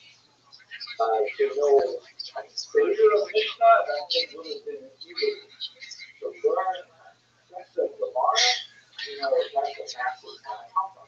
Because, right, at a certain age, 13, 14, you could be married. You got to be out there, you got to make a living. So there's not much opportunity to come on up, start on wild path, to actually reach some kind of learning like you guys do. Because seriously, it's also really. So the Litvak said, what, maybe we really got to make more emphasis on letting everybody study common. We've got to make every male study common. We've got to push what we are good at, which is studying. Common in particular is better than anyone. We're way better than those sitting with common. So we're really going to take our reputation on that. Now, when it comes to Kabbalah, which is where the pursuit of really broke open the message, you know what? We can use Kabbalah too. We've got lots of Kabbalah. But we need to be super, super careful with how we present it. Unlike the Kabbalah and the other Shia, where I read Tanya, which is like, oh my God, I think in my own lifetime I had Mr. Rabbi telling me I should not be reading Tanya because it's too complicated for my own lifetime. Yeah, it's pretty good. But not Tanya, right? This is the response, really important response, and I encourage you gentlemen to read this. This is Nebuchadnezzar, why the time of the Lord is $2 million, and this is basically about the response. And I gotta say, this is like time controlling faith. It is easily, in my humble opinion, the easiest one, yeah. So much so, the great philosopher Emmanuel Levinas, which very cool about how this is amazing. They're very, very similar in so many ways. The last count was actually translated by the great philosopher Emmanuel Levinas. The French. Mine is going French. It changed my life. So, my story is 1 minute left. When I was listening to Shiva, maybe I should not say it for this one. It's a personal story. But when I was listening to Shiva, I think I know that I translated Shiva late in life. It was already in my 20s. There's plenty of vehicles, there's just no benzene, there's no diesel. So finally found. Okay, gentlemen, we're going to go into the wild 18 package now. We left off last week. Monday, we left on Monday, we were talking about the so we left off after late, which is coming late. Okay, how you doing? Where we left off last week, we were halfway through the structuring the piece of the belt, right? And we talked a lot about the socioeconomic roots of it. We could ask some really key questions there because, we spoke earlier about the stages of anti-Semitism and the kind of major things that go along with it.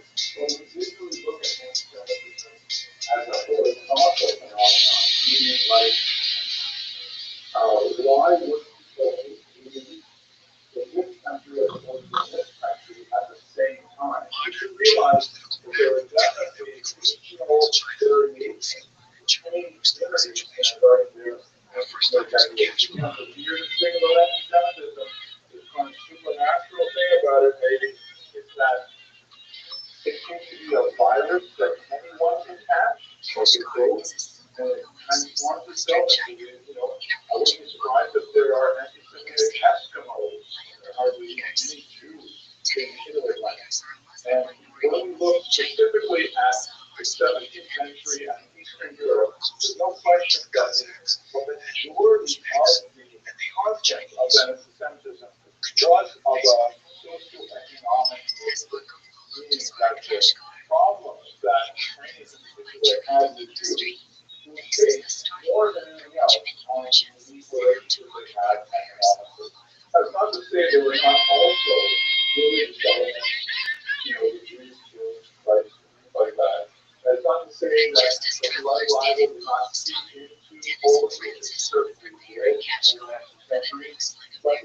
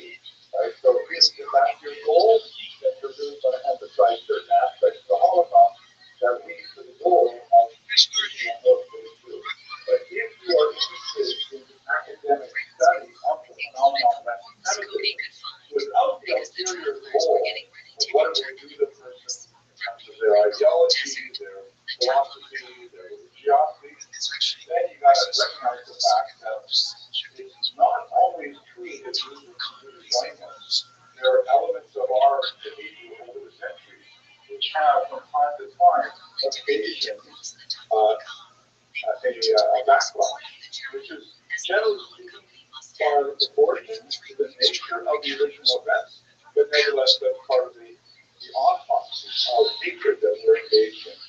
Yeah, I want to emphasize one more time that if you try to understand interethnic relations as objectively as possible, it's not always true versus the life.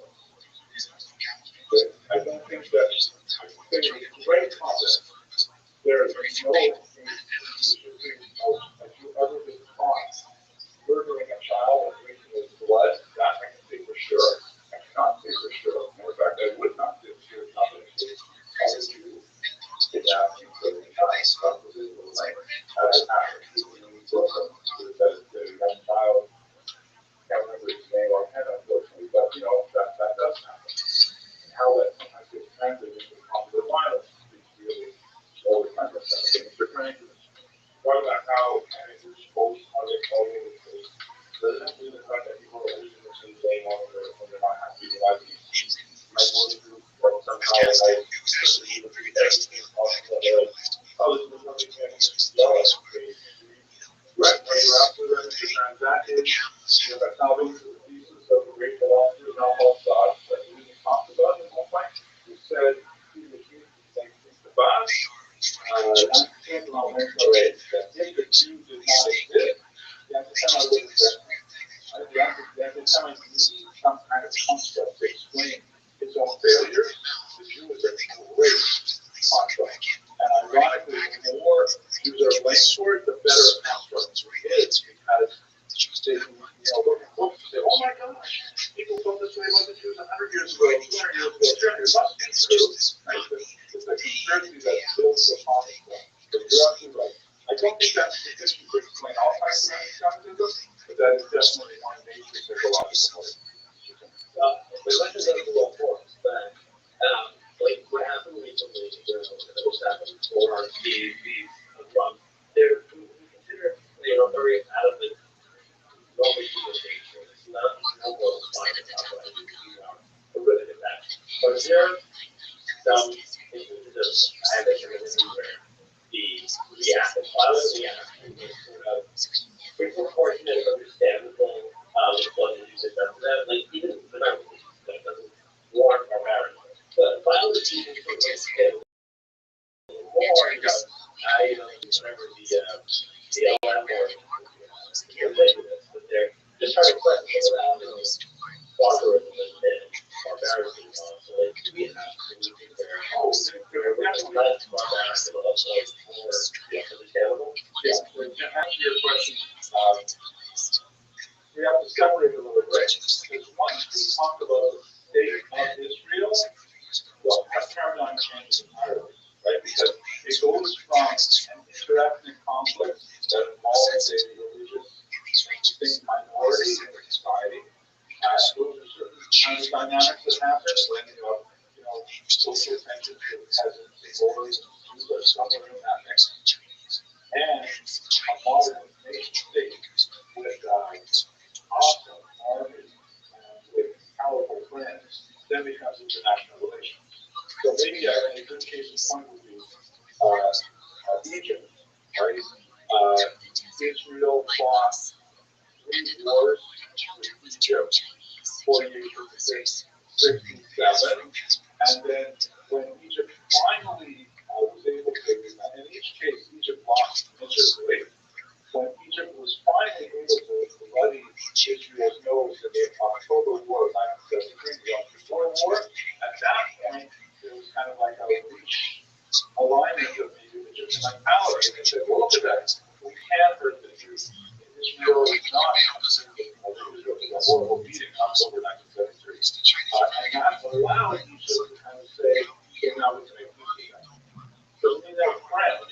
Doesn't mean that the level of anti-Semitism subsided, but it was not like suicidal anti-Semitism. It wasn't kind of like, we don't care if our country is destroyed as long as we can kill some more Jews.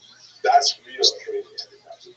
Just like international relations. Countries are always fighting, always getting back to it. So that's normal activity. It's horrible in the sense that there was blood or die, not because it's horrible words, but it's normal. What is not normal is Hamas. Hamas is definitely the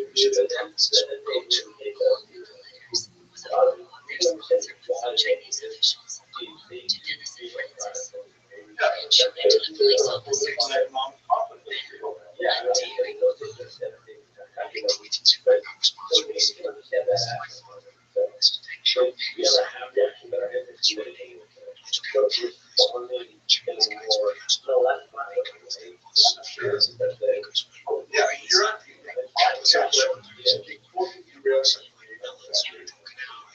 but you're also completing tuition responsible down here. I said, come on. ensuring the security on a bus ride. Two of the members were restricted military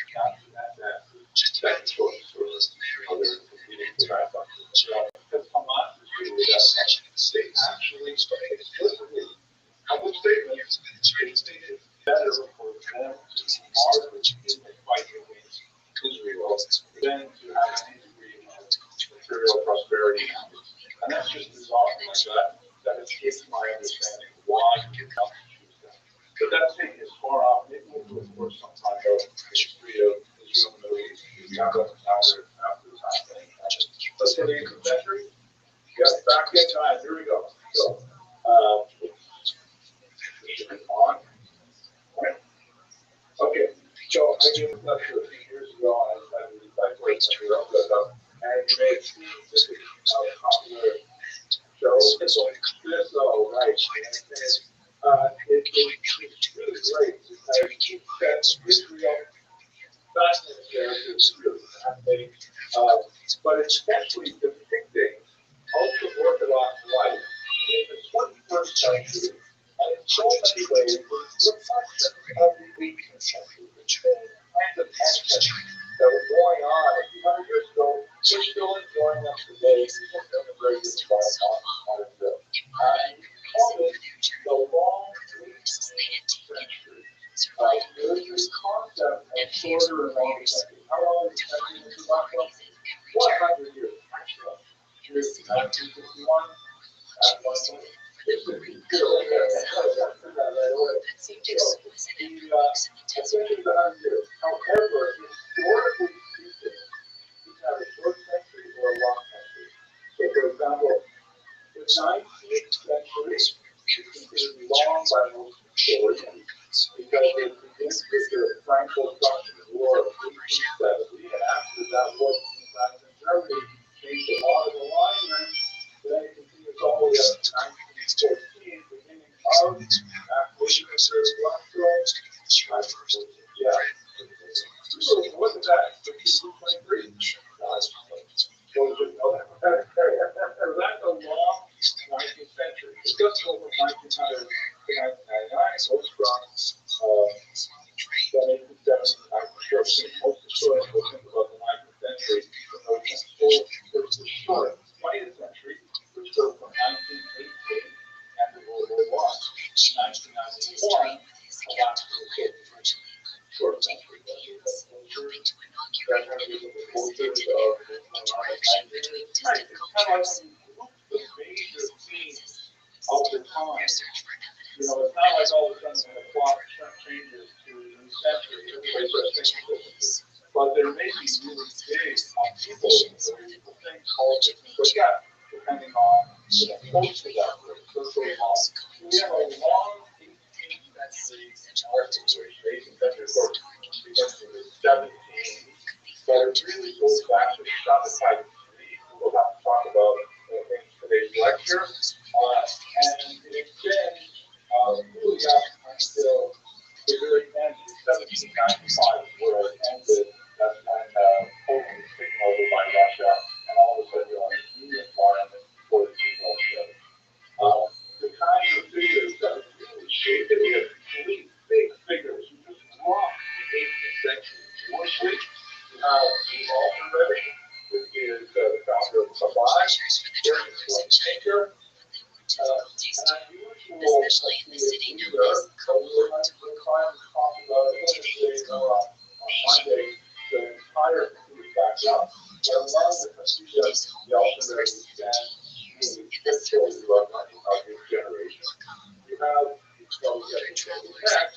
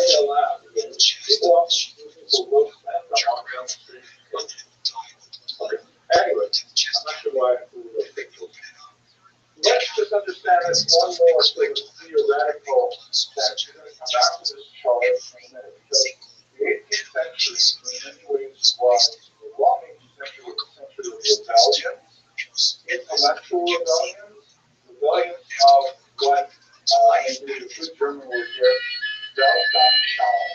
Remember that word, Weltanschauung. What does that mean? It's a rebellion worldview. I should know that.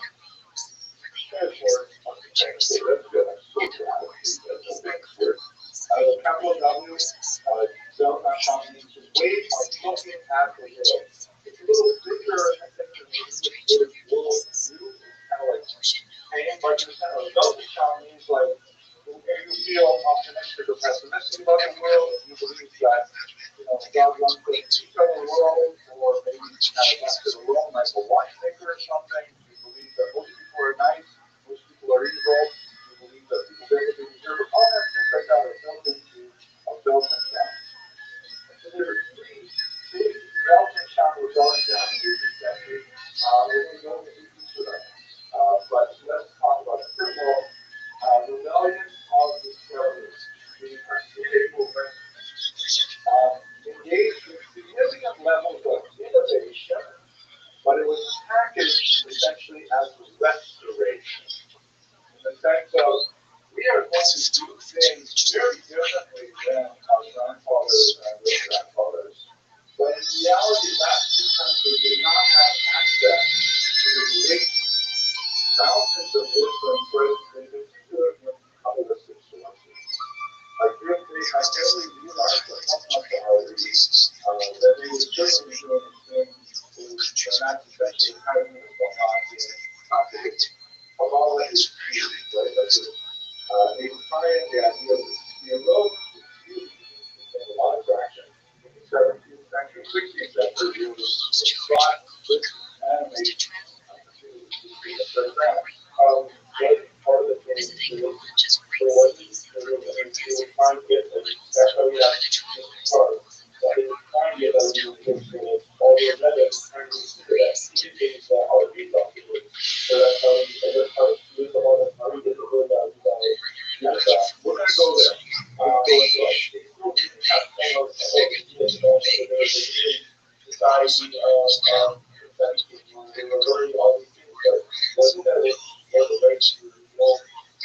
So that's kind of like a question, sort of like in the theology of the movement, like if we are rediscovering stuff that existed hundreds, thousands of years ago, how come people weren't talking about it earlier?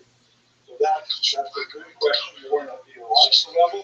On a historical level, we definitely know that the ideas go back very far. Yes, there's the rebellion based on discovery. If you can imagine that I stood in front of you today and not wear a suit and tie, but wore, for example, the kind of clothes that Tana I was worn, or an Ola. You look at this kind of crazy, but I think, no, it's flowing road. This is like, this is the way it goes. Whether people wore exactly the same shape, like that would be like a rebellion of doing something different, but it's because of discovery. I learned that Rabbi is most fresh is really what I want to do. Mr. Buffalo. I'll just go from the fresh shape to nowadays, it's like, I feel like this travel, because I get down passing like, whoa, kind of stuff like that. That's you're asking a really important question.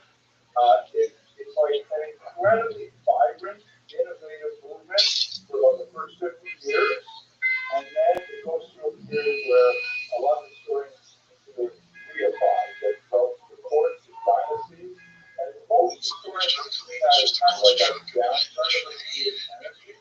But not all.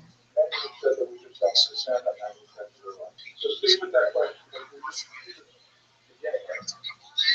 The science position, this is basically the next issue to you, that says, no, we have to rebel by doubling down on what we have been doing. Like up until now, we've been kind of relaxing.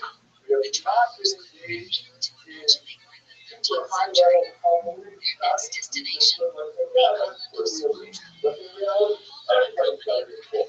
Everybody's got to be cool. That's more of a rebellion activity. By doing something that Jews typically did not do that much historically, 14 ships, each of which has a UPS, but is the highest wholesale.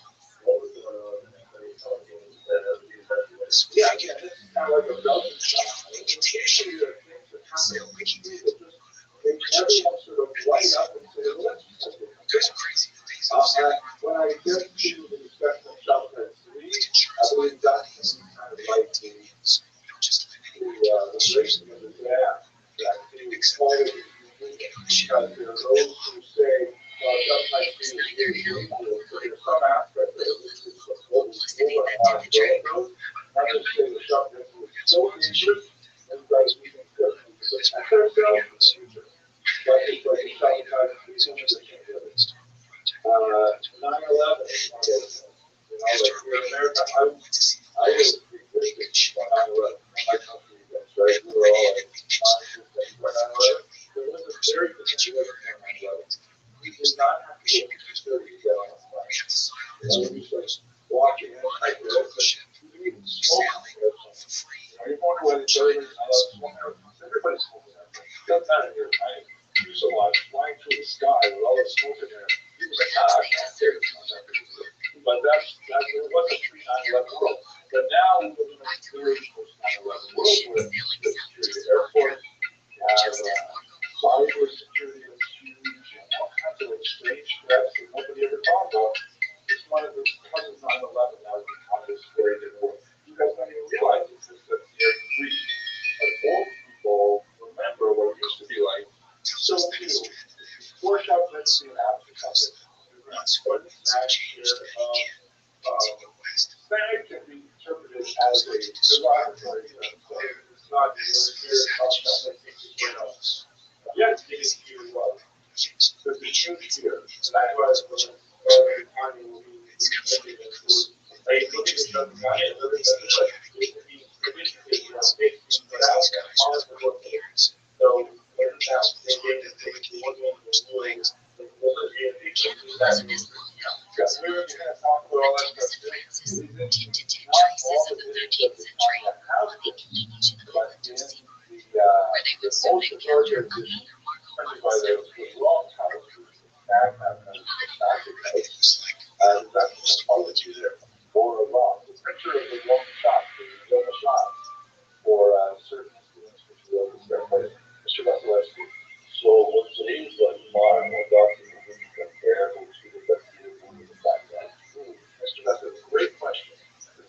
century question out, and I think as you shall see, modern orthodoxy, depending on how you want to define it, follows from all of these. You know, it's the waves of that tsunami. When you asteroid, we're like absorbing those waves. Last question is just next slide.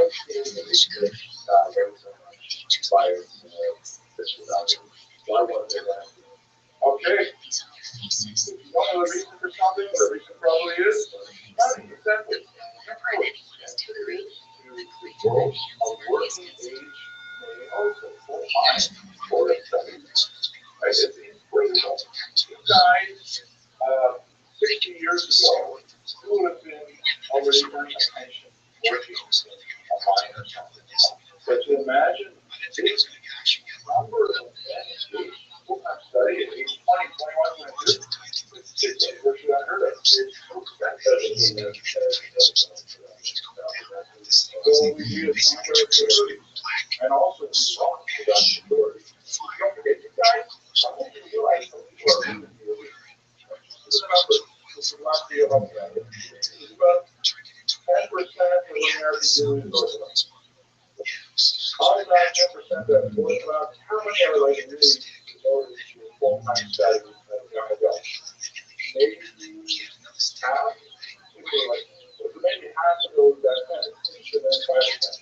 Of those people who are engaged in it, you only put the years like that on the work, right? Maybe half of a percent of the entire Jewish population is engaged in full-time study like you are. You guys are enjoying really good. The Navy SEAL of the Navy SEAL. The Navy SEAL say, look at those guys. That's you guys. Okay. So that's your insurance. Your parents, they're already paying for your tuition. And what they will support is not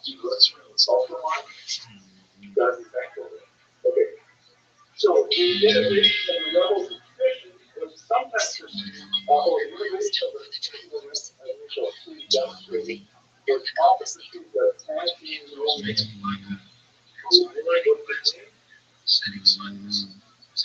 I believe the original is normal, whatever that word normal. Normal means wrong.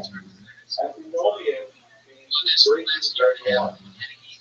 Like the leader of the free country, for example. Breaking the law. Not necessarily breaking the law. The thin line, right? So antinomian, the freedom was seen by the Italian as being antinomian and saying, wow, what are you guys doing? You haven't spoken on it. This was not supposed to be done. It's been done later. And this is not supposed to be done. Well, what is that having in your press area? All kinds of things like that. The latest example of this extreme toxic approach was with the South Sulphur manufacturing thing, where he said in the late 19th century, so I'm borrowing a little bit later time, but riffing on the Gemara, speaking about when wheat is permissible to be true, he says, Hadash, Asur, Yunatorah. So what does that mean?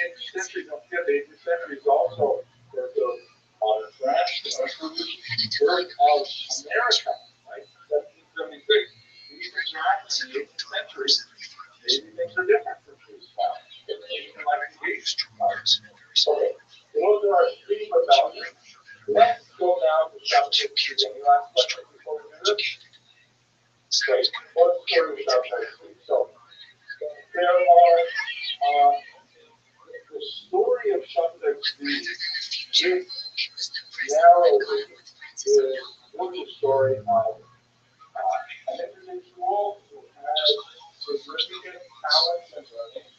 And although there are historical accounts that tend to portray him as an evil Russia acceptance of Judaism, most of the modern studies of Shabbat suggest that he was mentally ill. He was in his early 20s when he began to experience things. And he has descriptions of his followers. He tells us what he was going through, and it sounds a lot like bipolar disorder, manic depressive syndrome, or even schizophrenia, which is especially associated with young men in their early 20s. So obviously, we can't really do psychoanalytic dissection from afar, especially over centuries. But what I can tell you is that he was going through this period of something called illumination, where he experienced tremendous elation, joy, and feelings of grandeur. During the worst periods that he described how he could levitate, that he could engage in ipso-sidera, meaning like, transportation over wide spaces of territory, and with the encouragement of an unhappy colleague named Nathan of Gaza, it seemed to believe that he was in fact Mashiach. And not only that, if you have to imagine this guy is tall, good looking, he had several marriage offers, so he wanted to remain in his studies for a long time, so he started being honest. Later, he would get married, actually, the word time, but you can't count one of those because he was the Taurus girl who got married to at one point. Arranged symbolic kind of marriage again. It's a very weird kind of story. But he not only convinced himself to be a Mashiach, he convinced thousands of Jews across Europe and North Africa that he was in fact the Mashiach. And so he had to was asking for them. And what he knew that you're asking some really important question. How would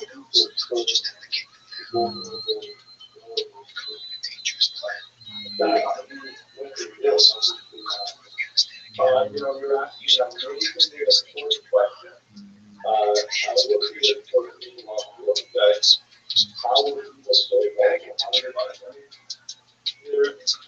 historians point to the fact that there was like widespread repression after the Talmudic rebellion that's on Monday that ended in 49, trails of violence over the next half-century, sort of half dozen years, and that continued to get wow, the whole massacre. She has not been on the corner. They tied it to the growth of Calvinistic doctrine that were emanating from Scott, and the idea of, wow, this is totally new ways of understanding the world, and thinking mystically, and here's the guy comes along, and soaked in this thought. There's also the role of new technology.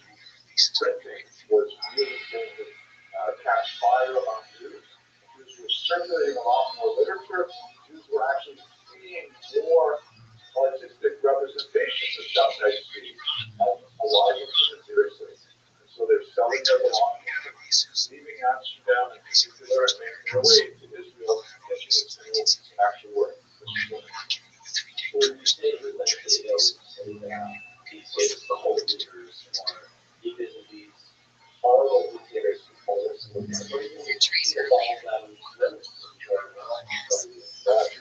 first of all, I don't know if he was mentally ill. Looking at the descriptions of how he behaved, most historians believe that it's probably the case. But if we assume that, then I assume that other dictator-like co-leaders, narcissistic, self-serving, childish, occasionally nasty leaders, that doesn't stop them from controlling nuclear weapons. We don't necessarily vote for people who demonstrate insanity. Why are they not being recorded. I just got my signature. Like, yeah, you're already messing up.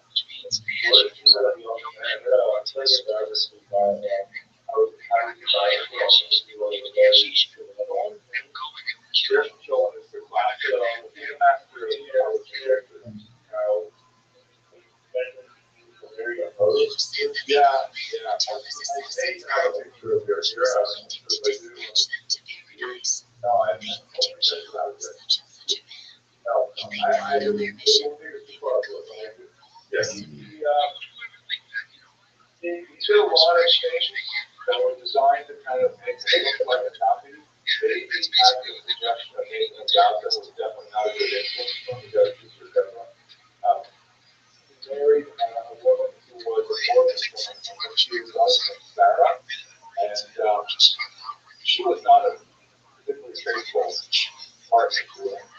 And he did this apparently because he wanted to imitate the army.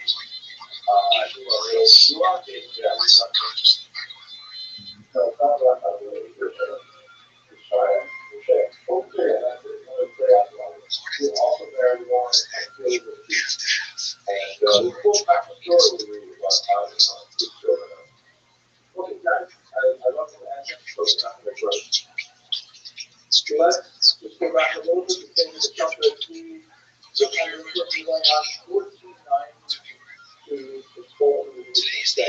Probably used to my part of the times we talked about this a lot. That's the major like all the structures and almost the whole house. Spain was without doubt for a few hundred years the most powerful center of the Jewish people at the time.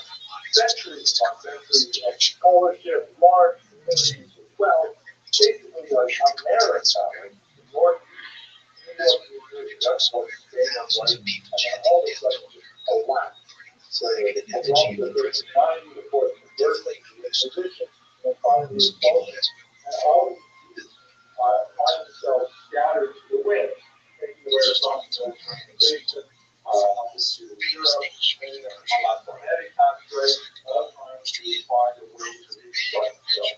And many turn to mystics and saying, how do we explain this huge rift in our experience here? It must be that something has changed dramatically, and we need to find new solutions. In particular, the solution made its way to thought is found in the thought circle, where you have the great capitalists of Lamont, his students, the Al-Rifai, also the Joseph Taro, the age settled there, the Al-Shift, many others, the alphabet, the kind of the all these are TV cameras, what if people always do that? Just happy to have the day. What if people always do that? Why do they always watch the nicest things? Like they're not like they have programs. They're playing like the answer out of the ship. I mean, this week and next week and week after. So overgeneralization because like not all people do this, not all people do this, not other people react, but the I think this is it's your refuge, right? If you have difficulty understanding the world and reason does not give you the kind of emotional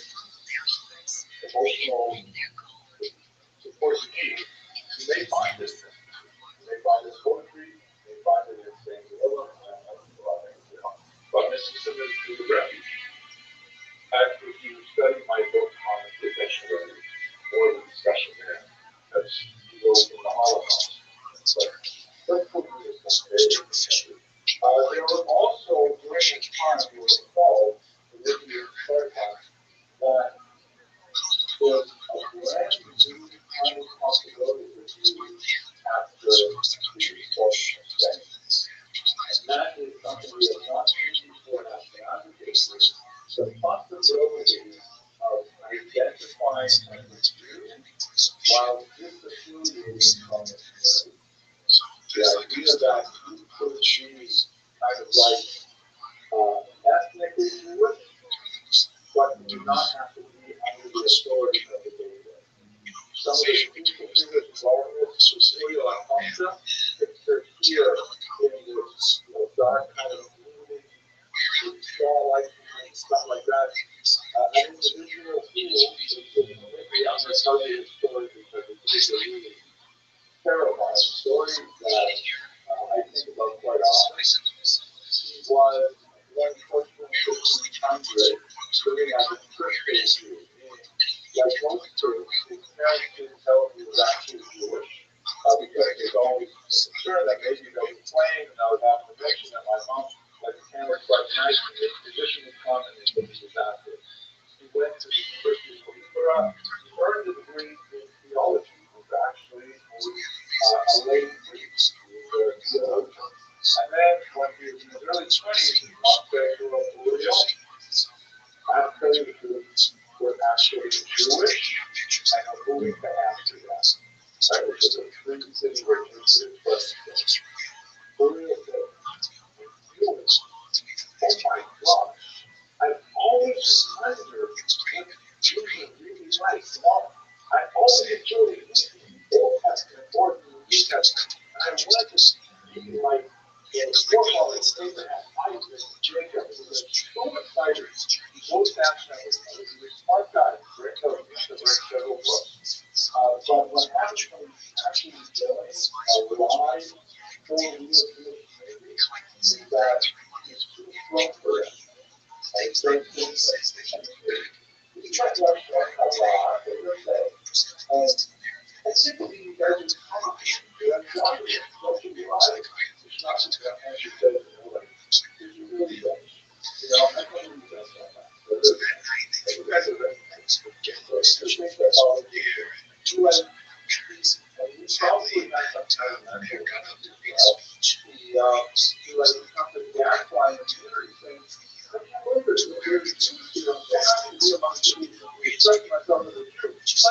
But I met this guy and he told me she's on his taxes. How was that possible? How was it cheap? How was it? Somebody had time. He's like going around and he was too many people and it's like on the base in Amsterdam. There's not, we don't want to rock the boat, right? They actually have it pretty good in Amsterdam. The Dutch have this unusual policy called development, which means basically if you don't step out of line, you guys can do whatever you want religiously. So they actually have synagogues and things like that open in Amsterdam. When Jews are technically not allowed to live there, but they just ignore it. That's kind of like a Dutch thing. And they don't want to have this guy running around complaining about Jewish music very loudly. So they put him in a harem 2 separate times. He actually tries to make it an outboard, he moves away, same kind of problem. So finally he goes back and says, let me back in. I promise I won't do anything bad anymore. I'll stop writing books like I did. I know there was that one time when I told the guys thinking of converting to Judaism that they really shouldn't because the Jewish community is like full of liars. I'm sorry about that.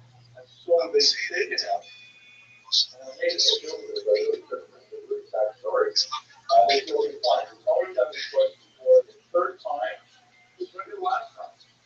We required you to stand in the middle of the synagogue, the great synagogue in Amsterdam, to recite our faith and confession of all your sins in front of the entire community. Everyone's going to be there. We will flog you, publicly listen sometimes, and then they have you lie down on the front steps of the synagogue, and the entire synagogue walks over the stone wall on their land. He does it. He wants to be among the Jews. He likes later that if I have to, I will be a gate among the Jews. But I must do that among the Jews. And he feels so connected. He goes to the old man, walks home, takes out and everyone like the 12-day suicide code. Latin called takes them to ID time. The example of cinema and then you put some notes. Yeah, terrible. But his problem was he was living a long century, right?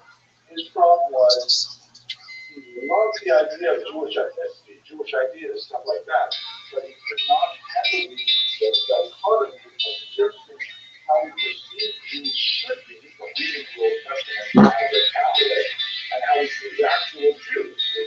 So, sometimes we don't attack successfully, sometimes we couldn't handle that sort of breaking point for it.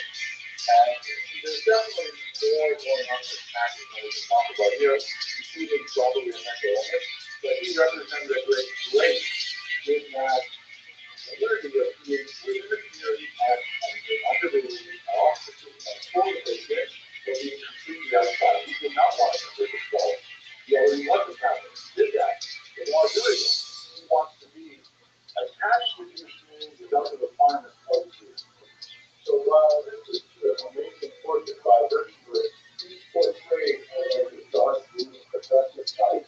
You see there, the child on his lap, who was his younger contemporary, is Senator Rothschild, who has a lot of the same story, but Rothschild, of course, one of the great philosophers of the 17th century, made a huge impact, a positive impact on religion, because he adopted a lot of the ideas of the culture without the self-destructive behavior.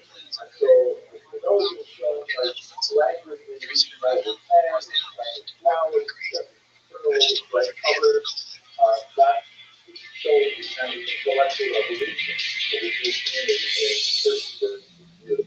Here's another example of this is when Spinoza, who went through the same thing, because the Amsterdam community was having difficulty controlling these Jews who were like kind of stepping outside the boundaries. They also put him in Pharaoh, a terrible, awful Pharaoh, and he basically just ignored it. He said, well, okay, fine, you guys can say what you want, it doesn't change how I feel about myself, or how I feel about the universe, the world. Here he is, just walking lost in a portrait of himself. And in the background, you have these Jews portrayed in the negative aspect, he's cowering, afraid that this guy looks like he's picking up a rock to throw at him. That's what's changing big time in the 17th century.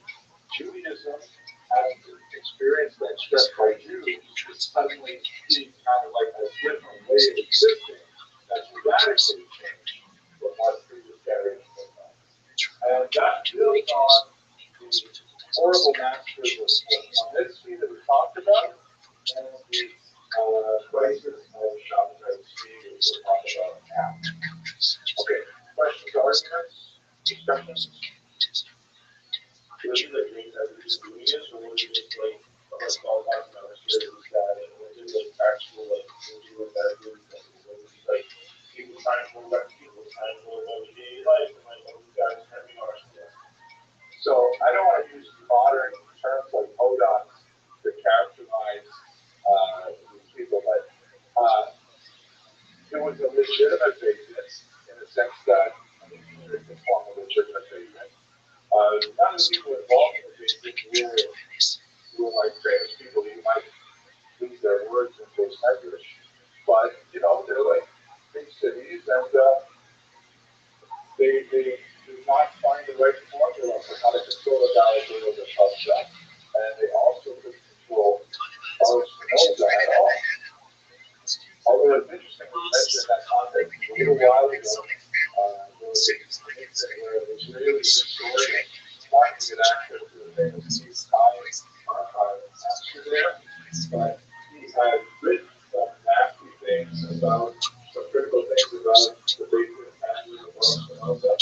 So they surprisingly, they banned him as well. The story is given to him. There's a fair amount of people coming into our library. We have some insurance library that do that. Once you will have to think about it, they're going to follow facing on activities that go there on readers. Intellectual. Jump into it. Okay, so we talked a little bit at the start of this, we went off to the Portuguese. One of dozens of portraits we have in Subsanctuary is a very popular among Christians as well. Christians were practicing righteousness for Subsanctuary. This was interesting. The Jews think that was Messiah, what's going to happen. So there's lots of legends Okay, this one, thanks everybody for hanging out. They're in the story, right? This is like, they don't know what people look like. They just have gibberish down here that's their fresh study. So we don't know if that, maybe that's the picture was the wrong one. We don't know. It's really good. Okay, this over there is pretty sure. This one, this is like the Pascal baby llama diet, where you look at that. So, maybe you saw a little bit of a book here, but that's also, that's not much of a font either. Like this.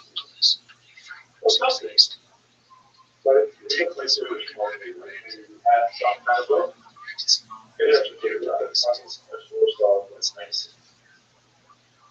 It's pretty like you wind back, take it back. I'm not sure if it's a good example of it. Okay, so that's fine. Anyway, so the whole idea of what the hell is that going to be, by the way, into the story of the you get this huge movie. He especially wanders around the Eastern Mediterranean. He finds some very wealthy backers of these pockets in Cairo and in Jerusalem. And although there are many who denounce him, he does find a lot of people who think he's the real deal. And so he ends up engaged in all kinds of bizarre economic activities, like he says Tisha B'Av is canceled from now on, but it's now my birthday as a Shia, and now he's Tisha B'Av, and reading from a sacred Torah, he says that Chumash are so modern and so cool, we should all be reading from Chumash, like Chumash, all kinds of things like this, and many other more things. He ends up making a delegation to the Ottoman leader for the Israel, and he also says essentially, okay, I'm here, I'm the Messiah, I'm going to take over Israel now, and Ottoman tells him, says to him, your next mission is Messiah, I counter offer, however, I'll let you stay alive to convert to Islam. He accepts the counter offer. He becomes a Muslim. His tens of thousands of followers totally trust, and they go back home penniless. They sold their houses, rented all of them, thinking they're going to be in Israel. Except for about 3,000 of them who figure that maybe his conversion to Islam is part of the actual action.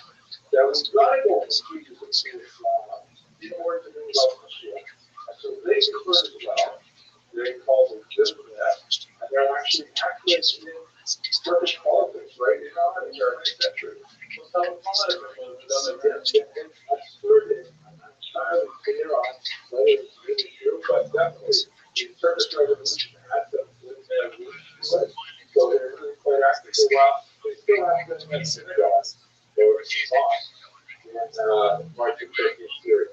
But after this, in 1666, whatever the shop that he eventually really gets, he becomes increasingly erratic. Eventually, the Ottoman Turk puts him in jail. At the end of his life, his last request is for a Yom Kippur Matzah, because he wants the David, so maybe he kind of came full circle in the end. But definitely, his movement lasted for a good century and a half afterwards. That there was still the problem. If the movement lasted for a century and a half afterwards, there are a lot of these kinds of things, nails that were commissioned. These are essentially like amulets for a variety of things, for nasa, shizufim, things like that. And quite frequently, very prominent rabbis were accused of having Sabbathean meetings or being secret followers of Shalshai. Perhaps the most famous of those, Jonathan Iverson was the subject of a massive attack based on argument that he was a Sabbathean. The Rothschild'S was horribly pursued for good. I'm just curious, you guys have all studied parts of the Shah, right? Do you guys know about the secrets of the Shah that was discovered in 1991? Mr. Lloyd does what he said. Yes, it is. Why would the secret are so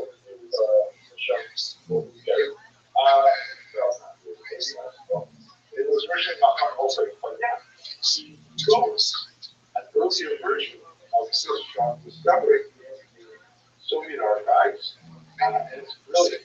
In my humble opinion, it's way better than the one we've been studying for 250 years, because it's a dialogue between. Okay, I'm very quickly because it's really important. I have a personal ambition to study this chart 101 times. I just finished almost 30 of those a month ago. So I think it's such an amazing book. But here it is. The original Swiss chart that we wrote has this guy who, it's hard to really characterize him, but if we were making a conversation, guy would be kind of like a well-rounded guy. He appreciates Torah, likes women. He also likes science or culture. He's got kind of like a broad, everything sort of personality. But what's funny is, what is the real connection? Really talking about what are those but, you know, what emotion? What day did I see in the book? The whole high school president, he slipped out to Shiva, and now he's like doing all black and this, that, but it's rock. And he says, oh, great! Well, up to so great, how are you? I slipped up the street. Look, you mind if I ask you a question? I noticed that you come like already, definitely were already, this is already mentioned. But he says, like, what do you see in it? How can you let me think it so long? How can you got it so long? What's going on in your life? And they begin this conversation that goes through the entire Swiss shot.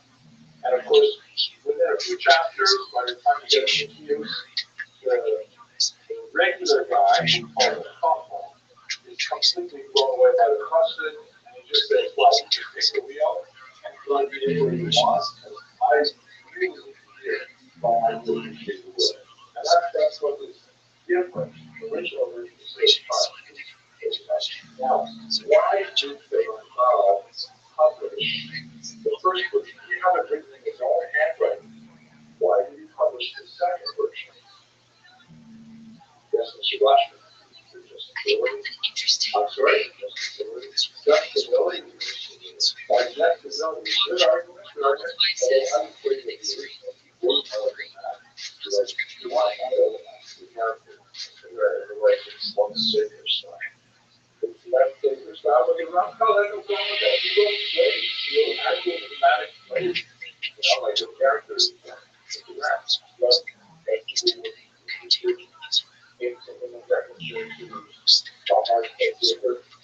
I would think I'd rather more people be interested. But you guys, if you don't know the answer for sure, because it's you know, you want to see less people ever see you're believing them. Oh, he got this so bad with the put under house arrest, writing 6 degrees with 5 foot, and because people didn't know whether they got the places, they actually buried it, and then lost it. They forgot whether they were somewhere inside the building with a massive chest as a rough cross writing to every single light day that maybe one day we could tell. But I'm waiting for this guy to do it. I mean, I'm going to give you a civil history. Right, exactly. David Sklar, the PhD contest, argues that the reason is published because the publishers were not effective. They lost the backing in paying for the publication. Why? Because the original version of 222 has a key saying that you know involved in identifying their role. So it becomes this one here. They describe a certain kind of personality. And what we're talking about, and it's just way too incendiary. So he gave up. And his students said, no, Rabbi, this is such a great book. The world will love it. Please, you have to just do what the editor says. Let's remove those personalized material and let's publish it in a standardized version. And I'm proud you believe this if you read the introduction and conclusion of the book where he's saying his students were working on it. He says, okay, whatever you want. students edited it to the version that you guys read now. Way more sanitized, way cleaner, but it's just a mind-blowing experience for you. Now, why was he persecuted? That's why he was persecuted because there were individuals in Eastern Europe, including Moshe Rabbeinu, the son of the Chacham Tzvi. The Chacham Tzvi was the number one Shabbat hunter of the era. Everybody who was in Shabbat Tzvi. His son depicted it, but by the time you get to the Mount page, there's very few Shabbat left. But what Moshe Rabbeinu identified him as the pursuit of Europe to realize until finally he ended up in the relatively liberal city of Amsterdam, where he could be, more active. But the facility charm itself is an artifact of the test for heresy that was the remnant of the post-Sabbatean era. Okay, arguments, questions, discussion? Okay, so let's look at a map here. Just to orient ourselves, and then we're going to dive into the research. This is super population in Europe in the first half of the 19th century. Looking at the images we're looking at, you can see great density, particularly in Poland and Western Ukraine. That's the greatest concentration. Still some significant concentrations in Western Europe, because even though we have this massive migration to the east, as we discussed last week, there's still some concentrations in the not so much in France. They have been actually banned from there since 1306, although we don't have a complete assertion of Jewish population in the site here. And not in Spain, because Spain is still officially Judeanized. The major concentrations in the regions of Lithuania, Poland, Belarus, and Western Ukraine. How is that mapped onto the three great asteroids, essentially? So the Hasidic movement is primarily in the southwestern part of the Russian Empire, down here in Western Ukraine, so Poland. But there are different Hasidim who are active further north. The one example that I've been concentrating on Chabad is ironically an exception to Chabad is the Lithuanian Hasidic movement.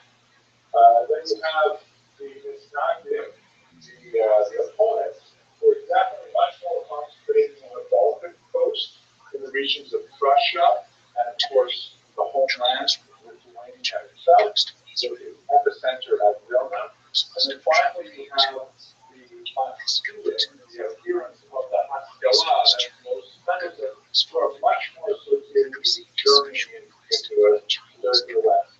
But what we notice about a Venn diagram is that they overlap, right? So you can have regions where you easily have Hasidim, Misnagdim, and Maskilim with cheek to jowl, arguing with each other, influenced by each other, and so on.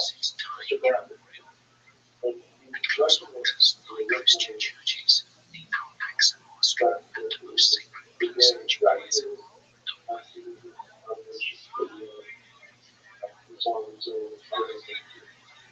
so, that's a very question, how is the denominations? The denominations derive primarily from the Haskalah. The whole idea of what we call a denomination is in itself a major breakaway.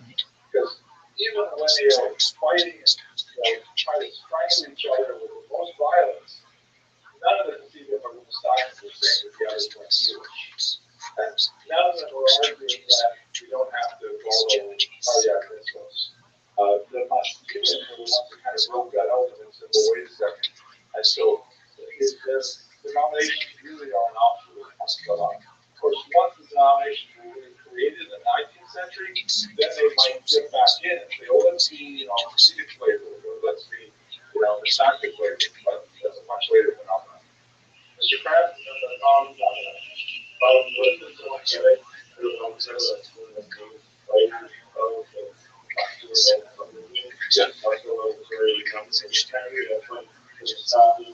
and all the kids together like we are all serving a chef. We're all trying to be the most of the chef person. I have a one-word answer to Mr. Grant. Monday. Monday is going to be good tonight. Okay, at this point, it makes sense to stop.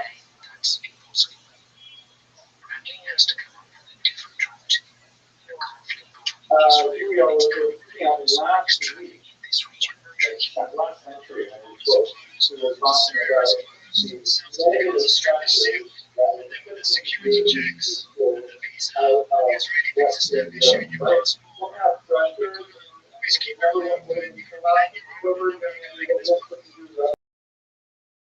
Western Europe, farm there, soldiers, right? They got the massacres of showing 1096 onward, but also, governments kicking them out, right? You've got expulsions in France from 1182, and like 5 or 6 of them through the next century and a half, and even England 29, right? Why are they kicking them out? Generally speaking, when the peasants don't use money, you have rebellion. When the nobles don't use money, you have expulsion.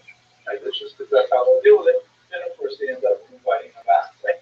What about kind of like the really bizarre ideas that were circulated at the time? I mean, you feel the different laws or celebration of rebellion?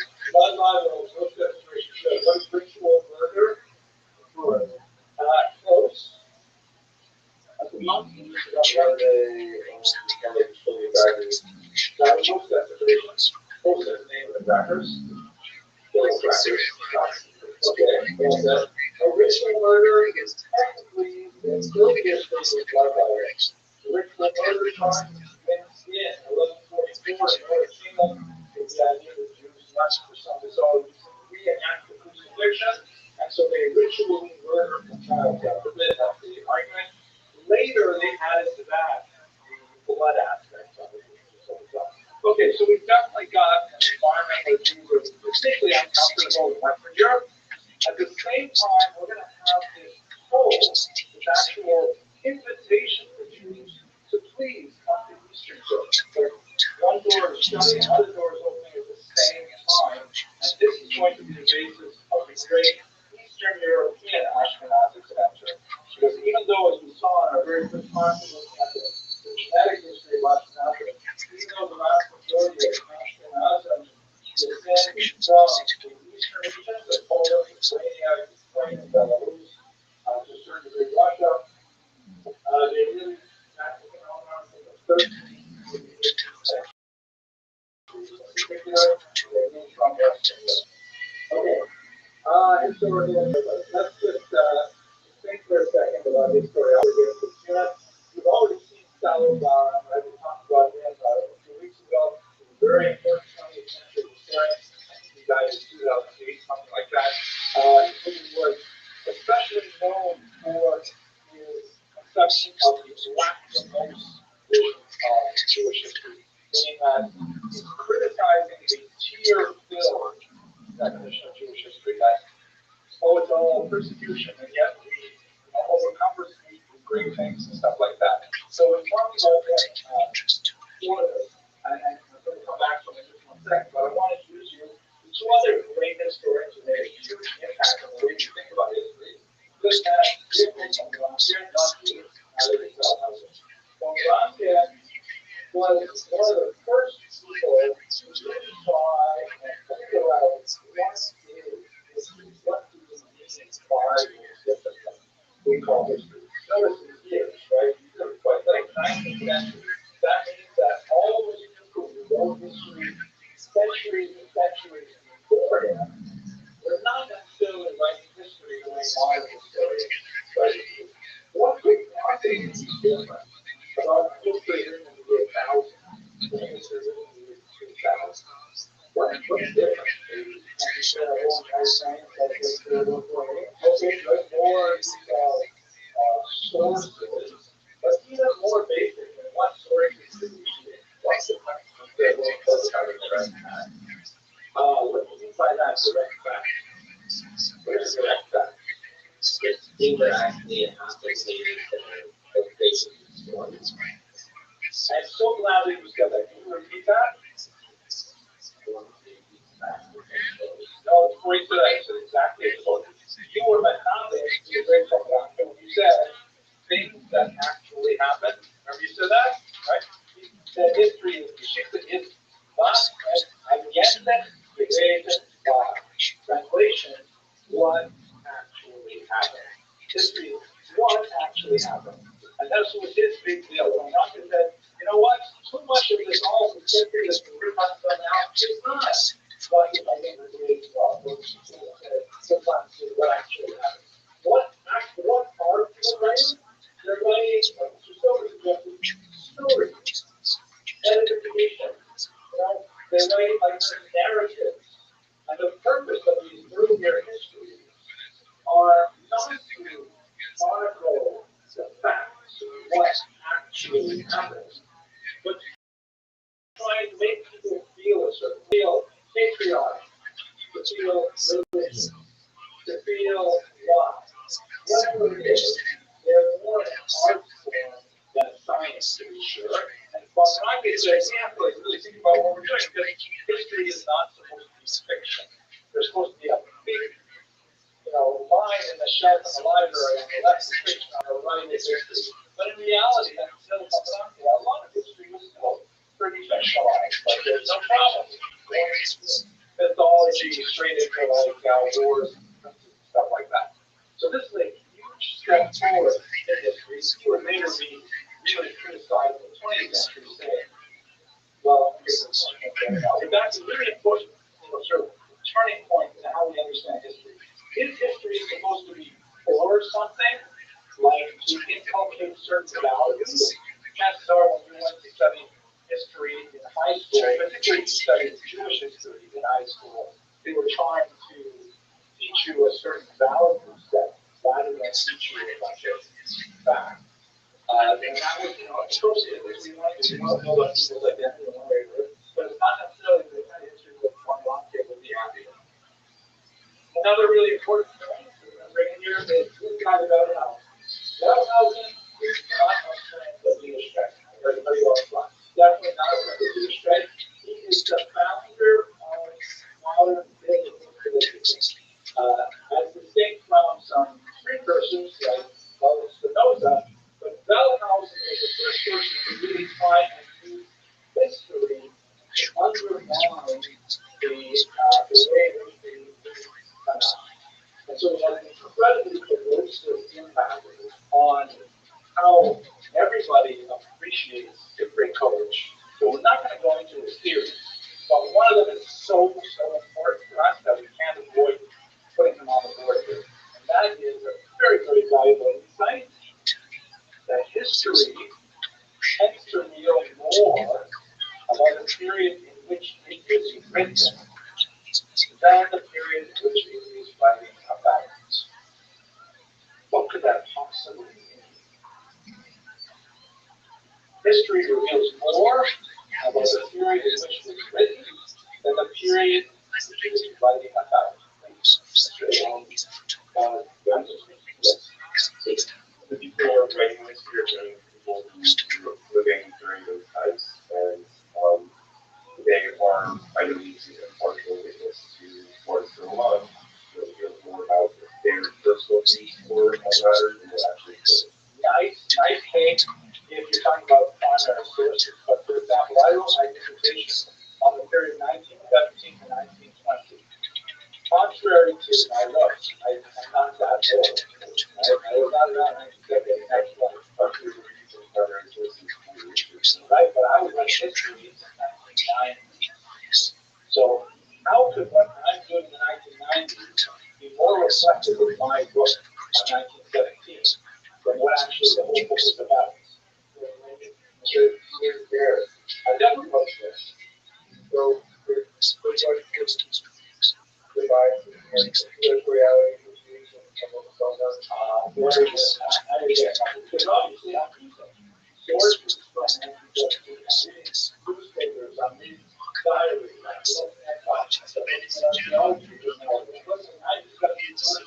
but I'm writing it with a mindset of 1995. Thinking all my 1995 issues Flipping everything I know before it was too not to my class. But I also knew some words in my place very perfect, very nice. Like repeat that so it's around there. So it says actually the line is by hindsight. Not because we're looking backwards, but our perspective is today. So we're not trying to understand everything today. Like for example, sometimes people will look at biographies of great individuals, and they'll see that occasionally they may say something that jars us by our common sensibility. Like they jar us when they say something about slavery, but doesn't necessarily use, they only hate slavery is bad. It's just a mental or they observe, for example, gnashing God mentality. Women are like-minded, right? And we say, oh man, he's misogynist. Well, excuse me, we're not misogynist in the 12th century. That was like everybody thought like that. But if you use that person's attitude, I think if you live in the 21st century, then we'll make you smash out character judgment in that history. But that's what Bellhausen's main point is. And so we tend to view history from the perspective of where we're living today, and link to that history, all of our contemporary biases, and it takes a tremendous amount of intellectual work to try and break free of them. Some historians, some philosophers, would take different concepts to break through of them, but that's not right. Finally, Salomon Jameson, he says that's what's going on with it. Here's the history of what we have today, which has a tremendous amount of biases built in by our contemporary situations. We tend to look at what actually happened, but we only look at a narrow slice of it without looking at the water picture of what actually happened, as I hope to demonstrate in the next 45 odd minutes. Right? For example, if you think about what's going on in Ukraine right now, and I made this part of this lecture a couple of years ago, when the world broke out in 2022. Now it's even weirder because we're in a strange moment with the U.S., with Ukraine, and with Russia. But this, I like this picture in particular because, a lot of stuff when we talk about today deals with the conflict of Jews and Ukrainians in particular, which was like horrific and epic in the 17th century in some ways. But here we are, the 21st century, right? And here's a little Jewish guy flying by these two big, scary-looking Ukrainian guys, it's just like a jarring reminder of how much things have changed. And I believe that actually many people look at Ukrainian Jewish history very differently today because of the contemporary political climate. They would look at it totally differently 50 years ago, 100 years ago. It's the same history. Nothing changed because once the past is over, that's it. But actually, that's not true. William Faulkner said the past is dead, it's not dead, it's not just over. It's still living in the past, but I lack philosophy. Let us now, with that kind of like introduction to historiography, which I think is more serious than actually clarifying, but hopefully we'll come back to these ideas that they are, let's talk about the migration pressure as well. Here's a map that basically shows the movement of Jews from Central Germany. It's a little bit, what they call a little bit higher as well. But this is making their way in specific years to many communities from the later Latvia, Australia, not so much Latvia, here, Lithuania, Poland, Belarus, Ukraine, and Russia. This is here's just a Russia because this map is sort of reflecting the 19th century Russian Empire, but I'm sure all of you are aware. The Russian Empire, by the Soviet Empire, fell apart in 1991, revealing itself to be full of much smaller important countries, right? So we've got this significant eastward movement of Jews, pressure from the nasty things we talked about last week, but at the same time, highly integrated Eastern Europe. So you have to figure out why are they invited to influence? Okay, here is the political map of the largest country in Europe, with much the later Middle Ages and early modern period. In something known as the Polish Lithuanian Commonwealth. The reason why it's called a Commonwealth is because it was produced as a result of a dynastic union between the monarchies of Poland and Lithuania. As you can see, this map that stretches all the way from the Black Sea, the Baltic Sea, almost down to the Black Sea. Here, this would be the southern part of Ukraine, this is Crimea, still a fantastic region, contemporary Ukraine held by Russia. Actually, I think now Russia, this is more or less the front line of the Russian-Ukrainian war today, too. Russia has most of this, although Ukraine has a military territory right there, and the big down here is part of Russia, although this part is still Ukraine. It's totally separate. Very much close. Nothing to do over here. Right? So, Central Europe, way over here with England, right? Big countries. And more significantly, it's actually still with several distinct ethnicities. There are Ukrainians and Belarusians who are Eastern Orthodox, right? The Christian church has an Eastern section called Orthodox, ruled by 7 patriarchs. The Western church, Poland in particular, under the Catholics, there's a little chunk of Ukrainian Jews who are also Catholic. And they're also speaking closely related Slavic languages for the most part. Ukrainian and Belarusian are both written with a Cyrillic alphabet, like Russian, with a handful of letters different, both in shape and in pronunciation. Poland is also a Slavic language, but written with the Roman alphabet, the one that we use for English. Lithuanian and Latvian, Estonian are a totally different language family altogether. So many different people there. You also have a certain amount of Greeks and Armenians, but the next biggest minority, of course, will become the Jews. The Jews first entered this area as far as we can tell from the Crimea Peninsula, where they were first Greek trading organizations back around the year 0. And then you also have some Byzantine Magyar migration, specifically to the region of that state of English. Actually, let's talk about that for a second. Kind of weird. When you listen to radio, everybody says T is not a place. I don't know why they can't do it. I think it's two syllables in that word. In Russian, it's pronounced Kiev or Kiev. And that's why in English, for the longest time, that's what he said. Yeah. Just like,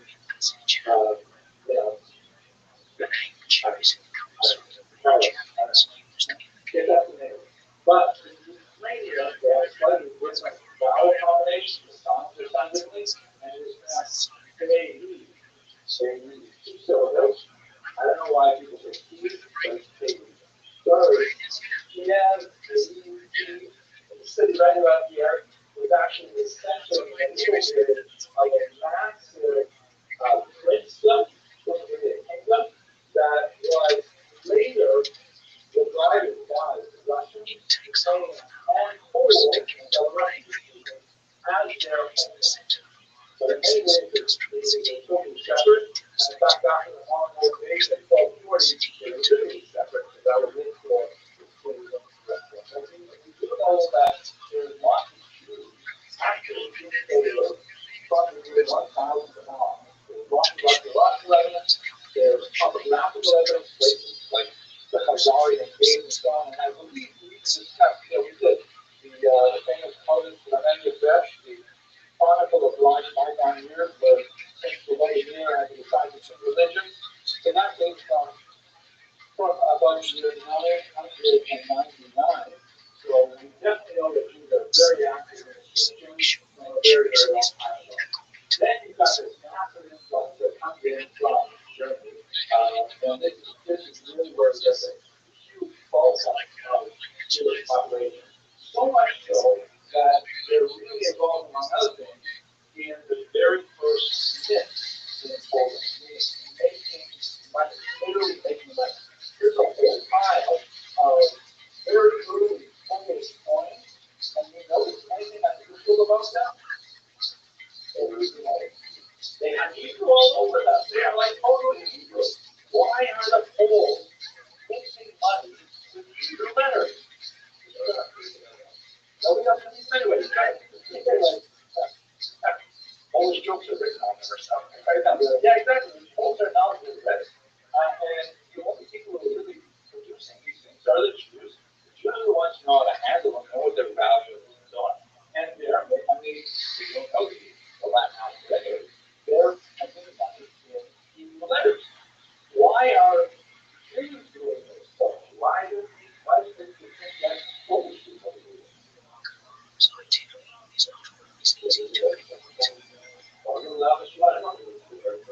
Yeah, why do you want to attract them if you have Poles already in the country? Yes, they didn't know how they want to do it. The Jews already, by the time they get to 1300, they've got a long track record of being extremely strong in finance. So we discussed a couple weeks ago, right? They've got basic monopoly on money lending because of the church's law of God. They're allowed to lend money. They're literate in meaning, right? They have extensive experience by now with producing coinage. And so the Poles were saying, it's so hard to get us from this old barter economy where people are buying things like rabbit skins and bushels of grain. We need to move to that more advanced money economy like they're doing in Germany and France. Let's get some Jews over here to chew this product. And the Jews are very happy to come in and we start working on this. And see lots of those folks have come in here. Not so Colorado. King's Esco. Great Colorado. Which is amazing thing. Going back to this year, a lot of them study in particular in right bank Ukraine. Explain why that is so significant. Well, what this term right bank means is because there is a major river that bisects Ukraine. It runs from Chernobyl, Rabbi, it runs from the north down into the Black Sea. And as it flows southward and you're facing the water's flow, the right hand is called the right bank, and the left side is called the left bank. The Jews have concentrated the right bank primarily because of an economic institution that is especially welcoming for them. That's called the Avenda. So hang on to that word Avenda because when I got it. Something like 40,000 Jews live there on the 64th date, which is an important date because it's the outbreak of the great Minsk rebellion that was motivated that. But you look at this map here, it just gives you a sense of the tremendous scope of Jewish settlement. Each one of these place names represents a place that has Jews living there by the time you get to the 17th century. Huge spread of Jews, unlike in Fire One to Mine, where you have a tiny little group concentrated in 3 places. Here Jews are spread out. They're small numbers, but they tend to be village and town based. Some cities as well. This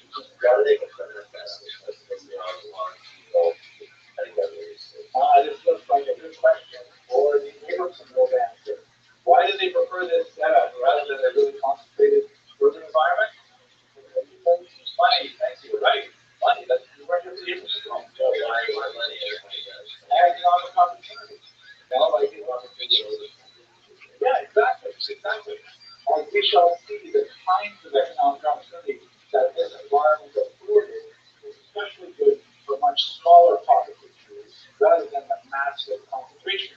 So if you would get industrialization, factories start developing new industries like department stores, things like that, that's good when you start seeing really big places like that. But these tiny little settlements, which were called shtetl in English, the shtetl, it's the singular, shtetl is the Yiddish form of the Ukrainian word for shtetl, which simply means village.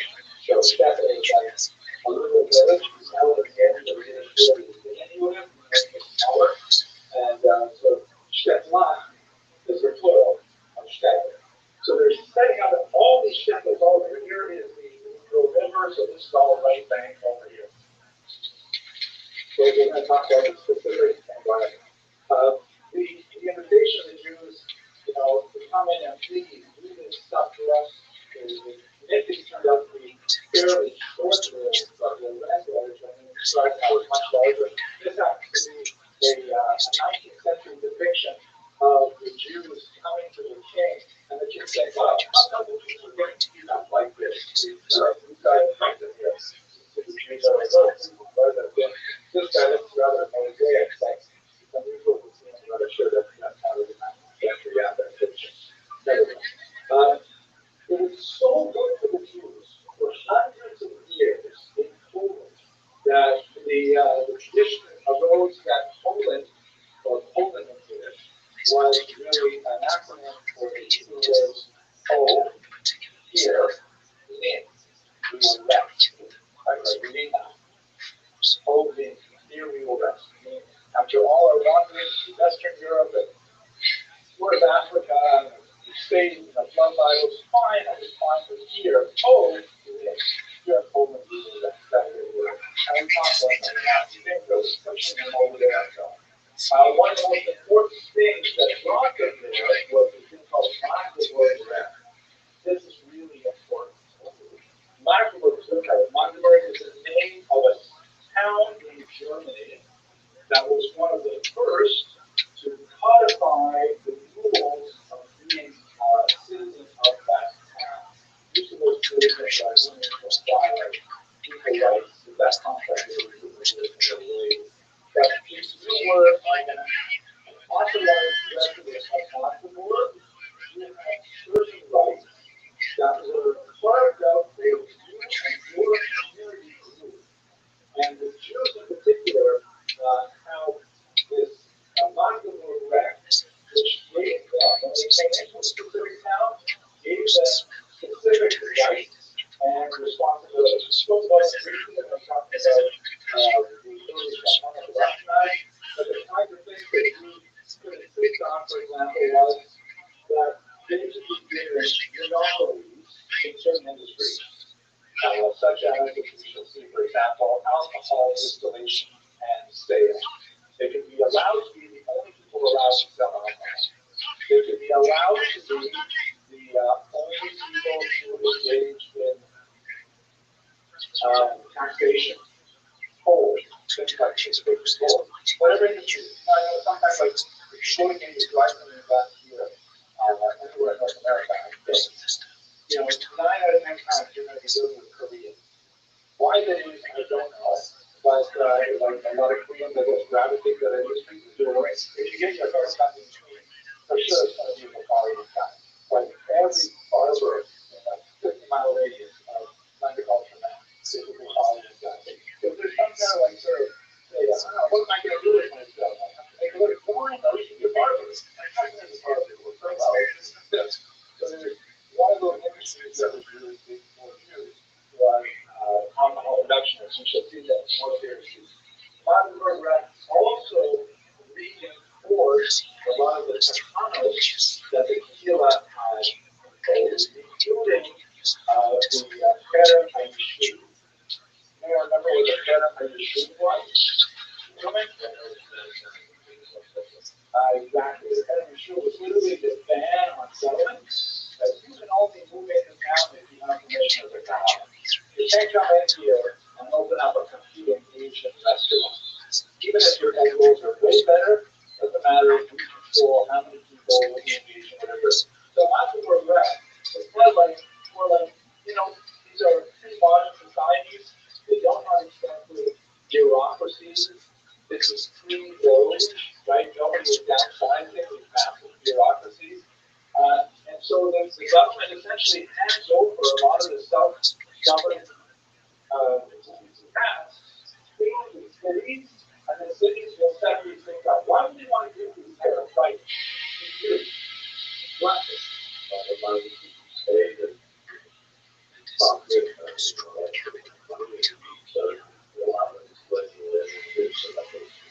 And I would say, not so much number one, not so much number three, but number two. Your three actions you need to allow you to get them like, allow you to sort of like happily. I don't think it was even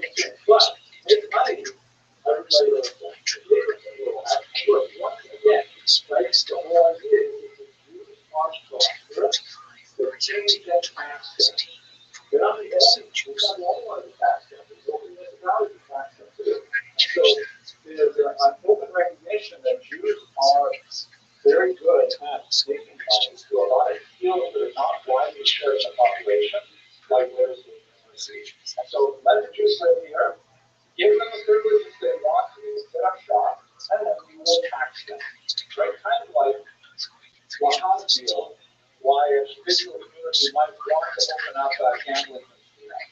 Right? They might not like here in Queens, there's no gambling in Queens. If there is a gambling, it's by the highway or something.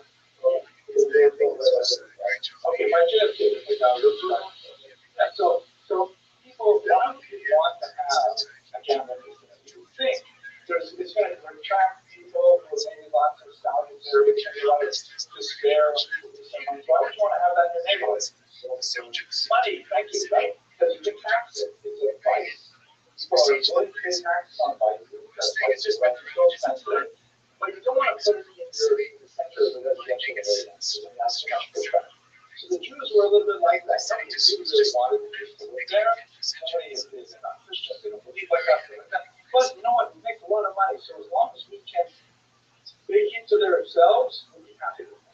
And my program was like a whole body of laws that was good for Jews. It gave them rights and protection and privileges, and it regulated the degree to which they could affect society. Yes. It was started, named after one town in Germany, but it was copied over and over again throughout Eastern Europe. How the Jews were released was they said, "Oh, you want us to visit this town? Fine, and we'd like to have some matzah there." And they'll say, "Well, I'll tell you." And they would set up the same kind of thing. That's like they flash with it. So by the time we get to the 18th century, sort of the density of Jewish settlements, in what was based in Pennsylvania, was massive, right? Really complicated, especially in Great Banks. Now, I really got to get to the other things that I'll talk about the capital advantage. Here is one of the most amazing things about this period of time, which was the early dissertation at work of the great Jewish historian Shimon Yochai, who was a phenomenal historian of Eastern Europe. He lived until 1941 when he was shot dead by the Nazis. His last words to his students who came crowding around his body as he let out, he said to them in Yiddish, "Try and try. Right on the core." He makes do this last will. Keep recording, he's writing it down, right? People know what happened. Anyway, he goes into dissertation on the Great Council of Lands. This is what happened. You have like all of these tiny steps on all over. You have Kahal, where we talk about the Kahal structure, with the basin and the Parnas and the covers and stuff like that. So each Kahal is making its own rules, which are basically Talmudic in nature, but they're going to have some variation in local customs, things like that. But after a while, they say, you know what? There's so much stuff that we share amongst our neighbors, and that we could actually standardize ourselves if we organize ourselves into a kind of super kehillah, one big kehillah, one big council that would pass legislation for all kehillahs over to the environment. And so that's what they did. Is set up first in what they call 4 lands, then they did 5 lands. I'm just calling it the Council of Lands for simplicity. This was essentially a super government, which was ironically way more sophisticated, provided far more services than the actual government of Lithuania for about 200 years.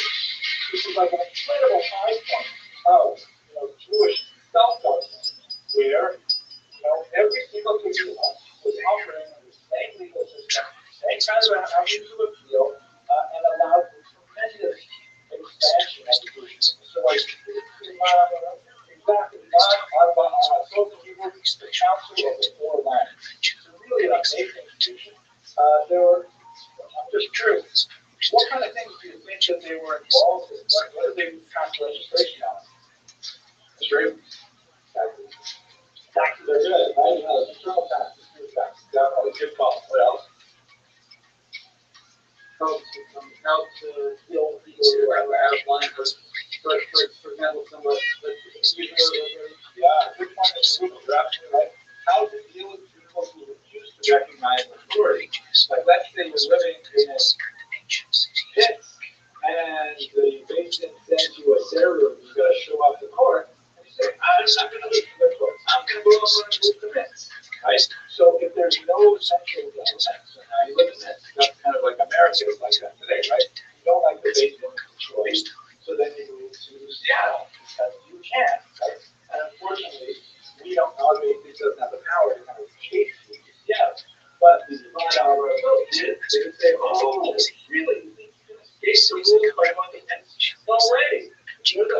placed on you in myths, you were always going to be under heretics, which was like huge. Again, remember, there is no secular Jewish identity in this time. The only way you can escape the power of religion is to become Christian. There's no sort of like, there's nothing to go to. That's something that happens. But even if it's wrong afterwards, Western Europe is actually Eastern Europe as well, but it's not at all true of the Catholics. So in other words, wherever you went, there was an incredible system going around.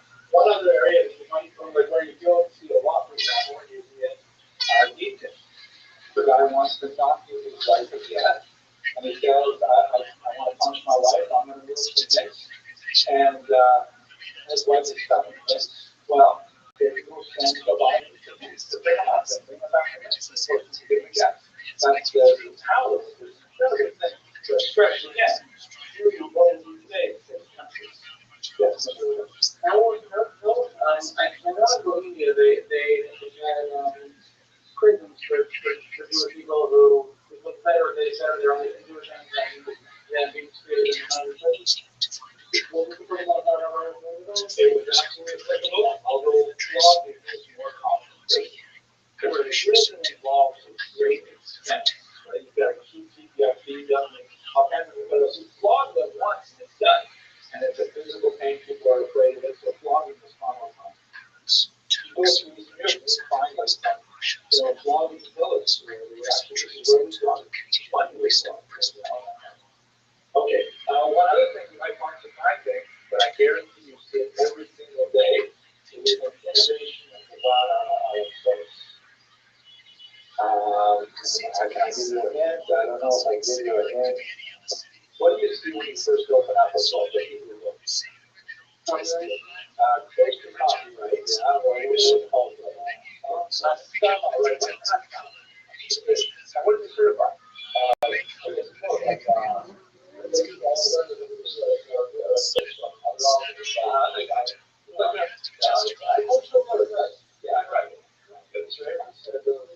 Credibility upon account. Like who writes those accounts? Big rabbis. Big rabbis. A big rabbi writes. I haven't had to do this before, but everybody tells me that the author is really this guy and this guy, right? I still believe in the book that he kind of found. They have their own, right? But that's how we use Haskell's. Haskell's were invented by a lot of soaps because of the new technology of the kids. Because it used to be when you wrote something there, when basically once someone had an answer, they could, if they wanted to, spend the time to copy it out. It's expensive in the future, but copy it out. But one character, and the price of what you watch and then suddenly it's great adventure. Oh my gosh, I found this manuscript here. I can just put it into my space, take it off, and I'll make a million floppy, which is like dollars. I didn't say that, but I still say it's great. And so, and you can also do that with someone else's interpretation. So let's say, for example, you read a time Roger and Johnson, and you read the Krakow, and you see this great book. You say, this stuff is half of the book. You can have a copy. You quickly go back to Danzig. You type in your own version of the book, you print it off, you make a lot of money, you put it in the ship. These books like the Krakow. And it was a real problem because, it was upsetting authors, it was upsetting people who were trying to count money into the process in the beginning. So the Rada also came out with Haskell's, which originally was just an agreement that nobody else was allowed to publish this book for a certain number of years. So back to what was driven to copyright, that's essentially what Haskell's was. They did not say anything about the quality of the book or the book by the author.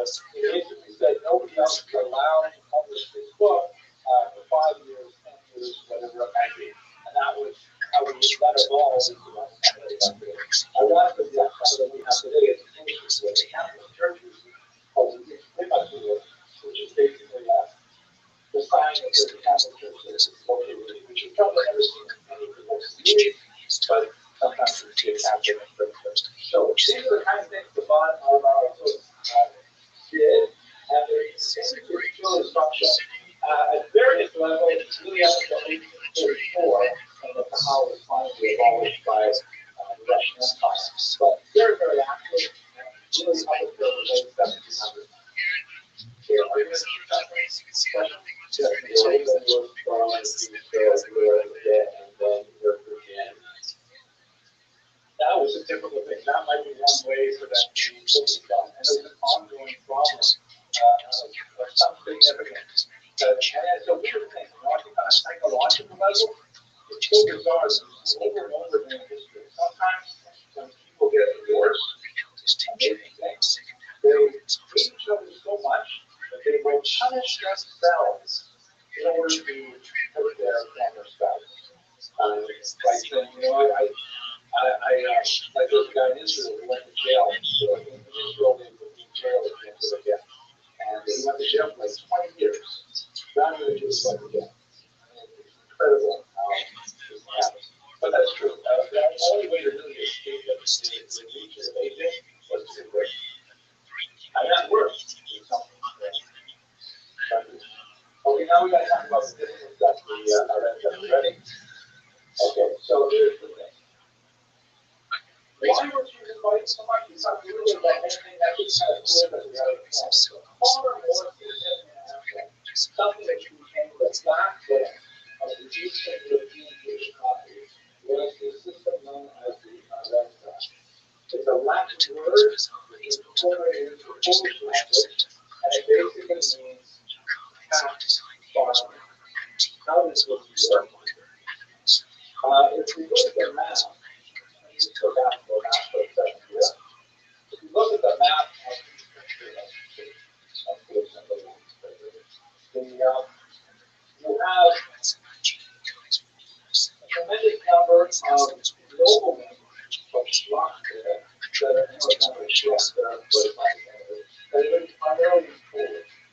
And they, who come from, are dominated right now in Ukraine.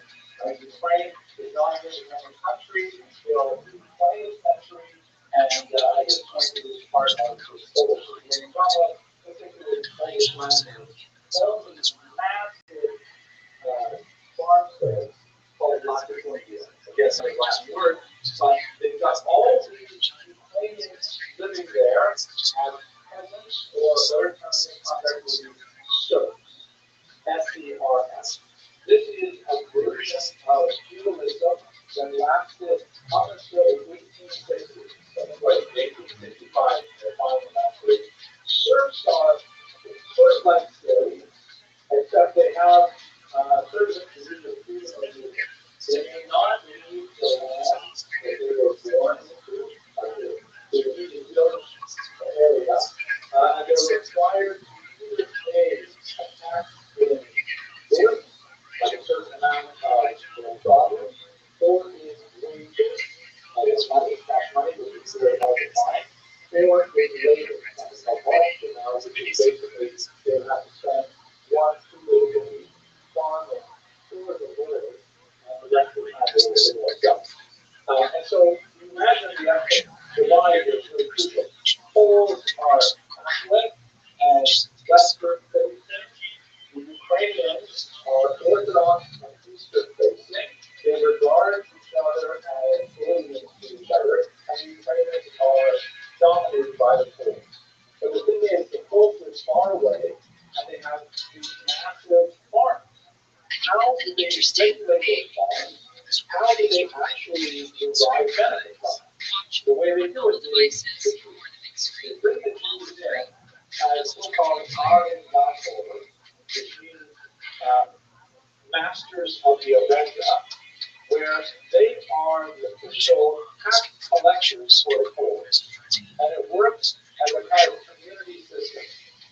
So the Polish noblemen, let's say in Warsaw, will bring a Jewish community, Jewish shepherd, or it's important to note here, very importantly, that these shepherds, these little villages, and the surrounding farms, they are literally owned.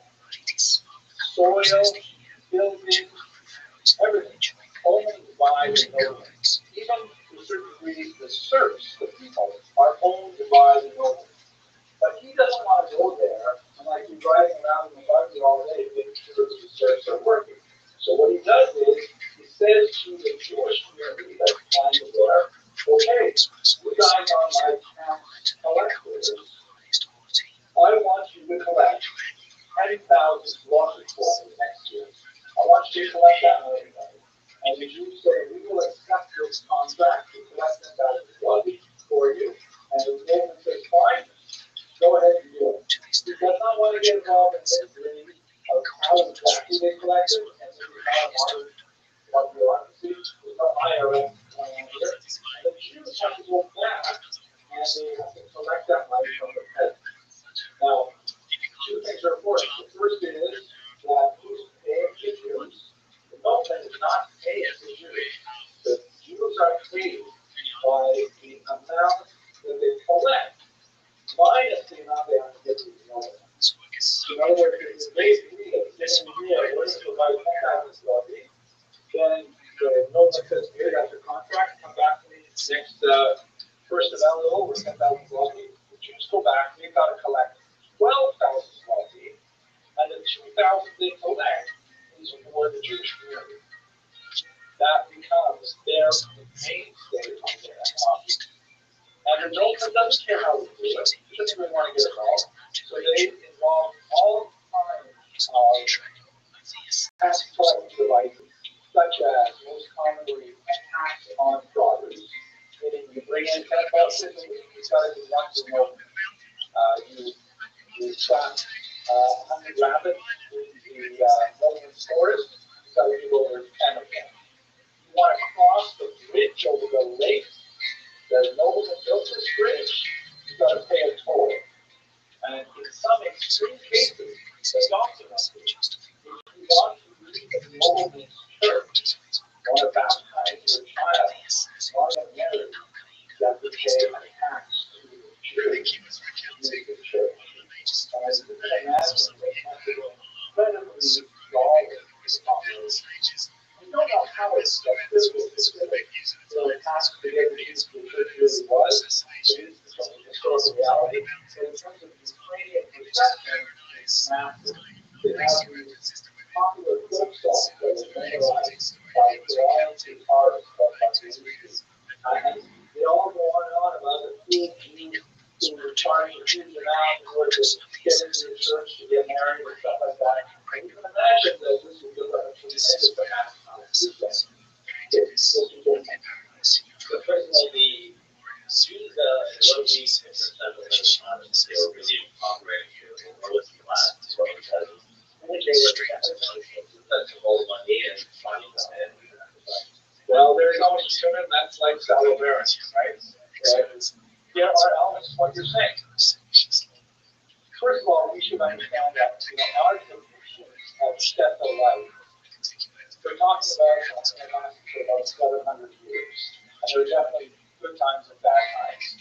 And also you have to understand that we're looking at Shtetl life, where we've got, like, we don't even think about the fact that we have running water. Whereas if we want to see the vision of getting water, for the state to show up and everything. Overall standards is much lower than ours. So it doesn't be such bad.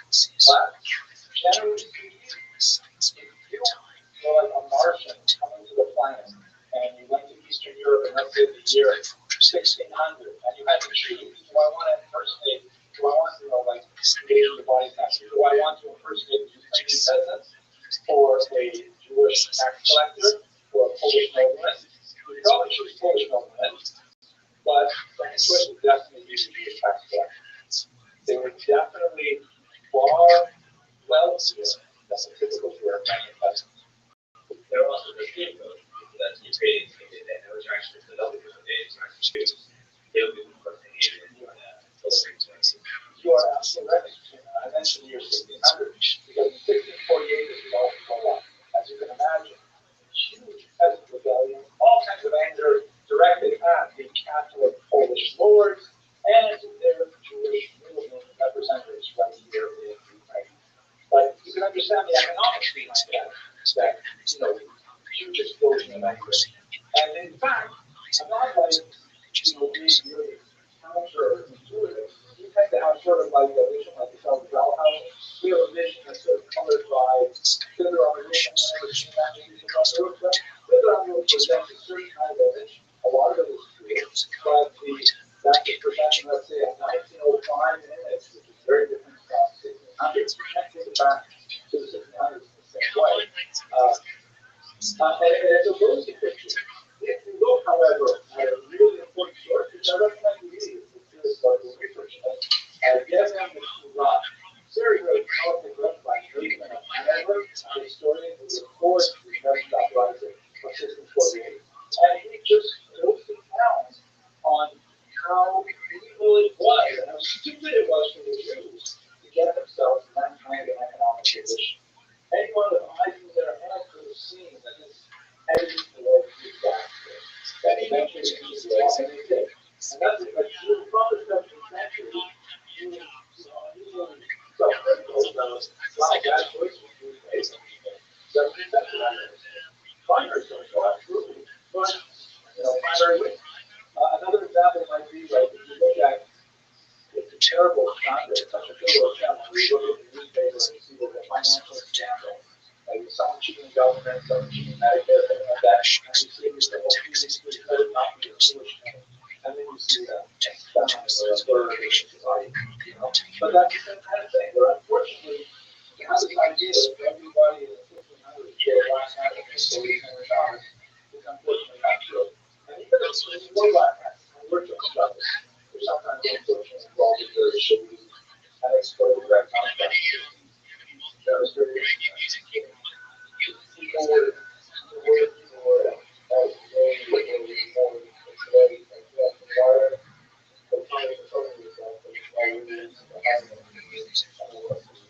so that's a fascinating question. More of a theological flashback than an economic or historical question. All I can say is I don't want to step out of my lane. This is a theology part, not more of a history part. But we have this idea of the ego of the decline of the generation. But we also have the idea of collecting the outside. I want to follow the later generation. So what does that kind of zero? If we are constantly lower than previous generations, then how can we follow the halacha of the later generation? We should follow the halacha of the Mishnah only. We shouldn't look at Mishnah rules.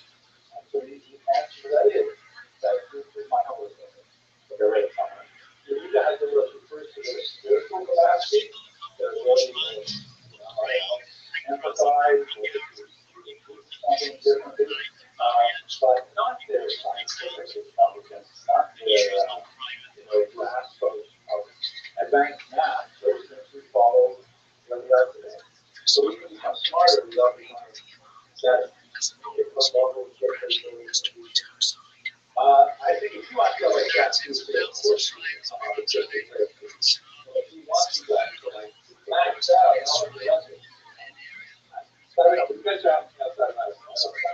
let's talk about a couple of aspects of the event that is very nasty. One of the aspects of it was probably not that that is discussing that really pretty boring. Well, I don't like the idea of warrants that are unwanted, satisfied with violence. I wouldn't want to justify violence in any way that's naturally possible. But I would say that, it's more, let's say, rational. One of the great historians of all things is one named Rabbi, and he writes that one of the things that characterizes anti-Semitism, like that first step we talked about last week, is that it is fundamentally chimerical in nature. So I had a word out right now to do with chimera. You know what chimera is? Right. And why would we call anti-Semitism chimerical? So chimera is like a made-up monster, where we like attach things one to another to make up something like, it's like just bizarre, like a three-headed beast or a pig-headed beast. So some of that weird stuff that we saw going on in Western Europe, like, killing children for their blood, it's like, wow, what weird, totally irrational stuff. This anti-Semitism, on the contrary, contrary, is more like an explosion of a socioeconomic basis. I'm not saying it's justified, and I'm certainly not focused on the individual criminals. It's an explosion that affects everyone. Horrible, the consequences, but you can see where it's coming. Even now, we should realize that the agenda was things to be harmful. We should not be in this business. Now, another example is broken on the exploration of you've often seen, like you see it in the world, where a French fund, which is like weekend, right? Place where entire Ukrainian peasants, here they have shown that Ukrainian peasants actually are more festive guard. This is not like right out of the but they're coming in and they're enjoying alcohol and syrup by the Phoenix show. And that's why is it? What is the same talking about? What it's referring to is the fact that one of the fastest ways to get onto it is through vices. I'm going to go with gambling, right?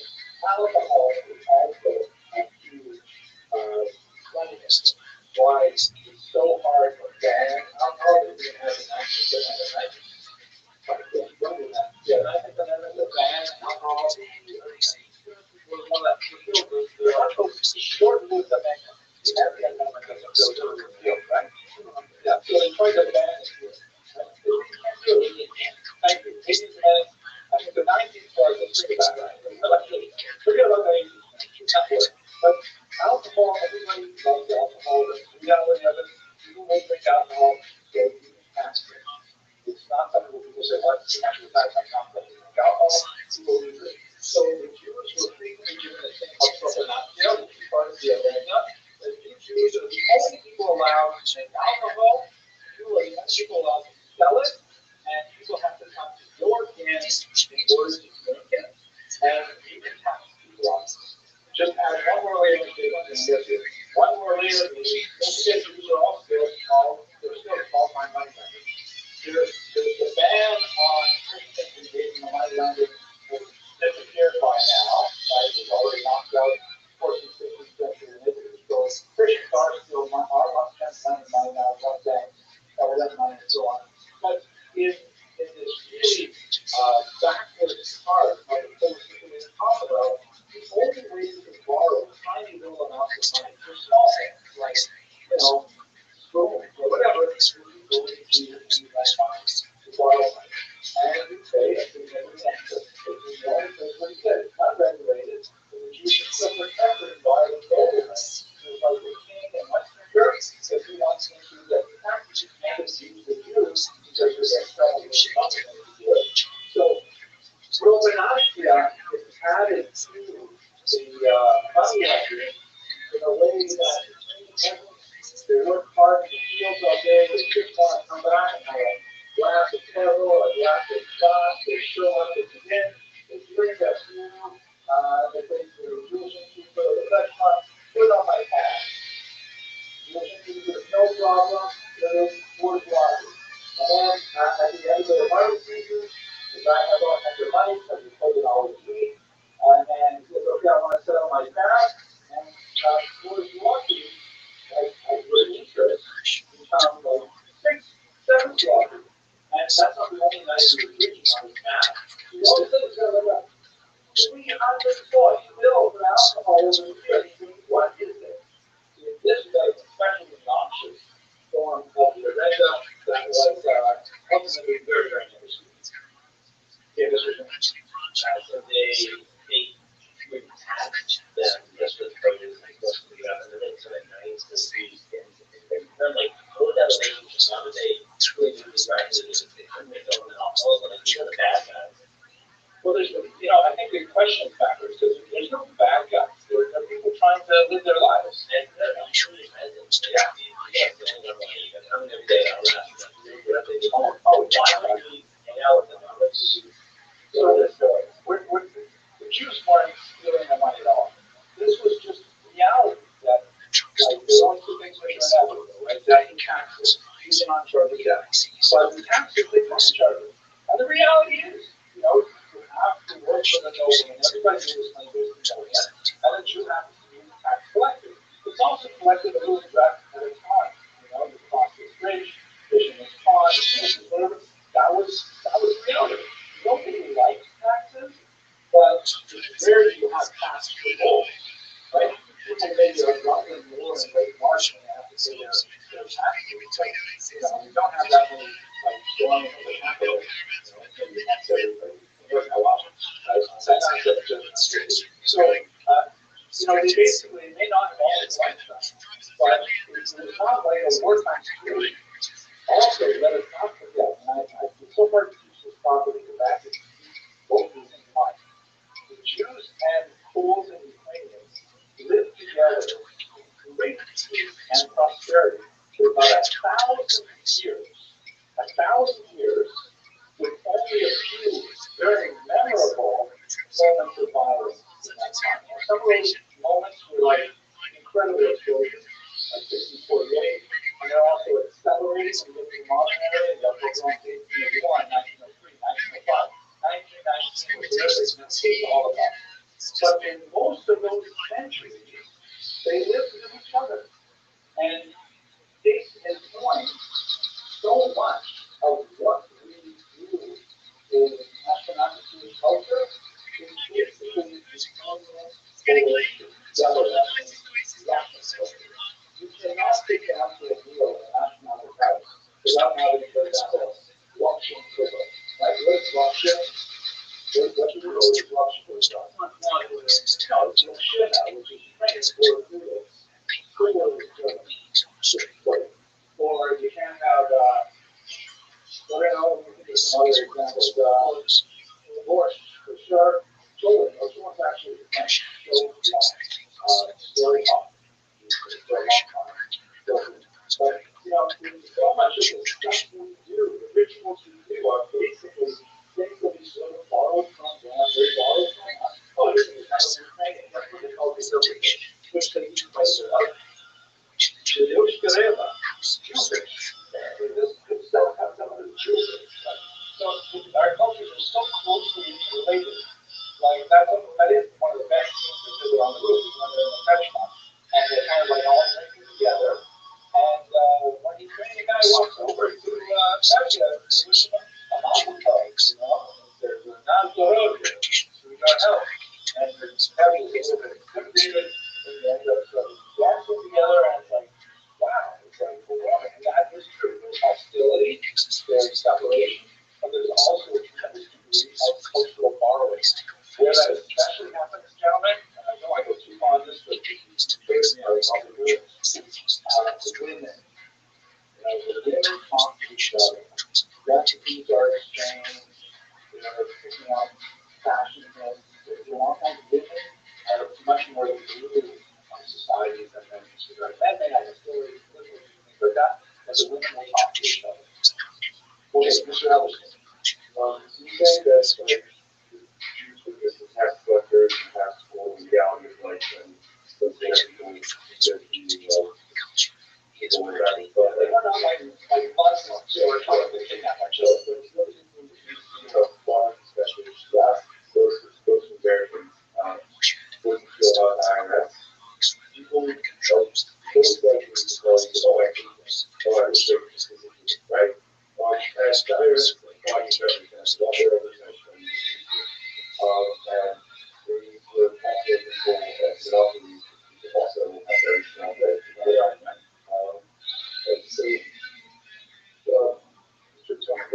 you're doing like you have expected very much So beautiful because there's a difference in what people say and what people do. Nobody likes the IRS. Nobody does. Maybe if you work for the IRS, you might like what okay, good. And when was that? Right. And what was the next tax revolt? There are tax revolts for sure, but they're as long as the taxes are not really awful, we'll deal with it. We'll complain. And America has an unusual kind of pressure release because we have elections. Just to vote the box out, and that makes America a little weaker. But generally speaking, taxes are just an accepted part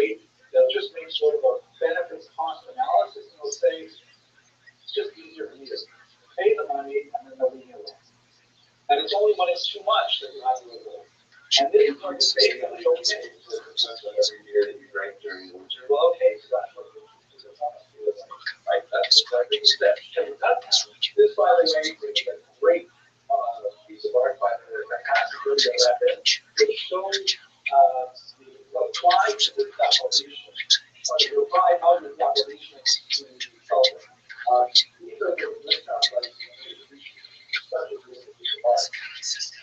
these guys are the original concepts. So that fits. And what they were so upset with it, they led the Ukrainians, they fled the settlement, and they went as far south as they could out of the swamp. And they essentially set up these sort of like independent cowboy settlements where they lived pretty close to their own rules. And they had all kinds of unusual sort of fashion things like this walrus mustache, this classical Quebec style. There's punk songs as well. It's quite often considered like the punk on there. And this is why these are kind of like their national heroes. Like we say in America, we tend to idolize the giant slingers, the Wild West, right? The model woman with the big hat riding off to the sunset, the horse, that kind of this is like the cowboys. Unfortunately, the national heroes of Ukraine are like national enemies for the Jews. Because what would happen? What's going on in this particular scene is the Cossacks, among the things they did for which they are valorized by the Ukrainians, is they fought with the Ottoman Turks who were raised in Ukrainian villages with children and taken back to be slaves. It's a really awful phenomenon with early modern history. And then the Cossacks would fight with them. And at one point, the Ottoman Turks said, you guys can stop attacking our slave raiding and make a deal with you. And so they went back to their specific note to the Ottomans. And so here they're celebrating that one guy knows how to write. It's supposed to letter, and all the other contacts that are suggesting various, profanities to certain letter. So this is really like the contact mindset as encapsulated in really about the book. They were led by this guy, one time.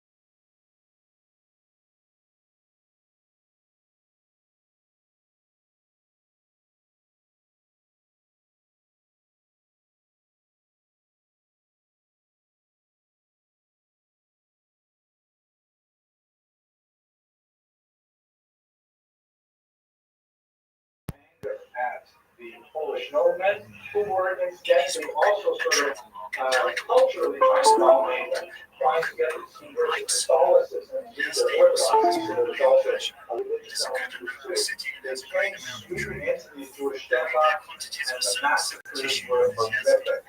I mentioned Nathan of Hanover earlier as the chronicler of this period, and although he does criticize his Jewish involvement in the Avenging system as being really the basis of the problem, he does provide such a horrific and like emotional description of these pogroms that I'm not going to tell you the kinds of things he describes because they will scar your mind and you'll never be able to forget them. If you are curious about reading this, then look up Devin Masura. It was a chilling, awful read. Now this comes into the region, or the region by the period is called in Hebrew, Zera with Tach and Tach refer to the 2 years, 1648 to 1649. It's actually extended a little bit longer, but these 2 years were the worst. Sorry? That's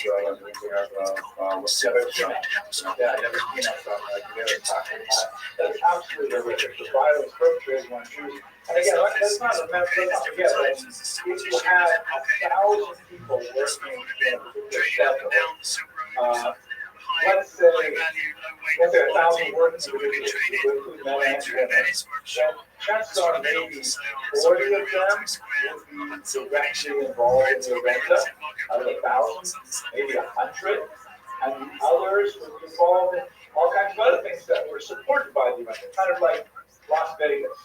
Las Vegas, what's the main industry there? No, I keep coming back to it.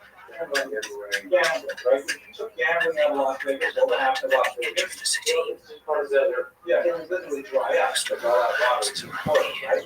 But most of the people in Las Vegas are not working in casinos. They work in all kinds of industries, hotels, and tours, restaurants, stuff like that, but to support the people who come in to do gambling at casinos. So the casinos are the reason why Los Angeles continues to exist. So most Las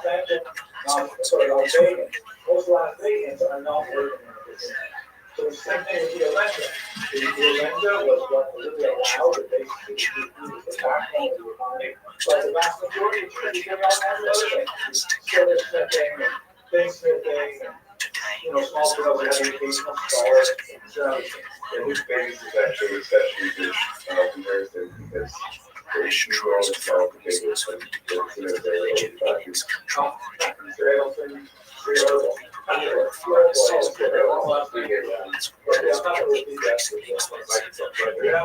we talked about this, so this is the translation of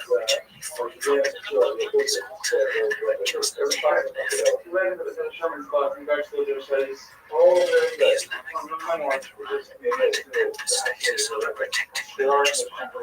Now, one of the things that is a challenge to historians is trying to figure out, we have these very emotive sources, we can handle this traffic, but there are many other sources as well that describe this horrible devastation. But it does not seem that the scale of devastation was as large as the historians reckon. You'll see citations. It seems like every time someone writes about this, it increases by another 100,000 victims. Yeah, 400 million victims. But the reality is, if you remember the beginning lecture, there's only probably about 40,000 people at the time. It's hard to imagine 250,000 people killed with only 40,000 victims. Chances are, it was probably somewhere in the neighborhood, depending on which historian you read, probably in the neighborhood of something like a third of the population was killed, which is a devastating number. But the total number is not at all like what a lot of these historians. Okay, let's take just the aftermath and wrap it up. So this is a 5 the Ukraine is definitely not very good. So yes, just right. So 5 stays on note, and this is on the $5 bill of Ukraine, none other than downtown. So again, remember we started talking about Solidarity and so on. For Ukrainians, they use military for the most part as a great national hero. George Washington united them and brought them all together and pushed out the Polish landlord. Also, incidentally, massacred lots of Jewish outdoors. But when you see the situation of business, it's and that's what those pictures are true. You have to understand the length to which they are true. Mr. Chiller, last question. We really understand the SBA question. Yeah, you said they Native Americans look at Columbus and they see especially around 20. So you didn't show the discovery that it's more it's hard to be comparative martyrology. I got to tell you this, by the way, in Central Square Acadia, they have like this very lowest statue of mystery there as well. The earlier version of it, actually, at least by the concept, actually have like a huge temple underfoot by it. But even the stars say, well, that's 4 days. So they're moving to and okay, let's call that a day. Want to go further south. This time they've decided to hire a car, which in Iran can be found at exclusionary pressures in Western Irish. So what's going to happen? Now we're at a transitional point in our history. We've looked quite a bit, especially the materials I put online from last week, to We look quite a bit at the environment of the Jews in Western Ashkenaz, which basically comprises England, France, and Germany. Once you get east of Germany, you're getting into Central Europe or Eastern Europe. And what's going to happen is from the 13th century onward, peaking in the 17th century, you'll have a massive migration of Ashkenazi Jews from the traditional heartland of Western Europe to Eastern Europe. There in Eastern Europe, there's going to be a massive population explosion in the 19th century as a result of several factors, including things like the invention of the smallpox vaccine, the unique style of Ashkenazi living arrangement called PET, which reduced infant mortality significantly, and there's going to be just an explosion of Ashkenazi Jews in the 1800s. And eventually, when it gets to the end of the 1800s, you'll have another big population movement from Eastern Europe to America. To a lesser degree, South America, Canada, Australia, Israel, places like that. So we're now going into a period where Jews are going to be leaving the Ashkenazic heartland to Eastern Europe. That's 13th to 17th century particularly. Yes, remind me your name, please. Last name. Barrente, Mr. Barrente. You used to sit over here, didn't you? Yeah, that's what was hard to conclude. Okay, Mr. Barrente.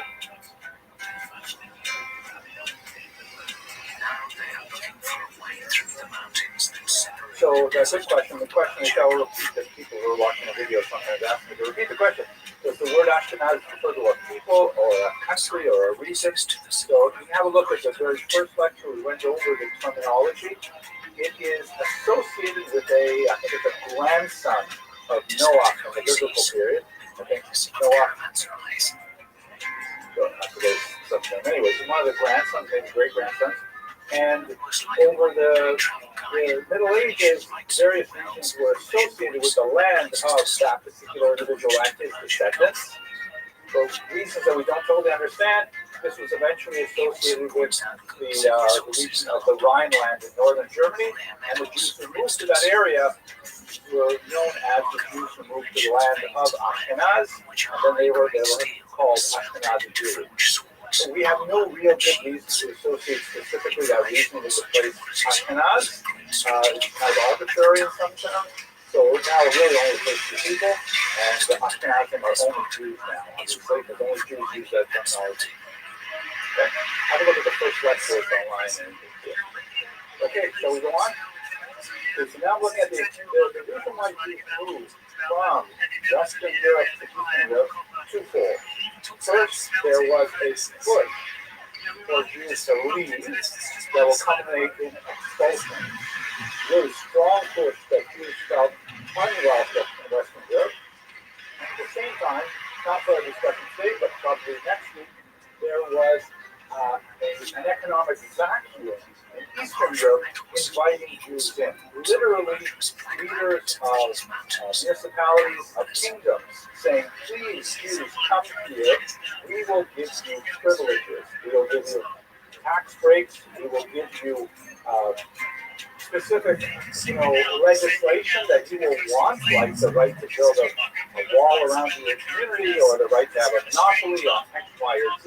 And so that will be like a vacuum, an invitation, bringing Jews in, pushing Jews out, bringing Jews in at the same time. We're going to talk about the pushing Jews out first, Mr. Grant. And then they would come across and pick up anybody they could find, sell them into slavery or kill them.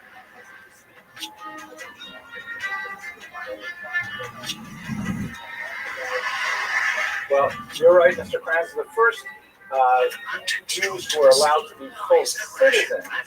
That happens in the 18th century. So we're talking about 1790 for the Jews of Bordeaux and Bayonne in southern France. We're still here like about 400 years earlier when nobody has citizenship. There's no such thing as a citizen except maybe the king and maybe his wife. And that's basically it. Everyone else is a subject. So maybe not even his wife. Everyone is a subject of the king, right? That's feudalism. And all you can hope for is privileges that the king gives you. So we're still in that period right up until you get to the 18th century. All right, let's look at one major factor in the push for Jews out. The first is something called the Crusades. This is like a scene in history. This is one of those watershed moments. What watershed means? It's a good term. I grew up near the Arctic watershed. Anyone want to define that term? No. Watershed is the earth, like when rain falls, it either flows toward a body of water here or a body of water there, right? Depends on the elevation of a particular spot.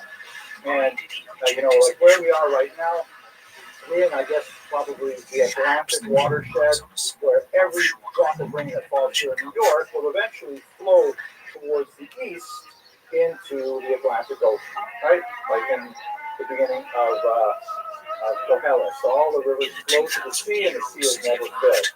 But if we were to move a little further west in this country, we would get to a different watershed where all the water would flow into the Mississippi River and then down into the Gulf of something. Right? What do you call it? Gulf of America. There you go. So that's the Gulf of America. Or for the west, it's a watershed where it would flow into the Pacific Ocean. I happen to grow up near the Arctic watershed, north of the Arctic watershed, where all the water that rain, all the rain that fell in where I grew up, would flow into the Arctic Ocean because it's so north. So our watershed means like up until this point, everything is going this way. After this point, it's going the other way. So if you think about that term as a historical term, the Crusades are one of those watershed moments where beforehand, people understand the world in such a way, afterwards, very different. Another watershed in time would be something like 9/11. That's a huge watershed for the United States history. That was just before many of you were born, but we live in the post 9/11 era, changed everything in so many ways. The Crusades are one of those moments. This is the history. This guy, Pope Urban II, 1095, he complains that the holy city of Jerusalem, which is controlled at this time by the Muslims, right? Muslims are in charge of the land of Israel at that time. They are not allowing Christian pilgrims appropriate access to the holy sites. Church of the Holy Sepulchre, various sites that Christians revere in a very significant way. And he's like really upset about it. He reaches out to Christian Orthodox, right? There are, don't forget, at this time, 1095, there are two basic major kinds of Christians. There are Catholics who are ruled from Rome, the Pope in Rome, and there are Orthodox who are ruled by 7 patriarchs in the Eastern world, sometimes called Greek Orthodox, sometimes called Russian or Armenian Orthodox. It's a different form of Christianity than Catholics, but they both are Christian faith. If you want somebody to focus these terms denominations, but they are two different, let's say, flavors of Christianity. And they have not gone along well for the last couple of 100 years. But he says to them, wow, it's just so awful that, we're hearing about Christian pilgrims not getting in to see the Church of the Holy Sepulchre. And the entire Christian world just, resonates with that message and says, yeah, it is terrible. Pope Urban II calls for something called a crusade, based on the word cross, the crucifix, saying we should all go there, we should organize ourselves, and we should take back the land of Israel from the infidel Muslims so that Christians can safely go there to worship. Massive reaction for a whole pile of reasons. There was a certain amount of unemployment among the knightly class, for example, and they had literally nothing to do, but this was a great excuse. They pulled it together, particularly in the regions of France and Germany, and they make their way all the way across Europe to the Holy Land, and they fight the Muslims, and they take over the land of Israel. The next 200 years, there's going to be ongoing fighting with the Muslims until finally the Muslims drive them out. But this is the era of the Crusader kingdoms, and Christians from Western Europe established sort of footholds in the land of Israel. I'm sure you visited places like Caesarea and Akko and all kinds of land, and where you'll see lots of Crusader fortresses and things. You'll also see Muslim fortifications against the Crusaders, like for example the walls around Jerusalem were built by the Muslims, trying to hold off any future attack by Crusaders, and it went back and forth for a couple hundred years. Here you see, and by the way, because they kept on they made their way down, they took over the territory, then they got kicked out, then they made their way down again. There are multiple crusades over several hundred years with a variety of outcomes. Some successful, some not. Exactly. Isn't that surprising how that happens, Mr. Grant? So how did Jews get involved in this? Especially up here, you can see these stars of David represent very clever sort of symbolism. They represent Jewish communities. And at a certain point in 1096, the summer of 1096 in particular, there was an especially dangerous phenomenon because a whole bunch of crusaders, and remember, this is like a mass movement where you have wealthy knights who are able to afford a horse and a caddy and all the weapons and the armor and stuff like that to finance a long trip across Europe.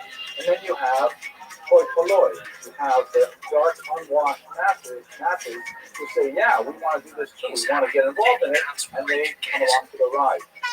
And in particular, in the northern German region of Ashkenaz, there are a whole bunch of these individuals led by people like Peter the Hermit, who are kind of like a rabble-rousing individual, sort of like a popular preacher, kind of demagogue, and he essentially says to these crusaders, wait a second, why are we schlepping all the way to Jerusalem by infidels? I don't think he used the word schlep, but you get the idea. Why are we taking ourselves in? So our whole point of this is that we're going to beat those unbelievers, meaning Muslims. Why are we going all the way to Jerusalem to do it? We have unbelievers, Jews, right here on our very own backyard. And so a lot of these, especially the less professional crusaders, the less disciplined crusaders, they start making these religiously inspired pogroms that specifically targeted these tiny little Ashkenazic civilization outposts in the northern German region. This is like one of those huge stars in Ashkenazic history that we will remember every week in the Abarachamim prayer, which we read on Shabbos after we have the Torah, specifically speaking to the horrible massacres that occurred in the summer of 1096, and then onwards for the next 200 years on a smaller scale. It's going to be absolutely awful. I'll take you through some of them. Well, the more professional disciplined soldiers, like they've got some kind of they've got a plan. They want to go to Israel. They want the glory of attacking the Muslims. They want to bring back pieces of the Holy Cross and things like that. They've got kind of like a bigger goal. But the lesser outfitted and they're kind of they don't have the kind of resources and they can't imagine paying for that massive journey down there. So they do want to get involved in the violence of all it. They will just do over here, right here in the Ashkenazic homeland. That's where the camel trainer comes in. So I think that if you ask the Crusader, he would say the goal was to reclaim the Holy Land. And then maybe a side benefit would be the fact that we can show those unbelievers what they were. And by the way, where you see this especially clearly in the Rhineland massacres is because Jews were given the option convert or die. Right? This is the option of get baptized, which will represent a victory for Christianity if these Jews become Christians, or get killed. So it has definitely a very strong religious root. Demagogic and violent, all kinds of nasty things, but nevertheless religious at its core. Right? Okay, so he says to these crusaders, why are you slipping all the way down there? He was right here. Here's another image from that time. And we have a lot of chronicles, by the way. We have source material sort of written by Jews, but true, heartbreaking chronicles written by Jews, like a handful of them. And we also have Christian chronicles of the attacks on Jews as well, which largely corroborate some of the most horrific aspects of the massacre. 1096, the summer, May through June, is specifically the time when they were at their most intense, the beginning of the Crusades. There would be, as I mentioned, later Crusades that also had violence against Jews attendant upon it. You'll recall in the lecture where we looked at Ashkenazic genetics, we saw all those Jews thrown down the well. So that was as part of the Second Crusade. There's a tremendous story about Rabbi being involved in one of these crusades as well, and wounded, absolutely horrific. The three main towns, however, that are the epicenter are called Speyer, Worms, and Mainz. They're known as the Shul communities by acronym. These are three really small but important old Ashkenazic settlements. Remember, Ashkenaz at this point only has been around for about 200 years, and there's still maybe a few thousand Jews in each one of these places, but nevertheless, they were the three that were most powerfully attacked in the beginning. The Jewish response is fascinating and says a lot, I think, to the formation, one might suggest, of Ashkenazic culture. Yes, definitely. That was where Rabbi Gershom studied, for example. So these are significant towns. They're not faraway places. They're small by our standards, but still big by here in the century. So this is where one of the oldest techniques that Ashkenazim developed, Jews in general, but Ashkenazim in particular, for dealing with communal threats. There are three basic strategies that you can possibly think of when you're confronted by a threat. What do you think those three strategies are? Pay them off. Thank you. Thank you. Fight back. What happens if you fight back? Probably lose. If you're overwhelmed by the numbers, right? Because we're talking about masses of pogromists who are attacking small communities who are not, inclined militarily. There is an argument to be made, and we do see it happening in the 1900s, the pogrom waves of Social Russia, that you might actually scare them off by showing a little bit of backbone. But early on, the Ashkenazi Jewish communities, with very, very few exceptions, basically said fighting back is not our best option. We are going to get completely murdered, massacred if we fight back. We need to rely on other sources of authority and might to protect us. So fighting back was not something that Jews, Ashkenazi Jews in particular, started doing really until the early 20th century. We have a long, old history of military resistance that goes back to biblical times. But basically, living as a minority in the diaspora, we set it aside as a strategy since the Maccabees, really. I should put it later. Since the revolt against Rome, since Bar Kokhba in the 2nd century, we basically set aside military responses. That's why, by the way, maybe we'll get to it at the end of the semester, that's why Israel represents another watershed moment in Jewish history, because this is the first time that we really organized ourselves to bring back some of that old martial position that we had in the ancient period. But that's not what's going to happen in the medieval period at all.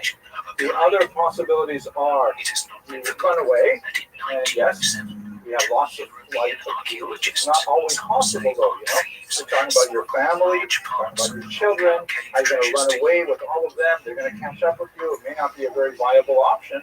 The third option is to bribe the criminals. Try to pay your way out of it. This is what one of my students once memorably said. This is the fee or flee strategy of Jewish survival. So you can remember that? Fee or flee. Either pay or run away. Those are your two basic options that Jews use. So typically, like we see, for example, in the city of Köln, in April of that year, they were able to avoid the massacres by simply going out to the Crusaders and saying, hey, whoa, you don't want to attack us. We are loyal subjects of the king. Remember the service of Agi Kamarai, that stuff we talked about. But we appreciate your desire to liberate the Holy Land from the Muslims. Here's a big bag of gold to help you finance your military endeavor. And they were able to successfully avoid a massacre, at least in April. They also would have killed the emperor, right? Because that's part of how Jews survived was by being part of the tax structure that the emperor wanted to protect. But later on, it would get worse. They would not. This strategy would not survive. Going on to Speyer in May of that month, they tried to barricade themselves in the synagogue, and any Jews who were outside the synagogue were killed by the Crusaders. Remember, it's a get baptized or die kind of moment. Many of them chose to die rather than be baptized. In fact, what we will see happening in some of these chronicles, which is absolutely horrific and hard to imagine, but we see it very clearly in the chronicles that Jews in the Crusades frequently chose suicide over baptism. This was like an incredibly dramatic moment where you have situations where Jews were trapped inside synagogues, and the Crusaders would say, you know, come out and be baptized, or we will set the synagogue on fire. And Jews inside would actually take out knives and slaughter their own children until they took their own lives, and the Crusaders would set fire to a building and then they would absolutely horrific examples recorded not only in the Hebrew Chronicles, but also in the Christian Chronicles, saying, can you believe these Jews? I mean, amazing that they would rather kill themselves and their own children, not one at a time. They would rather kill their own children rather than submit to baptism. And gentlemen, I would hazard as something for you to think about further. This is one of those moments that define Ashkenazic history. That from the Crusades onward, much of Ashkenazic culture is sort of like bend inwards and begin to say that, wow, the outside world is so dangerous. The outside world is so toxic. It is fundamentally and existentially threatening to us. We must protect ourselves at all costs from everything involved in the outside world. And Ashkenazi culture tends to get kind of like that inward focus that results in some interesting cultural expressions we'll see shortly. Sephardic culture, by contrast, they didn't have this same challenge of the Crusades. The Crusades did not sweep through Spain at this time. Spain is also, where Jews are mainly living, it's Muslim. It's not even under the Christians. But their big challenge would come after 1391, as we discussed last semester, that their challenge would come after 1391, where now they've been forcibly converted without their will, without a chance to even say no. And now they have to live in both the Christian world and in the Jewish world simultaneously. Sephardim develop a kind of cultural filtration where they can direct themselves to adapting to outside society while preserving a Jewish identity. So you see the contrast between the two. Ashkenazim, sword in the sand, saying, if you force this on me, I will literally kill myself. Sephardim say, give me your worst, I'll find a way to cope with it, and I'll be sort of find jiu-jitsu and find a way to keep my Jewish identity, despite the fact that I'm living outwardly as a Christian. Two different, very different survival strategies. Okay, so it was in Speyer that we have the first example of this, at least recorded in the Jewish Chronicles, of a Jewish woman who chooses to die rather than to submit to baptism, and this becomes kind of like a major theme of the Crusades. Finally, in Worms, the Jews at this time, they go to the bishop. The bishop has a big fortified castle, and they say, please protect us. The bishop says, okay, because the bishop, one of the ironic things we see about anti-Semitism for much of this period is that the upper church wanted to have nothing to do with this. They wanted to have nothing to do with these crazy allegations of blood libel and bizarre ideas that the Jews had to be massacred. It was actually contrary to the doctrine of the church fathers. The Jews were to be somewhat persecuted, second-class citizens, in order to send a message to the Christian world that it's not good to be a Jew, but they were not to be killed. In fact, the opposite, you were supposed to be preserved so that later they could testify as to the validity of the second coming. So the bishop says, yeah, come on in, I'll take care of you guys. The Crusaders broke into the bishop's own castle and then massacred 800 people there. You have more and more of these examples of mass suicide among Jews happening. in mind, the bishop was willing to help, but he could not do it. There are some interesting examples of when you do have a little bit of a pushback. I can't remember which town it was. Maybe they'll come up in my notes here. So one town, they actually arrested one of the worst of the rabble-rousers, and they cut off his hands, and that stopped the violence right away. But otherwise, the violence just ran over even the bishop, even the church. If they wanted to stop this movement, they could not. It's like when you wake up this kind of elemental hatred, even though it is technically disguising itself with a religious sort of veneer, it's a much more powerful impulse than any kind of religious thought at the time. Count Amico is one of these examples. He's one of the worst of the pogromists at this time.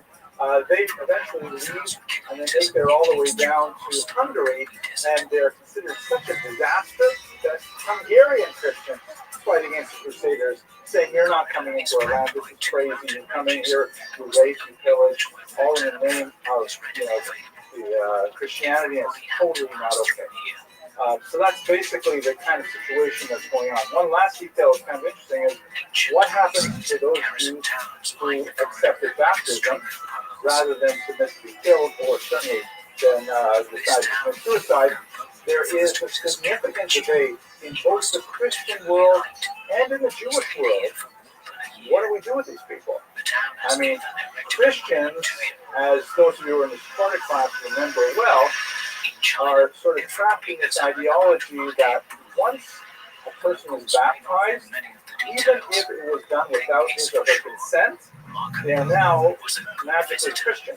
It's a sacrament, they can't take it back.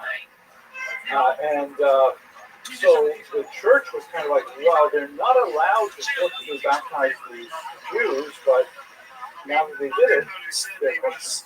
We have to keep them as Christians. Emperor Henry IV said, "No, that's ridiculous. I'm letting them go back to their Jewish communities," and he got into trouble with the Pope over this because the Pope said, "Who says that you, he's an emperor, what right do you have to say anything about Christian theology?"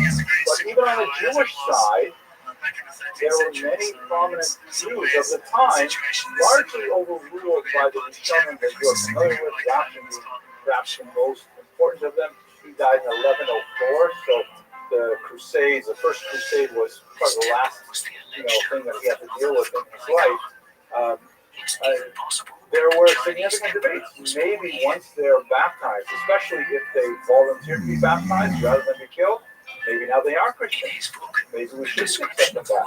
Maybe you're only allowed Yahareg Val Yavor, right? You can't be allowed to. You have to force yourself to give up your life for this. Nevertheless, the consensus developed over the course of about 100 years. It's not such an easy thing to do. The consensus developed that, we'll allow them to come back. We'll allow them to be considered Jews. We'll consider this an onus, a forced situation. They were not responsible for that decision. Okay. Arguments, discussions, anything on that? Clear as the sun at I'm pretty sure this is the one he saw. It's one of the few cases where my grandpa wasn't actually exaggerating. He comes from definitely a medieval Christian. Well, when you say we, I'm not sure who exactly you mean. But you can tell he's starting to warm. I really don't know. I think that the consensus of Rishonim are that, has no impact on Jewish status based on the principle Yisrael, Apopisha, Chata Yisrael. Right? A Jew, even though he sins, he's still a Jew. And you can't, remove that Jewishness from him. But I'm not a posek, I'm not even a rabbi, just a regular guy. So I can't tell you for sure. That's Rosh Hashiva.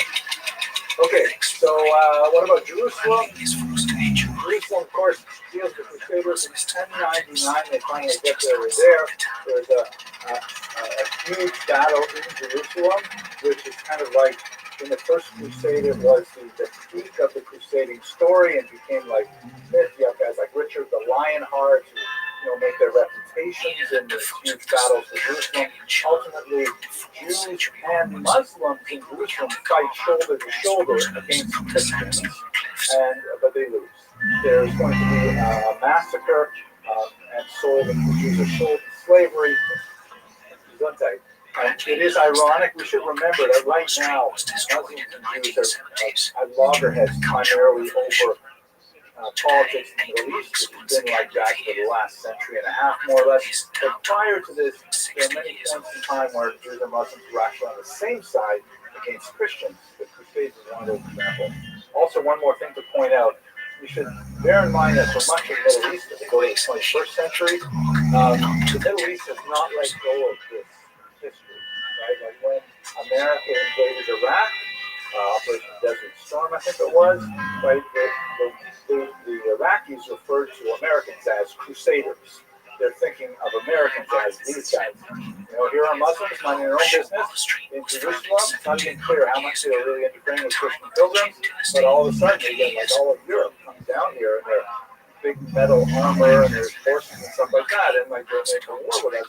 So they regard the West as being like an existential enemy. Something that's happened for the last millennium, largely because was partially destroyed in the Cultural Revolution. This was a time when Chairman Mao decided that all the four-olds should be swept away, that we had to create a new society. Yeah, so you got to take this part of Jewish history class. That's you have this period which they call, it's a little bit of an exaggeration, la convivencia, the period of coexistence. Lasts about 200 years. About give or take 950 to 1150. These days, the Chinese are turning to religion once again. Yeah, but that's it. It's an interesting period of time. It's part of Jewish history. Pray for success in I think right now everybody's getting along. The Chinese government is mostly about. Yeah, you know, I would love that too. I think America is an exception in history in many ways. So good argument. I think there's a lot to be said for that. I don't think it's quite as rosy as maybe we would like, but a lot of people, especially older people, well, have difficulties coming to terms. here's the point, right? It's a new Chinese Okay, society. let's just do one weird thing here. So one of the immediate cultural expressions of Jews in the post-Crusade era that had a long-lasting effect was a movement called the Hasidic Ashkenaz. The term Hasid, of course, is biblical in origin. You see it all over Tanakh. It basically means someone who goes like beyond the letter of the law. But it has been used so many times in history. The followers of the Maccabees were called Hasidim. Samuel calls himself Hasidim. We have, of course, the 18th century Hasidic movement, Chabad, Satmar, all those guys. But this is a different movement. This happens to use the same name. They flourished for about 100 years right after the Crusades. Most of their writings are focused in one book, Sefer Hasidim. Fascinating book on a historical level. Yes, so Yehuda Chassid is one of the major authors of this, also his father.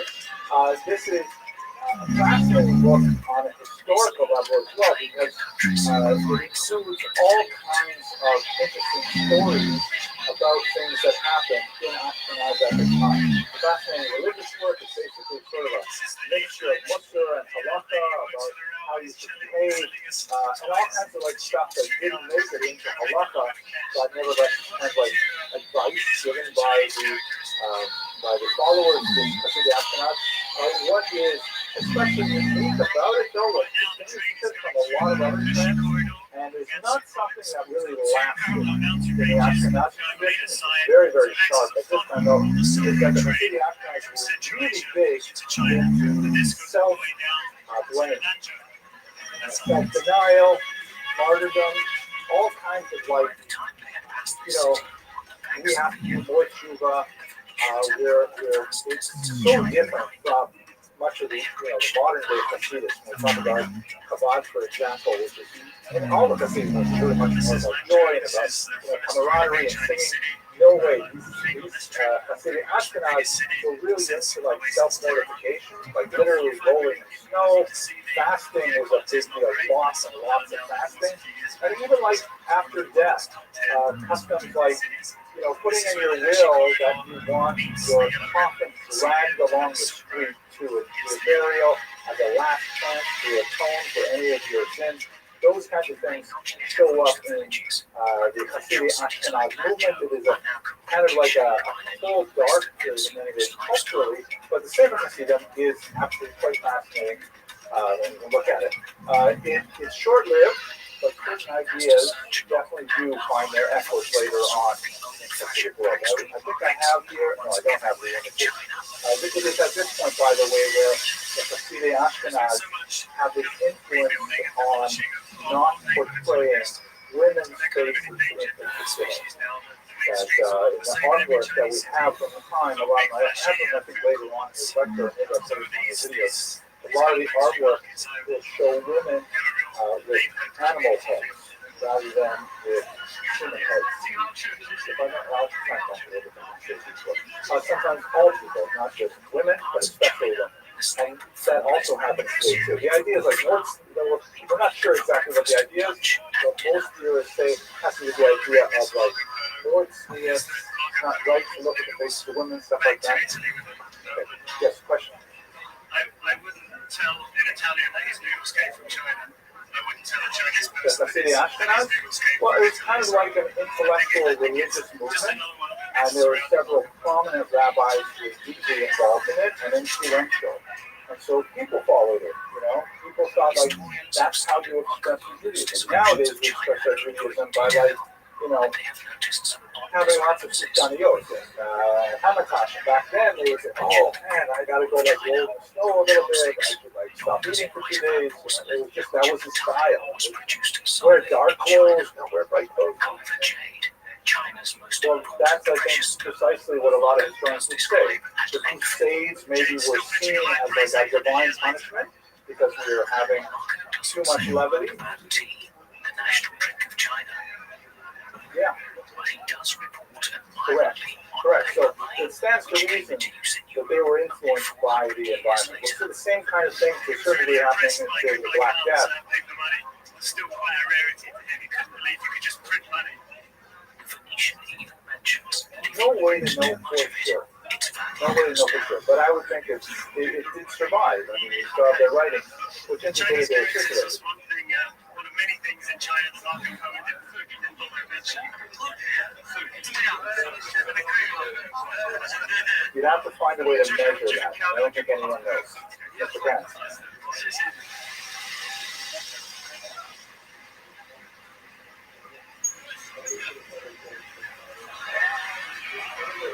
So it's going to be a long trip.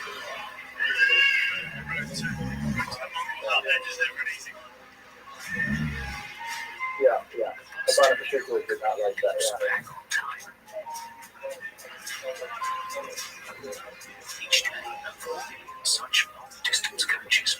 I don't know. Could be. The Chinese bus system is okay, let's go by here. Now, the next wait, the whole point of today's lecture is to illustrate exclusionary pressures, right? That reasons why Jews want to leave Western Europe. Crusades, fairly focused violence associated with the crusade itself. The Jews were able to, over the course of the next couple hundred years, sort of see when these things are developing, reach out well in advance to authority figures to try and protect them. It helped quite often that they didn't have the same kind of big massacres that we did in 1096, but there were other things happening at the time as well. One of the most awful of the developments of this era was something called the blood libel, which I'm sure you have heard of because unfortunately it is a myth that continues to this day. This is a map from the Encyclopedia Judaica that shows you the places in Europe that had a blood libel with the centuries when they occurred. And you can see the numbers in circles are the 19th and 20th centuries. So there's definitely an ongoing persistence of this bizarre idea. So it started first up here in Norwich, right here in the, actually the earliest one is in 1144. The story goes, and this is basically repeated over and over again, that the Jews need to kill, God forbid, a Christian child. There's actually two distinct charges. The first one is called ritual murder, and later it develops into what's called the blood libel, alilat dam. Ritual murder is this idea that, well, why would Jews need to kill a Christian child? Well, the reason is because, as the crazy theory goes, and for those of you who are going to be watching this in the recording, it's not true. Jews don't do this stuff. But, and the church has, by the way, said this over and over again. The popes are constantly publishing bulls saying, no, it's not true. Don't believe those crazy people who say this happens. But nevertheless, it is one of those things that is, hard to read out of the psyche once it gets in there. The charge is that Jews need to ritually murder a child in order to vicariously reenact the passion, meaning the crucifixion of the founder of Christianity. That because Jews so hate Christians, they want to do that same thing again, specifically around Passover. Right, that's the season of the Passion. The term Passion refers to that whole story of the crucifixion. And so, whenever it happens, unfortunately, and it does happen, young children, God forbid, are kidnapped, frequently abused, and then murdered. Such things happen, of course, even in our own day. So, people are really upset, and they say, who did this terrible thing? And someone says, I bet it was the Jews. I've heard the Jews do this. It is April after all. It must be part of their ritual murder. And the story goes out. And then what happens afterwards is sometimes there's like a mob lynching of Jews. Sometimes there will be like a bizarre sham of a trial that will result in mass hangings. And it never ends well for the Jews. The evolution of this charge of ritual murder, which really begins in 1144, and then it just goes like crazy. Everybody just catches on this idea. It's a little bit like an urban myth. Like, people for a while were talking about how don't go to these, countries in Central America because one day you'll wake up in a bathtub and you'll find a scar and someone has stolen your kitchen. Right? You ever hear those crazy stories? You go to a bar, someone will put something in your drink, you wake up the next day, missing a kitchen. And people say, yeah, that happens, don't mad. But even though, I don't know how often and how seldom it happens, it just sort of like takes up way more space in people's brains than it actually deserves. Historically, that's what happens to ritual murder. The blood libel just added a dimension of crazy to this that made it even more popular. The blood libel is the argument that not only do the Jews need to reenact the crucifixion, they need to drain and drink the blood of the victim. They have to actually go, why do they need to drink the blood? Well, there's lots of different reasons. So here's like a crowded map of how many places had blood libels after that first one, 1144. This is Simon of Trent in 1479, one of the most widely publicized blood libels.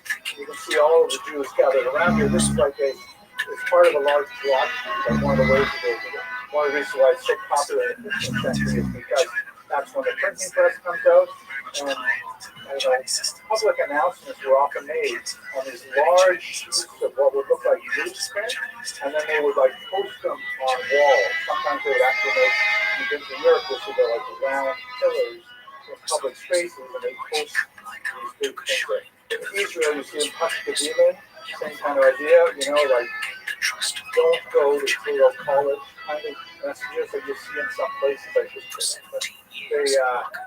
That's how this would be posted. It was not colored. This is a colorized version. It just has a little level of privacy to it. The Jews here, and they all have names because below it would be a long text in medieval German that most people could not read, that they could see the person in the image. They have these little ruelles here, these little badges that indicate they are Jews. From the year 1215 on, these are required to wear some kind of distinguishing badge like this. And here is the unfortunate Simon, who is held in a cruciform position. There are Jews who are tormenting him with specific torments that are meant to mimic the account of the gospel when they're circumcising him, because after all, the conversation was also circumcised, so they have to make the victims, Christ-like in that regard. They're catching the blood in a little pan, and then later they would use various things with the blood. one of the most popular myths is that they would bake it into the matzah. And for those of you who, I'm sure all of you have eaten matzah, which is made completely out of flour and water, you know that a little bit of blood would probably make it taste better. God forbid, I didn't want to say that. I'll have to cut that out of the video. But there's no blood in matzah, obviously. There are also interesting thoughts that Jewish men are subject to menstruation. And so they lose iron every week, every month, and they have to drink Christian blood in order to replenish the iron.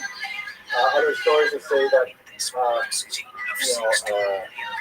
they're infertile, and the only way that they can reproduce is if they consume this blood, or it's an aphrodisiac.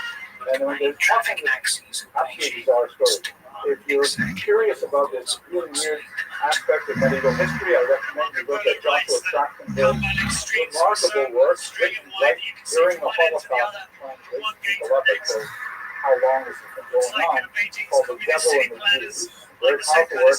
He lists, 20 different things that people believe Jews did with their blood, and amazing examples of Christians actually trying to buy the blood so that they could use it for their purposes as well. And of course, there is no blood to be had. But this blood libel just became such a powerful peg in the mind of medieval Europe that is constant Jews for hundreds of years. Here's another depiction of Beatus Simon Martyr, which basically means Saint Simon the Martyr. As I mentioned earlier, the church in most cases completely decried the whole idea of the blood libel. They said it's crazy. Jews would go to the Pope and say, "Please, we're getting all these calumnies applied to us, and we're getting attacked, and it's not fair, it's not true." And the church would actually, be forthcoming and say, "The Jews are right, it's not true," and so on. But there were some exceptions. Simon Martyr was one of them. He was actually beatified by the church, which means he was one level short of becoming a saint. Quite often they would take the remains of the child, who was killed by who knows whom, definitely not the Jews, and then he was buried in the wall of the church. Go to churches today in Europe and you can see where they have, the remains of these children who were horribly killed, but the Jews were blamed for it.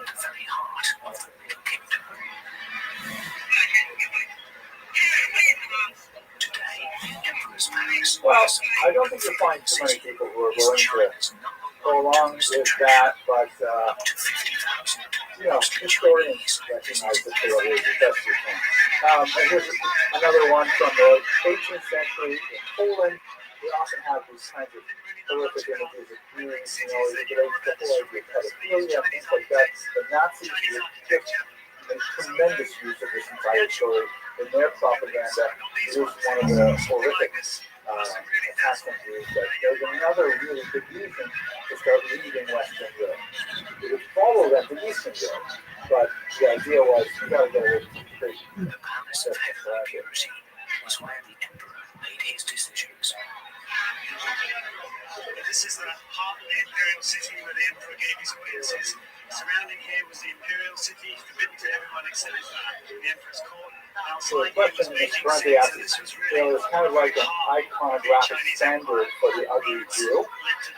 There's a great book by Sander Gilman. I think it's called The Jew's Body. It might be called The Jew's Nose. I'm not sure, but Sander Gilman is the author.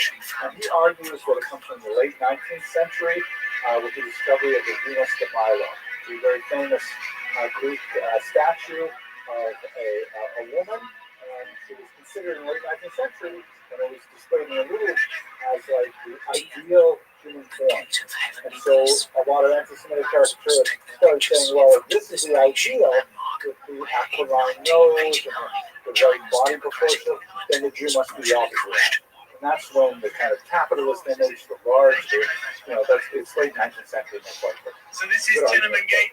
Okay, let's go to one last related charge, and this is National Quick. Now, the ritual murder morphs into the blood libel, makes Jews feel very uncomfortable during this time period. And we could say much more about this, but really we could teach a whole semester on the blood libel, or crazy examples where, for example, you didn't even have to have a body. Like the blowout incident of 1171, where some guy thought he saw a Jew carrying a body, but nobody reported a missing child. Nobody found a body. Nevertheless, they attacked all the Jews, massacred them, over a bloodline. It was a crazy, crazy thing. Post-desecration, however, is kind of like the next step up in this entire crazy belief system, and it affected Jews very heavily. And unlike the blood libel, post-desecration tended to have the support of the church. The church actually the Catholic Church found it advantageous to even promote, to some degree, the post-desecration story because it served their own agenda. So the term host refers to a little wafer that became part of Catholic religious practice. It was part of a ritual called communion, that when you were a Catholic in good standing and you had said your confession and done whatever penances required, then you would enter into communion, which would involve the drinking of a little bit of wine and the consumption of this little cracker. It looks like a Ritz cracker kind of thing, like you have a kid. This would be like a very dramatic moment. And from the 14th century on, in particular, the Catholic Church adopted a doctrine called transubstantiation, where they said that the consumption of this wafer and this wine, which is the memory of the Last Supper, actually literally becomes the body of Christ. That it's literally the body of Christ that you are consuming. I know that sounds a little weird. It sounds weird to me, but it's somebody else's religion, so that's what they believe. So, and that's like a very holy thing to actually be consuming the body. So, through this doctrine of transubstantiation, where it's not a symbol, it's not like representative of, it's actually the thing itself, mamish.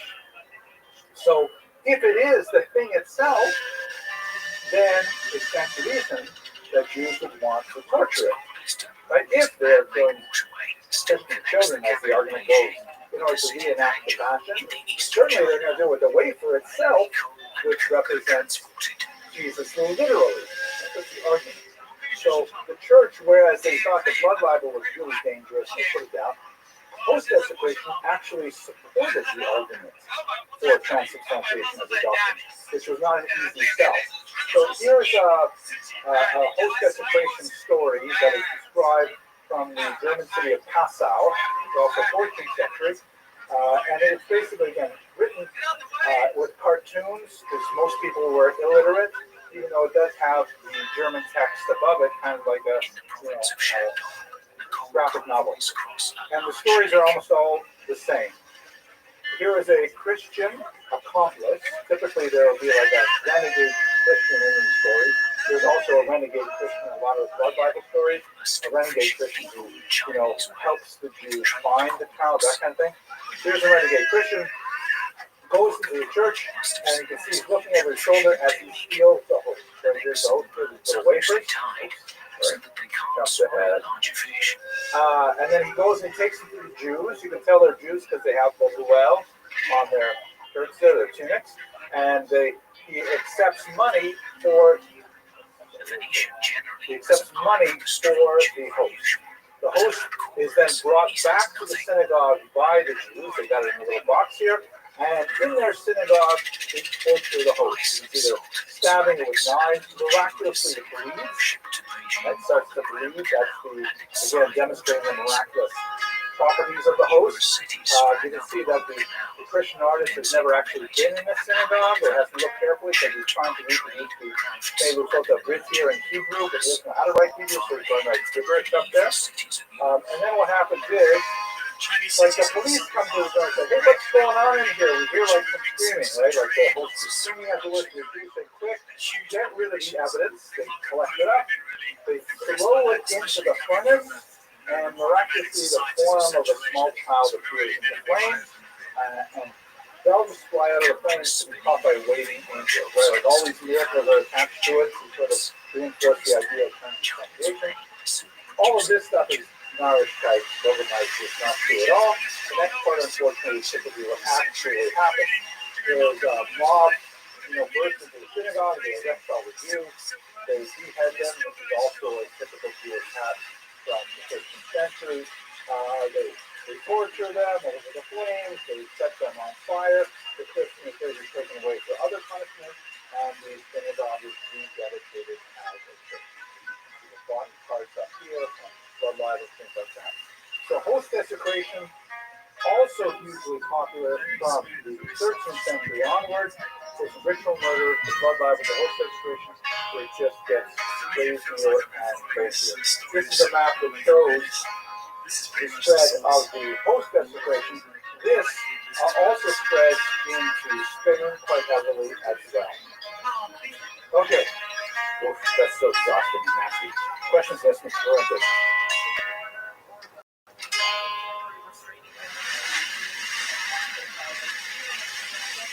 The Grand Canal of China terminates in Marco Polo's favorite city. He wrote about the bridges so tall that entire fleets could pass through them. I didn't understand what your question was. Were they spread separately from what? Oh. That's good.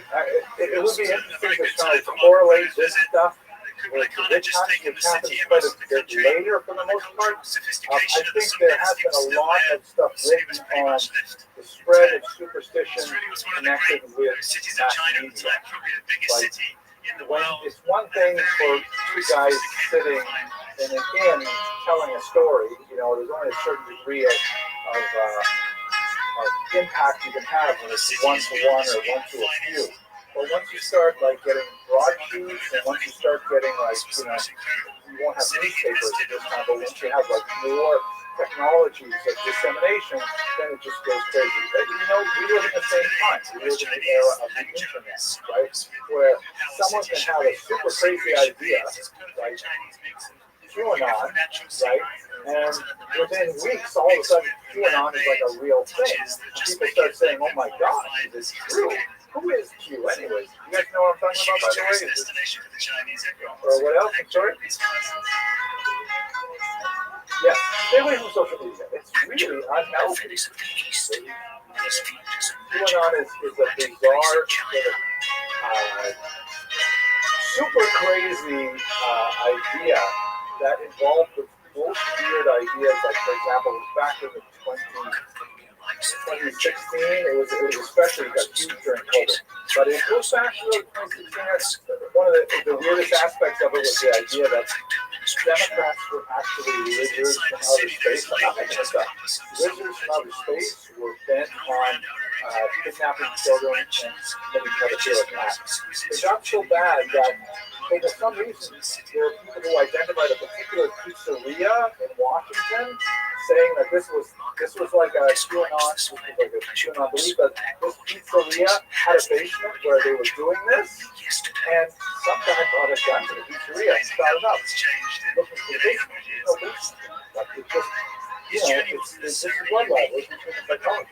Sorry, and in that part, subsequent generations, that really changed the course of exploration and geography. It had so much information that it took hundreds of years for you to kind of gradually take it all in and accept that was and we don't know what it means to share on the internet. Maybe you know better than I do because you're digital natives, but we don't know how to get it.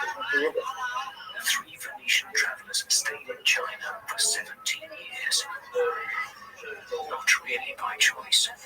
Conflicts between the Mongolian conquerors had erupted along the length of the sea. There are some really crazy things. Okay, so we have 7 minutes left to do the expulsion part. Okay, let's go. Oh, Black Death. We might not get to expulsion, but if things couldn't get worse, you have the Black Death in the middle of the 14th century. The 1340s through about 1360, you have this terrible plague that reaches Europe, and nobody has natural immunities to it.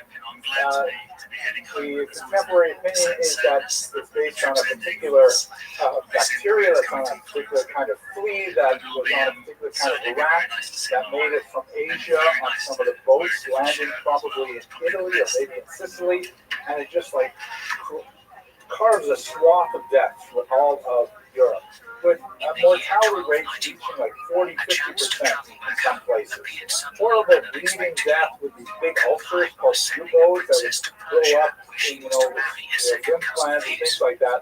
And people are like, obviously, freaking out. Think it's COVID-19, but with a lot more blood and with a lot more mortality. 3 years to reach their hometown. Yeah, mortality.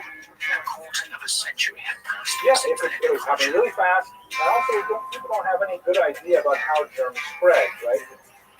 Yeah, they don't have a good idea about any kind of this contagion theory. There are a lot of interesting Jewish accounts because remember how would Jews be related to this in any way? Well, that would be the point. No. Okay, so unfortunately, as much as we like to think that, we have no basis for saying that Jews suffered less. We do have these arguments that, okay, Jews wash more because they wash their hands before bread. Again, usually without soap. I don't know how many times you guys wash the first time with soap, right? So they wash without soap.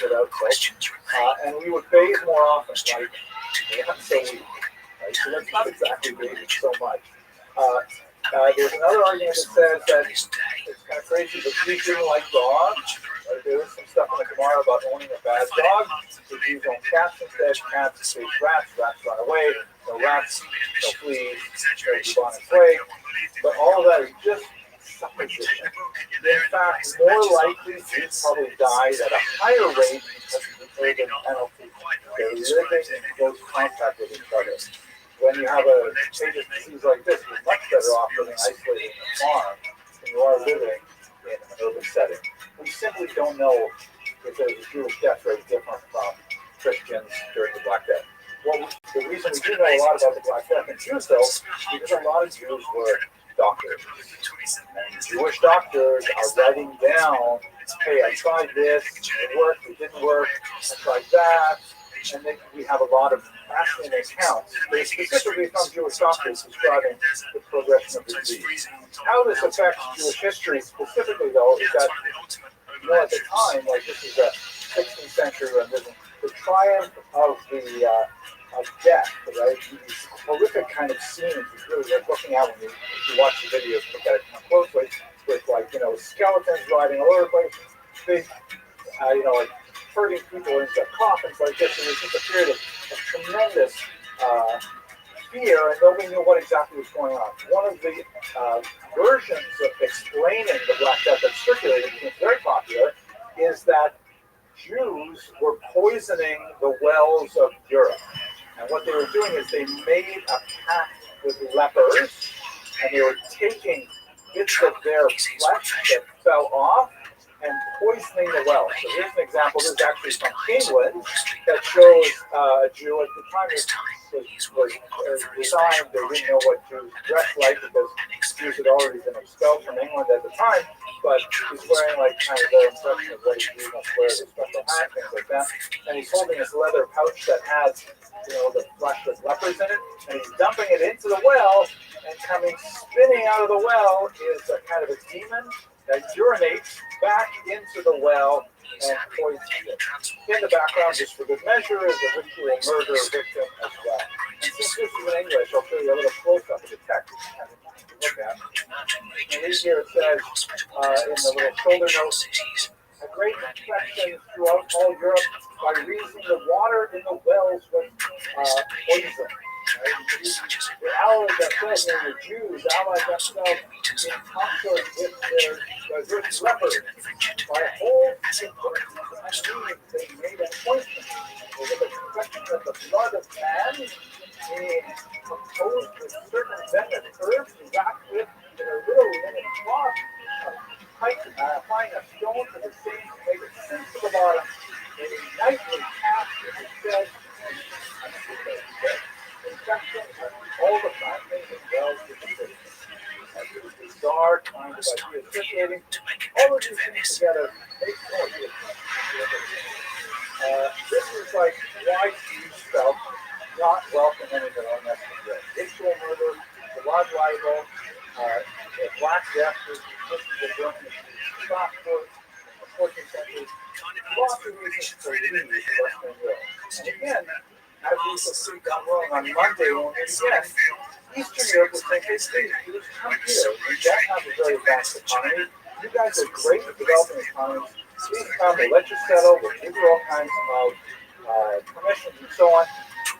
And this is a time when Jews are being forced out of Europe all over the place. This is from 1182 when Jews were first expelled from France. Largely brings that we talked about with the economic situation, and this is where we're going to leave it off. Most important of those expulsions, which will be later in 1492 from Spain, but we're still a little bit shy of that. Okay, I'm actually going to do the entire lecture. Any last minute questions before we wrap up? Thank you very much for learning. Publisher and antiquarian, collects original sources about all right, so where we left off, we talked about trade and commerce as one of the most important elements of the Jewish economy in the medieval era.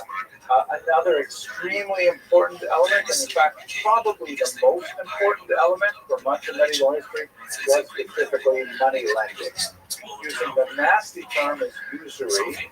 Usury is more like, we don't use that word in English very much, but it's sort of like loan sharking. It's kind of like charging injurious rates of interest, and in the Middle Ages, we should note that rates of interest were typically 40 to 70% per annum. How much is like a really bad credit card today? Yeah, maybe 35%. And in the medieval ages, it would be double that easily. So money lending was extremely profitable for the money lender. Anyone else benefit from money lending besides the money lender? The king, exactly. That's the source of tax income. That's why, for example, if you think about vices like, let's say, gambling, or alcohol consumption, or cigarette smoking, that governments love vices in so far as they can tax them. They're bad if they get out of hand. Like if we have a gambling casino on every block, it tends to bring a neighborhood down. But having a few gambling casinos where people could go and then their winnings are heavily taxed, the governments love them. And that's exactly the situation with Jewish money lending. It was in some degrees of vice, and you see exactly why that is so in the medieval context, but it was a massive source of income for taxation, so it was not only tolerated but protected very often. Now, let's try to understand, why would there be an opposition to money lending? It really boils down to the fact that the Catholic Church interpreted the Hebrew Bible in precisely the same way that Jews did. Here's the key passage, which is from Devarim. You shall not lend on interest to your brother. Interest in food or money or anything on which interest can be charged. You may charge interest to a foreigner, but not to your brother. So Jews interpret this passage to mean a Jew may not charge interest to his fellow Jew, but he may charge interest to a Christian, a Muslim, a pagan, whoever. Right? That's pretty straightforward. I tried calling up Visa and MasterCard to find out if the CEO was Jewish, but they wouldn't answer my call. Now, Christians read this verse and said exactly the same thing. And they said, okay, Christians are all brothers, so Christians may not charge interest to other Christians. And that basically shuts down the economy very effectively. Because especially if you're in an agricultural economy, right? You buy your seed, that requires a huge upfront investment to buy the seed. You got to put a lot of energy into working the land. You put the seed into the soil, and then you got to wait. And all that time between buying the seed and the harvest, you have no income. So how do you make it, right? There's a big, natural drop in the middle of the agricultural cycle. It's expensive to work, but every year, right? Okay, if you're smart, like Yosef Atzadik, you set aside from that first investment and then you've got money to kind of carry you through. But people are not always so smart about how they save money for the winter, and also all kinds of things can happen. Bad things like terrible harvests or rampaging nomadic civilizations and steal all your grain, or good things like you have a new baby, or you have a big party, or whatever it is. All kinds of things can happen, and all of a sudden you have no income whatsoever. The only way to get through it is with a short-term loan.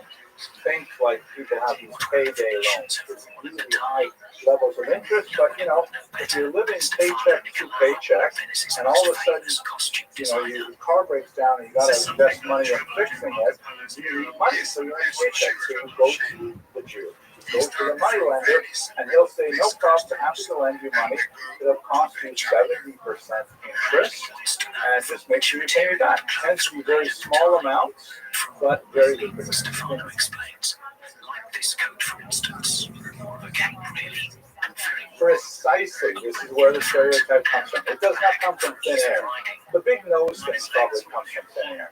But the idea of the Shylock, right, who was a character in Shakespeare's Merchant of Venice, who actually, if you've ever read Merchant of Venice, which I recommend, it's a very powerful play, I personally don't think that particular play is actually anti-Semitic. Shylock is very, very badly treated, and when he finally has a chance to get his revenge, he loans money to, I forget the guy's name, Christian, and he says, but if you fail to pay me, what I want to charge you is not interest, but a pound of your flesh.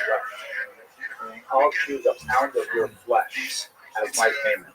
And then, of course, the guy can't pay, and then there's a whole lawsuit, stuff like that. In the end, Shylock loses, and it's a happy ever after. It's actually a comedy.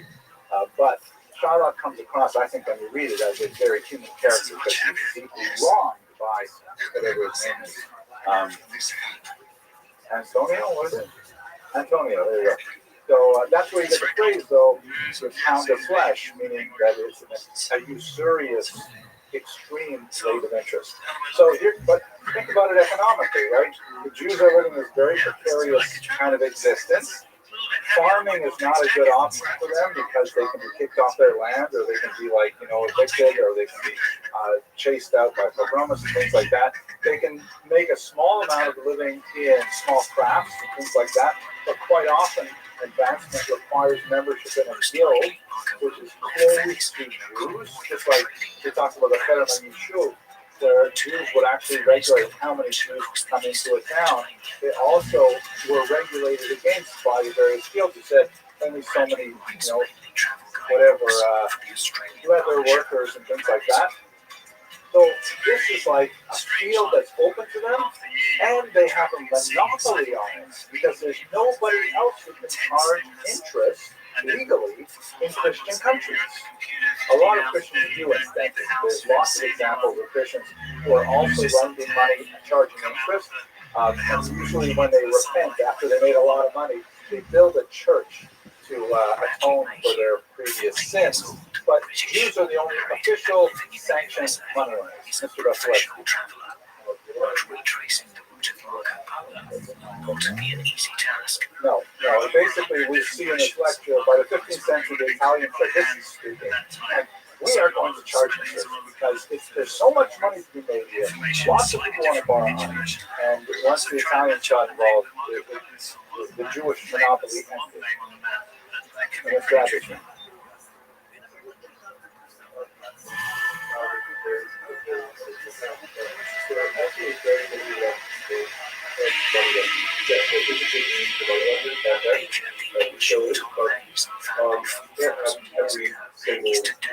Correct. Right. It's hard to actually quantify this. We don't have really good statistics, but just based on my sort of Gestalt understanding, if you had a shtetl that had 1,000 Jews in it, and let's say, that meant that there were 400 Jews who were actually gainfully employed, another 200 who were sort of employed by those who were employed, and another 200 who were basically on the dole from the rest of the community. of those, let's say 400 who were really employed, probably about 150 of them were actually money lenders. So it's the biggest single chunk of the economy, not the majority of the economy, but the biggest single chunk. And of course, the one that's most memorable because it is that chunk where it usually has the most commerce with non-Jews. Okay, so let's go further here. This was expanded upon in the 4th century by a church father named Ambrose, and in particular, it is rendered into Catholic law by something called